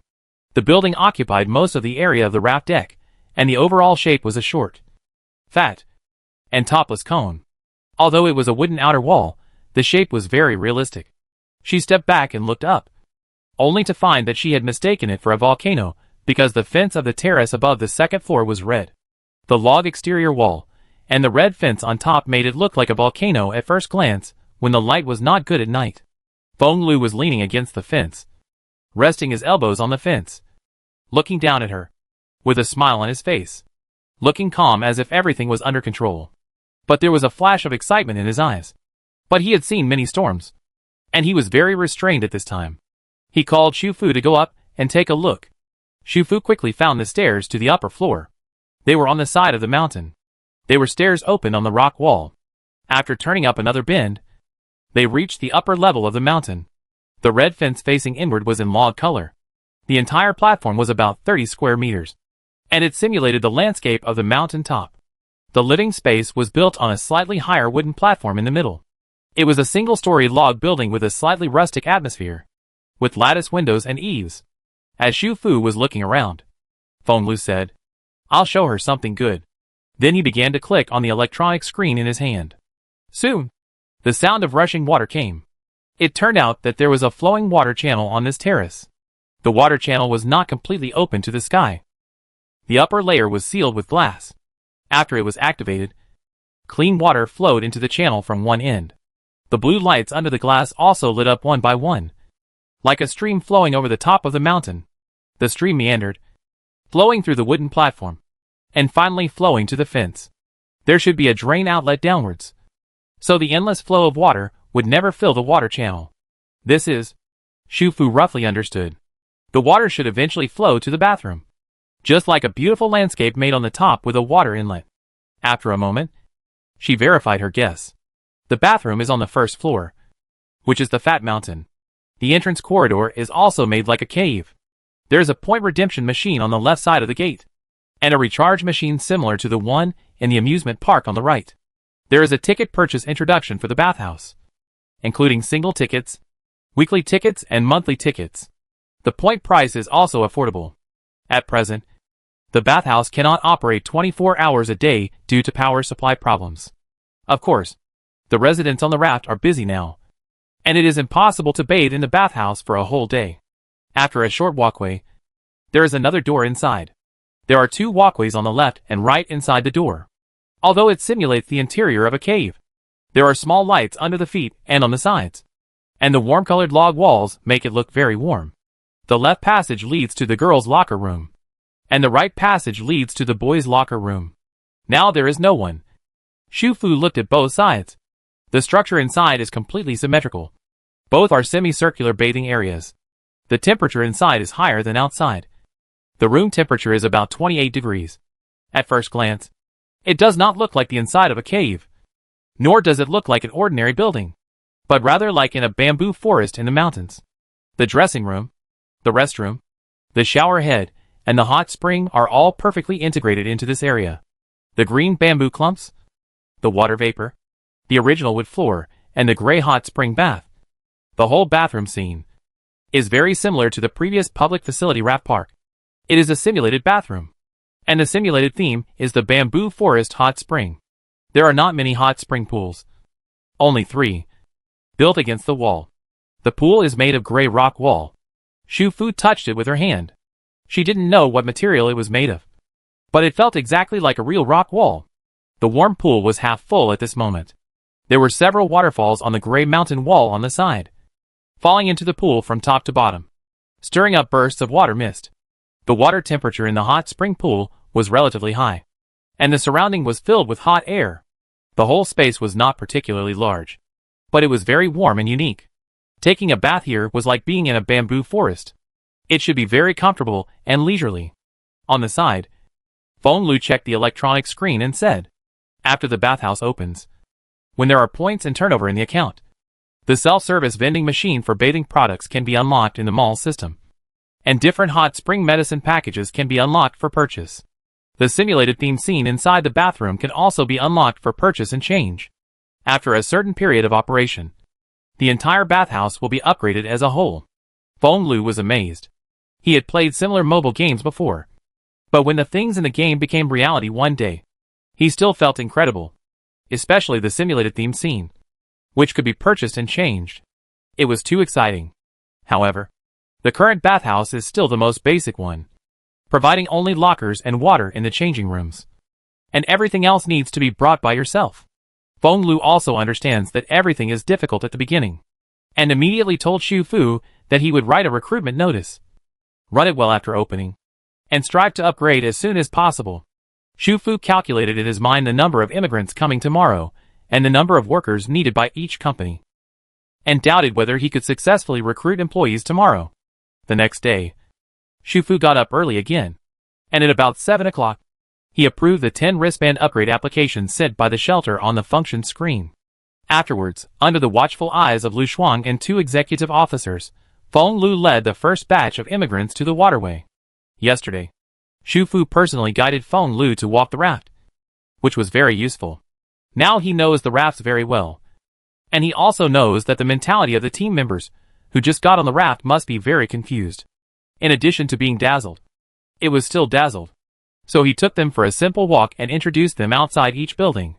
Especially for the rafts that need to recruit workers, each company's recruitment notices have been written long ago and are posted in conspicuous places outside the buildings. The words on it are concise, mainly explaining the work content, time and raft point remuneration. Compared with other functional rafts, Feng Lu mainly took them to visit the hotel raft. There are still many empty triple and double rooms in it. The price is low if they share. Then he introduced them to the redemption machine. Someone tried to take out a piece of compressed biscuit that he had not eaten in the morning from his pocket and put it in to try to redeem points. But soon the metal door opened again. The biscuit was still inside. A line of words appeared on the screen. All items and food in the shelter belong to the raft supplies and cannot be exchanged for raft points. Lu Su saw this from the side and made a worried expression to his brother. Very good. If there is no reselling, there will be no theft. And it will be stopped at the root. Of course, that person was just curious and wanted to give it a try. After all, these 10 people were selected by Lu Shuang and others. They are reliable, hardworking and capable. Feng Lu and Kuchen are watching over them, so they will definitely not make trouble as soon as they arrive. It is still easy to arrange 10 people. By almost 9 o'clock in the morning, everyone has already determined their work. 4 employees were successfully recruited from the breeding farm, which is a major recruiter. This farm is also the most popular place because the benefits are clearly stated. A portion of meat, 500 grams, random type, will be delivered regularly every week. Although there is no kitchen in the shelter they are living in now, they can temporarily store it here at the farm. When the raft points are enough, and they move into the hotel, they can use the big kitchen there to cook. This is meat. Fresh meat. Who can refuse it?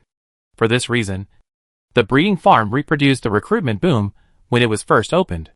10 people went straight here. This time, Zheng Feifei invited old employees to take charge and interviewed them one by one. Finally, 4 people were selected. After recruiting all the employees, a new position automatically appeared on Zheng Feifei's electronic screen. Team Leader. The team leader of the breeding area was naturally Yu Dong. His wristband also changed from orange to purple. He was at the same level as Su Tingfeng, and his point reward also increased a lot. Zheng Feifei transferred all 4 people to the breeding area to work with the experienced Yu Dong. Long Sheng was also promoted to team leader, and was transferred to the processing room by her. He was strong, and when harvesting, he had to transport the processed and bagged meat to the specialty store warehouse next to him. And then Zheng Feifei would store it in the space cabinet. This cabinet is the same as the one in the planting house. Only the owner of the raft can use it. At present, the breeding farm cannot harvest every day like the planting house. The work in the processing house is not very busy. When he is free, he can go to the specialty store to look after the store, so that Wu Xiaoshan can go back to take care of the bookstore. In addition, the hotel raft, the planting house raft, and the snack bar raft each hired 1 employee. The bathhouse is separated by men and women, so 2 people were recruited. Finally, there was a female team member in her 30s left. She originally wanted to go to the milk tea shop because she liked milk tea the most before the end of the world. However, after entering the door, she saw Su Jiechu standing in the corner with a dark face looking at her. She frowned and changed her mind and went to the bookstore. Shen Fa. The work in the library is not busy.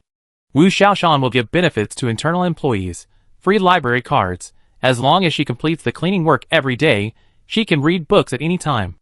It just so happens that this female team member was engaged in education before the end of the world, and book-related work is more suitable for her. All the rafts that wanted to recruit employees have been recruited, except the world where Chen Fa was injured. Chen Fa was in a bad mood, collected the tables and chairs in the shop, spread the yoga mat on the ground and decided to suspend business today to conduct combat training, and the only person for training was Su Jiechu. The first 10 people were all elites in the team, so they had some spare gold around them, which was one of the life-saving supplies they carried with them. After entering the raft area this time, they also exchanged it for raft points. But in the initial stage, they decided to stay in the refugee house at night, just like Feng Lu. This was to relieve the restlessness and anxiety of other team members while waiting for immigration. After the first day of work, they went to buy some food that did not need to be processed: fruits, cucumbers that could be eaten directly after washing, tomatoes, lettuce and other vegetables, canned luncheon meat and barreled instant noodles in the hotel vending machine, and the cheap and large quantities of scallion pancakes, noodles and fried wontons in the snack shop. And each of the 10 people bought a cup of milk tea. They returned to the shelter with the food and shared it with everyone. On the first day of immigration, they all felt that they should share the situation in the raft area with others, using food to ease their worries and anxiety, and reiterating that both the shelter and the raft area are a completely peaceful world. As long as everyone relaxes, does what they should do every day, and abides by the rules and order of the shelter, they will soon get the immigration quota. 2 days later, the second group of 8 people entered the raft area. Xu Fu took special care of the wristbands of several children, and used some small things to exchange some raft points for each of them. I deliberately didn't give them much, 20 or 30. Enough for them to buy a cup of milk tea or go to the snack shop to satisfy their cravings. When the children first entered the shelter, they were thin and dirty. Although they didn't fight for food, they always ate voraciously. After living in the shelter for a while, they got used to the fact that everyone had food to eat slowly every day, and gradually changed their previous habits. Several children even got together and planned to eat the same way as when they were eating in the shelter. Who would buy milk tea? Who would buy canned meat? And who would go to the snack shop to buy a dish or noodles that everyone wanted to eat, and then share it together? The playground is very attractive to children. But playing video games in the playground also costs points. For children who have been hungry, every point is precious. They all agree that the points should be saved to buy food. They also have their own ideas. Although they can't play, they can stay inside to watch. There are good music and colorful lights in the playground. They feel happy even if they sit inside to listen and watch. Shu Fu did not provide them with free game cards. She has given them the right amount of points. It is up to them to decide whether to use it or not. To play or not. The families of several children also found jobs smoothly. After all, except for the breeding farm, other rafts were not fully staffed. Before starting work, they first sent the children back to the refugee house, handed them over to other family members or other team members, and then promised to bring them to the raft area to play after the work was finished. This is also what Lu Shuang, Shu Fu, and a few friends meant. They only provide a safe environment, and their lives are their own, so they will not provide them with childcare jobs. All these things should be arranged by themselves. Although the raft area is safe, not all rafts have guardrails, especially some energy rafts. If there are no adults watching and educating them, it will be dangerous for children to accidentally fall into the water. Such risks should also be avoided by themselves. The female team member working in the library saw that several children always looked eagerly at the direction of the raft area when they stayed in the shelter during the day. So she borrowed picture books, story books and teaching books suitable for them through her library card, and found some paper and pens here and there. When she was free at night, she taught them to draw and learn, and let them read books and draw by themselves during the day. After Lu Shuang learned about it, she told Shu Fu. Shu Fu found a small standing whiteboard, various pens, whiteboard erasers, and notebooks, and pens collected from the office rooms of various commercial buildings in Suicheng from her inventory, and sent them over. For educational materials like this, everyone agreed that they could be sent. Moreover, according to the current upgrade status of each raft, she always felt that the upgraded bookstore would move towards education. Now that there is a prototype of educational teachers, it is natural to promote it. Life on the raft island was going on as planned again. One morning more than half a month later, Shu Fu, who was doing her daily inspection on the raft as usual, suddenly heard a noise coming from the pharmacy raft. After she went over, she saw Han Lan walking out of the second floor living space. How did he? Shu Fu's doubts arose subconsciously, because the raft was floating in the waters far away from the land. But almost as soon as this thought came up, another thought gave her the answer. That's right. Teleportation. Han Lan should have teleported back after using the props. Chapter 179 Mobile Safe House. Shu Fu looked up at Han Lan, who hurriedly walked out of his residence on the second floor of the pharmacy, and soon noticed something was wrong. He did not go downstairs. After coming out of the house, he rushed to the fence in a few steps, with his hands on his back, breathing heavily. He looked a little lost and panicked, as if he was frightened by something a moment ago, so that he was still a little frightened and unable to recover even though he was on a completely safe raft. Shu Fu walked quickly up the stairs to the second floor terrace, looked at him from behind, and did not rush forward, but asked him in a low voice if he had any trouble. Although she had lowered her voice, Han Lan still seemed to be disturbed, turned around suddenly, and took a defensive posture. When he saw that the person coming was her, he slowly relaxed. You've returned to the raft. You're safe. Shu Fu spoke again, looking him up and down, and found that he had traces of burns on his body.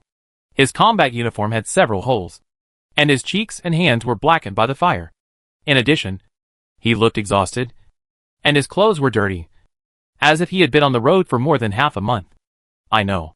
Han Lan activated the props to teleport at the second the explosion occurred. They found the bomb too late, and there was no time to find a way to escape from the room. In other words, he and the other team members had never thought that such a thing would happen in the suburban base of Bancheng in Shizhou province. Like Shacheng, Bancheng is one of the most important and safe cities in Shizhou province, Huaguo, and even the entire planet. A month and a half ago, He and Qingyu thought that the cancer had been eradicated. But he realized that they thought too simply. They are soldiers. They deploy troops and charge into battle with other soldiers in the army. They know how to fight. But they forget that sometimes danger does not only come from the enemy. People's hearts are not completely consistent. And there is not only one voice within the officialdom. The one who was purged before was just a scapegoat who was pushed to the stage. If he hadn't become suspicious of Chungyu's loss of contact this time, and hadn't returned to land to investigate, he wouldn't have discovered the hidden truth. Until the last moment before that person left. He still trusted him. If it weren't for trust, he wouldn't have entered the room in the small building with the others. He would never have thought that when the other party smiled, and said that he had to deal with some things first, and asked them to rest and wait, he was actually sending them to death, with a smile. The other party didn't even take the ordinary ambush form, but used this cruel method of leaving no survivors once and for all. Fortunately, when he and Lu Shuang registered the prop information together after awakening, he was a little cautious. After all, the prop of teleportation was too powerful for others. He didn't want to be the focus of attention and research. So he concealed this point at the time. There are many kinds of superpowers, and not everyone has the props. In addition, they were on missions during that period, and they had no time to go back and deal with these details one by one. Therefore, no one knew that he could escape in this way. At the moment when the explosion lighted up, he activated the prop in great pain. The teleportation prop could not carry others away. Several teammates who were in the same room with him at the time died. A moment later, Lu Shuang also came over. She and Xu Fu first took Han Lan to the pharmacy downstairs to scan the automatic diagnosis and treatment, and asked him to go and get the wound medicine in person. After that, they took him to the second-floor balcony of Xu Fu's raft. Xu Fu distanced his drifting island house from the raft area behind, making sure that no one else could disturb him, filled a basin with clean water, and returned to the balcony with a towel. Lu Shuang helped him clean his wounds and applied medicine. Luckily, he left in time, and it was only a mild burn. Until this moment, Xu Fu realized that Han Lan's return to the land was not an official mission at all, but because Chengyu and the people who had boarded the helicopter with him on the return journey had lost contact. This situation had happened before, because a new mission had been issued.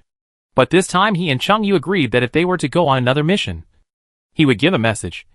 Even if it was nothing, or a familiar code would do. He wanted to accompany Chengyu, which was why he did not choose to settle down on the raft immediately.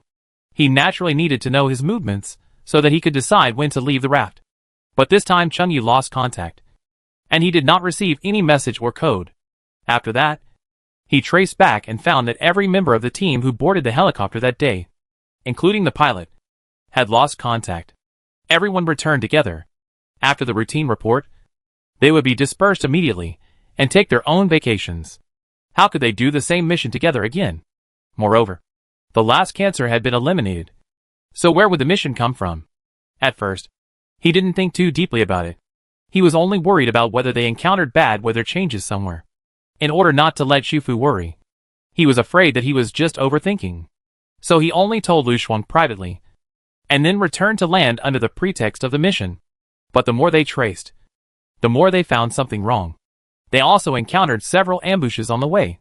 They finally arrived at Bancheng, thinking that they would be safe in their own place. But they didn't know at that time that this trip would lead to a dead end. Who is that person? Lu Shuang looked at the other person. She could understand Han Lan's feelings at the moment. In the moment before death, he was forced to leave his teammates alone. This feeling must be extremely painful. However, she also knew Han Lan very well. If the other person was not someone he trusted very much, he would not have stepped into the trap without any defense. Han Lan glanced at Lu Shuang, then at Xu Fu, and finally said, "That person is Zhou Jianwei." Xu Fu had never heard of this name, but Lu Shuang's face changed drastically when he heard it. "What's wrong?" Xu Fu looked at Lu Shuang. Lu Shuang turned back to look at her, frowning and slowly speaking. "That person is Chengyu's father." An hour later, the small drifting island house dragged a long string of rafts behind it, passing through the water at an incredible speed. The original residents of the rafts were somewhat accustomed to it. They knew that as long as they did not encounter a tsunami of hundreds of meters or a waterspout, such high-speed driving would not cause too much turbulence to the people on the raft. They just need not stand on the raft deck at this time. There is no need to find a place to sit down deliberately. What should they do originally? What are they doing now? In the shelter behind, the people who have temporarily returned to their rooms have their heartbeats accelerated, looking at the water and islands flying past the glass window, and the waves that completely submerge the shelter. They start to feel seasick after watching. During the past half-month, the other refugees in the shelter were divided into 4 groups, and their wristbands were lifted one by one, and they saw the raft area. The more time went by, the less shocked everyone was. Because people who had been to the raft area before would describe it in various words, and occasionally share food, so everyone was more looking forward to it, and excited after seeing the raft area. They were happy to think that as long as they abided by the rules and order, and did not do anything illegal, they would be able to live on this safe and resource-rich floating raft island. Before they started to upgrade the wristbands of refugees, Xu Fu and Lu Shuang calculated all the positions of employees on the raft. It was impossible to find jobs for all the other party. Even if they removed the children and a few elderly and infirm people, there were still more than 55 adults with working ability. So from the beginning, Xu Fu held a meeting with the partners from each raft. And finally everyone proposed the idea of rotating work. The so-called rotation is to divide the original 5 to 6 days of work for an individual, forming a small number of working days per week, such as 4 or 3 days per person. The advantage of this is that the original job position can be used as 2, although there are regulations on the number of employees to be hired on the functional raft, as long as the option of rotating division of labor is selected above, and the total working hours of the 2 people per week do not exceed 7 days. It is recognized that the 2 employees are completing one job position, but the work form is rotating, and the 2 people on duty just work 1 day and rest 1 day. If this form is adopted, the raft area can accommodate twice as many employees, but the staff allocation must be reasonable, ensuring that there are old employees in every place every day, so that they can lead new employees to work. And with old employees watching, it is not easy to have problems. This also has its advantages, which means that there will be someone working in every position and every job 7 days a week, and the workload of the raft owner will be greatly reduced. There is no need to help everywhere from time to time because of insufficient manpower. You only need to spend some time every day to patrol around. Most of the refugees who came to the raft area would still stay in the shelter every night, compared with working 4 or 5 days a week. They only lost 1 or 2 work points, which did not have much impact. To be honest, many people knew how to calculate. The shelter provided free food, clothing and accommodation. They could not only save the points they earned, but also buy some fresh vegetables and meat to supplement their meals from time to time. They even felt that as long as the shelter did not drive them away, or did not require them to vacate beds due to full capacity and acceptance of new refugees, they could live like this forever. The children were also led by adults to play in the playground and the bathing place. Their faces were flushed with excitement, and they were determined to perform better, grow up quickly, and work to earn points. Of course, at their age, they were taken to the treehouse library most often. Reading habits also need to be cultivated. Before they really grow up, they must study hard every day to improve themselves. In the past half-month, conflicts have also occurred among the refugees, because they were all trivial matters and happened in the shelter. Xu Fu and Lu Shuang did not care about them, but let Feng Lu and others deal with them. It was mainly caused by some past incidents between the Fire Dragon team and the Ice Dragon team. However, Xu Fu had said early on that on the raft, there was no distinction between teams, and she would treat everyone equally, so they shouldn't dwell on the past. Because Feng Lu, Yi Zi and Kuchen handled it in a timely manner, the conflict was resolved on the spot, and there was no overnight delay. Also, because it didn't get out of hand, no one was punished for violating the rules. Everything was going according to plan. The refugees thought they were very familiar with this raft island, but now they found that they didn't understand anything at all. Is this a raft? An island? A ship? Or a submarine?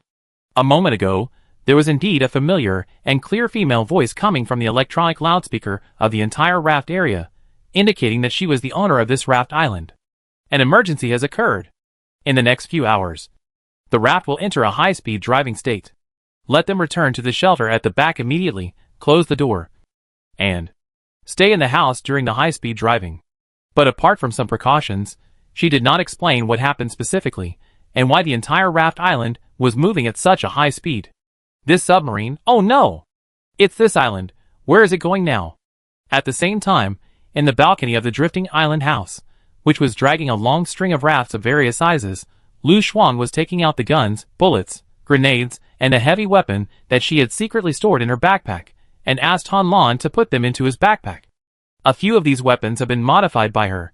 Some have a longer range, some look like pistols, but in fact they can fire more powerful shotguns, and her modification depends entirely on her special props. That prop is a wrench, which can only be used once a month. Weapons reassembled with a wrench will change, but whether they become stronger or weaker depends on luck. The most unlucky time was when a large-caliber semi-automatic pistol was modified into a bubble-blowing gun. The luckiest time was recently, when an ordinary submachine gun was modified into an explosive submachine gun with a 10% chance of producing an explosive bomb every time it was used. In other words, the special bullet will explode when it hits the target, causing group damage. Because she has only been a superpower for a few months, she has only had a few opportunities to transform. She has not had the opportunity to use this explosive submachine gun herself. And now she has contributed it. They were planning to bypass the northern part of Fengshan Plateau and reach the plateau basin they had been to before, which was near the shipbuilding base. That was the closest waterfront to Shacheng that the raft could reach. Han Lan said that if Zhou Jianwei was really the mastermind behind all the events, then Cheng Yu's disappearance must be related to him. And he was very likely still alive. After all, they were father and son. But because Cheng Yu took his mother's surname and had a low-key personality since childhood, not many people knew that they were father and son. Han Lan didn't know why Zhou Jianwei attacked Cheng Yu this time, and why he wanted to kill him and several team members. Anyway, it couldn't be a good thing. Otherwise he wouldn't deal with them so blatantly, but would hide behind the scenes like before. So this also means that if he wants to stop something, or rescue Cheng Yu, he doesn't have much time. Not long ago, he escaped from Bansheng by teleporting. The other party should think that they are all dead now. They have to wait for the follow-up processing of the small house to find human remains. And they may have to piece them together before they will find that one person is missing. And now, he had to make use of the time difference. He definitely couldn't go to Bansheng. He didn't know which side the people there were on. Xu Fu had said before that she could connect to the network, which would allow him to contact the people in Shacheng immediately. But Han Lan had contacted several times before, and had stepped into the trap after investigating step by step. Now thinking back, there were teammates who had fought for their lives with him. He didn't believe that he would be so unlucky that everyone he knew would betray him. So there must be fake teammates mixed in. After all, he had not met in person. It would be very easy to fake it with just voice or text. So he planned to go to Shacheng in person to find a person who once held real power in the army and would never betray. That person was Cheng Yu and his former captain, and also Cheng Yu's mentor. He had to meet him in person and tell him everything. First, he could stop what Zhou Jianwei wanted to do and arrest him. He could not do it by himself, so he had to ask the army for help. Second, with the help of the other party, he could reorganize a team to save Cheng Yu and other team members. If they were still alive, he didn't need Lu Xuang to accompany him, nor did he need Xu Fu to accompany him. As long as Xu Fu could send him to the vicinity of the shipbuilding base, he would have a way to go to Sand City. In the current situation of the drifting island house, Xu Fu simply couldn't stay on land for a long time. Although Lu Xuan could walk, she also understood that Han Lan had just teleported back, and he had lost his teammates, who fought side by side and escaped alone. At this moment, he didn't want anyone to accompany him on the adventure. Lu Xuan understood this, so he didn't insist when the other party refused with an ugly face. Since we can't go together, we have to hurry up, equip him well, and ensure that he has enough backup supplies. There is a jeep with good performance in Shufu's space, and there is enough fuel for him. Lu Xuan is not getting off the raft now, so he only needs to keep a small handgun as a backup. All other weapons are given to him. Xu Fu was worried about his food and water, so she packed a bunch of simple instant food and clean water for him in the largest cardboard box in the backpack. When she wanted to put the medicine in, she was stunned for a moment, then reacted and said to Han Lan, "When the raft arrives, you can just put your pharmacy raft into the backpack and take it with you. I can probably." She calculated that in addition to the attached raft holiday card that she had used for 2 days in the early stage, she also had 2 weekly cards and a monthly card. A total of 49 days for your raft to be away from me. Han Lan frowned and wanted to refuse. He knew that once the raft left her side and exceeded the time limit of the holiday card, The newly upgraded pharmacy set and the medicine gift package inside would disappear together. The pharmacy is too important. Otherwise, he would not have towed it first under Lu Shuang's urging, so as to upgrade it as soon as possible, especially now that he has seen the function of the pharmacy. He cannot take risks. But what Xu Fu is thinking now is completely different. No. Listen to me. Listen carefully. The raft using the holiday card will have some details in terms of sharing functions. The changes are good and bad. First, the water and electricity will be cut off. Secondly, in the 49 days, as long as the protective shield here is always open, you can choose to open or close the protective shield anywhere on your raft. After being towed, the raft's strength has been greatly improved. At least large thunderstorms and hail will not cause any damage to the raft and the pharmacy. The raft with the protective cover open is almost invincible. You haven't seen it. But I can tell you now that after you left Liyun City last year, when the world-destroying tsunami hit there, I was actually still there. I hid in the raft hut under the protection of the shield, unscathed. The entire Liyun City was destroyed, and I was the only one who survived. Do you understand what I mean? Take it with you now. You will have a mobile safe haven with a time limit of 49 days. In addition to yourself, you can also protect your comrades. As long as it is safe, have everyone enter their biometric information on the exchange machine, change for a wristband, and then let everyone carry the wristband with them after that. At any time, when a crisis occurs, let all your comrades hide in the shield. Xu Fu said here, knowing that he might think of the tragedy that happened not long ago because of her words, so she gradually stopped talking. The truth is indeed cruel. If Han Lan had this safe house with him when they found the bomb in Bancheng not long ago, then perhaps everyone could have been saved. But who could have predicted these things? Sure enough, Han Lan's expression changed, and his face, which had just recovered a little, turned pale again. Xu Fu sighed and continued to speak. The raft is very large, and the pharmacy is a compressed space with 2 floors above and below, which can accommodate many people. Your living space can also be used through your personal visitor mode to let your comrades go in to rest. The most important thing is that the pharmacy can still operate normally. With the raft, you and your teammates have a portable rescue pharmacy with a large number of medicines and automatic diagnosis and treatment machines. Except for the water and electricity being cut off, everything is available. At this point, Xu Fu took out 2 generators and asked him to put them in the backpack. Then he said that after the raft reaches the shore, these things that have no shelf life and do not need to be taken at any time can be temporarily moved to the pharmacy for storage. After that, she thought that he and his comrades might not have enough supplies to exchange for enough raft points. So she found a small suitcase in the space, about the size of a makeup box, which was empty. She raised her hand, and gold flowed, and the sound of jingling was endless. Soon, a large amount of gold filled the suitcase. Xu Fu looked at Han Lan, whose expression became a little subtle, and said, "Put it away. Exchange it for points. And buy whatever medicine you need when the time comes. It doesn't matter if all the medicines are used up.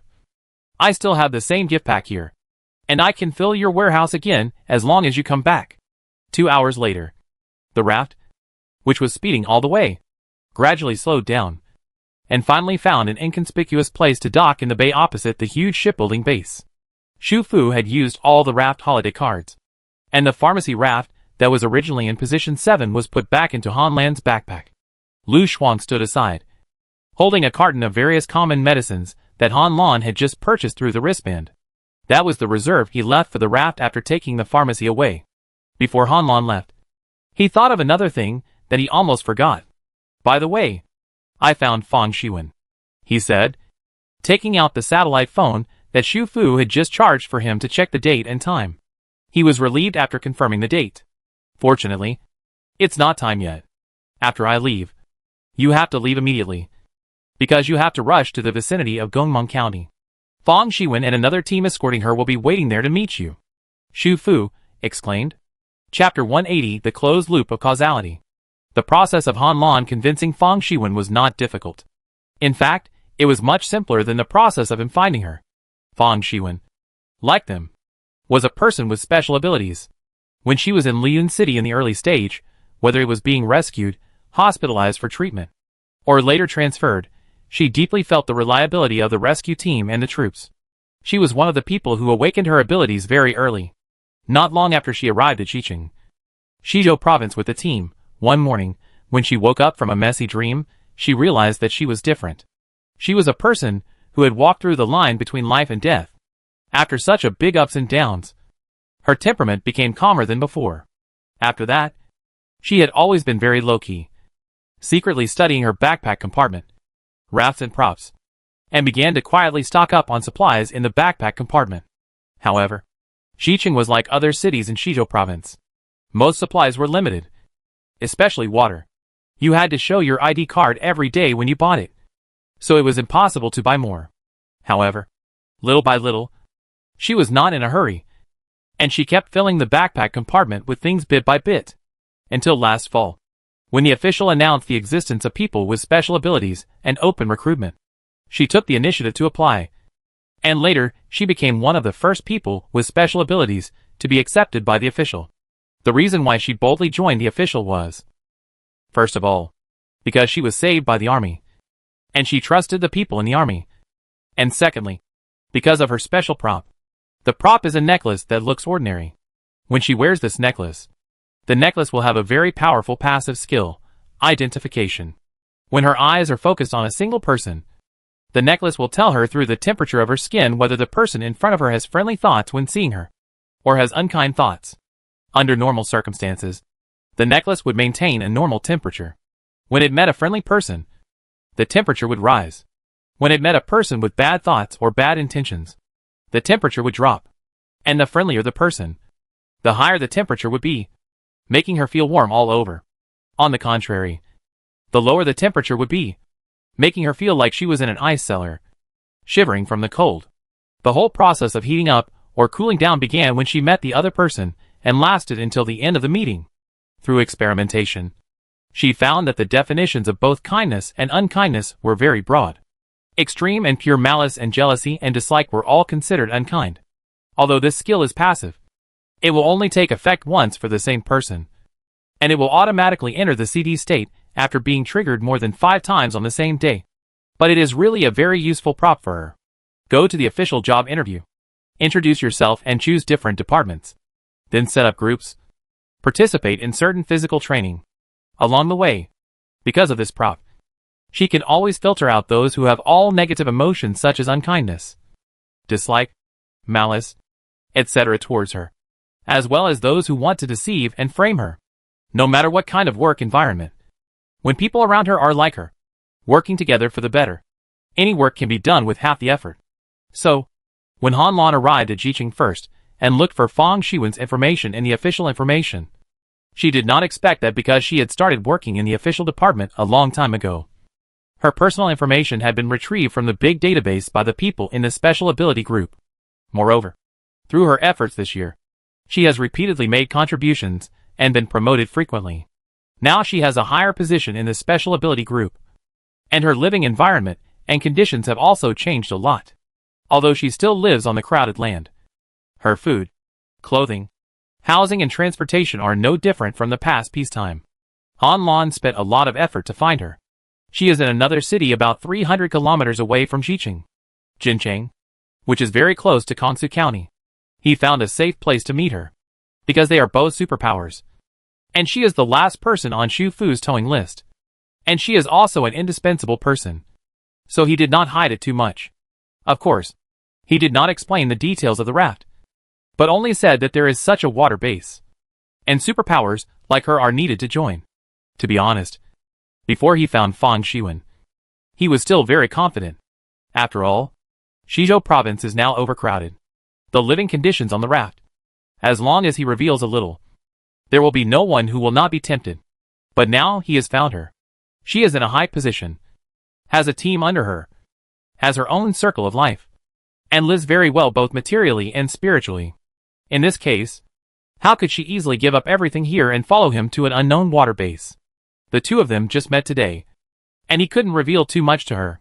When Han Lan was talking, Fang Shiwen remained silent, her eyes fixed on him. She asked him, was this water base he was talking about built by him? Was he recruiting people with special abilities? And why did he come to find an official person with special abilities like her?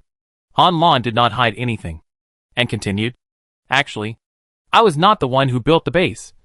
And I was not the one who came to find you. I was entrusted by someone. Fang Shiwen frowned slightly at this time and interrupted him. Sorry. Interrupt me. Have I seen you before? Han Lan was a little stunned. He did not expect that when they met. Not only did he remember her appearance, but the other party also remembered every face that helped her. Yes, we did meet. At Lu Yincheng Hospital. He did go to her ward at the time. He was asked to deliver supplies and transfer money. But he didn't stay for too long. It was only 10 minutes from entering the ward to leaving. She was lying on the bed without making any sound. She looked lifeless. After he left, other things and the past were handed over by other team members. The two sides met and chatted for nearly half an hour. She always had a dull expression. Even though she knew he was also a superpower, she didn't show too much expression. But when he said this, he found that the other party's mood suddenly changed. Then the person who helped me back then was you?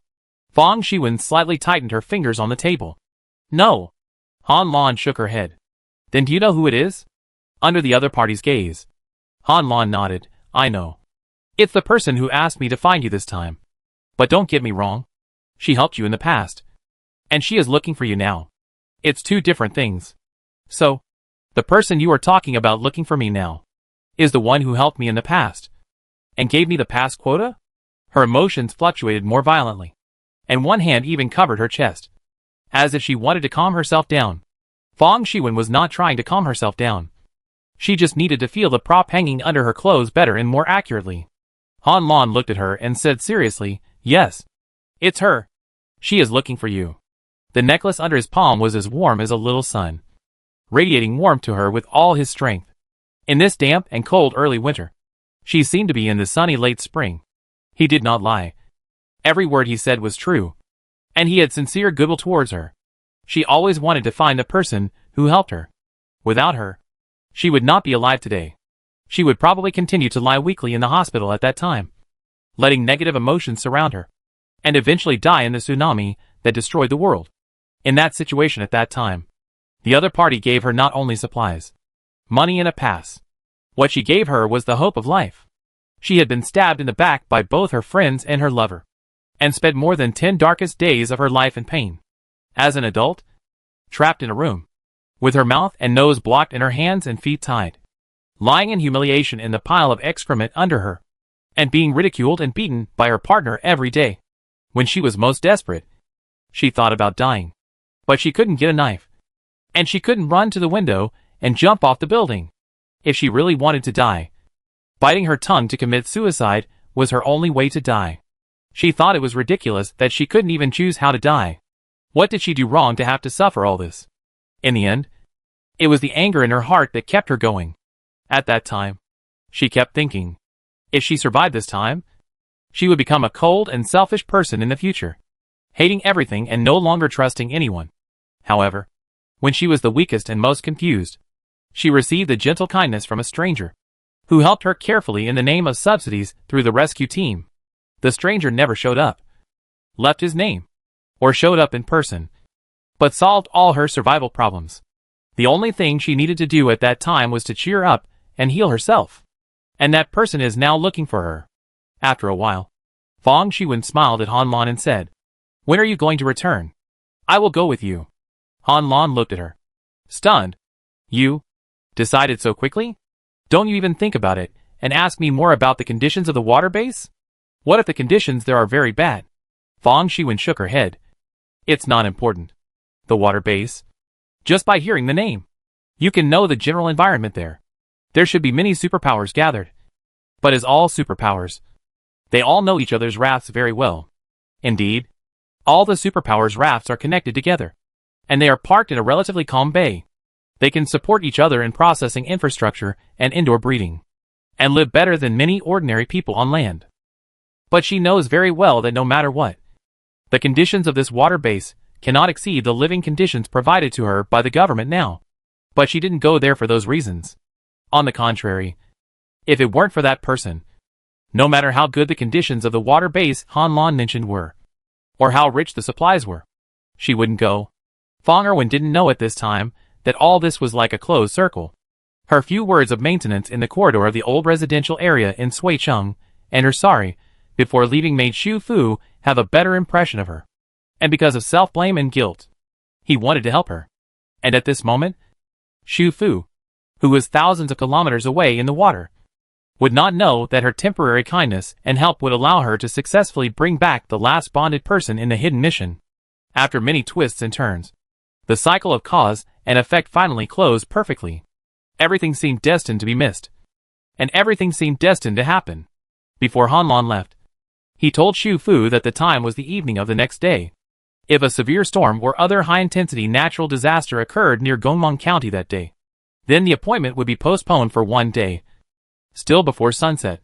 In the evening, although he was very happy that Fang Shiwen was willing to go with him immediately, he still had to find Cheng Yu and other teammates who had lost contact. He could not stay in Jincheng, nor could he personally escort her to meet Xu Fu. As one of the first batch of superpowers to join the government, and a superpower who has made many contributions, Fang Shiwen has extremely high treatment and benefits. But there is one disadvantage, which is that she cannot leave the job easily. Each official superpower has a satellite phone, which is not mainly used for making calls, but for positioning. If one day they leave their original jobs, no matter where they are, whether they put the satellite phone in the backpack before, once they take out the phone, the satellite can immediately locate them. The original intention of this phone call was to protect the personal safety of the superpowers, so that they could call for help when they were in danger. So she needed to spend time to arrange everything in a comprehensive and perfect manner before she left this time. Later, Hanlan was attacked in the suburbs of Jincheng, which made the whole thing more troublesome. Therefore, he did not dare to stay in Jincheng any longer, and arranged another group of people who had nothing to do with his investigation of the missing incident to escort Fang Shiwen. Those were the people of the rescue team, and they had nothing to do with the army. Later, thinking about it, it was fortunate that this was the case. Otherwise Fang Shiwen would probably be implicated by him this time. Because of the sudden departure, he couldn't contact Fang Shiwen again. He only gave some instructions to the rescue team through his old friend, and told them a code-like phrase, which was a key point he mentioned when he met Fang Shiwen before. As long as they told her this phrase, she would believe them, accept their escort, and leave with them. However, Hanlan didn't know at that time that Fang Shiwen's prop gold finger would automatically help her distinguish true from false lies. The small rescue team didn't know the cause and effect of escorting Fang Shiwen. They believed their captain, and that captain was Han Lan's old friend. There was no conflict between the two sides, and Han Lan left in time. So what happened to Han Lan later did not affect Fang Erwen. The shipbuilding base is northwest of Fengshan Plateau, and Gongmang County is southwest of Fengshan Plateau, almost bypassing half of the plateau. Fortunately, the agreed time was the evening of the next day, and with a raft speed of 100 per hour, it was completely in time to arrive. Although Xu Fu's acceleration card has not been used up, there is not much time left, and she still wants to save it for a particularly urgent event or escape. The next day, hail as big as fists fell in the waters near Gongmang County, and the agreed time was automatically postponed for one day. Xu Fu was not in a hurry, and let the raft wait quietly in the nearby waters. It had come to this point, and there was only one last bonder, the last raft, missing. She thought she needed to face it with a more rational and calm mind. In the evening of the next day, Chen Fa sent a message on the intercom. "I think I saw them. At 2 o'clock in the direction of the raft." Xu Fu replied, "I understand. I'll go over and take a look now." Chapter 181 The Last Tractor. After yesterday's heavy hailstorm, the few plants near the waterfront were destroyed. Now there are broken branches and leaves everywhere, and some trees have even fallen down. Therefore, the view in that place has become very good. Even from a distance, you can see the car parked on the shore. There is a large jeep parked on the shore. It is the kind that has been processed and is very strong. It is still raining outside. The people in the car did not get out. The passenger seat has half of the car window. Someone is using a telescope to check the situation in the water ahead, probably looking for the person they are meeting. Han Lan told her that the other party was only responsible for sending people there. When he found Fang Shiwen, it was not long after she landed, about half a month later than now. He thought he should have found Cheng Yu and the others, and even returned to the raft long ago. So the plan at that time was to directly pick up Fang Shiwen on the raft, and the escort would return the same way. Now the plan remains unchanged, except that Xu Fu became the person to pick her up. Xu Fu was on the deck, slowly bringing the entire string of raft islands to shore. From the drifting island house at the front to the shelter house at the back, one by one gently approaching the land. And the tail of the raft, where the shelter house was located, was facing the direction of the jeep, but also kept a distance. Shu Fu did not intend to close the protective shield of the drifting island house. To help Fang Shiwen get on the raft, she could use the previous method, first making her a refugee, and then upgrading her bracelet to become a raft resident. In this way, only Lu Shuang would need to close the protective shield of the refuge house alone, which would not affect the entire raft area. At the same time, it would not affect Han Lan, who was far away on the other side of the Fengshan Plateau. And in the next 49 days, no matter where the drifting island house took the raft, whether the weather was good or bad, she would not close the protective shield.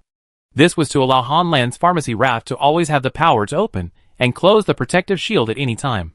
Shu Fu had changed into outdoor clothes, this time wearing rain boots and a slightly old thick coat, and a hat and a mask, then holding an umbrella, and went ashore through the deck of the shelter. She was still very cautious, first rubbed some mud on the ground with her rain boots, and let the umbrella surface be wetted by rain, then opened the portable protective shield, and walked towards the other party's jeep alone. The process of meeting Fang Shiwen was smoother than she thought, because Han Lan had never seen these rescuers before, so he and their captain, his old friend, agreed on an item, just take it out and confirm it when they meet, plus Fang Shiwen knew Han Lan herself, so there was no possibility of mistakes. And now, Han Lan couldn't come, so he gave the agreed items to Shu Fu, and also told her the code that the rescue team members said when they went to pick up Fang Shiwen. Therefore, the other party's vigilance when they first saw her quickly dissipated because of these two confirmed information.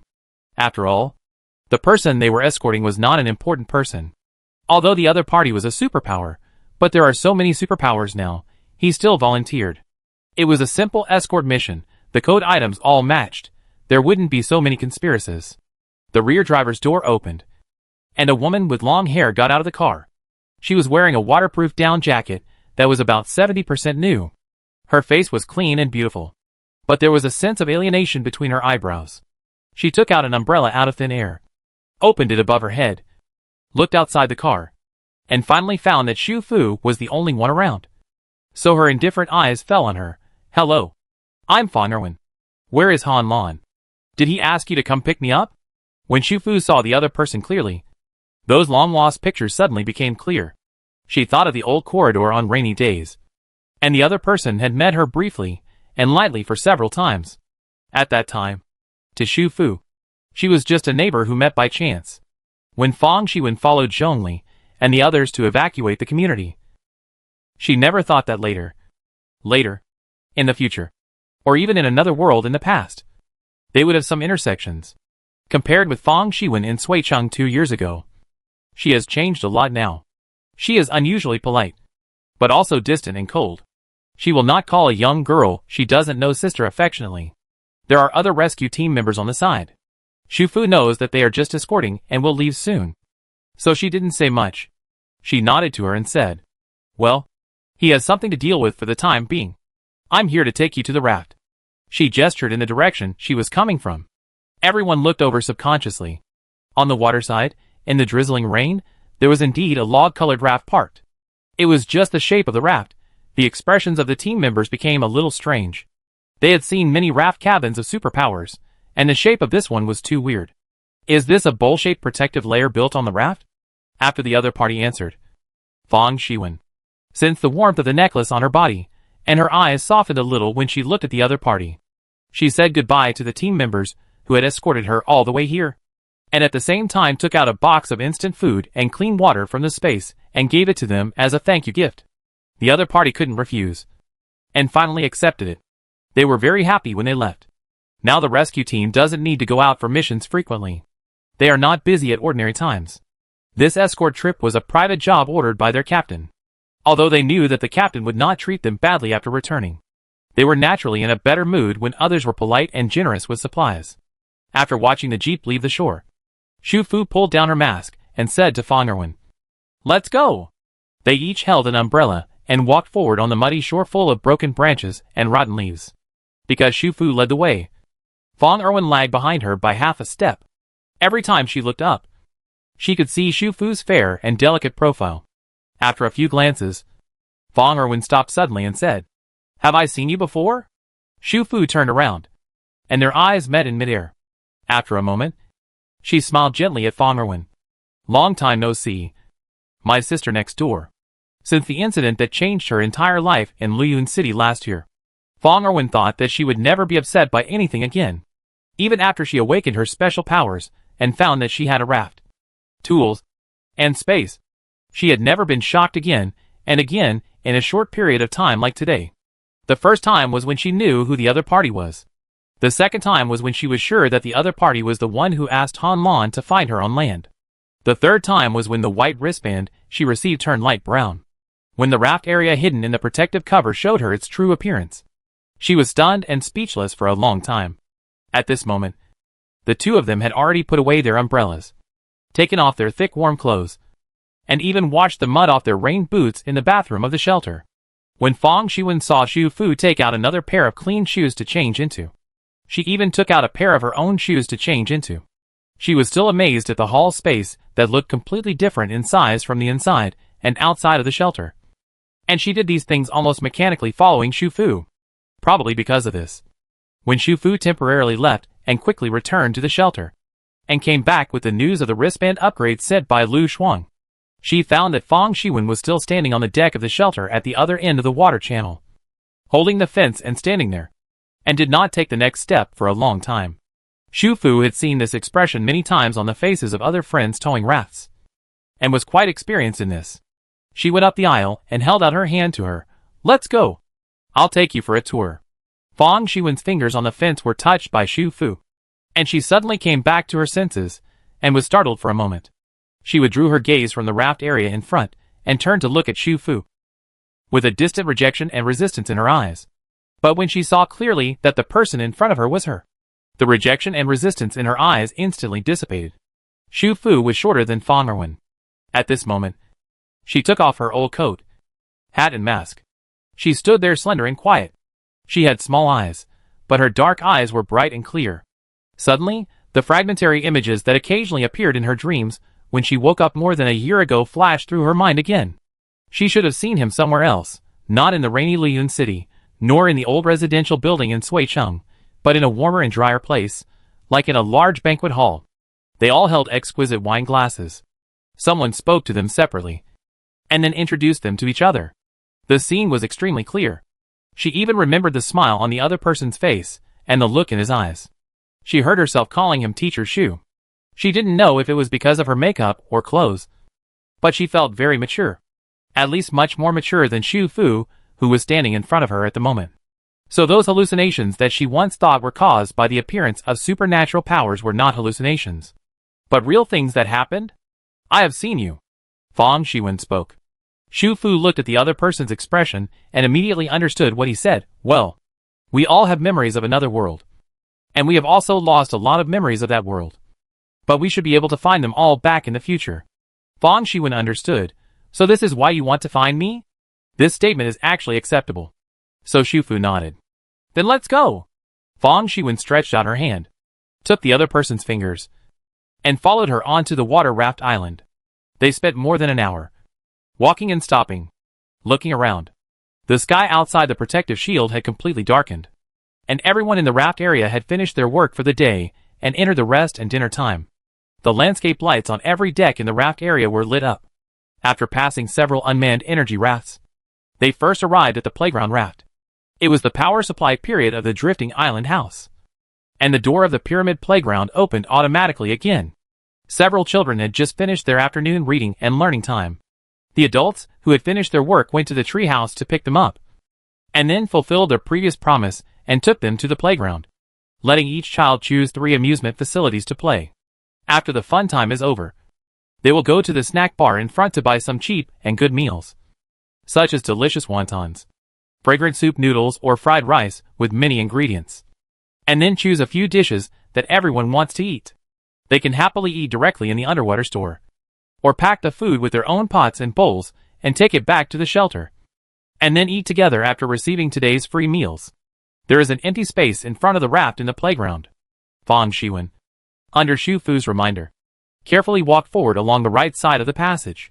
Fortunately, the passage in the middle is strong enough, Even if the raft supporting one side is missing, the passage will not shake when people walk on it. Shu Fu told her that the empty space was originally for Han Lan's raft, and now she could tow her raft there first. The new Tindral raft would arrive in 7 or 8 days, and after Han Lan came back, there would be no need to worry about not having a new towing position. If she was lucky, he would come back early, and she could also draw the lottery immediately. And it was estimated that the 8th and 9th draws would not be too bad. They passed the volcano-shaped bathing raft. On the deck in front, Feng Lu and his teammates were drinking milk tea and fruit tea and chatting. They were all single, both men and women.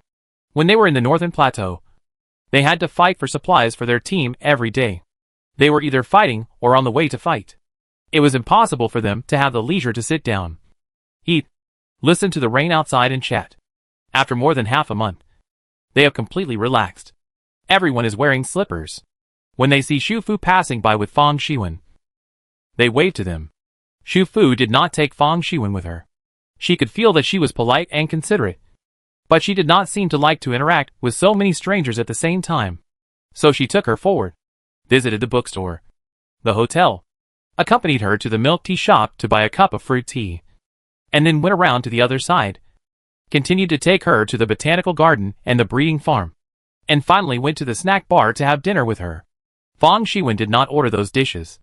After checking the menu for today, she ordered a small wonton with bone soup and a scallion pancake. Shu Fu also ordered a small wonton with bubble soup, and then ordered a cold cucumber salad and a tomato scrambled egg. Try it. They are all produced by the plantation and breeding farm. The two chose a seat in the corner. Not long after Fang Shiwen sat down, she reached out and pulled up the blinds of the floor-to-ceiling glass next to her, and found that this was indeed an underwater space. The last ray of light outside also turned dark. The water outside the glass was gray. Fang Shiwen did not like water. Like every living person on Fengshan Plateau, she did not like water because of the heavy rain that lasted for more than 2 years. But now she was in an underwater space. The seemingly thin glass completely blocked the danger and dampness outside. It was warm all around, and the air was full of the aroma of food. There were many customers in the store, but now there were enough employees. Everyone just had to line up and order on the electronic screen outside, and then the employees would naturally deliver the prepared food to the table. They ate slowly while chatting, enjoying the delicious time after a day's work, and they didn't pay too much attention to the fact that there were new people on the raft on Shu Fu's side. Fang Shiwen took a bite of the bowl of bubble wontons, and her expression gradually became complicated. The taste of these wontons is very similar to the ones I had in Suicheng before. Shu Fu looked up at her. Yao Ji? Fang Shiwen hummed. Have you eaten there too? My previous workplace was near there, and I often went there to eat wontons after get off work. It was cheap and delicious. I didn't expect that. After such a long time, I would actually eat almost the same wontons on your raft island. Her voice was full of emotion, as if she was recalling a memory from a long time ago. Shu Fu smiled slowly. Not almost. This is Yao Ji's bubble wonton. Yao Ji's boss lady and her family are also on this raft island. This snack bar is her raft. Fang Shiwen looked at her in surprise. After a moment, she also laughed and said, It's great. It's great. This raft island far away from the land, like a water park, is really great. And Shu Fu, she is also great. The process of Fang Shiwen's raft towing was very smooth originally. There was only one upgrade set left, so there was no need to think about choosing. Although Shu Fu knew that the last raft would be towed soon after receiving the news from Han Lan 2 days ago, she was still a little nervous when the moment really came. After the towing was completed, the hidden task unlock the bracelet would also be completed. Would the special reward be what she guessed? Shu Fu didn't know whether the hidden task would be unlocked immediately after towing Fang Shiwen's raft. So she took the snack bar as an example after dinner and explained to her in advance the changes after the raft was towed, and how to view these new functions. Afterwards, Shu Fu said that she might need to deal with some things first after the towing was completed, and asked Fang Shiwen to explore the convenience store and living space on her own. If she had any questions, she could ask them after she came over. When she saw so many buildings of various shapes and sizes on the raft island in the evening, Fang Shiwen was very surprised about the water base where she would live in the future. When she later learned that she would also own these rafts and the functional buildings on them in the future, she was even more shocked. Trailer? Of course, it has to be trailered. To be honest, At first, she really didn't have any expectations for the water base that Han Lan mentioned. And she had already prepared to live in her own raft house in the future. She had stored a lot of supplies in her backpack and raft house in the past year and a half. She originally thought that even if the conditions of this water base were poor, she could rely on her own supplies to live for several years without a shortage of food and water. Of course, relying on the supplies she stored, her quality of life would definitely plummet. But she didn't care, because she originally came for people. But now, this water base gave her such a big surprise. Towing location, Fong Shuan's raft, bond value, 81. Starting shared function, select 1, protective shield. Select 2, sewage treatment. Select 3, electric energy. Special, upgrade suit, convenience store. Note, when the raft is untethered, the upgrade suit will peel off and disappear, and the upgraded level will be reset to 0. In the house on the drifting island, Shu Fu stood in front of the function screen and completed the towing of the last raft. Then, she felt the long-lost vibration of the bracelet. She adjusted her breathing, tried to calm herself down, reached out and opened the bracelet, and long pressed the flashing notebook icon. A small mini black notebook appeared in her palm. She opened it, and there was new content on it. Current unlock progress of the bracelet, 100%. Congratulations. Completed the hidden task. Unlock the bracelet. Please click the bracelet's hide icon to receive the special reward. She put away the notebook, checked the bracelet again, and found that under the 9th icon compressed cabinet, an ellipse icon was added. Unlike the previous 9 icons, this icon is not silver like the bracelet, but blue. The kind of blue that shines with flowing luster. The outer circle is a dark blue that flickers. The closer to the center of the ellipse, the brighter the blue. Countless tiny light spots slowly rotate and flow on it. Shu Fu came forward and looked at the icon carefully for a long time. His expression suddenly became shocked. This is not an elliptical icon. This is a galaxy? Chapter 182 Native World. This is a real galaxy that is running slowly. Shu Fu didn't know why she suddenly came up with such a judgment, but when she stared at the icon, this cognition automatically emerged in her mind. She stretched out her finger and tapped it lightly. In an instant, everything in front of her began to twist and jump. Like a TV screen with problems, she felt a weird and unreal feeling again. She remembered clearly that the last time she had this feeling was when she was sitting on the evacuation ship and planning to leave Suicheng with the main force. Later, the ship successfully left the waters of Suicheng, but she seemed to be sifted from the ship by an invisible big net and was left in the cold and dark water. And now, she had the same feeling as last time. After a daze, she looked around again and found that she was no longer in her drifting island house. This was at the seaside. She was standing on a beach. On the distant horizon, the sunset was slowly sinking below the waterline, and the surroundings were very noisy. The unique noise of the city. Nearby, the tides rose and fell, and the surging waves hit the beach, bringing something to her feet. She looked down and found that she was not wearing the clothes she had just worn in the house on the drifting island, but a pair of very short hot pants and a pair of beautiful sandals on her feet. At the same time, she also saw clearly the object brought to her feet by the tide. It was a drifting bottle, with a blue liquid in the transparent bottle and a sailboat ornament floating inside. She remembered that this was the beginning of everything. This evening, the animation company had attracted investment, and her script outline was finally approved. So the company brought everyone to a restaurant on the beach for dinner. She picked up this drifting bottle while walking on the beach. She took it home because she thought it was beautiful. She put it aside while eating. She seemed to forget about it later, when she thought about it and looked at it again. The drifting bottle was gone. She didn't care, because she had picked it up anyway. The restaurant where they had dinner was quite remote, and the dinner lasted until very late the night. So the company booked a room in the B&B next to the restaurant, and everyone stayed there that day. The morning when she awakened her memories of the original world in Suicheng. Her last memory of her original world was at this time. She always thought that she had traveled to this world directly after falling asleep that night. It was not until later, after Lu Zheng and Chen Efe woke up one by one, that she realized that she had lost a part of her memory. So she was now standing in her past memory. Or had the lost memory returned to her mind? Everything around her felt very real. Shu Fu bent down and reached out to the drift bottle at her feet. When her fingertips touched the drift bottle, everything in her sight began to twist again. In an instant, A large number of images rushed towards her, as if she was instantly enveloped by the tide. This is indeed the beginning of everything, but this is not the beginning of her time travel.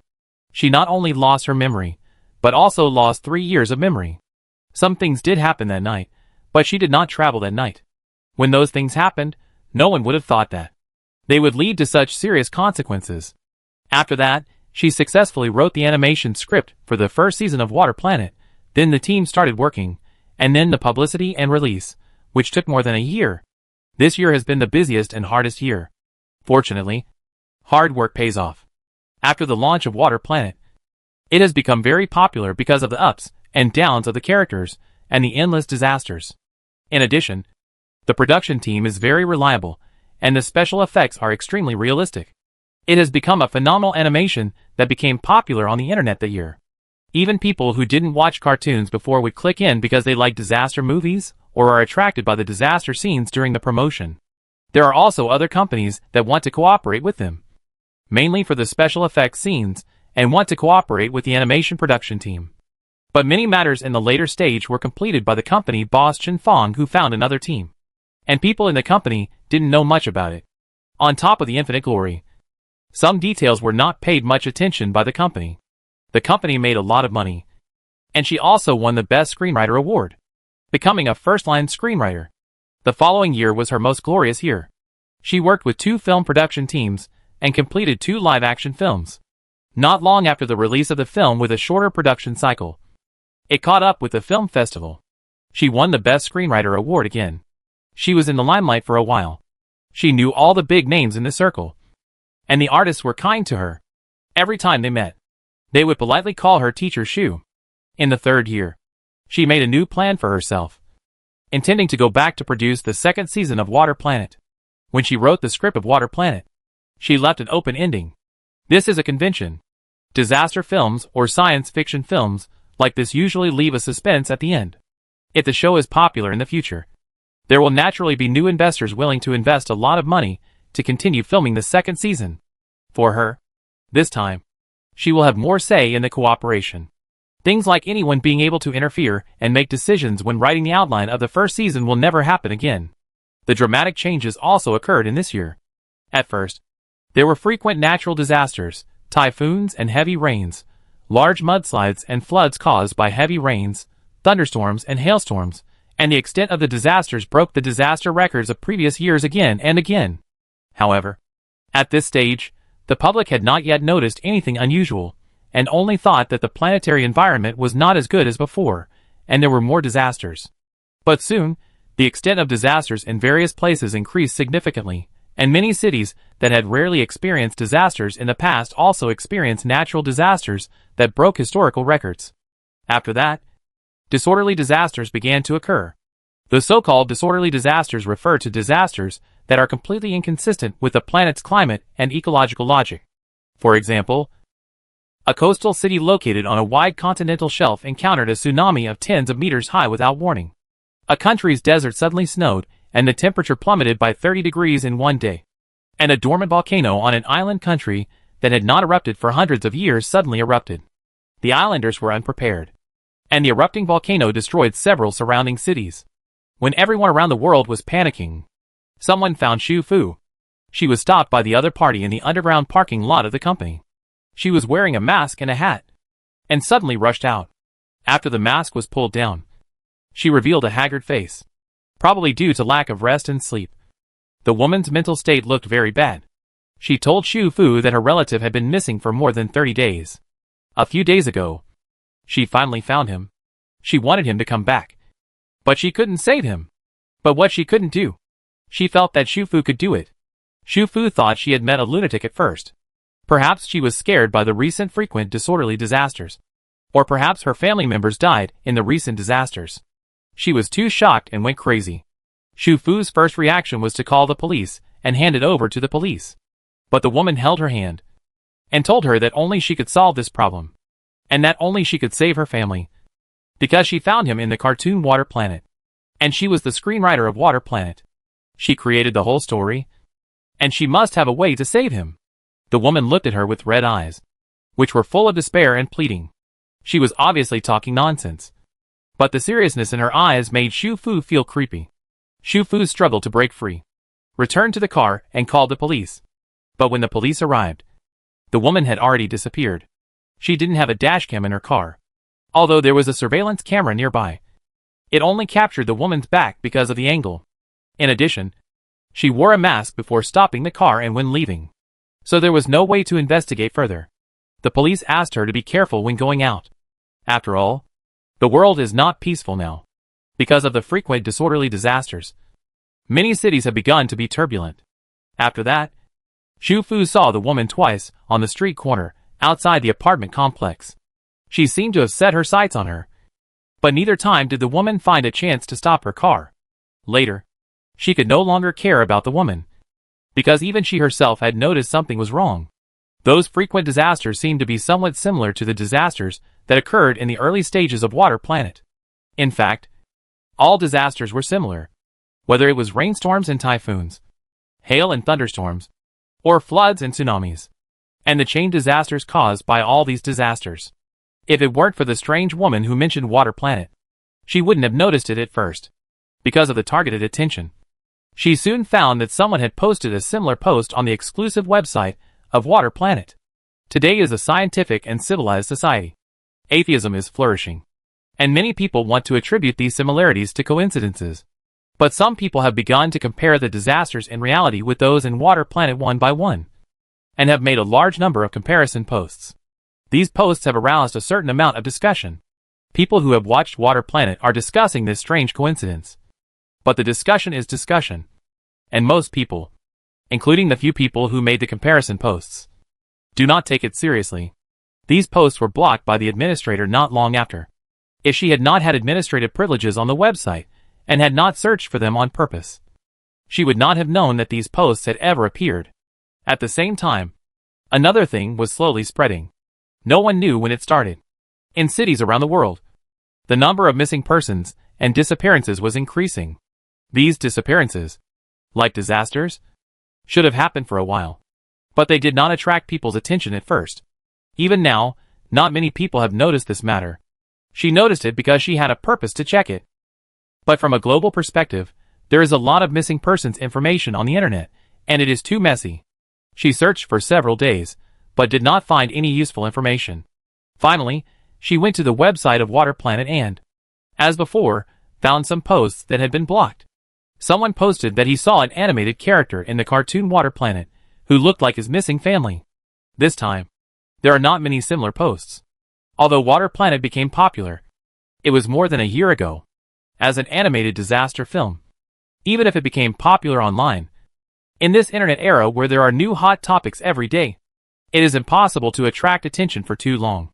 Someone in the family is missing, and the family of the missing person happens to see Water Planet after that, and at the same time notice a character in the cartoon, and also confirm this matter, and know how to post online. With these factors combined, the percentage of discovering this situation is very low. That person even posted screenshots of the animation and photos of his missing family. The animation effects of Water Planet are more realistic, not the kind of animation with exaggerated distortion of proportions, and the characters are the same. Even with the animation effects, people can distinguish different looks. The comparison photos that person posted are indeed very similar, and it is precisely because of the photos that this post has aroused a certain amount of heated discussion before it was blocked. Afterwards, soon other people posted similar posts and comparison photos, not many, about 5 or 6. I don't know if they are deliberately joining in the fun, or if the same situation really happened. Water Planet has a group of protagonists, both male and female, with complicated relationships, striving to highlight the humanity in the big picture based on a single disaster. And the official script of Water Planet is earlier than the outline timeline finalized by Shu Fu. The story starts in peacetime, and will also focus on the early disaster, in order to better introduce the original life and background of several protagonists, so that the audience can be more involved. Most of the posts with comparison photos are concentrated in the pictures before the disaster, and many of them only appear in one shot, as one of the group of people. However, after opening the comparison photos, some are similar, but some are completely unrelated. Although everyone is discussing and participating, and terms such as doomsday and infinite flow appear in the replies. They are basically just jokes. No one takes what they say seriously. Or maybe there are really people who believe this, like the woman who stopped her car. But such individual voices are drowned in various jokes with scientific and professional analysis, and they seem inconspicuous. She has no way to distinguish the true from the false. Many people were angry about these posts, accusing the production company of Water Planet of deliberately creating topics and discussion points, questioning that they would do anything to make the second season of Water Planet and use this method to promote the early stage. The people who posted these posts remembered similar disasters that had sparked discussions on the website before, and put the two together, which seemed to prove that all of this was done by the production company itself, for the purpose of publicity. For a while, the focus and the spearhead shifted to the production company, and even the production team in the company.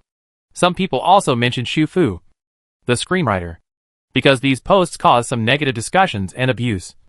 They were eventually blocked. Shu Fu could not find more information. The only thing that was certain was that the missing persons who appeared online recently did not have any surveillance footage of relevant information when they disappeared. There were no unusual clues, and there was nothing wrong with it. Shu Fu had not been out for a while. Because of these things, the script writing for the second season of Water Planet was almost completely stagnant. Deep down in her heart, she was unwilling to believe those posts on the website. But soon, there were also missing people among the people she knew. The details were exactly the same as those mentioned in the previous post.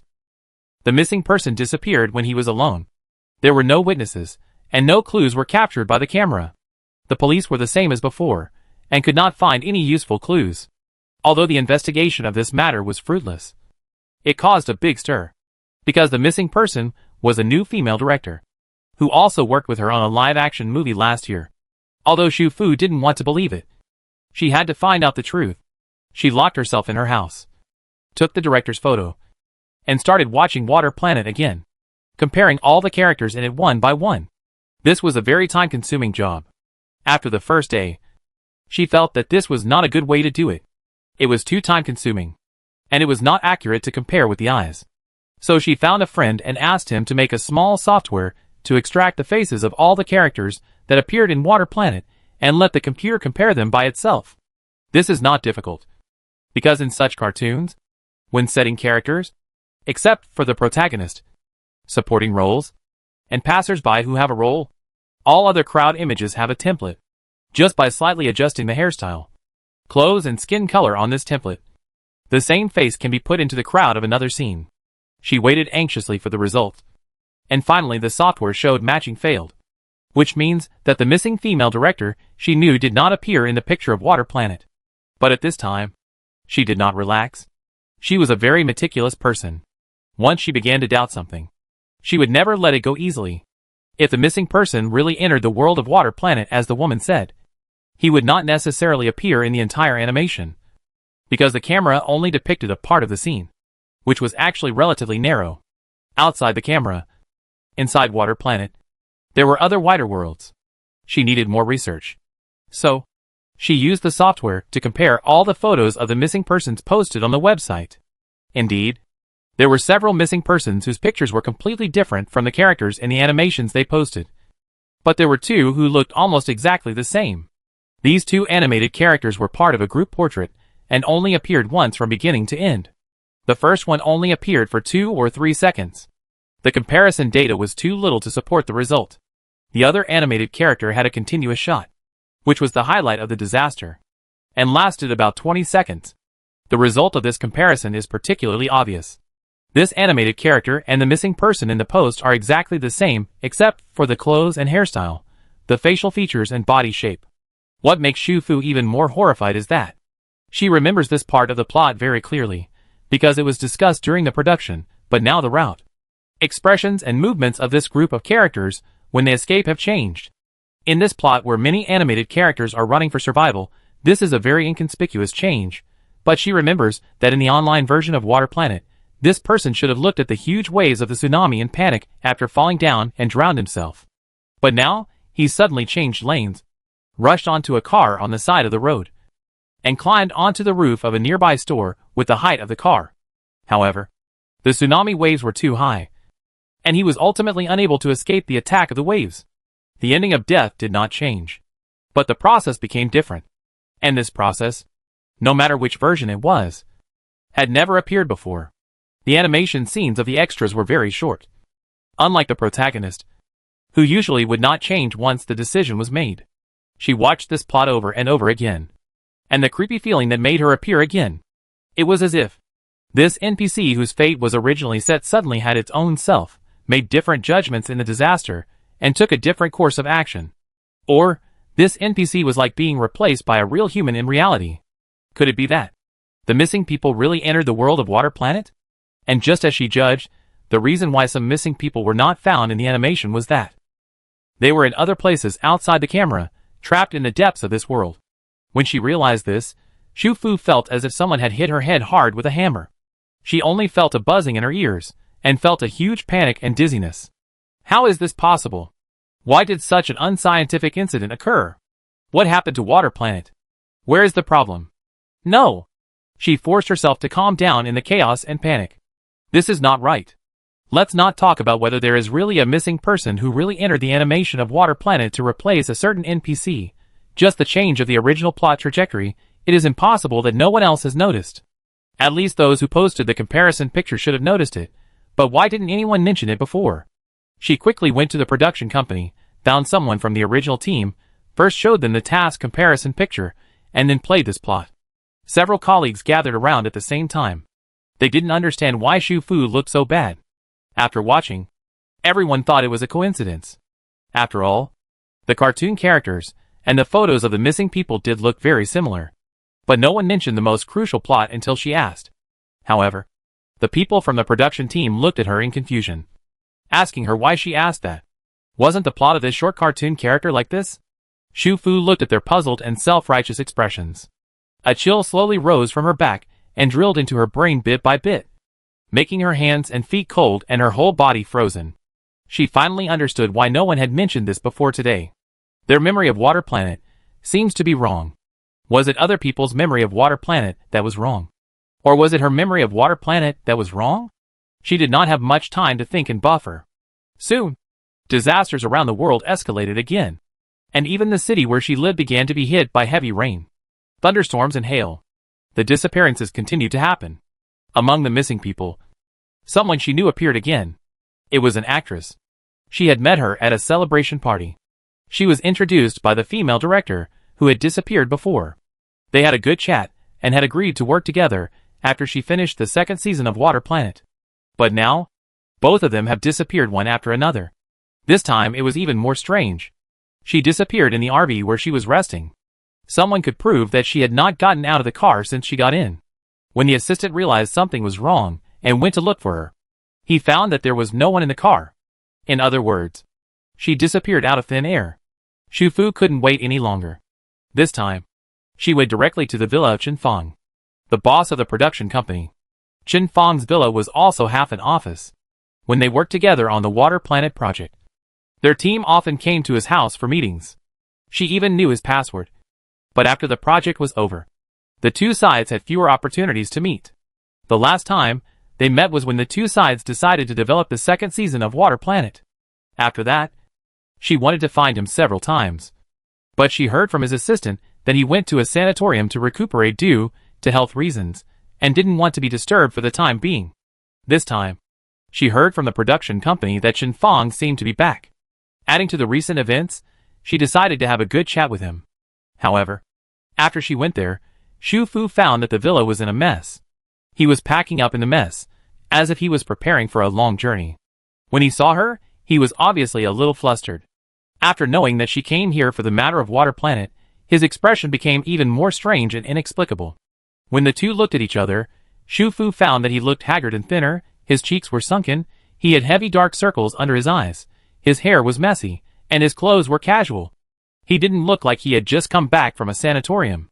At first, Chen Fang just sent her away blindly, and continued to pack up, refusing to say anything, until she opened her mouth and directly told her what she had discovered.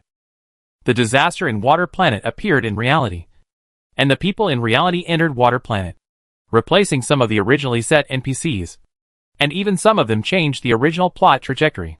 She also talked about this matter with the production team, but no one believed her. She had reached a dead end. If she continued, she would suspect that she was crazy. However, When she finished speaking, the busy man suddenly stopped, turned his head slowly, and looked at her in shock and weirdness. You know? You also remember the original plot trajectory? Shu Fu met that look, and only felt a tingling scalp. But she did not hesitate, and immediately grasped the key point. You know it too? So, shouldn't I know it? Chen Fong refused to say it at first, and then looked away. No matter how she asked, he kept his mouth shut. Later, he told her not to try to find out, because he didn't tell her because he wanted to save her. If she wanted to live, she should pack up and move to an inland highland city like him. Find a safe place to live, and store as much water as possible. Maybe she could live longer. But she finally found someone who had discovered the problem like her. So how could she give up so easily? She didn't know if he was annoyed by her questions, which affected him packing up and running away, or if he had concealed the matter for too long and had been panicking alone for too long. So he needed a way to talk. She finally pried open his mouth. Okay, since you are not afraid of death, I will tell you. It is no longer a cartoon. It has not been from the beginning. Why are those animation effects so realistic? How can a small company like ours have enough funds to do it? Because those are real. Water Planet, it is activated. As he narrated, Chen Fong's expression gradually became crazy. That thing. Yes. The drifting bottle you picked up. It is not a drifting bottle at all. The thing inside it is alive. It will talk to you in your mind. It said it is, System TK. It said that he liked the setting of this disaster world very much, and that he could make it a real world. As long as I used the reality simulator, I could activate Water Planet and make it a low-latitude world. After the story was formed, the disaster scene of that world would be automatically generated. Everyone would be shocked by the realistic disaster special effects, and my company would achieve unprecedented success, and Water Planet would go down in history. I really wanted to succeed at that time, and I just tried. I didn't expect that all this would actually happen. In Chen Fong's messy narration, Shu Fu gradually pieced together the whole story. There is something called a system, which allowed Chen Fong to use a reality simulator for Water Planet, making a completely virtual animated disaster film, and turning it into a real low-dimensional disaster world in another time and space. Now, this low-dimensional disaster world and the real world they are in have overlapped and dislocated. The disaster in that world has affected the real world, and the people in the real world have entered the disaster world. They did not enter by accident, but were selected by the system. The system made them taskers. Before they complete the mission, it is impossible for them to leave the disaster world, or the mission world. The two worlds are entangled with each other. Now is just the beginning. The disaster will be more serious in the future. The other party does not know what the final result will be. It is very likely to become a flood-affected apocalyptic world like Water Planet. That's why he has to take advantage of the time and quickly run to a relatively safe plateau city to live. When things started to get out of control, he thought about stopping it. But the situation of other people was the same as what Shu Fu found here. They didn't remember the original plot trajectory of Water Planet, and those few faces that looked similar could not prove anything. He tried to tell other people the whole story, and that person believed it. But the scary thing was that not long after he told the other person disappeared and became a member of the missing list. He thought it was a coincidence at first, and told another person, and then the insider also disappeared. He began to feel scared at that time and called the police. But in the end, he was locked up in a mental hospital. He was locked up in the mental hospital for a whole month. At first, he insisted on his statement and resisted. But he was only tied up, fed with medicine and confined. He felt that he would go crazy even if he was not sick in that place. So he quickly learned his lesson, admitted that he was sick, cooperated with the treatment, and pretended to recover slowly. Later, his assistant came to visit him, and he asked the assistant to find a way to get him out of the hospital as soon as possible. After the two sides cooperated, he finally escaped from the mental hospital a month later. Shu Fu then understood why he had been recuperating for a month. But now, he was in such a terrible state. It turned out that he did not go to the sanatorium at all, but was locked up in the mental hospital. According to Chen Fong, if the insider believed it, he would disappear. And if he did not believe it, Chen Fong himself might be in big trouble. So this matter, whether it is said or not, has no meaning, because it cannot change anything. He had been trapped there for a month, and now he didn't want to care about anything. and just wanted to leave as soon as possible. But at this time, how could Shufu let him leave like this? Since this matter was caused by him, he must have a way to stop it. She asked him the whereabouts of the reality simulator, how he used it, and was there any way to stop using it and stop all this? However, the man who had been talking so much before suddenly became speechless when he heard this. He started to pack up again, saying that he didn't have time to catch the train. And then he said that he had a stomachache and wanted to go to the bathroom. The more he did this, the more Shufu would not let him go.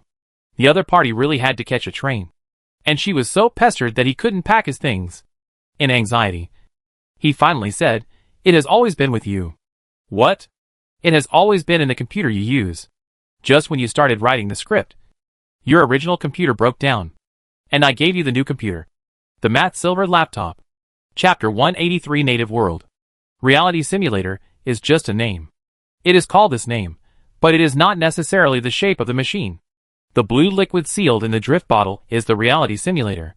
Those super technologies composed of billions of ultrafine metal particles do not have much power by themselves, and can only be useful when combined with machines with technology.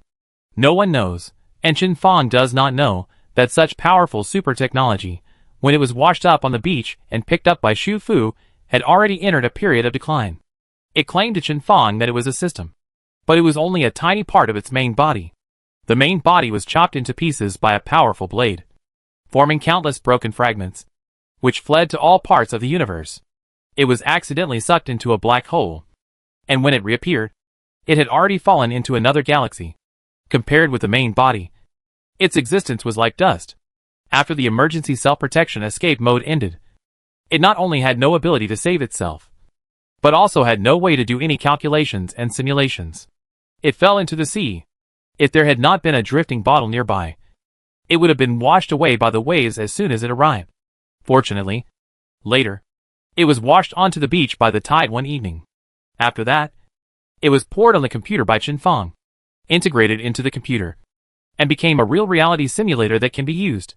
It only has a very tiny mental power of the subject, no self-awareness, and no sense of right and wrong.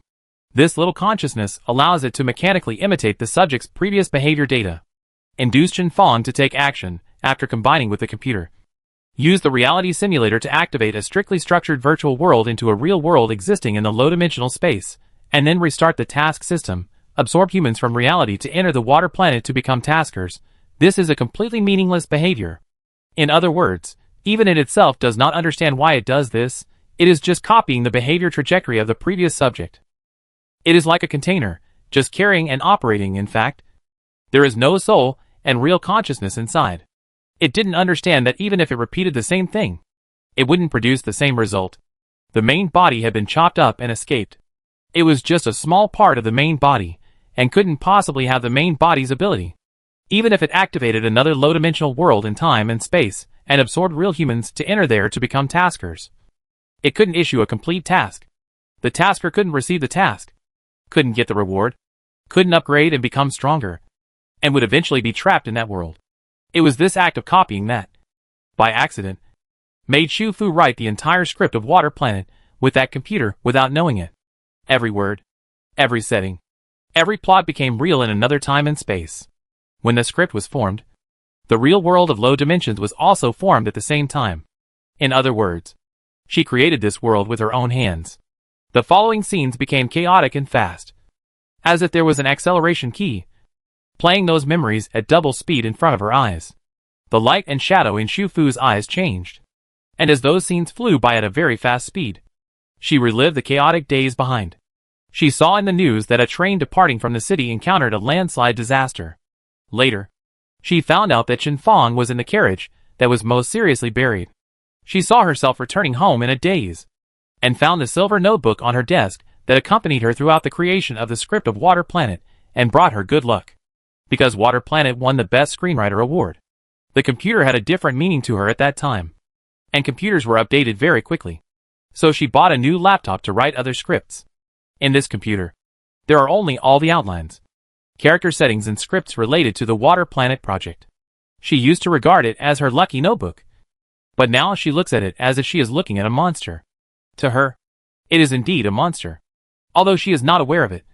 According to Chen Fang, all the disasters happening in reality are indirectly caused by her. So, she must hear that voice. If the other party can also talk to her like Chen Fang, then it can prove that this absurd and terrible thing is true. She still held a glimmer of hope in her heart, hoping that Chen Fang was lying to her. She tried for 2 whole days, turning the computer on and off. No matter what she said, what she did, even threatening to smash it and burn it, the computer did not respond at all, and she did not hear any sound. During the whole process, she felt like a psychopath, performing a meaningless one-man show, and really seemed like she was crazy. She felt several times that Chen Fang must have lied to her, that there was no system at all, and there was no reality simulator, and that he was just talking nonsense. But Chen Fang was dead, and no one else in the world knew about this, and no one could tell her the answer. Finally, she was silent for a long time, took a hammer from the tool room, and smashed it directly at the computer. The heavy hammer hit the computer 3 times, but the computer remained motionless, and there was no sound in her ears or in her mind. However, Xu Fu looked at the computer that was motionless and intact, and suddenly laughed. "You do exist." She dropped the hammer, stood there with her eyes downcast, and said slowly, word by word, "It seems that a machine is just a machine after all. I guess you are not from this planet's technology. Advanced civilization? High-dimensional space? But even if you come from those places, you should be a very weak existence in your own world. Otherwise, you don't have to rely on coaxing to get Chen Fang to do things for you. If it was really powerful, she would have picked it up from the beach long ago. No, she didn't even have to pick it up. When it arrived on this planet, it would have done things as it pleased, instead of pretending to deceive, and relying on the hands and computers of the humans on this planet. Moreover, she was the first person to pick it up. Why didn't it talk to her at that time? Instead, it came to Chen Fang? Was it because she had never opened the bottle cap to touch the liquid inside? Or did it judge that if it came to her, she would not have done it from the beginning? In the past few days, she seemed emotional, but her thoughts went from confusion to clarity. With the screenwriter's strong logical and analytical abilities, she has been reviewing everything. Every conscious individual, whether human or any other intelligent life, has a purpose for doing everything. Chen Fang's goal is to make Water Planet have a huge and realistic special effects scene that cannot be achieved with financial resources, so that Water Planet will become popular after it goes online, and the company will gain both fame and fortune. What is the purpose of this thing? Why does it create a disaster mission world? Absorb humans from the real world to become taskers? What benefits does this bring to it? If it really has the ability, wouldn't it be faster to directly access the internet through the computer to control the real world she is in now? So, it may have some limitations. Or it may be injured, damaged, need to recuperate at this stage? What a way to obtain energy. She can't figure it out. And it's all guesses at the moment. But she is a screenwriter, and has been exposed to and read various science fiction novels. So even if these guesses are not right, there will always be something close, or similar in essence. Human technology is fragile. Even if it doesn't make a sound, an indestructible computer is evidence in itself, proving its existence. It is here, in front of her. In this computer, it has a certain power. Otherwise it would be impossible to make this computer indestructible. But its power must not be that strong. Otherwise, with the nature of high-dimensional civilization, when she was going crazy these days, she should have put an end to her trouble. Or, when she launched an attack just now, she should have activated some kind of counterattack mechanism. But it didn't. Instead it chose a certain defense mechanism, or this defense is passive, because that blue liquid, it has completely merged with the computer in front of it. So could it not come out now? You can't come out?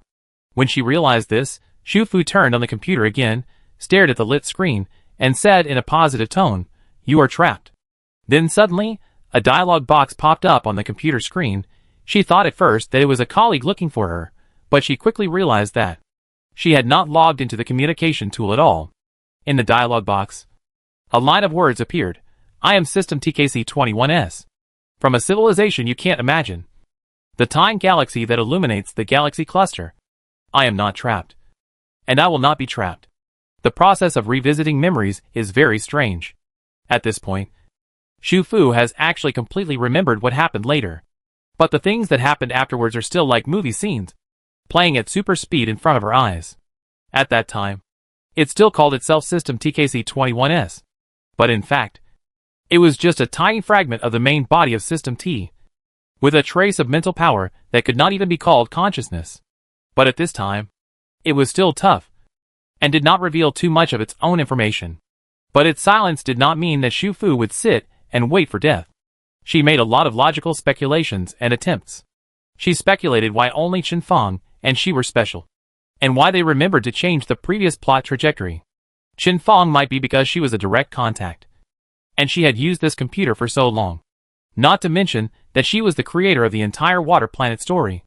It was the words she wrote, the plot she conceived, and every word she typed on this computer that built the real world of Water Planet. So, could she use this computer again to modify the disaster in that world? She first wanted to modify the place where the disaster started in the script, hoping to make the entire disaster disappear from the beginning. But she failed. After each modification and saving, the script would automatically restore to the original version. After several attempts, she found that any modification that violated the mainline logic would not work.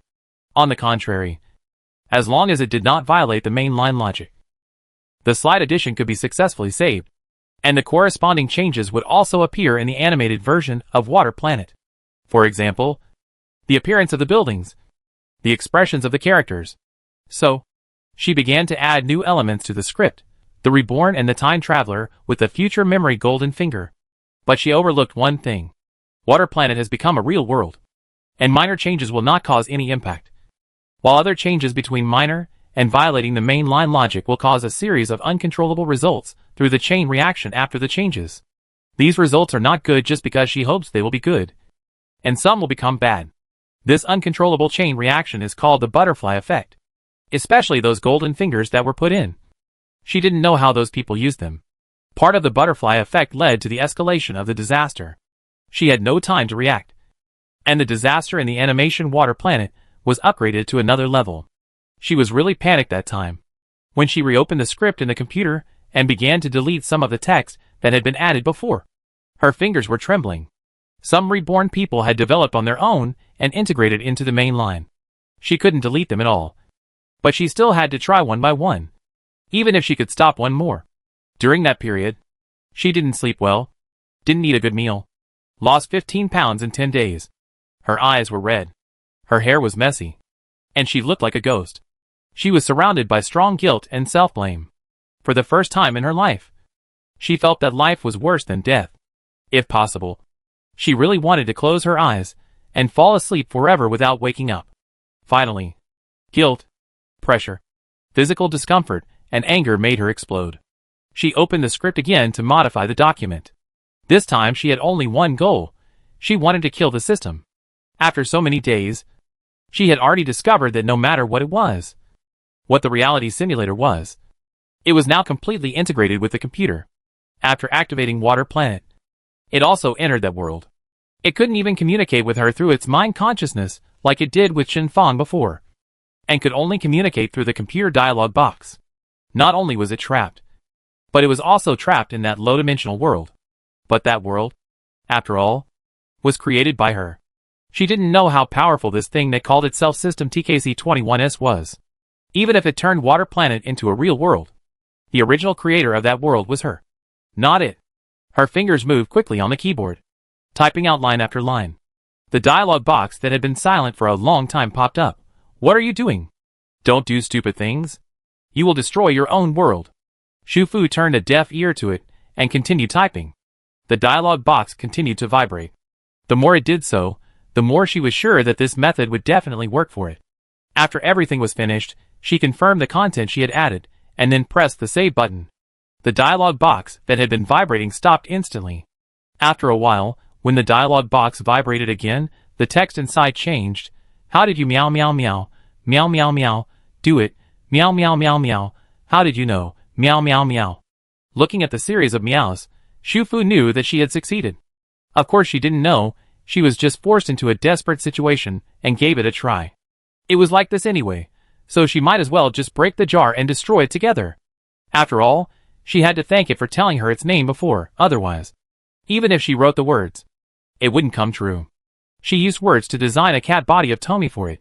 This body was very weak, and couldn't speak, and naturally couldn't stir up any waves.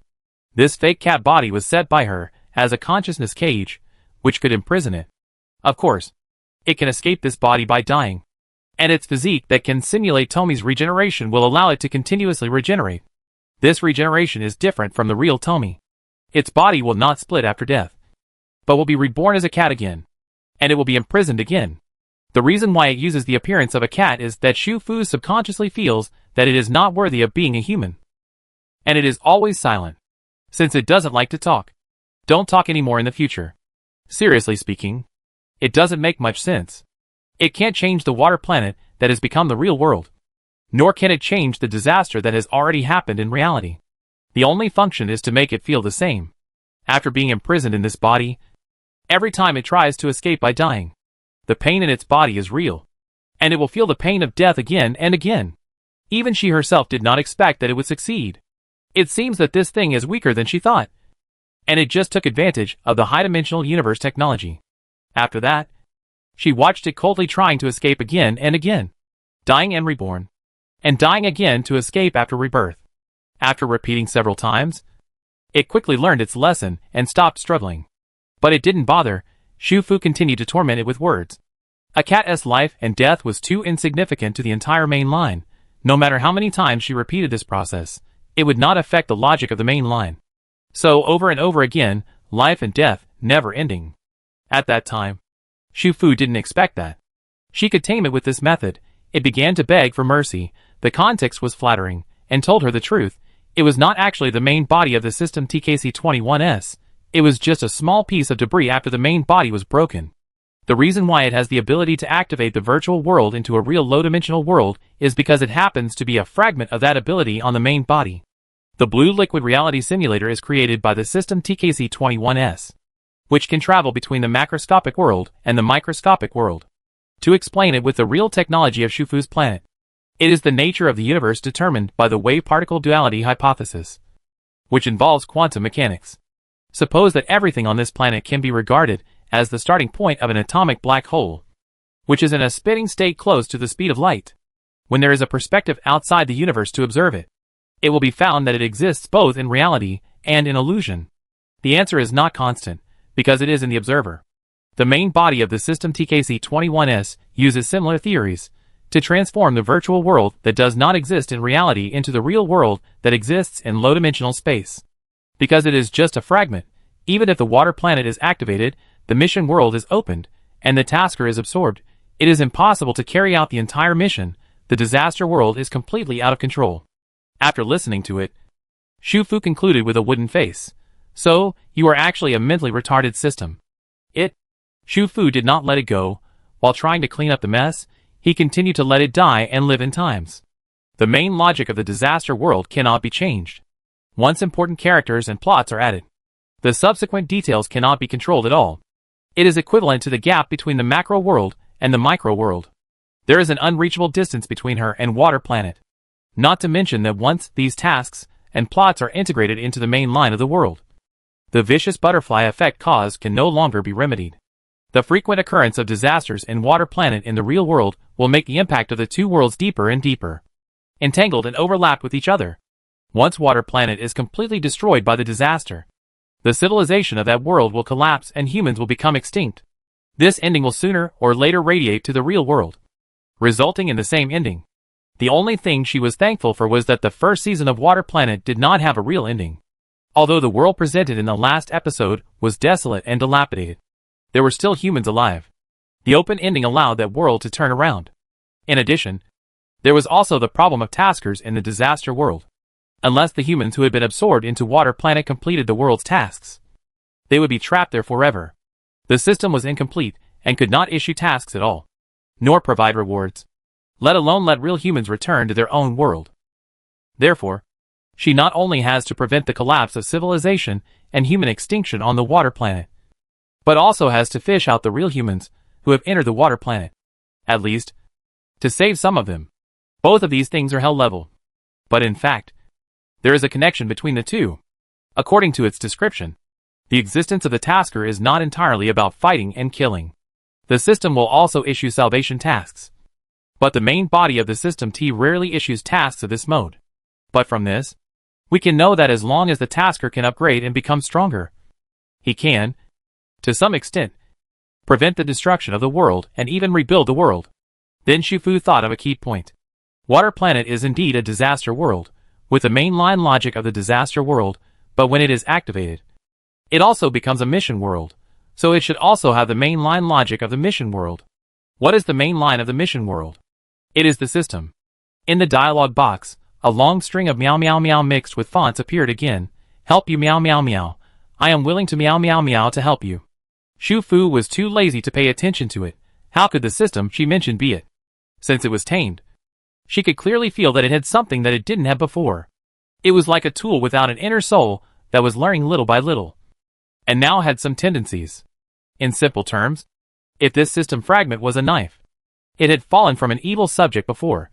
So even if it was cut unconsciously, it would leave blood everywhere. But now it is in the hands of a good person, and it can cut ropes, and can also stand in front of the weak to resist the evil. However, Shufu still does not really trust this knife, nor can she entrust the weak to it for protection. Moreover, because it has been stained with the blood of innocent people, she cannot use it to cut vegetables and meat for daily use. She has already thought of a solution, but it is only a prototype, which needs to be verified and improved a little bit. She plans to use the reality simulator to rewrite a backup system in Water Planet. This backup system is not an intelligent life, nor does it need to be able to speak. It only needs to replace System T, issue tasks, and make the tasker stronger, so as to prevent the collapse of civilization and human extinction on Water Planet. After trying for a long time, she soon discovered that the backup system she wrote in words could not directly connect with the tasker in System T. She also needed a medium, like a connector, to connect the materials of the two universes. She thought about reconceiving a character, but the tragedy of the butterfly effect was still vivid in her mind. It was too difficult to control the trajectory of the characters and plots in the micro world in the macro world. So in the end, she thought of herself. She was not just joining in the fun and dying. She had a plan. So she had to arrange everything. Real humans enter the disaster mission world as taskers in a physical way, which means that they can bring any items they carry with them. Before the official launch, there will be an opportunity to make adjustments, such as modifying their appearance, choosing a personal item, whether to erase their real-world memories, etc. Of course, because the system is incomplete now, these processes may not necessarily occur in the taskers who have entered the Water Planet, or they may choose to be passive arrangements, or they may not be under their control. Everything is unknown. She is just a human being, and it is impossible for her to know everything. But the backup system she designed with words can know. This backup system is like a huge computer, which can calculate in real time and adjust in time. There may be some lags and delays, but as long as it is smooth overall, there will be no problem. Her connector must follow the main line at the right time and connect to enough taskers to save the world under the guidance of the backup system. This is difficult, because the taskers are too scattered, like tiny dots on a piece of paper. She only has one line, which cannot be broken or knotted, and then it must be smoothly connected to all the points. Or in other words, the points that the backup system thinks need to be connected. In order to smoothly connect the points of these taskers, she also had to ensure that she could reach their critical points of death. It was impossible that the people who were supposed to be connected had died before the connection. Right? Fortunately, she wrote the main plot of Water Planet, so she knew the key nodes of each disaster. The key points of death of the taskers should evolve from these disaster nodes. The backup system computer would calculate on its own and throw out nodes at critical times, and these nodes would be automatically embedded in the main tasks after she entered Water Planet. But this involves hundreds of methods and routes, thousands of evolutionary results. So she has to at least give the connection tasker one or more connection opportunities, giving her one or more opportunities to contact their other key point of death. At the same time, in order to avoid the butterfly effect, she also had to lock all her memories after picking up the reality simulator. The protagonists of Water Planet only showed their abilities one by one after the planet became a water world. So she had to avoid the protagonists who would affect the main line, which meant that she had to enter the game earlier than the early stage of the disaster. She had to have the identity of an aboriginal, so that she would have a stronger sense of substitution and belonging, and be willing to maintain more empathy while protecting herself.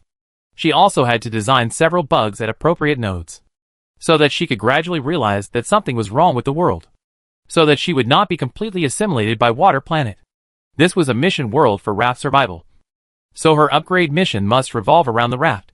She also couldn't let herself die during the mission, so the gold finger had to be given just right, in order to avoid herself from being stuck after losing her memory and getting the gold finger.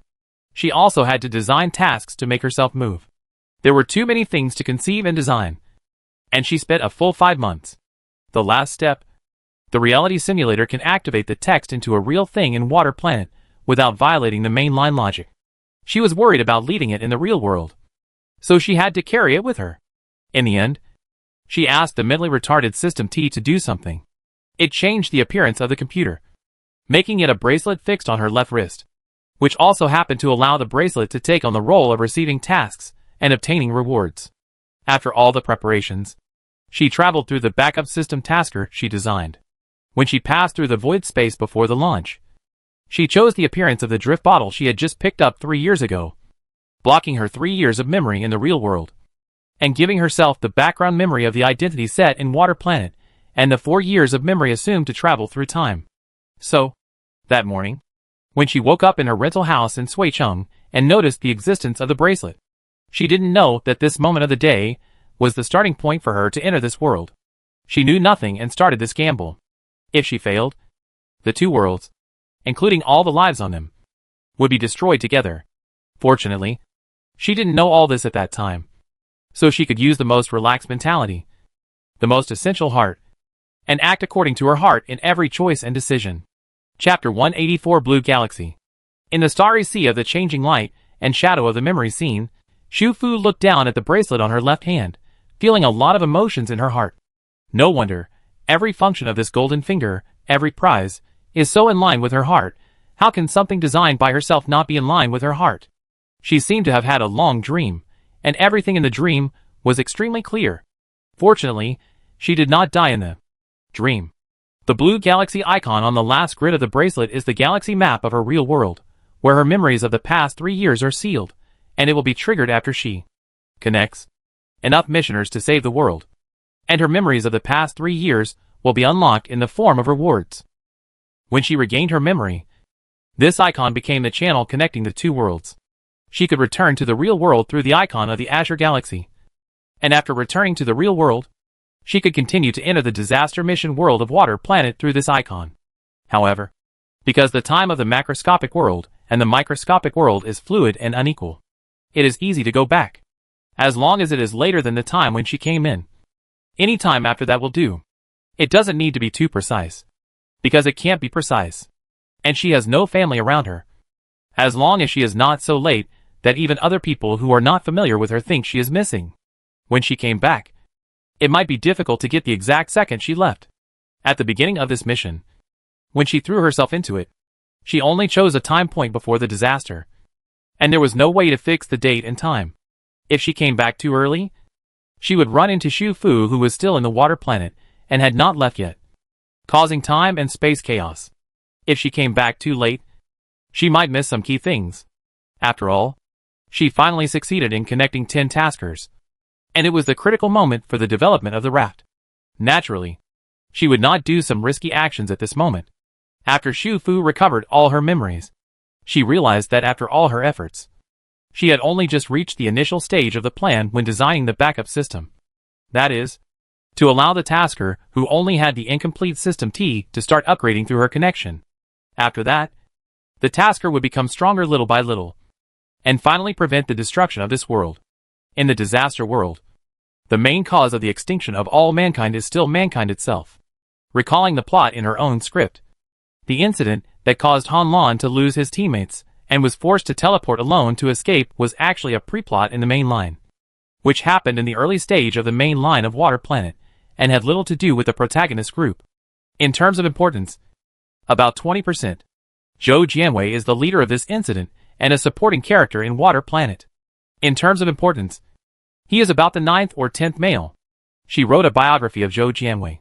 Because he is not an important character, she almost glossed over it. It mentioned his family.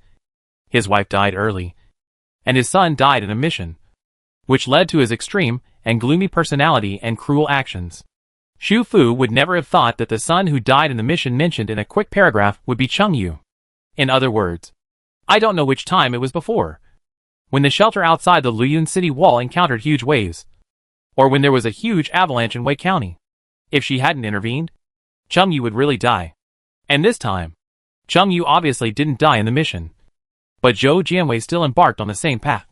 The evil of human nature really doesn't need any reason or excuse.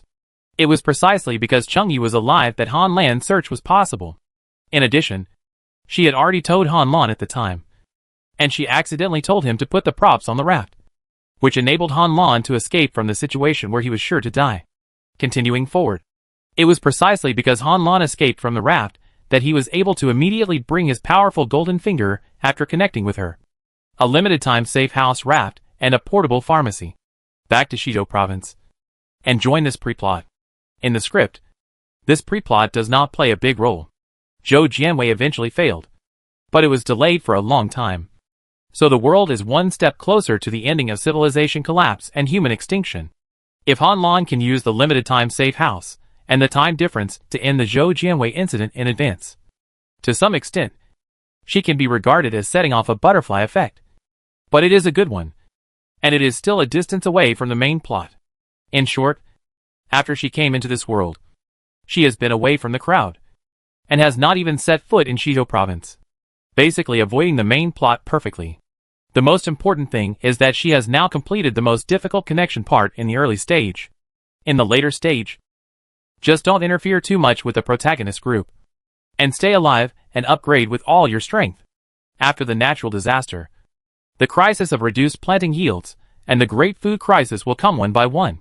By then, the highest level of water and land technology plantations, and the highest level of multifunctional water and land breeding farms should be able to solve a large part of the problems. In addition, the final form of the shelter should be the most powerful one among these raft function sets. She is also looking forward to that day. Before that, she will not leave this world. At present, she has obtained 10 raft upgrade sets, each of which is designed by her personally, and each can be upgraded about 3 to 4 times. In the plan, Han Lan has already used the method of upgrading the raft to the later stage in advance. The only difference is that he went to the land this time, while the other friends only need to stay on the waterfront. The importance of the raft holiday card will be more reflected in the later stage. She is still in the disaster world of Water Planet, limited by the main line logic, backup system logic and rules. The upgrade still needs to be done step by step, and it is impossible to reach the sky in one step. But the hardest part is over, and things will only get better day by day. All around, the changing light and shadow of memories, and the sea of stars faded away, and Xu Fu found herself still standing in her drifting island house.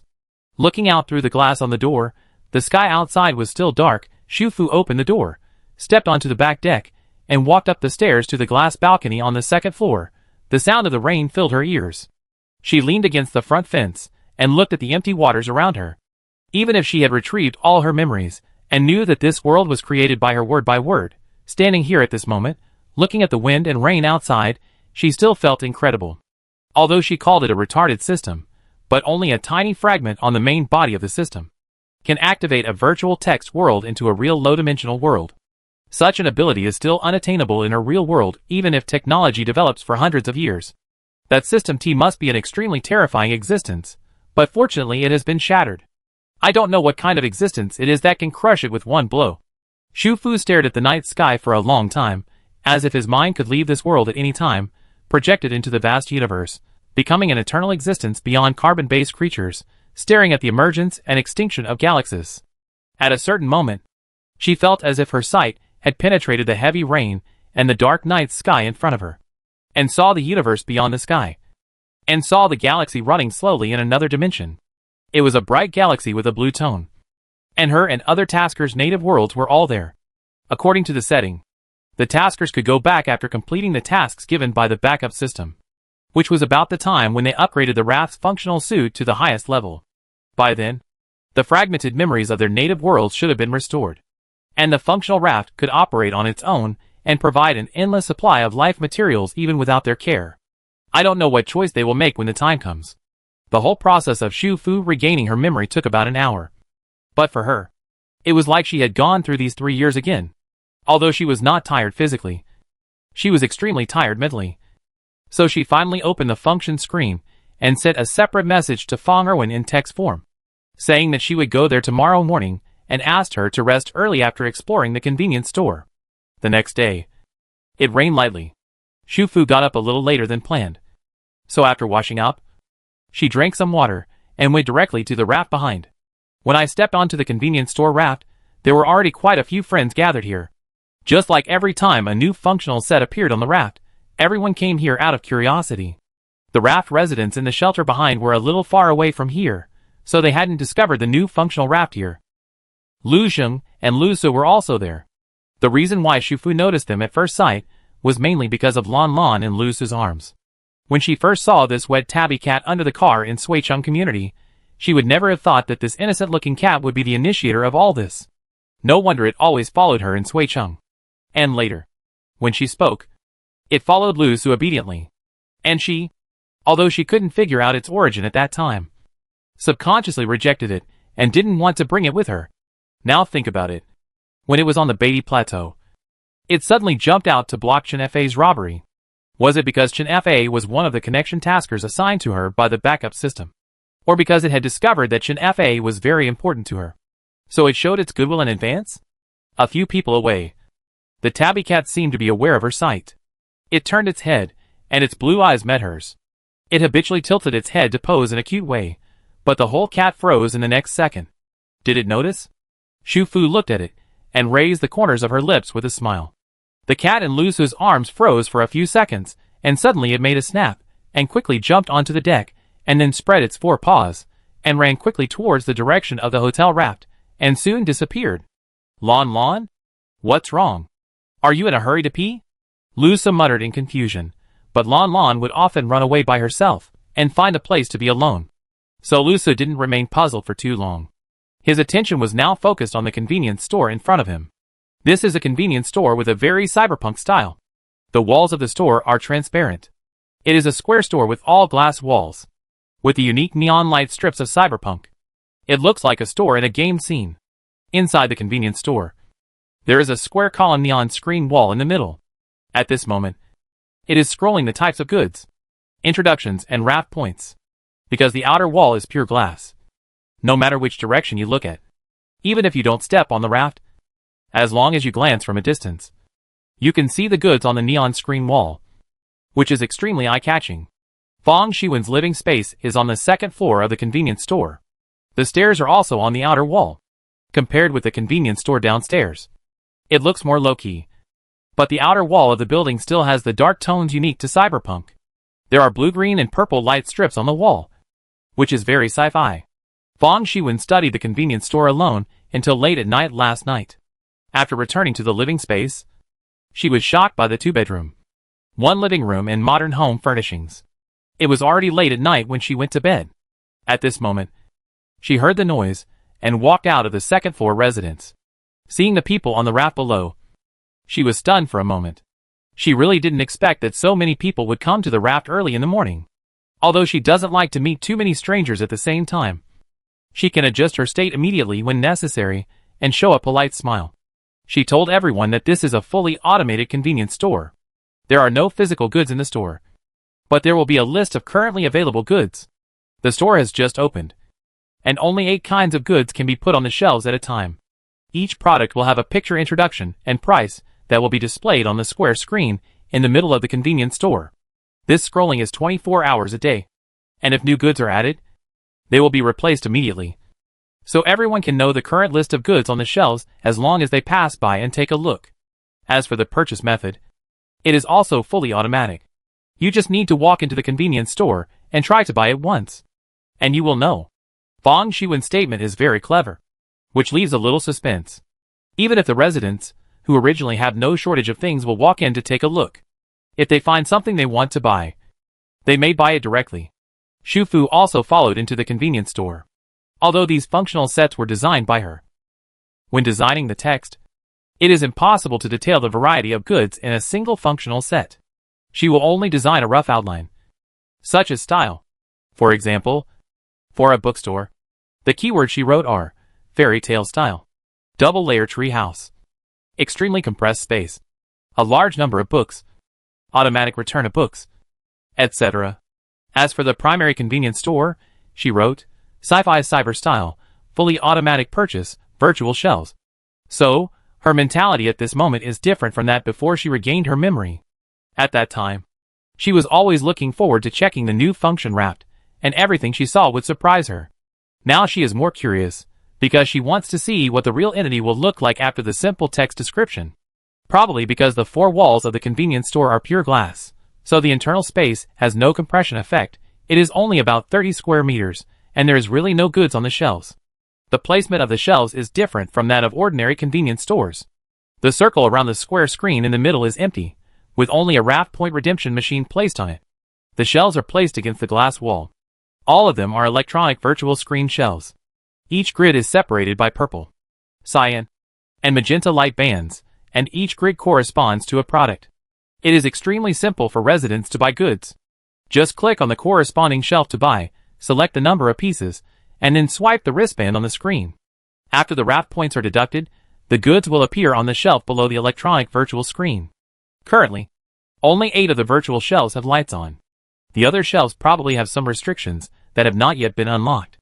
Some of the 8 items currently on offer overlap with the items in the hotel's vending machines: bath shampoo, tissue paper, bucket noodles.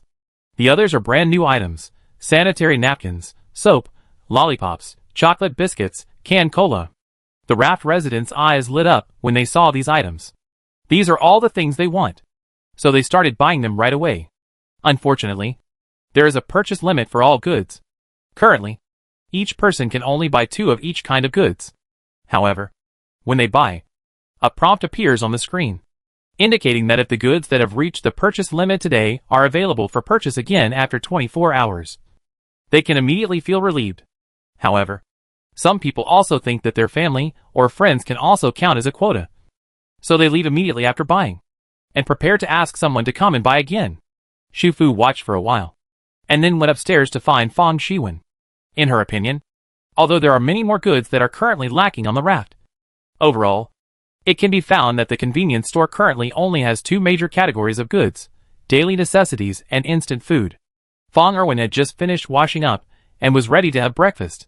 Her breakfast was a homemade sandwich. Seeing Shufu coming over, she immediately took out another one. "You probably didn't eat it either. You slept so late yesterday and got up so early today." Shufu nodded, telling her not to pour water for her.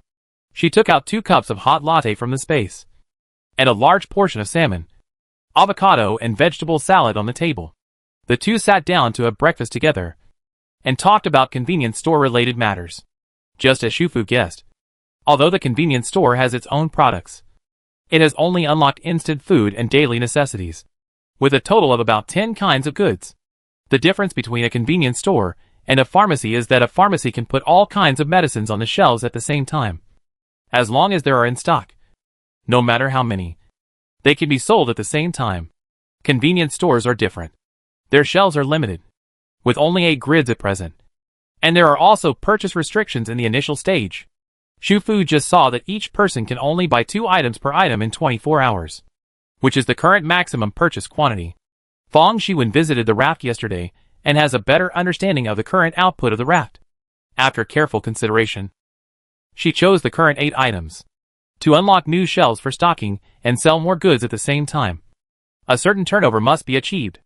As for the goods in the 2 categories, many have not yet been unlocked. These need to meet certain conditions before they can be slowly unlocked. When new shelves are unlocked and the variety of goods increases, the convenience store can add new facilities, such as oven counters, sausage ovens, etc. However, although the business model of the convenience store is fully automatic, she still needs to hire employees to be responsible for daily cleaning. After she selects more goods to sell than the number of shelves, the store employees can operate the screen and put these goods on the shelves in a certain order every day. After that, when facilities such as oven counters that need to be taken care of are unlocked, these are also the work that employees need to be responsible for. After listening to it, Shufu felt that although there were many restrictions on convenience stores, the prospects were still good. The fact that they could bring their own goods was already exceptionally good. Therefore, she was very satisfied with the details filled in by the backup system. When Xu Fu left Fang Xuan's house and went downstairs, a new day had already begun on the raft island. The residents of the shelter behind also came to the raft area. After some people who needed to work today discovered this new functional raft and the items sold inside, some people couldn't help but turn in, while some people just stopped and took a quick look because the working hours were about to start, and secretly decided to come and have a good look after finishing work today. Xu Fu also had her own plans today. She planned to run all the rafts of several friends, talk to each of them individually, and tell them that she had learned the truth about this world and the other world. But this truth was actually a bit cruel. As for whether they wanted to know this truth, or wanted to wait until one day in the future to learn this truth from her, it was up to them to decide. The decision to talk to the friends separately was indeed the right one, because everyone's situation was different and their ideas were different. Like Chen Fa, Lu Zheng, Zheng Feifei and Lu Shuang. When they learned of her purpose, the first thing they thought of was their family, who were the most important to them. So Chen Fa asked about Qin Yuezhen first. Lu Zheng asked about Lu Su, and Zheng Feifei and Lu Shuang did the same. This is the real world. They should all be real people in this world. But as long as they are not taskers, they have nothing to do with the other world before we came here. The lack of System T has caused you to be unable to obtain tasks. If you cannot complete the tasks, you cannot upgrade and become stronger. And you cannot leave this world. I represent another backup system.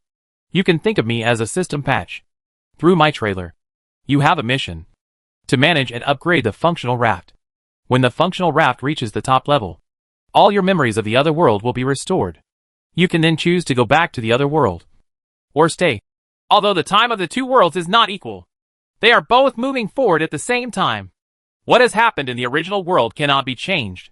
She has worked so hard for so long, and what she has saved is the uncertain ending of the disaster world and the future of the original world. The reason why she could choose to enter this world before the disaster began was because she had a reality simulator that could make words come true in this world, which was a dimensionality reduction operation of high-dimensional space to low-dimensional space.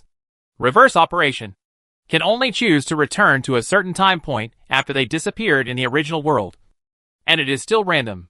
So even if the friends recover all their memories at this moment, and find that they have lost some people in the disaster in the original world, they want to return to the past of the original world to save and stop it. It is impossible to do it. So while accepting the truth, they may need to consider their identity and background in the native world, whether they have family members, whether their family members have died in a previous disaster, whether their family members are still anxiously waiting for them to return. Finally, several friends still gathered together for a meeting, discussed the follow-up matters, and then reached a consensus, telling Xu Fu that, since what happened in the native world cannot be changed, and they can't go back now, then they don't plan to find out the truth of the world for the time being, which would be equivalent to adding trouble to themselves. After all, for them, this disaster world is their home now. They have complete memories of growing up here. And they also have family and friends who cannot be separated from them. When their memories are gradually restored, all tasks are completed, and the conditions for going to another world are met. They will consider how to make a decision again. Xu Fu respects their choice.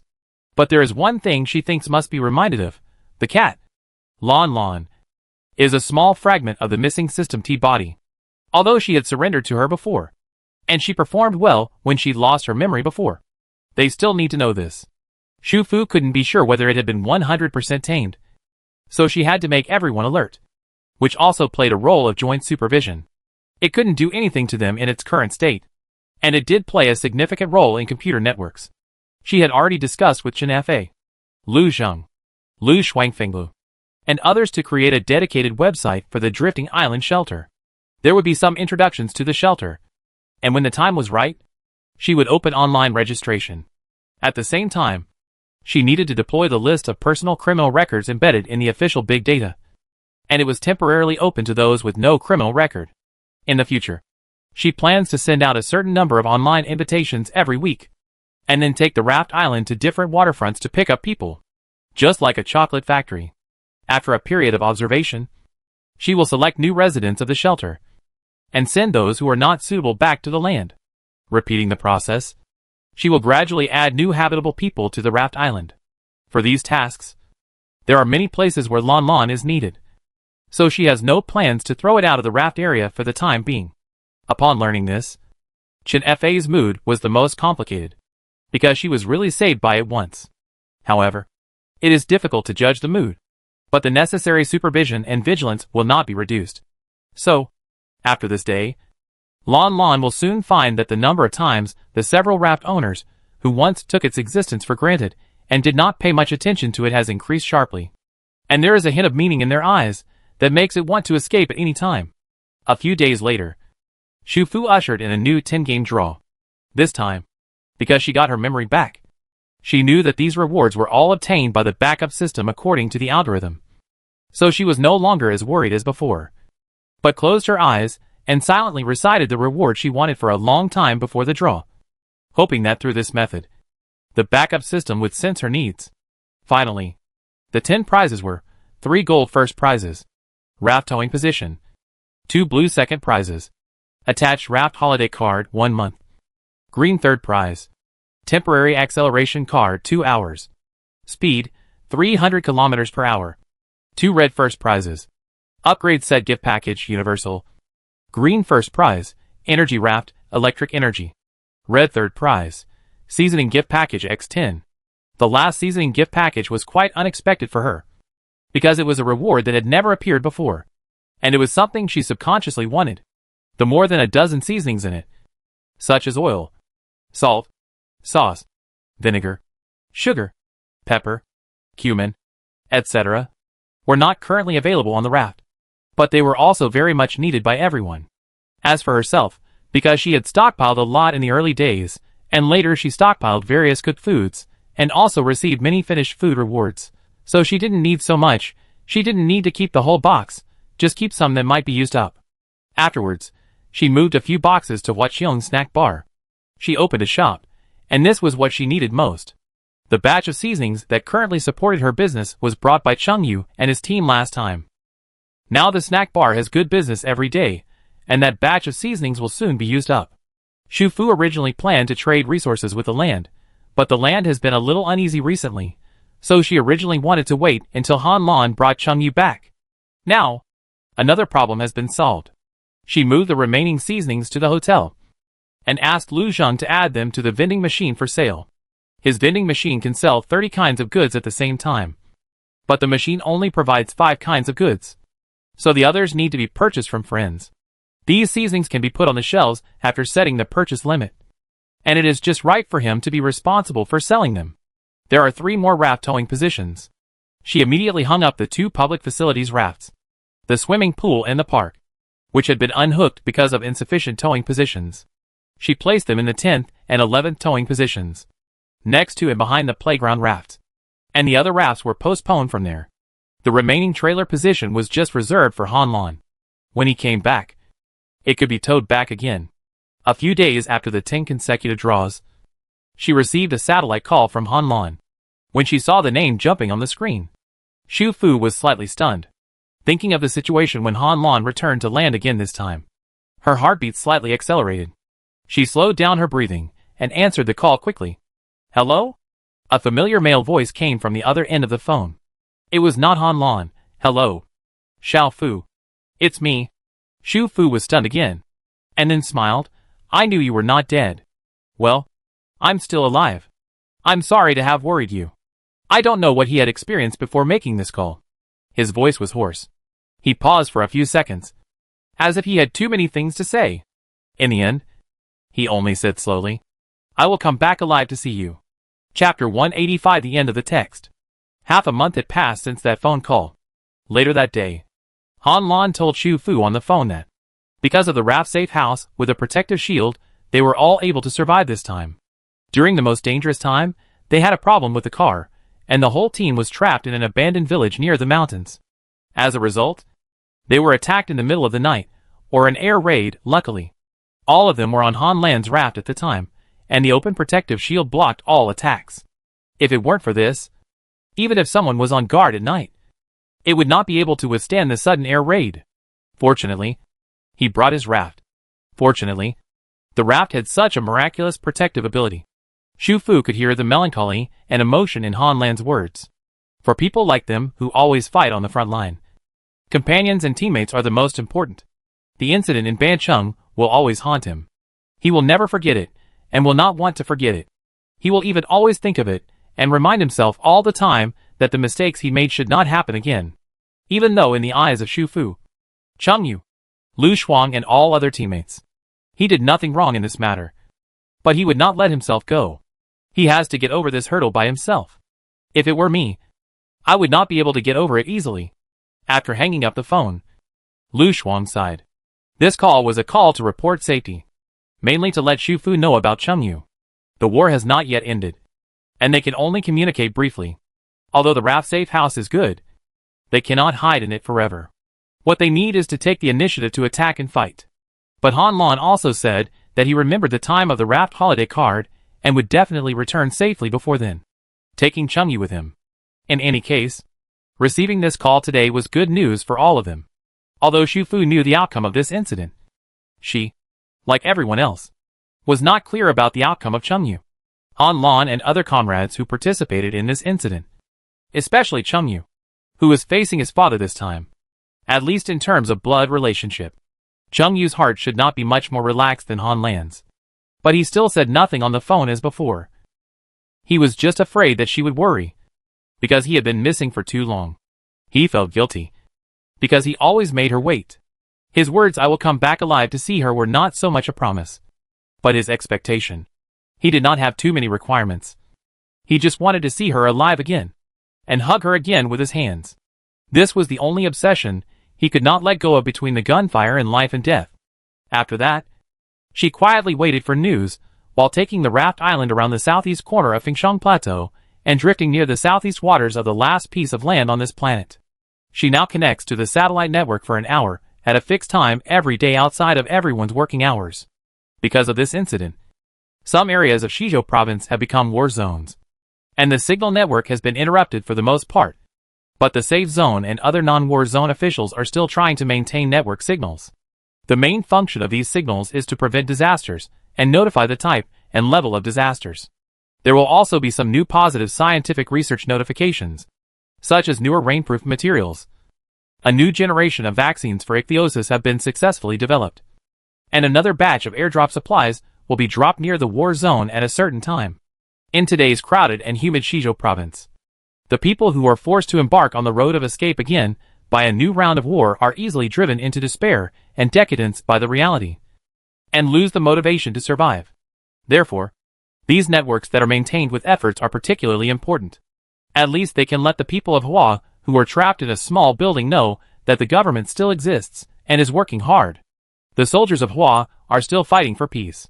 And Xu Fu connected to the network for an hour, not only because she wanted to keep an eye on the situation on land, but also to let the residents on the raft know the situation outside the raft island. Some people tend to forget the past quickly in a comfortable and peaceful life, and lose the will to work hard. She wants those who are still living in the shelter to know that the comfort on the raft island does not represent the situation on this planet. It is still the end of the world. The situation on land is very bad. There will be disasters such as food crisis waiting for them in the future. Until the raft island is fully developed, they cannot indulge in comfort. Because there is no need to rush now, the drifting island house is just drifting, so Xu Fu temporarily fixed the house type as a holiday villa. Although her drifting island house still cannot let her friends enter, this house type has a large back deck and balcony. When other raft residents want to come over to connect to the internet, there is also enough space for them to board the deck or enter the balcony at the same time. Regarding the visitors, although she has a memory now, it is still not very clear, because when designing it, the first thing to consider was safety. So the cheating features of the drifting island house only gave the 3 keywords of disaster resistance, constant temperature, and exclusion. She mainly focused her energy on designing various rewards at that time, and the remaining details were calculated by the backup system itself. In the past half-month, Chen Fei's lighthouse milk tea shop and Hua Qiong's underwater snack bar have been upgraded. The appearance of the milk tea shop has not changed much. After the building was raised, the building height increased a little. At the same time, there are 2 levels of height adjustment. One is the previous height, and the other is the higher height after the upgrade. After the building was raised, the cylinder added a viewing window inside, so people who take the internal stairs can also stop and walk while looking at the scenery outside. At the same time, an elevator was added inside. In addition to the viewing stairs inside and outside, you can also take the internal elevator of the building directly to the milk tea shop, which solves the problem of some lazy people who don't want to climb stairs. The biggest change in the milk tea shop is the interior. The original milk tea machines in the production area of the bar have been upgraded, and they look like they are fully automatic. At the same time, there are several more coffee machines, baking machines, and ice cream machines. The name of the milk tea shop has also changed to Milk Tea Bakery. She estimates that in the future, it should focus on various sweet drinks, bread, cakes, and desserts, in addition to the newly added coffee machine, baking machine, and ice cream machine. There are also several more professional machines for making milk tea and fruit tea. So the problem soon came. There were too many machines, and the raw materials could not keep up. Moreover, after the operation a while ago, all the inventory on the raft was used up. Fortunately, Shufu drew 2 red first prize gift packages again this time. She quickly used the gift package on the Milk Tea Bakery. This time, a prompt appeared on the screen again. Note, since the upgraded set of Chen FA's raft is special, the gift package, universal, will automatically generate non-disposable resources after it takes effect. The gift package resources will be refreshed again after being consumed within the usage time limit. The usage time limit is 90 days. Please confirm the use of the upgraded set gift package, universal, again after confirming the above content. Non-disposable resources? Is that what she thought? Sure enough, all the beverage machines, baking machines, and even ice cream machines in the Milk Tea Bakery can now be made directly with the buttons. Not only do they not need to be filled with raw materials, but there is no limit on the number of cups within 90 days. Of course, the button sequence for different types of milk tea, fruit tea, and coffee is different. When you are not familiar with it at the beginning, it is easy to make the wrong type of milk tea. This requires gradual study and habit. However, unlimited cups also means that the business hours can be increased. So Chen FA also recruited a few employees again, and changed the time of the Milk Tea Bakery to 9 a.m. to 9 p.m. And it is still open 7 days a week, compared with the stingy business methods in the past. All the residents on the raft finally ushered in an era of free milk tea, coffee, bread, and ice cream. Because of this, the number of residents who go to parks and swimming pools on a daily basis has increased. After all, those are high-calorie foods. In the past, everyone was afraid of not eating enough. But now everyone is afraid of eating too much and being unhealthy. So more exercise is needed to consume the increased sugar. Huaqiong Snack Shop has been officially upgraded to a restaurant. And it is an underwater restaurant that has expanded 3 times in size. The interior of the restaurant has completely changed its style, from a warm snack shop to a formal restaurant with a more fashionable design. An ordering screen has been added to each table, so guests can sit down and order directly, and no longer have to stand in line to order like before. In addition, the raft has been staying in the deep water area for a while. The water here is boundless. The water quality is much clearer and cleaner, and it is blue. Different species of fish can often be seen in the water. The probability of guests opening the blinds when they come to the restaurant on a daily basis is also much higher. In the kitchen, the number of dishes that the automatic meal machine can record at the same time has increased to 30. And Huaqiong does not need to spend time changing the menu frequently, because the restaurant can accommodate more guests at the same time. The number of employees has also increased. Many residents of the shelters have moved out of the shelters and moved into hotels because of the increase in working days and the increase in raft points. Everyone's life is getting better and better. The plantation and breeding farms are also receiving goods frequently, and a large number of fresh vegetables, fruits, and meat are stored in the warehouse. After checking the inventory on both sides, Shufu felt that in a few days, he could directly negotiate with the authorities and trade materials. And the previous matters of the Drifting Island website and invitation letter could be put on the agenda. Another morning, Shufu was awakened by the bright sunlight on her face. She turned over in bed, intending to continue sleeping, but soon realized something and turned back.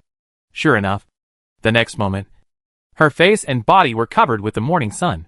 Because of the long-term rain, the sky outside the water area is always gray and gloomy. So Shufu usually only draws half of the curtains before going to bed. And when the morning passes and the sky is bright in the morning, she will automatically wake up in such brightness. But today, It's not raining outside. It's early winter now. The drifting island house and the raft island are drifting on the deep waters. The water outside is rare and calm because there is no wind and rain. The morning sun shines down, and the water surface is sparkling. Such rare good weather. Reminds her of the days when she drifted on the water alone in a house. After washing up, she changed the drifting island house back to a small original house, and then, as she did then, she put breakfast under the eaves of the front door, listening to music, while looking at the endless waters outside the raft, enjoying the quiet and leisurely time. After the meal, when she was leaning back on the recliner and resting her eyes, the satellite phone she had put aside rang again. It was an unfamiliar number. She answered the call and heard Chung Yu's voice. Xiao Fu. We are about to set off and come back. Which direction should we go? Xu Fu sat up. Chung Yu was asking her where the raft was now, and which direction they should go to get closer to her. She thought for a moment and asked, Where are you in Shizhou province? 70 kilometers north of Bancheng. Xu Fu knew this direction, which was closer to the shipbuilding base on the plateau basin. If both sides set out at the same time, meaning there would be the shortest route for Chung Yu and Han Lan. So, she returned to the house, walked towards the function screen, and said to the other party, Go to the shipbuilding base, where I sent Han Lan ashore before. I will come to pick you up. The person on the other end of the phone smiled softly. Okay. One day later, on the waterfront near the shipbuilding base, when the car appeared on the shore, the first person to find it was Lu Zheng. He actually felt a little complicated, admiring and happy, but at the same time, he also felt a little bitter. But he actually tried to let it go. Even if he had the opportunity to learn the truth about the world from Xu Fu before, he chose to be with others and not listen for the time being. He hoped that he could let go of Xu Fu completely before his memory was completely restored, so that when the time came, when he restored all the memories of the other world, he would remember all his obsession with her, and he would not continue to be trapped in it, causing troubles for her or himself. So, he notified Xu Fu immediately. 2 minutes later, Xu Fu went ashore alone. It was raining heavily near the waterfront, and thunder was rolling in the sky. The weather was getting worse. Xu Fu opened the portable protective shield, so she didn't hold an umbrella, nor did she wear thick warm clothes. She only put on a long cardigan and went out. The protective shield blocked the heavy rain, but the rain curtain outside the portable protective shield still shrouded the surrounding scene. Not far ahead, the shaking lights of the car stopped, and she heard the footsteps falling from the car in the rain. The rain was too heavy, and the mud on the ground was slippery, making every step difficult. She saw a familiar tall figure in the car lights. After confirming the person, she quickly ran towards the other person. Compared with the other person, she ran very fast under the protective shield. At this time, Xu Fu inexplicably recalled the scene when they met again in the past, when he ran towards her quickly. It turned out that this was the feeling when running. The sound of her fast-running footsteps made Chung Yu stunned for a moment. He saw the figure running towards him in the heavy rain, and subconsciously threw away the raincoat he was about to put on, opened his arms, and hugged the person who ran towards him tightly the next moment. The heavy rain disappeared, and the dampness and coldness also disappeared. The whole world was left with only the softness and warmth in his arms. I'm back. He held her waist tightly. A few days later, the authorities received an email signed by the owner of the drifting island shelter. The letter was not long, but the two messages in it shocked them. The first message was that the other party claimed all the information and warning messages previously posted on the official website, including deep water weather information, devil's water information, volcanic eruption information, etc. By doing so, he expressed his position that although he was away from the land, he still cared about the people of Wagwa. This is a friendly attitude, no beating around the bush, straightforward. The second message, the owner of the shelter on the drifting island wants to trade with the authorities before the cold winter officially arrives. She has a batch of fresh vegetables, fruit, meat and fish, and wants to trade some electronic products and textile products. A specific list is also written below, and it is stated that if there are different opinions, the two sides can continue to discuss in a friendly manner through electronic communication. As for the trading location, the letter only writes a suitable waterfront for the time being, and it is stated that the detailed location can be determined after the two sides officially reach a deal. The letter also stated that this was the first transaction, and the amount of materials traded was relatively small. If the transaction went smoothly, and the results were satisfactory to both parties. They could continue to choose a fixed time in the future for long-term transactions. The official did hear about the term drifting island shelter recently. It was spread from the survivor resettlement area of the Northern Plateau. And there was also news about the white wristband. It is said that by wearing the wristband, one can become a member of the drifting island shelter, be protected by it, receive water, and have one's own bed in the water shelter. They had already recorded this information privately, because so far, there was not much news, and all of it was positive. So they did not keep too much attention and vigilance on this matter, because Shizhou province was really not peaceful. There were too many problems to be solved on land, and they had not yet had the spare energy to transfer. They did not expect that the other party would take the initiative to contact them this time. And they still communicated in such a completely friendly way. Trade? Fresh vegetables. Fruits? Meat and fish? I don't know how much the other party said in a batch. But no matter how much, these are the most scarce materials on land now. Even if the official was skeptical about this, they still decided to trade in the end. The situation on this planet is getting worse and worse. Even if they don't believe it now, if they have a chance, they still have to try their best. After all, there are so many superpowers now. If there are really people in the folk who have gathered many superpowers, after a period of operation and construction, such a thing is not completely impossible. The officials at this time did not know that they made the right choice. A new future will start from this moment and from this transaction. December. Deep waters. In the morning, Shufu washed up, turned on the function screen, and issued a voice announcement for the entire raft. She said that a new rafting was about to begin. This time the raft would go all the way south. She hoped that all raft residents would be prepared and be careful not to fall into the water during the rafting. The cold winter was about to come. At this time last year, Shufu was in Wei County, and did not know that she would face the worst snowstorm and big drop in temperature after the disaster. At that time, when it was the coldest, she had heard Yao Ruiyun look forward to the future. She didn't know whether the temperature would drop sharply this winter, but she still wanted to realize her old wish. In winter, she would take the raft and everyone, freely wandering in the deep sea, and spend the winter in the warm waters in the south. After a while, Shufu listened to the cheers from the raft behind her, and slowly walked up to the second-floor balcony. She leaned on the fence in front, took out the map panel, set the destination on it, and pressed OK. The drifting island house started again, with a large string of rafts behind it, heading towards the wider waters in the south. A new journey began again.